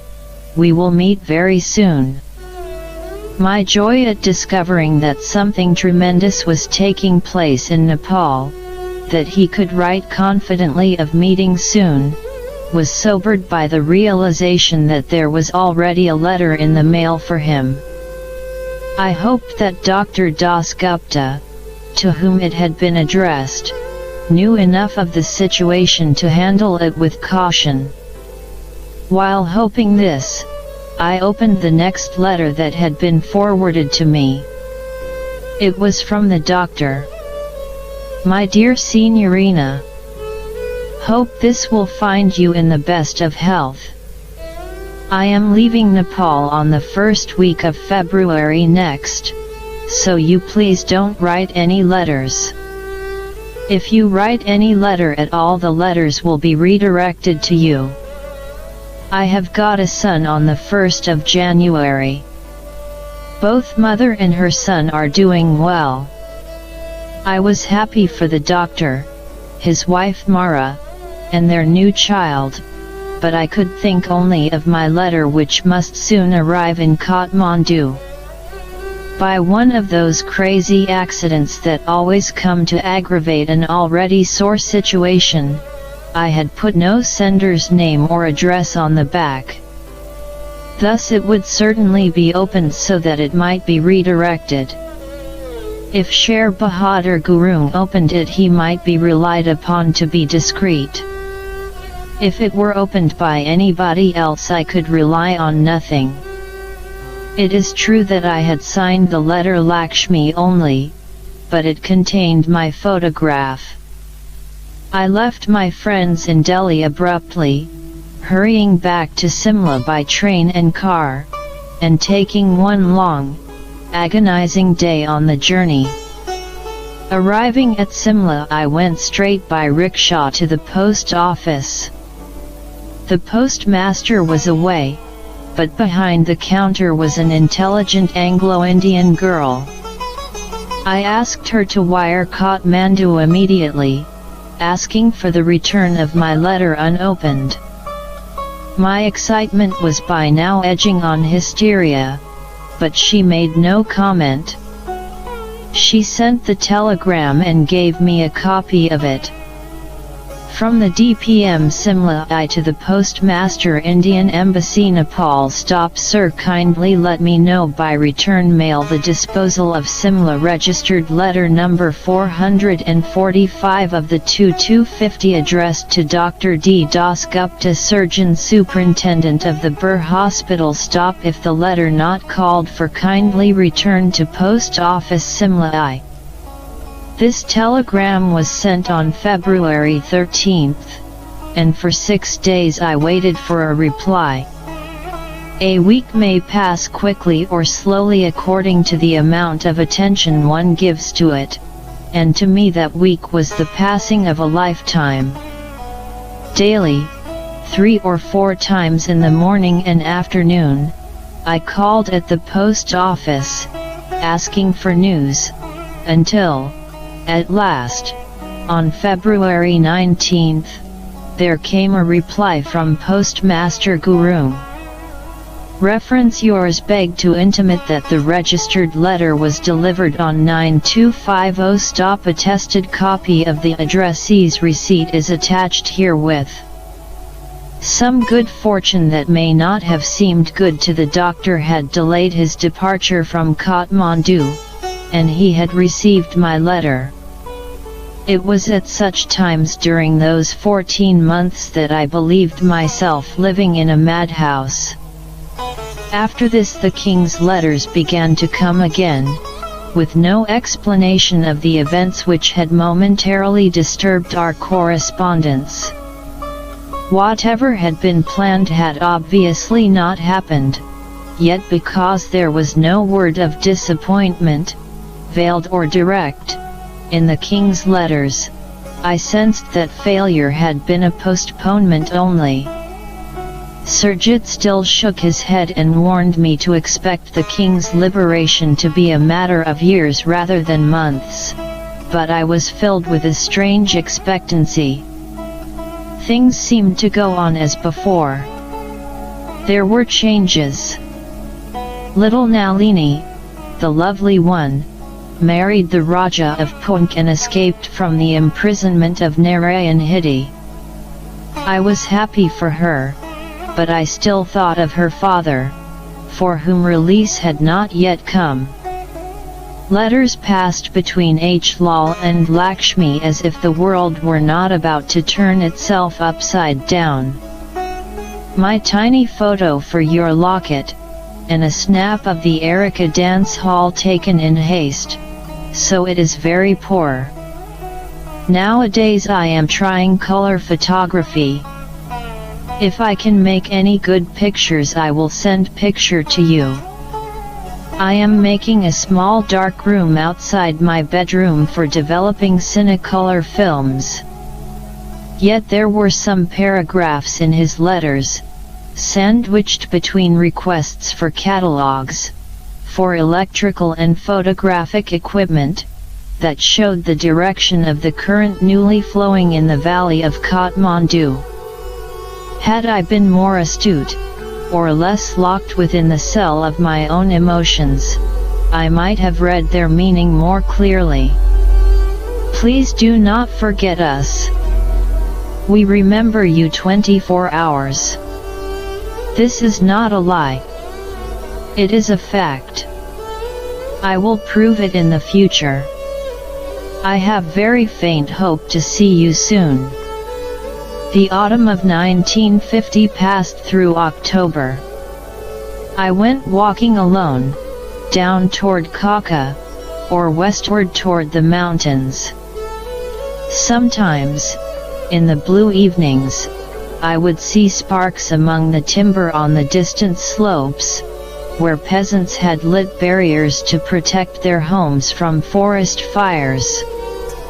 All night these fires burned, like a serpent, coiling, turning, glimmering in the dark. I went to stay a while with the Maharani of Paichala. She looked from the windows one day and said, "Erika, look, winter is coming. Can you see the snow line?" It lay in a long bar of dull blue between the rim of the earth and the sky. I wondered if there would be another year, and yet another, whether it would be 5 or 10 years as Surjit had suggested, before the king would be free.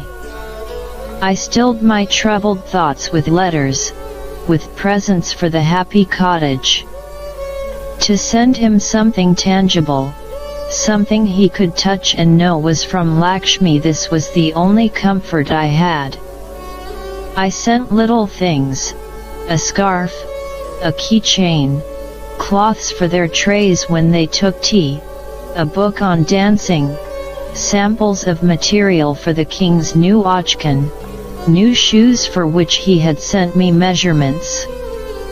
One morning, in the second week of November, I was walking down the mall. Snow had not yet fallen, but the air was crisp and the earth hard with frost. As I walked, my arm was caught by a friend. "Erika, have you heard? Your king is in New Delhi." It was, of course, Sir Chandreswar who made it possible, the bird who brought the doctor's flower to the garden and gave it to the Moor. The gentle, kindly ambassador kept his word. He had promised me that the king would be in his care, and on Monday, November 6, 1950, this was literally true.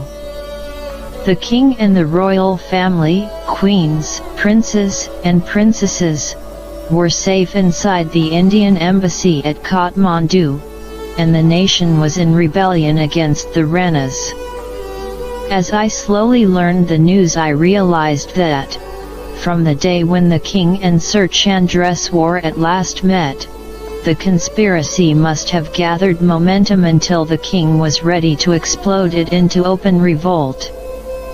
The Prime Minister can have had no suspicion of what was to happen. He gave the royal family permission to leave their palaces for a leopard hunt in the mountains. This seems to indicate his confidence that all was well, for it was a favor rarely granted. That Monday morning the royal family left Narayanhiti in a convoy of 5 cars, led by the king's beige Mercury. King and princes drove the cars themselves, but in each was a Rana officer. The road to the northern mountains passed the entrance to the Indian embassy, and the convoy went no farther than this. As he reached the driveway, the king suddenly accelerated, swung the wheel to the left, and drove onto Indian soil, with the other cars quickly following. A Sikh sentry opened the door of the Mercury, and the king, in khaki jodhpurs and grey scarf, stepped out to shake hands with Colonel I.C. Katak, the Indian military attaché, who invited him into the embassy. There Sir Chandreswar was waiting, and to him the king made a formal request for asylum. The Rana guards went quickly to Singha Durbar, and within an hour Bijaya had arrived with an armed escort. A revolver strapped to his belt, his soldiers all along the road outside the embassy and in the fields surrounding it, he angrily demanded that Colonel Katak bring the king to him. The colonel carried the demand to the king, and I know what effect that must have had on Tribhuvan. For the first time in his life he was able to say no to a Rana. Now Sir Chandreswar came to Bijaya and faced the angry soldier calmly. "General Bijaya, will you please take off your revolver? While you are armed, the king will never speak to you." Bijaya unstrapped his pistol reluctantly and placed it on a table. He waited for the king, and waited, the first Rana ever to do so. And when Tribhuvan at last came, what he said to Bijaya was short and abrupt. "I am the king. I am not satisfied with your treatment of my country or of me.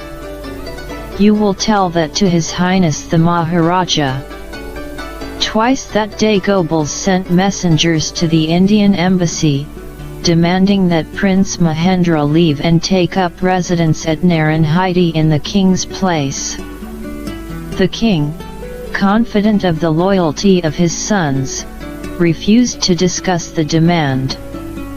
On Tuesday morning the Council of Leaders met at Singha Durbar, a puppet council with many Rana faces but one voice only, that of the Maharaja. This announced the deposition of King Tribhuvan and the enthronement of his grandson, aged 3, who had been left at Narayanhiti in the care of an ayaya. This was Gyanendra, Mahendra's second boy, and he had been deliberately left behind in the flight, the king refusing to abandon his country without a member of his family at its head. So the Ranas made a king out of the innocent, round-faced boy, although no one took the action seriously. The Prime Minister's appeal to the Indian government for recognition of the child was bluntly rejected. For 4 days the Indian embassy was in a state of siege. A car was jammed across the roadway leading to it from the bazaar, and no supplies reached it. But Sir Chandreswar was not unprepared. He had stored adequate supplies of soap, cooking oils, rice, and rations. There were candles should the electricity supply accidentally fail, and water in case the pipe suddenly burst. The royal family had brought some clothes in the 4 boxes that had ostensibly been their luggage for the hunting expedition. Sir Chandreswar supplied sheets, blankets, and towels. Thus the royal family waited, the king, queens and Mahendra in the embassy library, Himalaya, Bashandara, and the princesses playing table tennis with the attachés. At last they escaped. On November 10, under the protection of Indian officers, they were driven to the airstrip at Gosher, and thence taken by plane to India. Pandit Nehru was the first man to welcome Tribhuvan. With the king's arrival in India, the storm he had mentioned in his letters to me some months before now broke out. An armed force of Nepalese Congress supporters invaded southern Nepal, occupied Burgunjay, captured the Rana governor and set up a provisional government. In the west, peasant guerrillas went into action. An aircraft flown by Nepalese Congress supporters passed over Kathmandu unmolested, and from its belly it dropped a cloud of leaflets appealing to government troops to support the rising against the godless Ranas. In the valleys of the Himalayas, along the fringes of the Green Terai, for 3 weeks there was rifle fire and sporadic fighting. Men who the king had sometimes believed cared nothing for him now fought the Rana troops to cries of Tribhuvan ki jai. But while men were killing and being killed in Nepal, the real struggle against the Ranas went on in New Delhi. The king had landed there from his plane on November 11 and been taken to Hyderabad House. In sudden, boyish delight at his liberty, he asked to be taken to a nightclub and a cinema, but I doubt if he went to either. He was too busy, surrounded now by a regiment of politicians, Indian and Nepalese. He became, overnight, the hero of Nepal, and from the valleys where fighting was still going on the peasant rebels sent this message. A great and unprecedented reception awaits His Majesty when he comes here from New Delhi as the beloved sovereign who brought an end to our miseries. It was Pandit Nehru who finally made clear India's standpoint when, in December, he reported to Parliament. We were anxious that there should be peace and stability in Nepal. At the same time, we felt that the introduction of substantial political reforms was essential for this purpose. It was on this basis of respect for Nepal's independence, combined with an urgent interest in political reforms there, that we carried on our conversations with the representatives of the government of Nepal who were recently in Delhi. For the Prime Minister had sent a delegation to India in an effort to get the government there to recognize a regency in favor of young Gyanendra. This India had rejected. Said Nehru, "We have continued to recognize His Majesty, King Tribhuvan Bikram Shah. We feel that in all the circumstances this is the right course, and any discontinuance of recognition would produce many complications and would come in the way of a peaceful settlement. Any other arrangement, such as the replacement of the constitutional head of the kingdom by a council of regency, appointed by the Prime Minister to act in the name of a child king, would make the introduction and smooth working of progressive constitutional changes more difficult." A British delegation flew to Kathmandu for a 2-day study of the situation there. They were greeted at Goshar by an enormous crowd of men and women who shouted, "We want King Tribhuvan," even when the Rana police beat at their heads and shoulders with lathis. Crowds also gathered outside the Indian embassy in Kathmandu daily, calling, "Tell Pandit Ji we want our king." At the beginning of January, the Prime Minister surrendered a little ground in the hope of holding the rest. His representatives in Delhi agreed to the return of the king as constitutional head of the country and to a constituent assembly chosen by adult suffrage, to be convened not later than 1952. An interim cabinet would be set up meanwhile, consisting of 7 Ranas, including the Prime Minister, and 7 representatives of the Popular Party. There was to be an amnesty for all political prisoners. I read of all these events as if in a dream. This was what the king and I had longed for as we walked alone in the gardens of the happy cottage.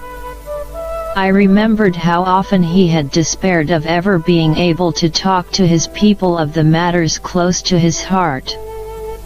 Now I read the messages which he sent to them. I hope soon to serve our dear and sacred land, and to do my utmost to make the new changes a success, so that they may do good to my people and advance them to the democratic goal they have in view. A great step forward has been taken and new responsibilities have been cast on all of us. May we prove worthy. I shall do my part with a full sense of duty, and having the good of my people as my concern. The Prime Minister, too, began to issue proclamations to the people of Nepal, hanging on to the coattails of events in a desperate attempt not to be left behind.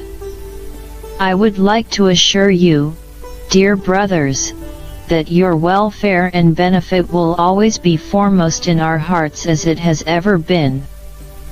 Even with the changes now envisaged in the administration of the country, we shall stand loyally and steadfastly behind you, as you have always behind your government and country.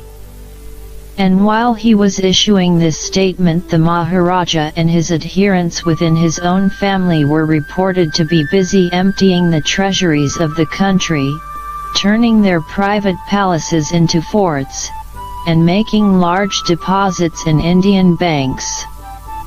The Maharaja was determined to remain within the reformed government if he could, but he was also determined to live well should exile become inevitable.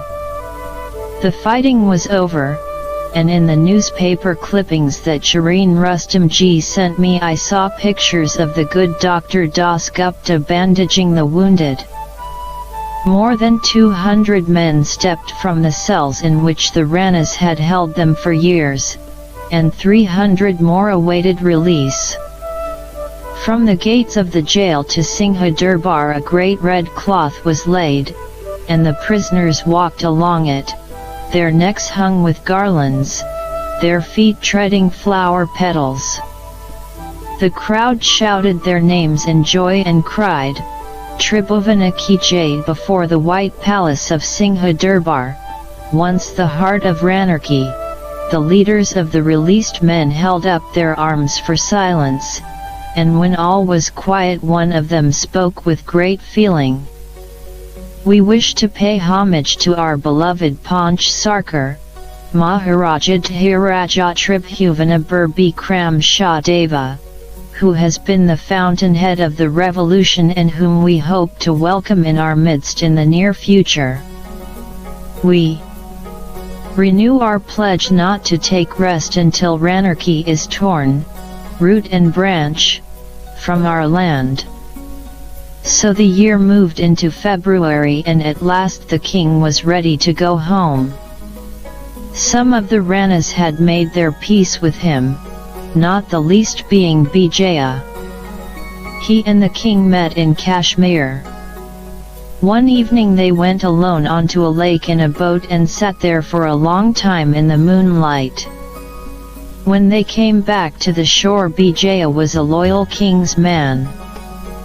50,000 people awaited the king's arrival by plane at Goshar, calling his name, calling him as his ancestors had been called, the Golden Basilisk. He drove in triumph to the happy cottage. Not once during the 3 months he was in India did I see him. Immediately I heard the news of his flight I sent a telegram to him. His Majesty the King of Nepal, Hyderabad House, New Delhi. Stop to His Majesty King Tribhuvan. Congratulations on his most wonderful success. Stop await His Majesty's hukam for any services required. Erika. The telegram was acknowledged by a secretary. From the king himself I received no word and no letter. I waited to be called to him, and I was not called. For a while, and selfishly, I was hurt by this, but then I understood that there could be no place for me in his life at that moment. When he wished to see me, I would be ready. I returned to Kathmandu in the autumn of 1951, 2 years after I had left it, and 9 months after the king had himself returned in triumph. My visit had been planned for earlier that year. Soon after his return the king wrote to me, asking me to come, and the plans had been made. They were abandoned.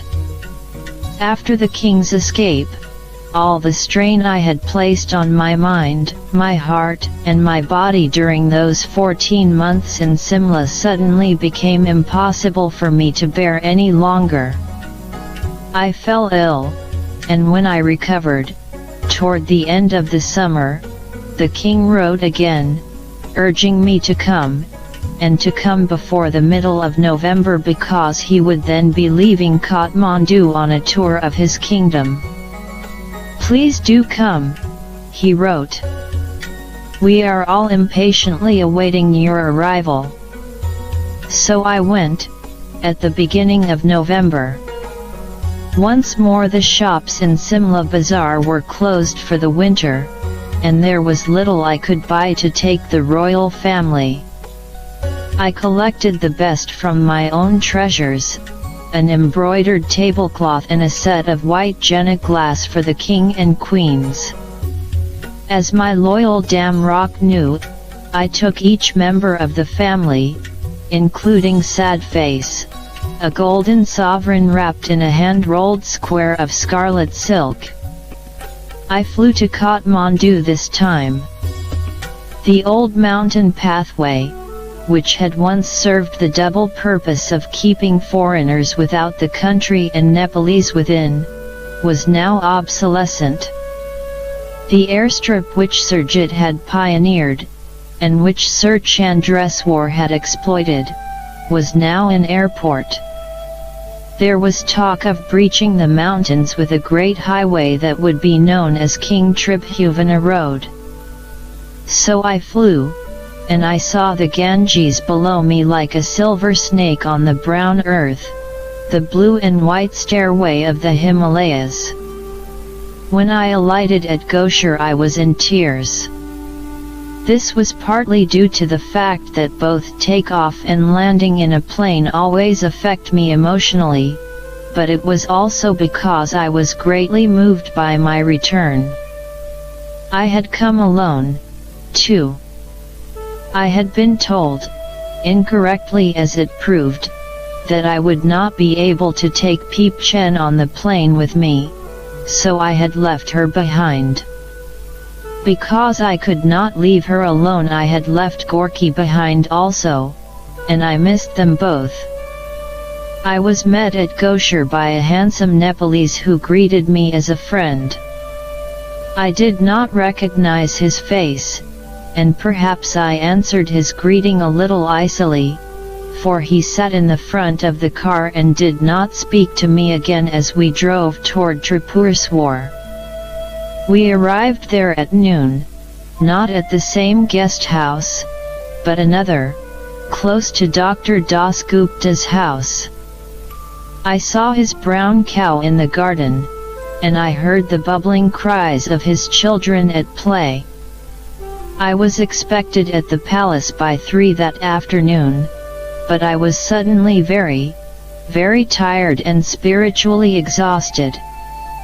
I fell on my bed in my traveling clothes, not a bed such as I had had before, but an assembly of hard boards. Nonetheless I fell asleep immediately, into that unconscious oblivion of the physically weary. I awoke reluctantly to the sound of excited voices, a chittering behind the darkness of eyes that would not open. I heard my name being called again and again, and when finally I opened my eyes I saw the shadowy white figure of a servant, namaskaring desperately and crying that the car had arrived to take me to Narayan Hiti Durbar. Somehow, in minutes only, I made myself ready in a grey checked dress and red hat. My box containing the presents was taken to the car which, this time, was a fine modern vehicle of brilliant scarlet. The driver had been exercising his impatience on the horn, a vulgar instrument that sang ta-tee-ta-tum. The sound of it swung my mind sharply away from Nepal, across the world and back to my childhood in Germany, when the Kaiser had had such a horn on his car, and the people had said it played viel unser Geld.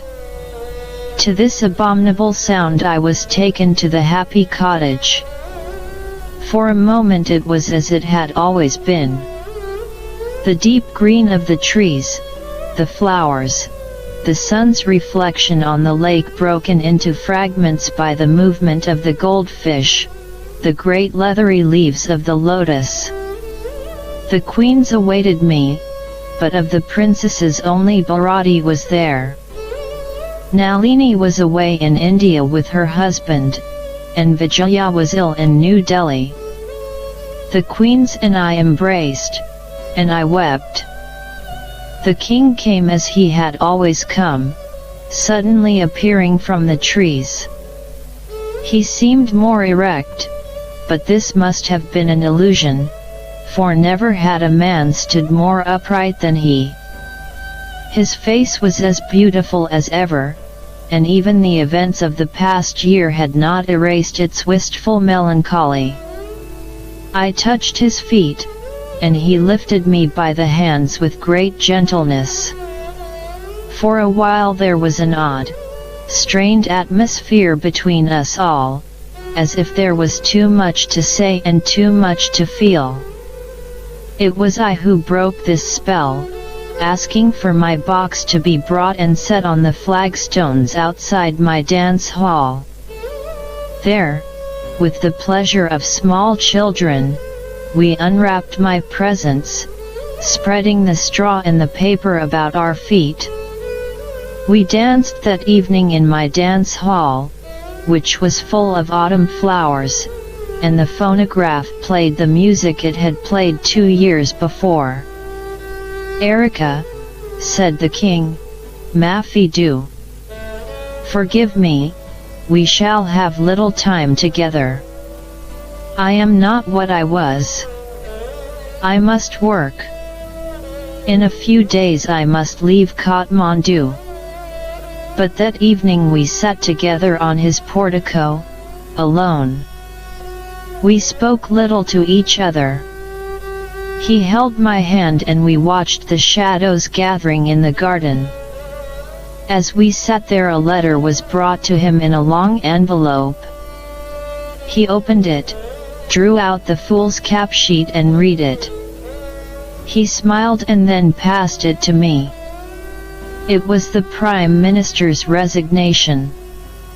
We said nothing to each other.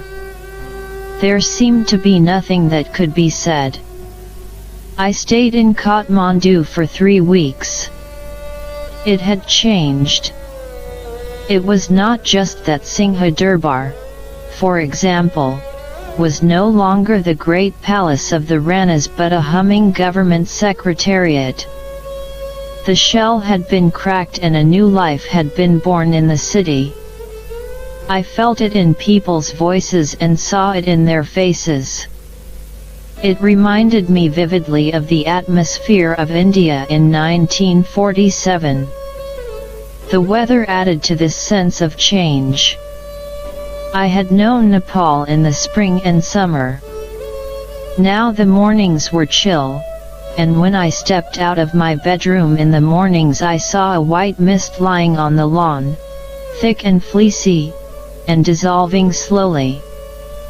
The paddy fields were dry, the golden-headed rice long since harvested.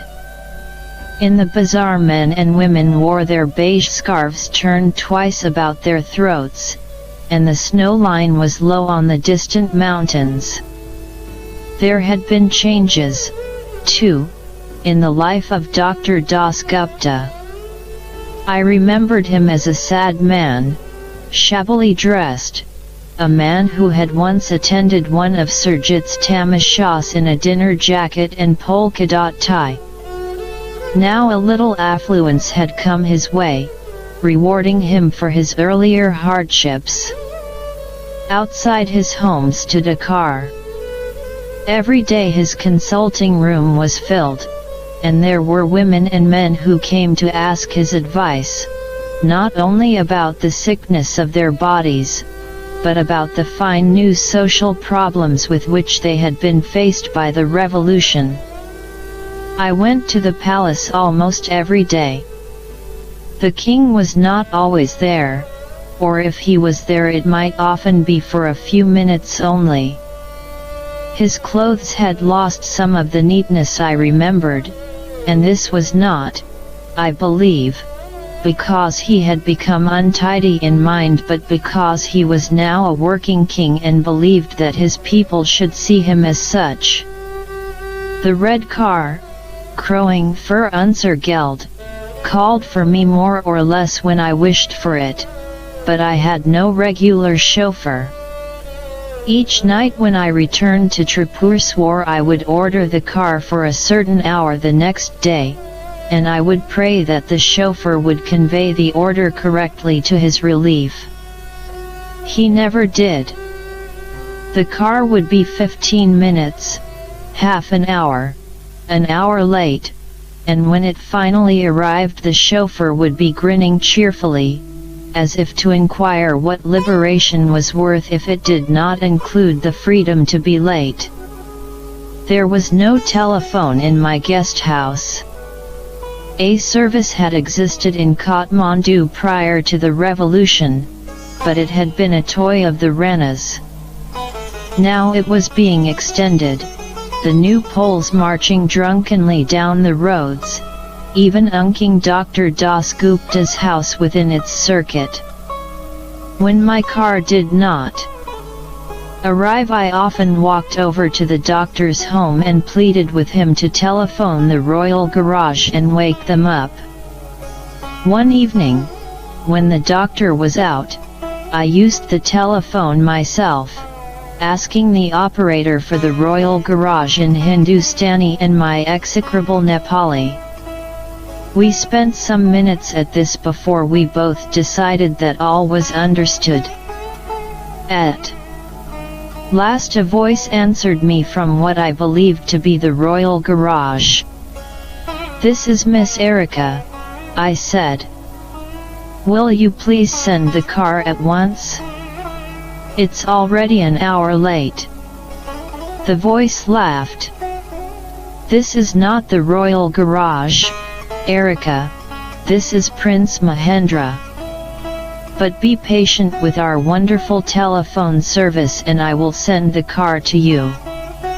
Some evenings, even when my car arrived, I would be stepping into it, ready to depart, only to be stopped by a messenger from Narayan Hidi Durbar, carrying a note in the king's handwriting. "Erika, forgive us. I cannot see you tonight.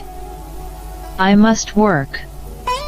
So would I be abandoned, dressed, and nowhere to go, the sun setting early, the air chilling, and the electric lights in the guest house scarcely enough to read by. I hated that, but I knew that the king was truly busy. Every day on the Maidan an army of workmen assembled more of the equipment needed for his grand tour of Nepal. In the center of the grass had been erected the enormous colored marquee in which he and his staff were to live. About it was a score of smaller tents, forming a little town.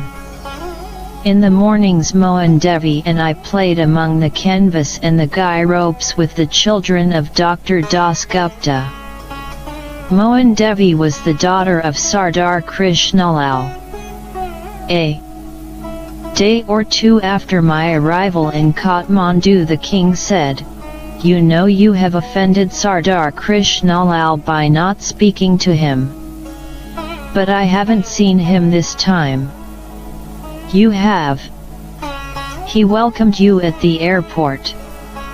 So the handsome man who had greeted me so amiably had been the Sardar, and I had not recognized him and had treated him diffidently as if he had been a stranger. I begged the king to send him to me as soon as possible so that I might apologize. He came the next morning, and because he could speak no English he brought his daughter to interpret for him. She was a bright little girl of perhaps 15 or 16, with smiling eyes behind her huge horn-rimmed glasses. I asked her to tell her father how sorry I was not to have recognized him, and he shook his head gently and held my hand between both of his. After that Mohan Devi came to my guest house every morning, to drive with me, to walk with me, her brilliant sari draped over her brown arms, a flower in her hair. She had seen little of her own country, and thus it was I who showed her, for the first time, the beauty of Pashupatinath, of Swayambanath, of Bajayan, and Patan. We went often to the Buddhist temple of Bodhnath, the holiest Tibetan sanctuary outside Tibet, a dazzling white stupa surmounted by a spire of 13 golden discs that hold aloft the parasol of law. On the base of the spire, of course, are the enameled and unforgettably blue eyes of the Lord Buddha, unblinking beneath black brows, the eyes of wisdom seeing through eternity the realms of light. The stupa stands on a great star-shaped platform and is surrounded by a low wall hung with prayer wheels. In the blue dusk of the early evenings, I remember, this wall glimmered with the yellow flames of 1,000 lamps, tiny wicks floating in clarified butter. The wind turned the prayer flags on top of the spire, and the pilgrims walked round and round the stupa in the clockwise direction that brings good luck. The air was always full of whispering when I was there, of prayers, of the hammer of metal workers in the little huts about the base of the temple. I think I loved Bodhnath for the legend of its origin. The Tibetans say that once a tear of pity fell from the eye of the enlightened one, and from this tear sprang a beautiful maiden. When she weakened before temptation and stole the flowers of paradise, she was condemned to be born again as the daughter of a poor Nepalese swineherd. In time she married, grew rich by raising geese, and decided that the fortune she had so acquired should be devoted to the building of a great temple. She begged the king for no more land than might be covered by a sheepskin. When he agreed, she cut the skin into thin strips and thus marked out a great area on which the white beauty began to arise, first under her direction and then under that of her sons.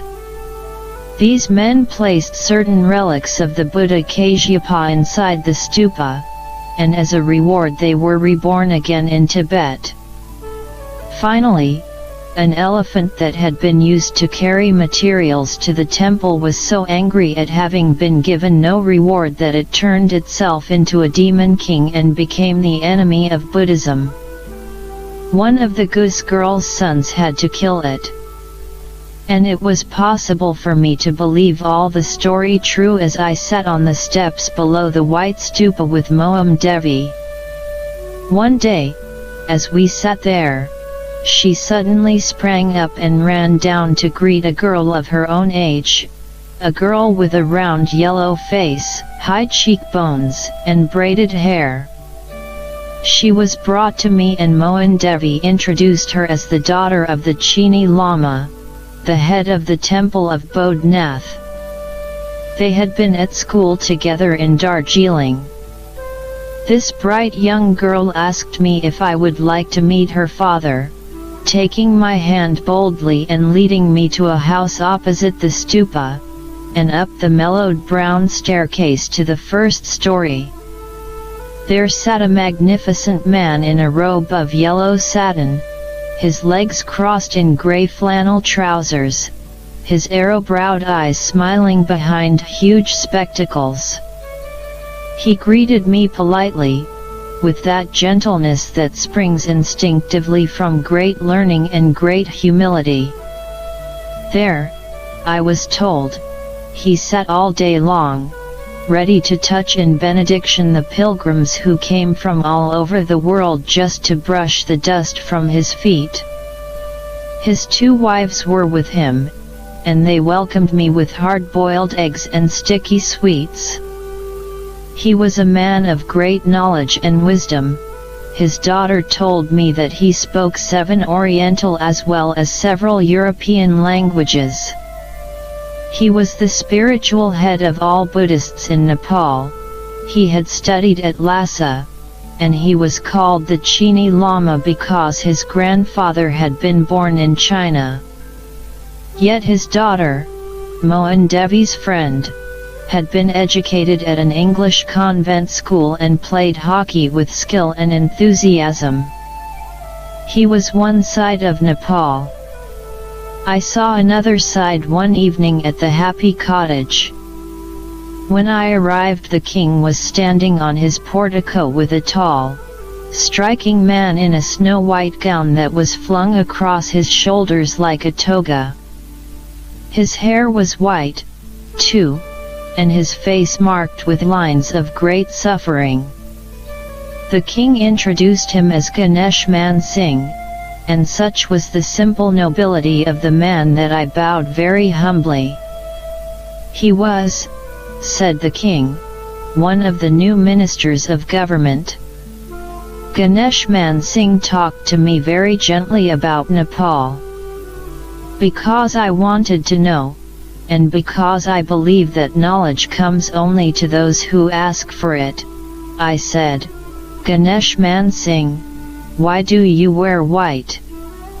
He said, Madam, for 20 years the Ranas kept me in jail, fastened by a chain to an iron ball. So that I may never forget those sorrows, and the sorrows of my country, I shall always be in mourning. There were too many evenings during my brief second stay in Kathmandu when the king was forced to break his appointment with me, sending his messenger even as I waited for the red car. Erika, Maafi do, but it is not possible for us to meet tonight. There is work that I must do. He spoke always, during those days, of the work he was doing, the work there was to be done, and although much of the atmosphere of the Happy Cottage remained unchanged, the silence, the whispering, even the golden keys and locked doors, this one thing seemed to change everything. The king was now a king. Yet I should have remembered that even a revolution would not extinguish his boyish love of surprising me. The other ghost houses in Tribhuvan were full of visitors. The barriers were down, and there were businessmen from India in Kathmandu. Mani Ram came to me one morning in distress. Madam, would it be possible for you to let a gentleman from Calcutta share your guest house? I said, Mani Ram, I have no objection, but you know what gossip is like in Kathmandu. He waved his hands unhappily. I promise you, madam, we shall do it discreetly and delicately. His side of the house will be locked, and you will be quite separate. I told him to do as he wished. That evening I waited for the red car, and it was even later than usual. In anger I walked along to Dr. Das Gupta and asked him to telephone the Royal Garage for me. He did so, thoroughly enjoying the use of the instrument, and when he had finished he told me that the king had just cancelled my visit. Very depressed, I went back to my guest house. When one is in such spirits, bed is as consoling a place as anywhere else, so I went to bed. I put on a thick silk nightgown, wrapped one woolen shawl about my waist and another about my shoulders. Thus I nursed my discontent and tried to read. An hour later there was a knock on my door, and I thought that at least someone had come to keep me company, Mohan Devi or Dr. Das Gupta. So I called for whoever it was to come in. There was a screen at the door, hiding it from the view of the bed. The door opened, closed, and a man cleared his throat uncertainly. He said, "Forgive me, madam, I am your neighbor, the gentleman from Calcutta. I've brought you the latest newspapers." I called for him to come in. He was a tall Muslim of middle age, elegantly polite. His name, he said, was Khan, and he was a lumber merchant. I was so pleased to see somebody to whom I could talk that I forgot I was in bed. I clapped my hands for the bearer and ordered tea. It was placed on a low table, and Mr. Khan sat on the bed beside it, holding a teacup in one hand, and gesturing with the other as he told me the news from India. Perhaps life at the happy cottage had made it seem so only, but I believe that in Nepal my ears were hypersensitive.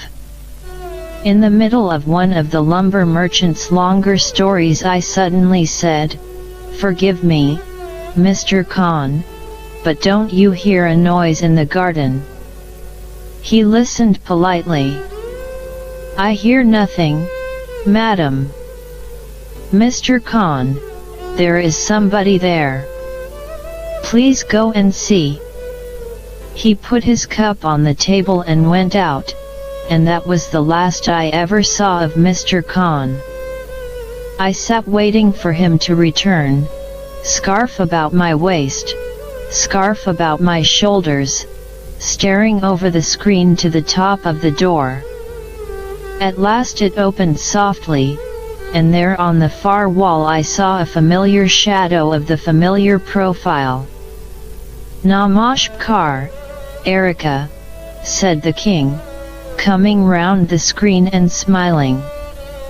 "Namaskar, Your Majesty," I repeated stupidly, thinking of myself wrapped up in bed like an old woman, thinking of the tray with its 2 teacups. He sat down on the edge of the bed and stared at them. Beyond, in my living room, I heard the movement of feet, a murmur of voices. "With whom have you been having tea, Erika?" "Your Majesty, I do not know." He said his name was Khan. "And you are in bed, having tea with someone you do not know?" "Yes, Your Majesty."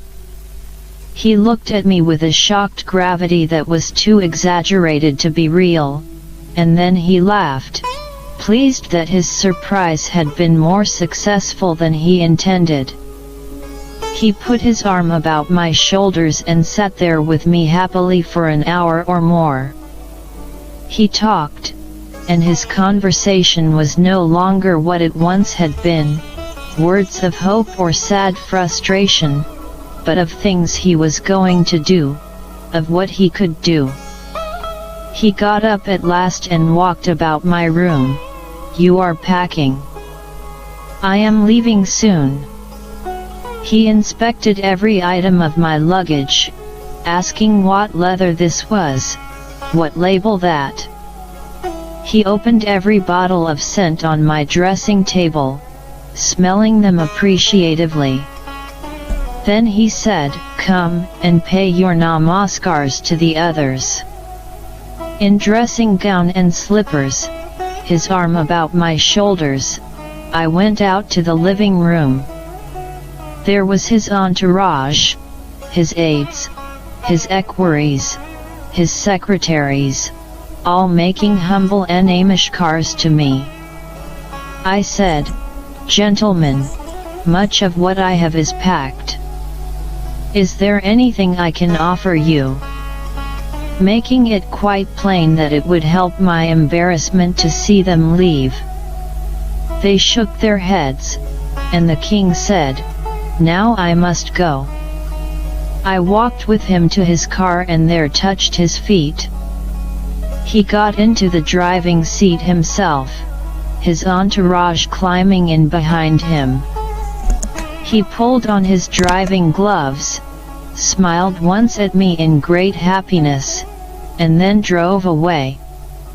The road outside Tribhuvan was quite deserted, and I stood alone on it, in dressing gown and slippers. That last evening in Kathmandu I was alone with him in the gardens for a little while. He put the palms of his hands together and he said, "Erika, Maafi do. I want you to stay, but you have seen how busy I am, and I must leave for the country tomorrow." He looked carefully at my face. "Don't be sad. I shall see you in the spring. Bharati is to be married in Calcutta, and then you will see us all again." Princess Bharati was married to the Maharaj Kumar Tikite Pradeep Chandra Banjay Deo of Mayurbanjay. The ceremony, which lasted from January 31 to February 8, was held in Darbanga House on the corner of Chauranghai Road in Calcutta. My invitation came first in the form of a telegram from Major General Nara Shamsher Jung Bahadur Rana, and it was followed by a long list of the ceremonies which, at this sad distance, have become fused into one great picture of color, light, happiness, and sorrow. I traveled from Simla at the end of January, by car to Kaka, by night express to Delhi, and by plane from there to Calcutta. At the airport a car was waiting, flying the two-crossed kukri of Nepal, and it took me to the Great Eastern. A suite of rooms had been ordered for me and filled with flowers, with cigarettes, and spirits, and therein I waited for word from the king. It came abruptly, and as if he were still in Kathmandu dispatching messages from Narayan Hiti. A telegram to the manager of the Great Eastern said, "Please send Erika immediately to Darbanga House." And to Darbanga House I went, immediately. It was brilliant with colored lights, shining from every window and upon every tree and shrub in the gardens. Across the facade, above the entrance, was an electric sign, several feet deep and saying "Welcome to Nepal." There were Nepalese servants everywhere, shoulders bent, hands together, ushering me up the stairs, through doors, along corridors.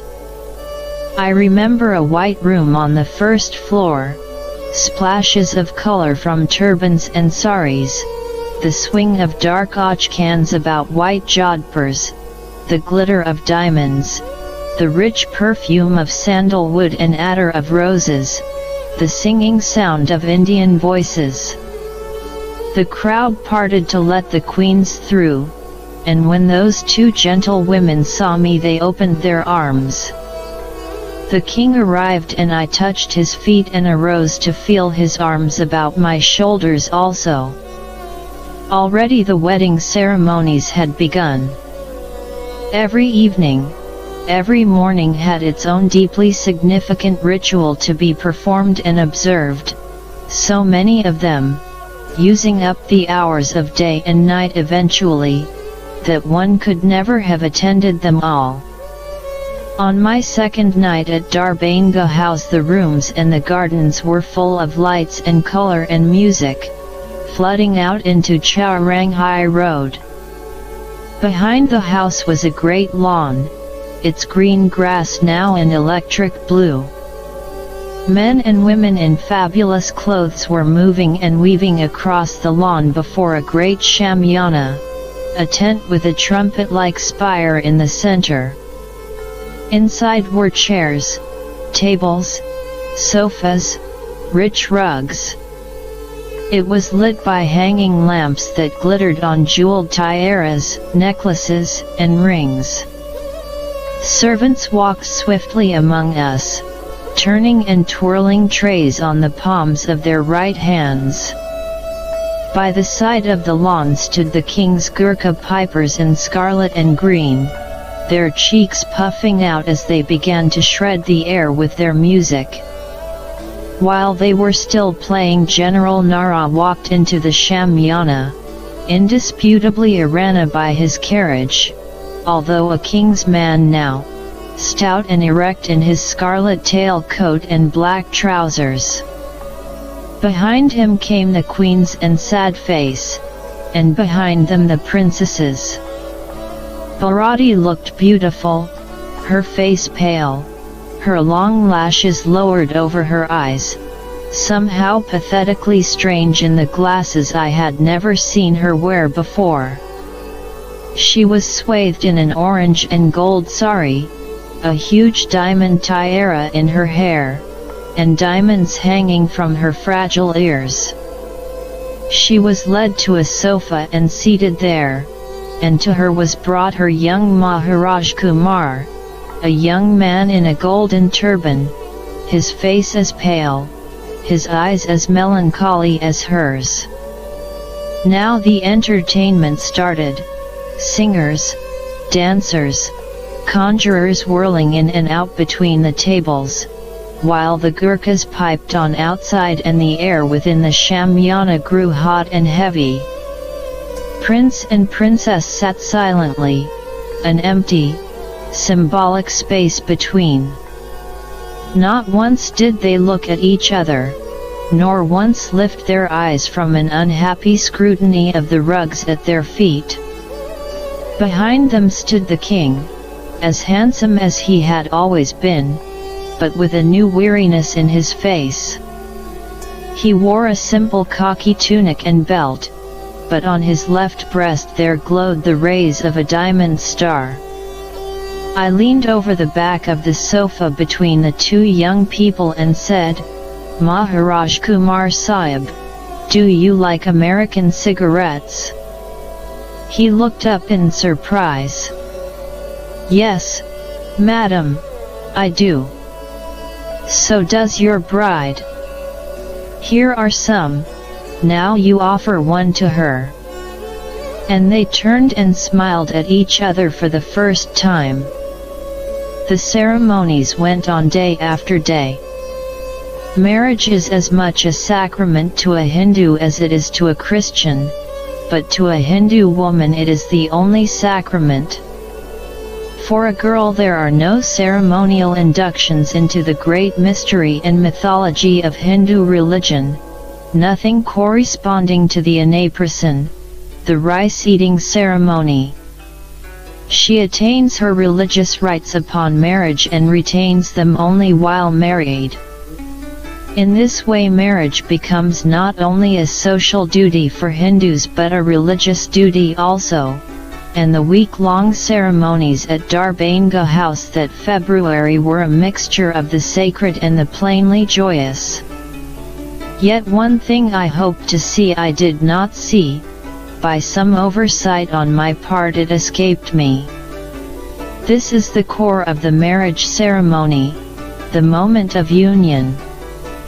It took place early one morning, long before the sun had risen, and it was a simple and terrible ceremony in which the king washed the feet of his daughter and she handed to him, and to her mothers, little bowls of rice, symbolic repayment of what she had received from them. I came to Darbanga house at 10 o'clock that morning, long after this was over, although Bharati and her Maharaj Kumar were still in the temple at puja, their wrists bound together by a strip of sari. Later she came to the Shamyana alone, and I did not ask her where her husband was. There were few people in the tent and she sat on a chair, suddenly pale and lost. I brought her tea, gave her a cigarette, and made her smile. That evening she said goodbye to her parents. All the wedding guests were once more at Darbanga house. Some intuitive understanding of the significance of this farewell led me to put on a black cocktail dress, black gloves, and scarf, and very few jewels. When I arrived at the house, there was no music, and those lights that were not out were dimmed. All the guests were in black saris, black achkans. I was filled with mixed emotions of dread and grief, and these were not mine alone but seemed to emanate from everyone there. We waited outside the house and Bharati came at last, her hand held by her prince as she walked toward the car. This was lit inside and filled with flowers, and Bharati crept into it, crouching in a corner with a silken-haired Pekingese on her lap. I slipped to the other side and tried to comfort her through the window, but the car suddenly moved away, and the light inside was extinguished. I turned to the king. His face was convulsed by great emotion. He called for his own car, leaped into it, and followed his daughter. The guests left, and I went back into the house, passing from room to room, looking for the queens. In the corridors the ladies in waiting from Narayan Hiti were gathered in little black groups, silently weeping. I found Dreamy, sitting alone and crying also, but I could not find Bertie, who was Bharati's mother. I went higher in the house until at last I found her, alone in a small room. I comforted her until the king returned from his last and private farewell to his daughter. We sat in silence and drank tea, and then I left them. I saw the king again the next day, to say goodbye to him before returning to Simla. I had dressed carefully in a scarlet dress with white polka dots, a white turban on my cropped hair. He called for me at the Great Eastern in his car, and silently we drove back to Darbanga house. He left me there, and I wandered through to the terrace overlooking the lawn at the back. The Shamyana was empty, the air very still. I stood there, leaning on the terrace wall, until the king came quietly behind me, gripping my shoulders and turning me about. He was wearing a light European suit, a fresh flower in its lapel. He looked so much older than when I had first seen him, 2 years before in the mauve light of the tea pavilion. His face was still sad, but no longer with introspective melancholy. His sorrow was wider, more compassionate, and perhaps I should have read the message of it. We talked for a long while in the dusk, and although I would like to remember what we said I cannot. The memory of those moments which, in retrospect, always prove to be the most valuable, are often filled with emptiness. Yet I remember saying that I did not wish to return to Simla. He took my hand consolingly and said, "We shall see each other again, in March. You know that I have another daughter." I knew that he was not thinking of Nalini who was married, Vijaya who was sadly ill, or even Triloki. He meant the Rajkumari Bimla, who was the daughter of neither Dreamy nor Birdie, but who was his daughter. I said that I knew. She is being married in March. We shall see each other then. He repeated this when we said goodbye. But I never saw him again. King Tribhuvan of Nepal died at 3 o'clock in the afternoon of Sunday, March 13, 1955. On the same day of the month, on the same day of the week, 6 years before, he had given me the golden bracelet. I was in England when he died. Simla had changed a great deal in the years following the granting of independence to India.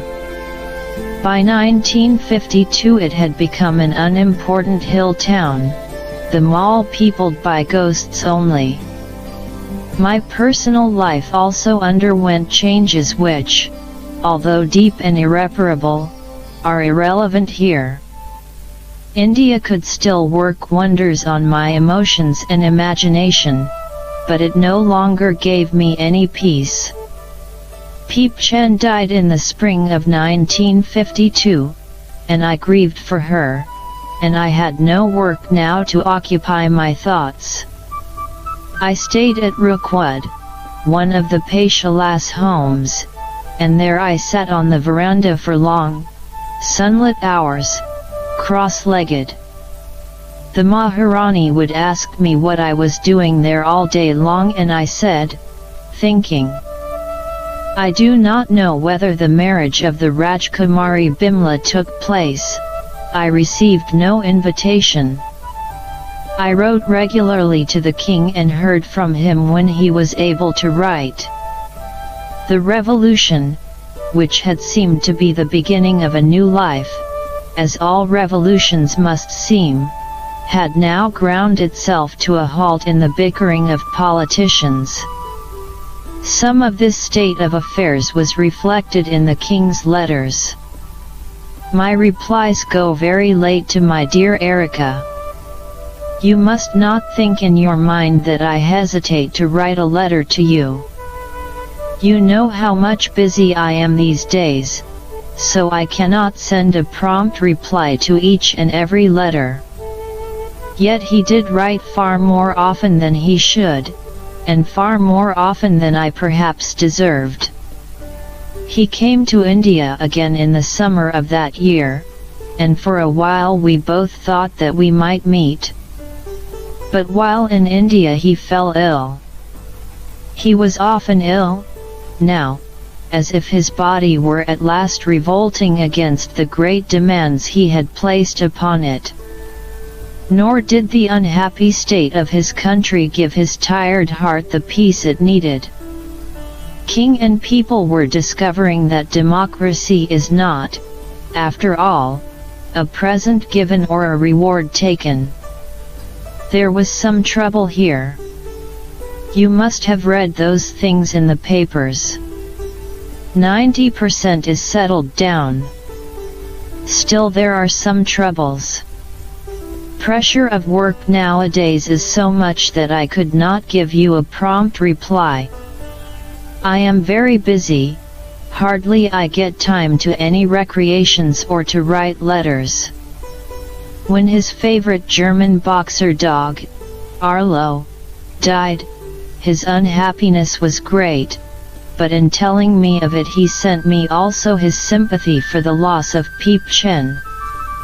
There seemed to be nothing for me in India, now, and I came to England in October, 1952, and the horizon of my world, which had once stretched along the Himalayas, contracted to the walls of a bed-sitting room in North London. I wrote to him still. I asked him to send me something, anything that carried his initial, and he sent me a golden pin with the letter T in diamonds. I remembered his longing to travel, his childish delight in the labels on my luggage, so by return I sent him a sheaf of labels, telling him to stick them on the fine pigskin cases that had been nowhere. Letters passed between us irregularly, now, until in the early spring of 1953 mine were no longer answered by him but by Hans Man Singh, his secretary. As His Majesty is not keeping well, His Majesty is advised by the doctors to take a complete rest. A month later there was more alarming news from Hans Man Singh. My dear Miss Erika, His Majesty's health is giving such serious concern to the doctors that he is to travel to Zurich for treatment. He left India by boat that summer. I sent him a cable of loyalty and devotion, addressing it to Mr. Shaw, and in the newspapers I saw photographs of him landing at Naples. Strange muddy photographs of a man in a dark lounge suit, supporting himself on 2 sticks. He was in Zurich for some weeks, and then he went home to Nepal, and now he was able to write to me himself. I am very, very sorry that I could not see you, though I had been to Europe for a few months. I hope that someday we will meet again. We began to turn that hope into a definite proposal, and our letters planned the journey I was to make to Kathmandu later that year. It was his idea, after I wrote of my longing to see the valley again. Can you come to Nepal as my guest for a week or so? If you feel only convenient, and it does not harm your practice. Our letters were clouded by the sudden news of Bijaya's death. The king had grown to admire him as much as I did. The talk that these 2 men had had alone on a Kashmiri lake had wiped from the king's mind the memory of the fact that it had been Bijaya who had surrounded the Indian embassy with troops and angrily demanded his return to Narayan Hiti Durbar. Bijaya was electrocuted one morning in New Delhi, as he took a bath. He was the favorite son of the old Prime Minister, and even in the sorrow I felt at his death I thought also of the bitter justice there was in the bereavement brought upon the Maharaja. It was as if there were some providence that stopped a tree from growing too tall in its pride. It was agreed between the king and me that I should fly to Nepal in October 1954. As is my way, I prepared early. I sent ahead a crate of presents weighing over 100 pounds, and including, among so many things, records of the king and I, which the king loved. There were woolen stoles for the queens and sad face, a tartan plaid for the king, Irish linen and gold-plated combs, even a hot water bottle. To each one of them I also sent a coronation 5-shilling piece, wrapped with gold and silver ribbon. Then, when these presents were somewhere between England and India, his letter came. I shall not be here. As advised by doctors, I am going outside Kathmandu in the near future for treatment and change. The duration of my stay will depend on the condition of my health. My visit was once more cancelled, but I asked him to accept my presents and begged him not to return them just because I would not be there to see them opened. He wrote, "So sorry to receive the presents in your absence. As requested by you, I accepted your presents, but I could not enjoy them as they were not offered personally. Very sorry I could not see you in Europe last time. I hope to meet you this time somewhere in Europe in case I should be there. But you know I have to travel as a patient and stay either in the clinic or the hospital. We'll have to act up to the instructions of the doctor." So he came to Europe again that November, and, long afterward, I read that he spoke to the crowds who gathered to see him leave Nepal, and he said, "I do not know if I ever shall see you again." All through the winter of 1954 to 55 I heard nothing from the Zurich clinic where he was staying. I passed that terrible time by planning to meet him on the Riviera in the spring, when he would see the places which our fingers had once traced on the great globe in his study at the Happy Cottage. That Sunday evening in March I was in the little flat which I had rented, glad to be free from the prison of a bed-sitting room. Mother was with me, and a friend. The radio was playing in my bedroom and I was scarcely listening to it. The music ended and a voice began to read the news, telling me that 3 hours before Tribhuvan had died. I stood quite still in the center of the room, with Mother staring at me in alarm, and my friend, who knew nothing of my life in Nepal, carelessly humming under the bridges of Paris. I do not like to remember the days that followed.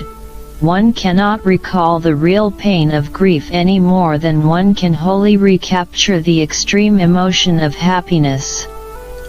A scar is left behind to remind one that there has been great anguish, but to describe the pain is impossible.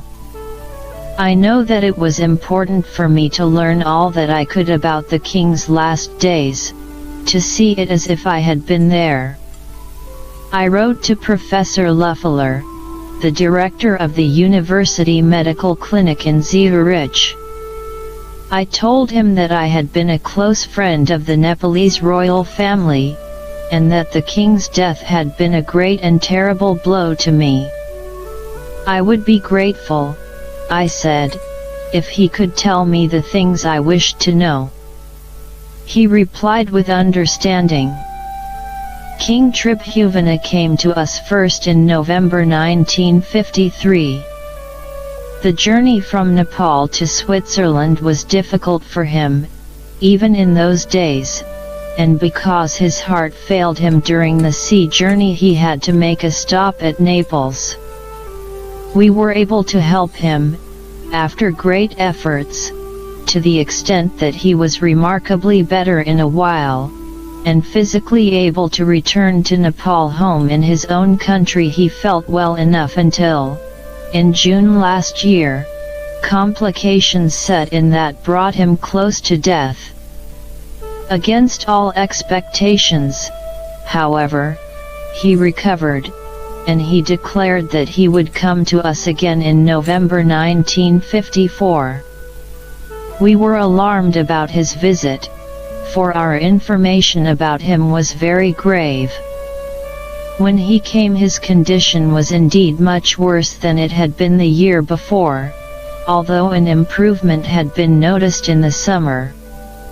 While he was with us this second time we thought him well enough to take a trip to Nice by plane, but another heart attack occurred on January 31st. I saw His Majesty on February 2nd and 3, and then regularly with Professor Parkinson from London and Professor Lauder from Vienna. After a satisfying recovery from this heart attack in Nice, the king unfortunately contracted influenza, which of course was very dangerous for his heart. The planned return to Zurich had to be postponed. We were able to bring him back here in a special train on Wednesday, March 9th, and we were surprised by how well he managed this journey.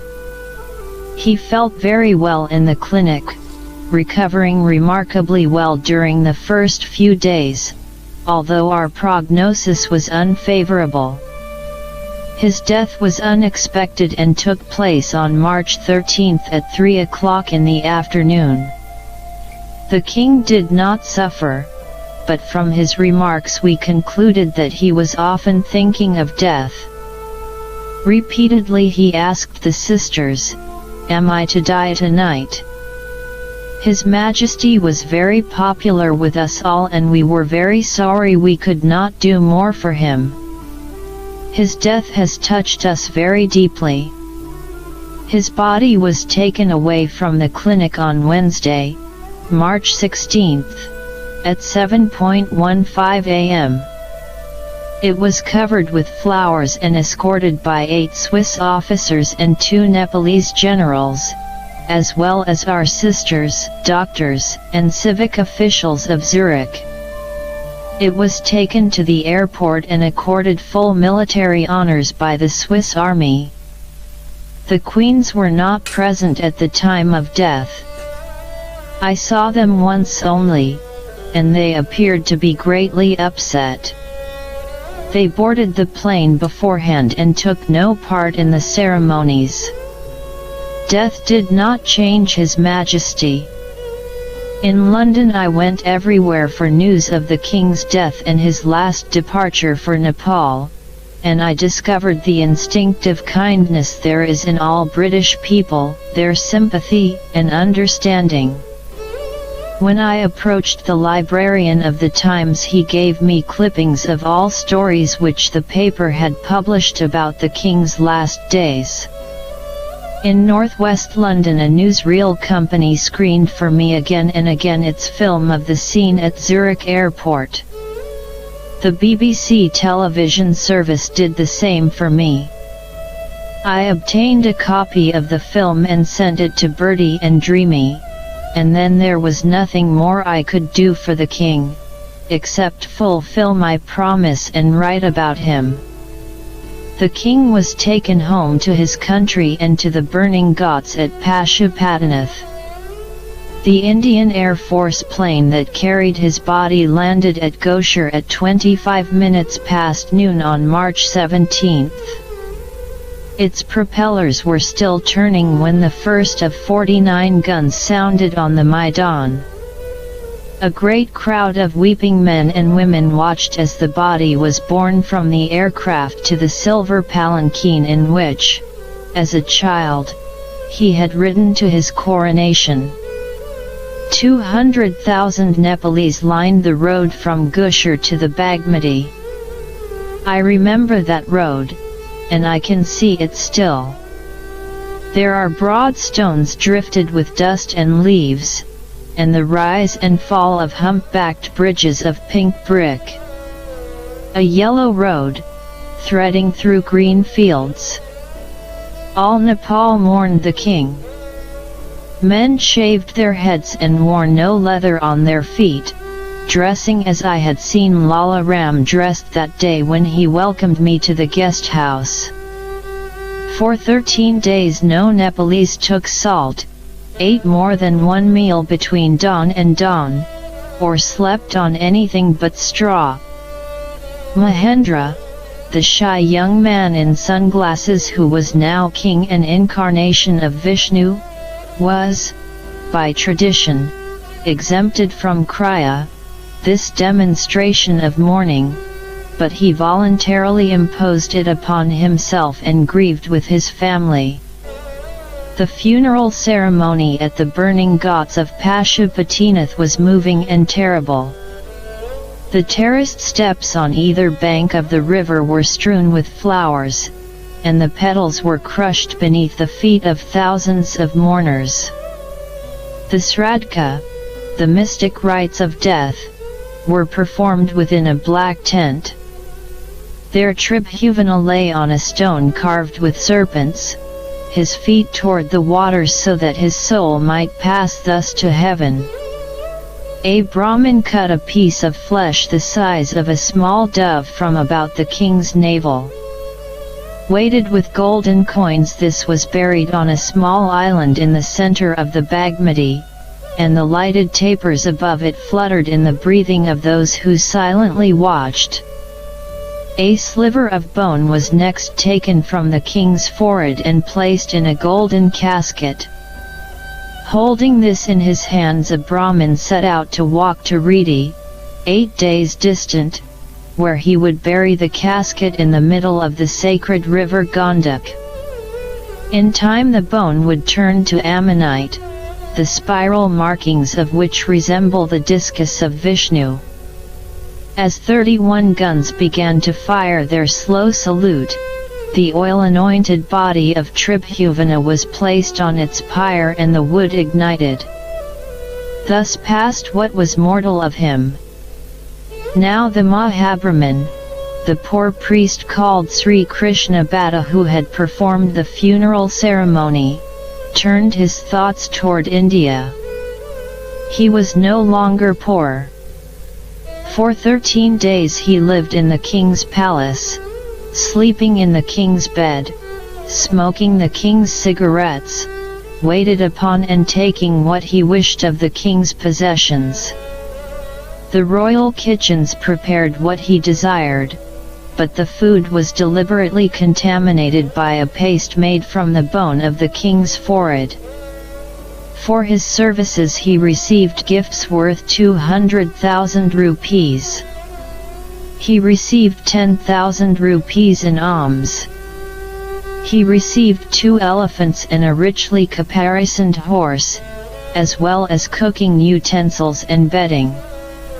These were his reward for taking upon his shoulders the demons released by the king's death, although I do not believe this burden can have been heavy. He mounted one of his elephants and turned it toward exile in India. The people of Kathmandu and Thankot lined the road to stone him and to jeer, calling, "He who rides an elephant steals its corn." When the Mahabrahman had gone over the mountain pathway to India, the people of Kathmandu turned back to the city.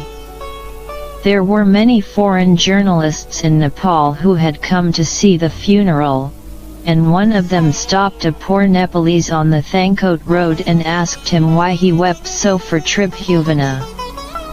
The old man replied, "He was God.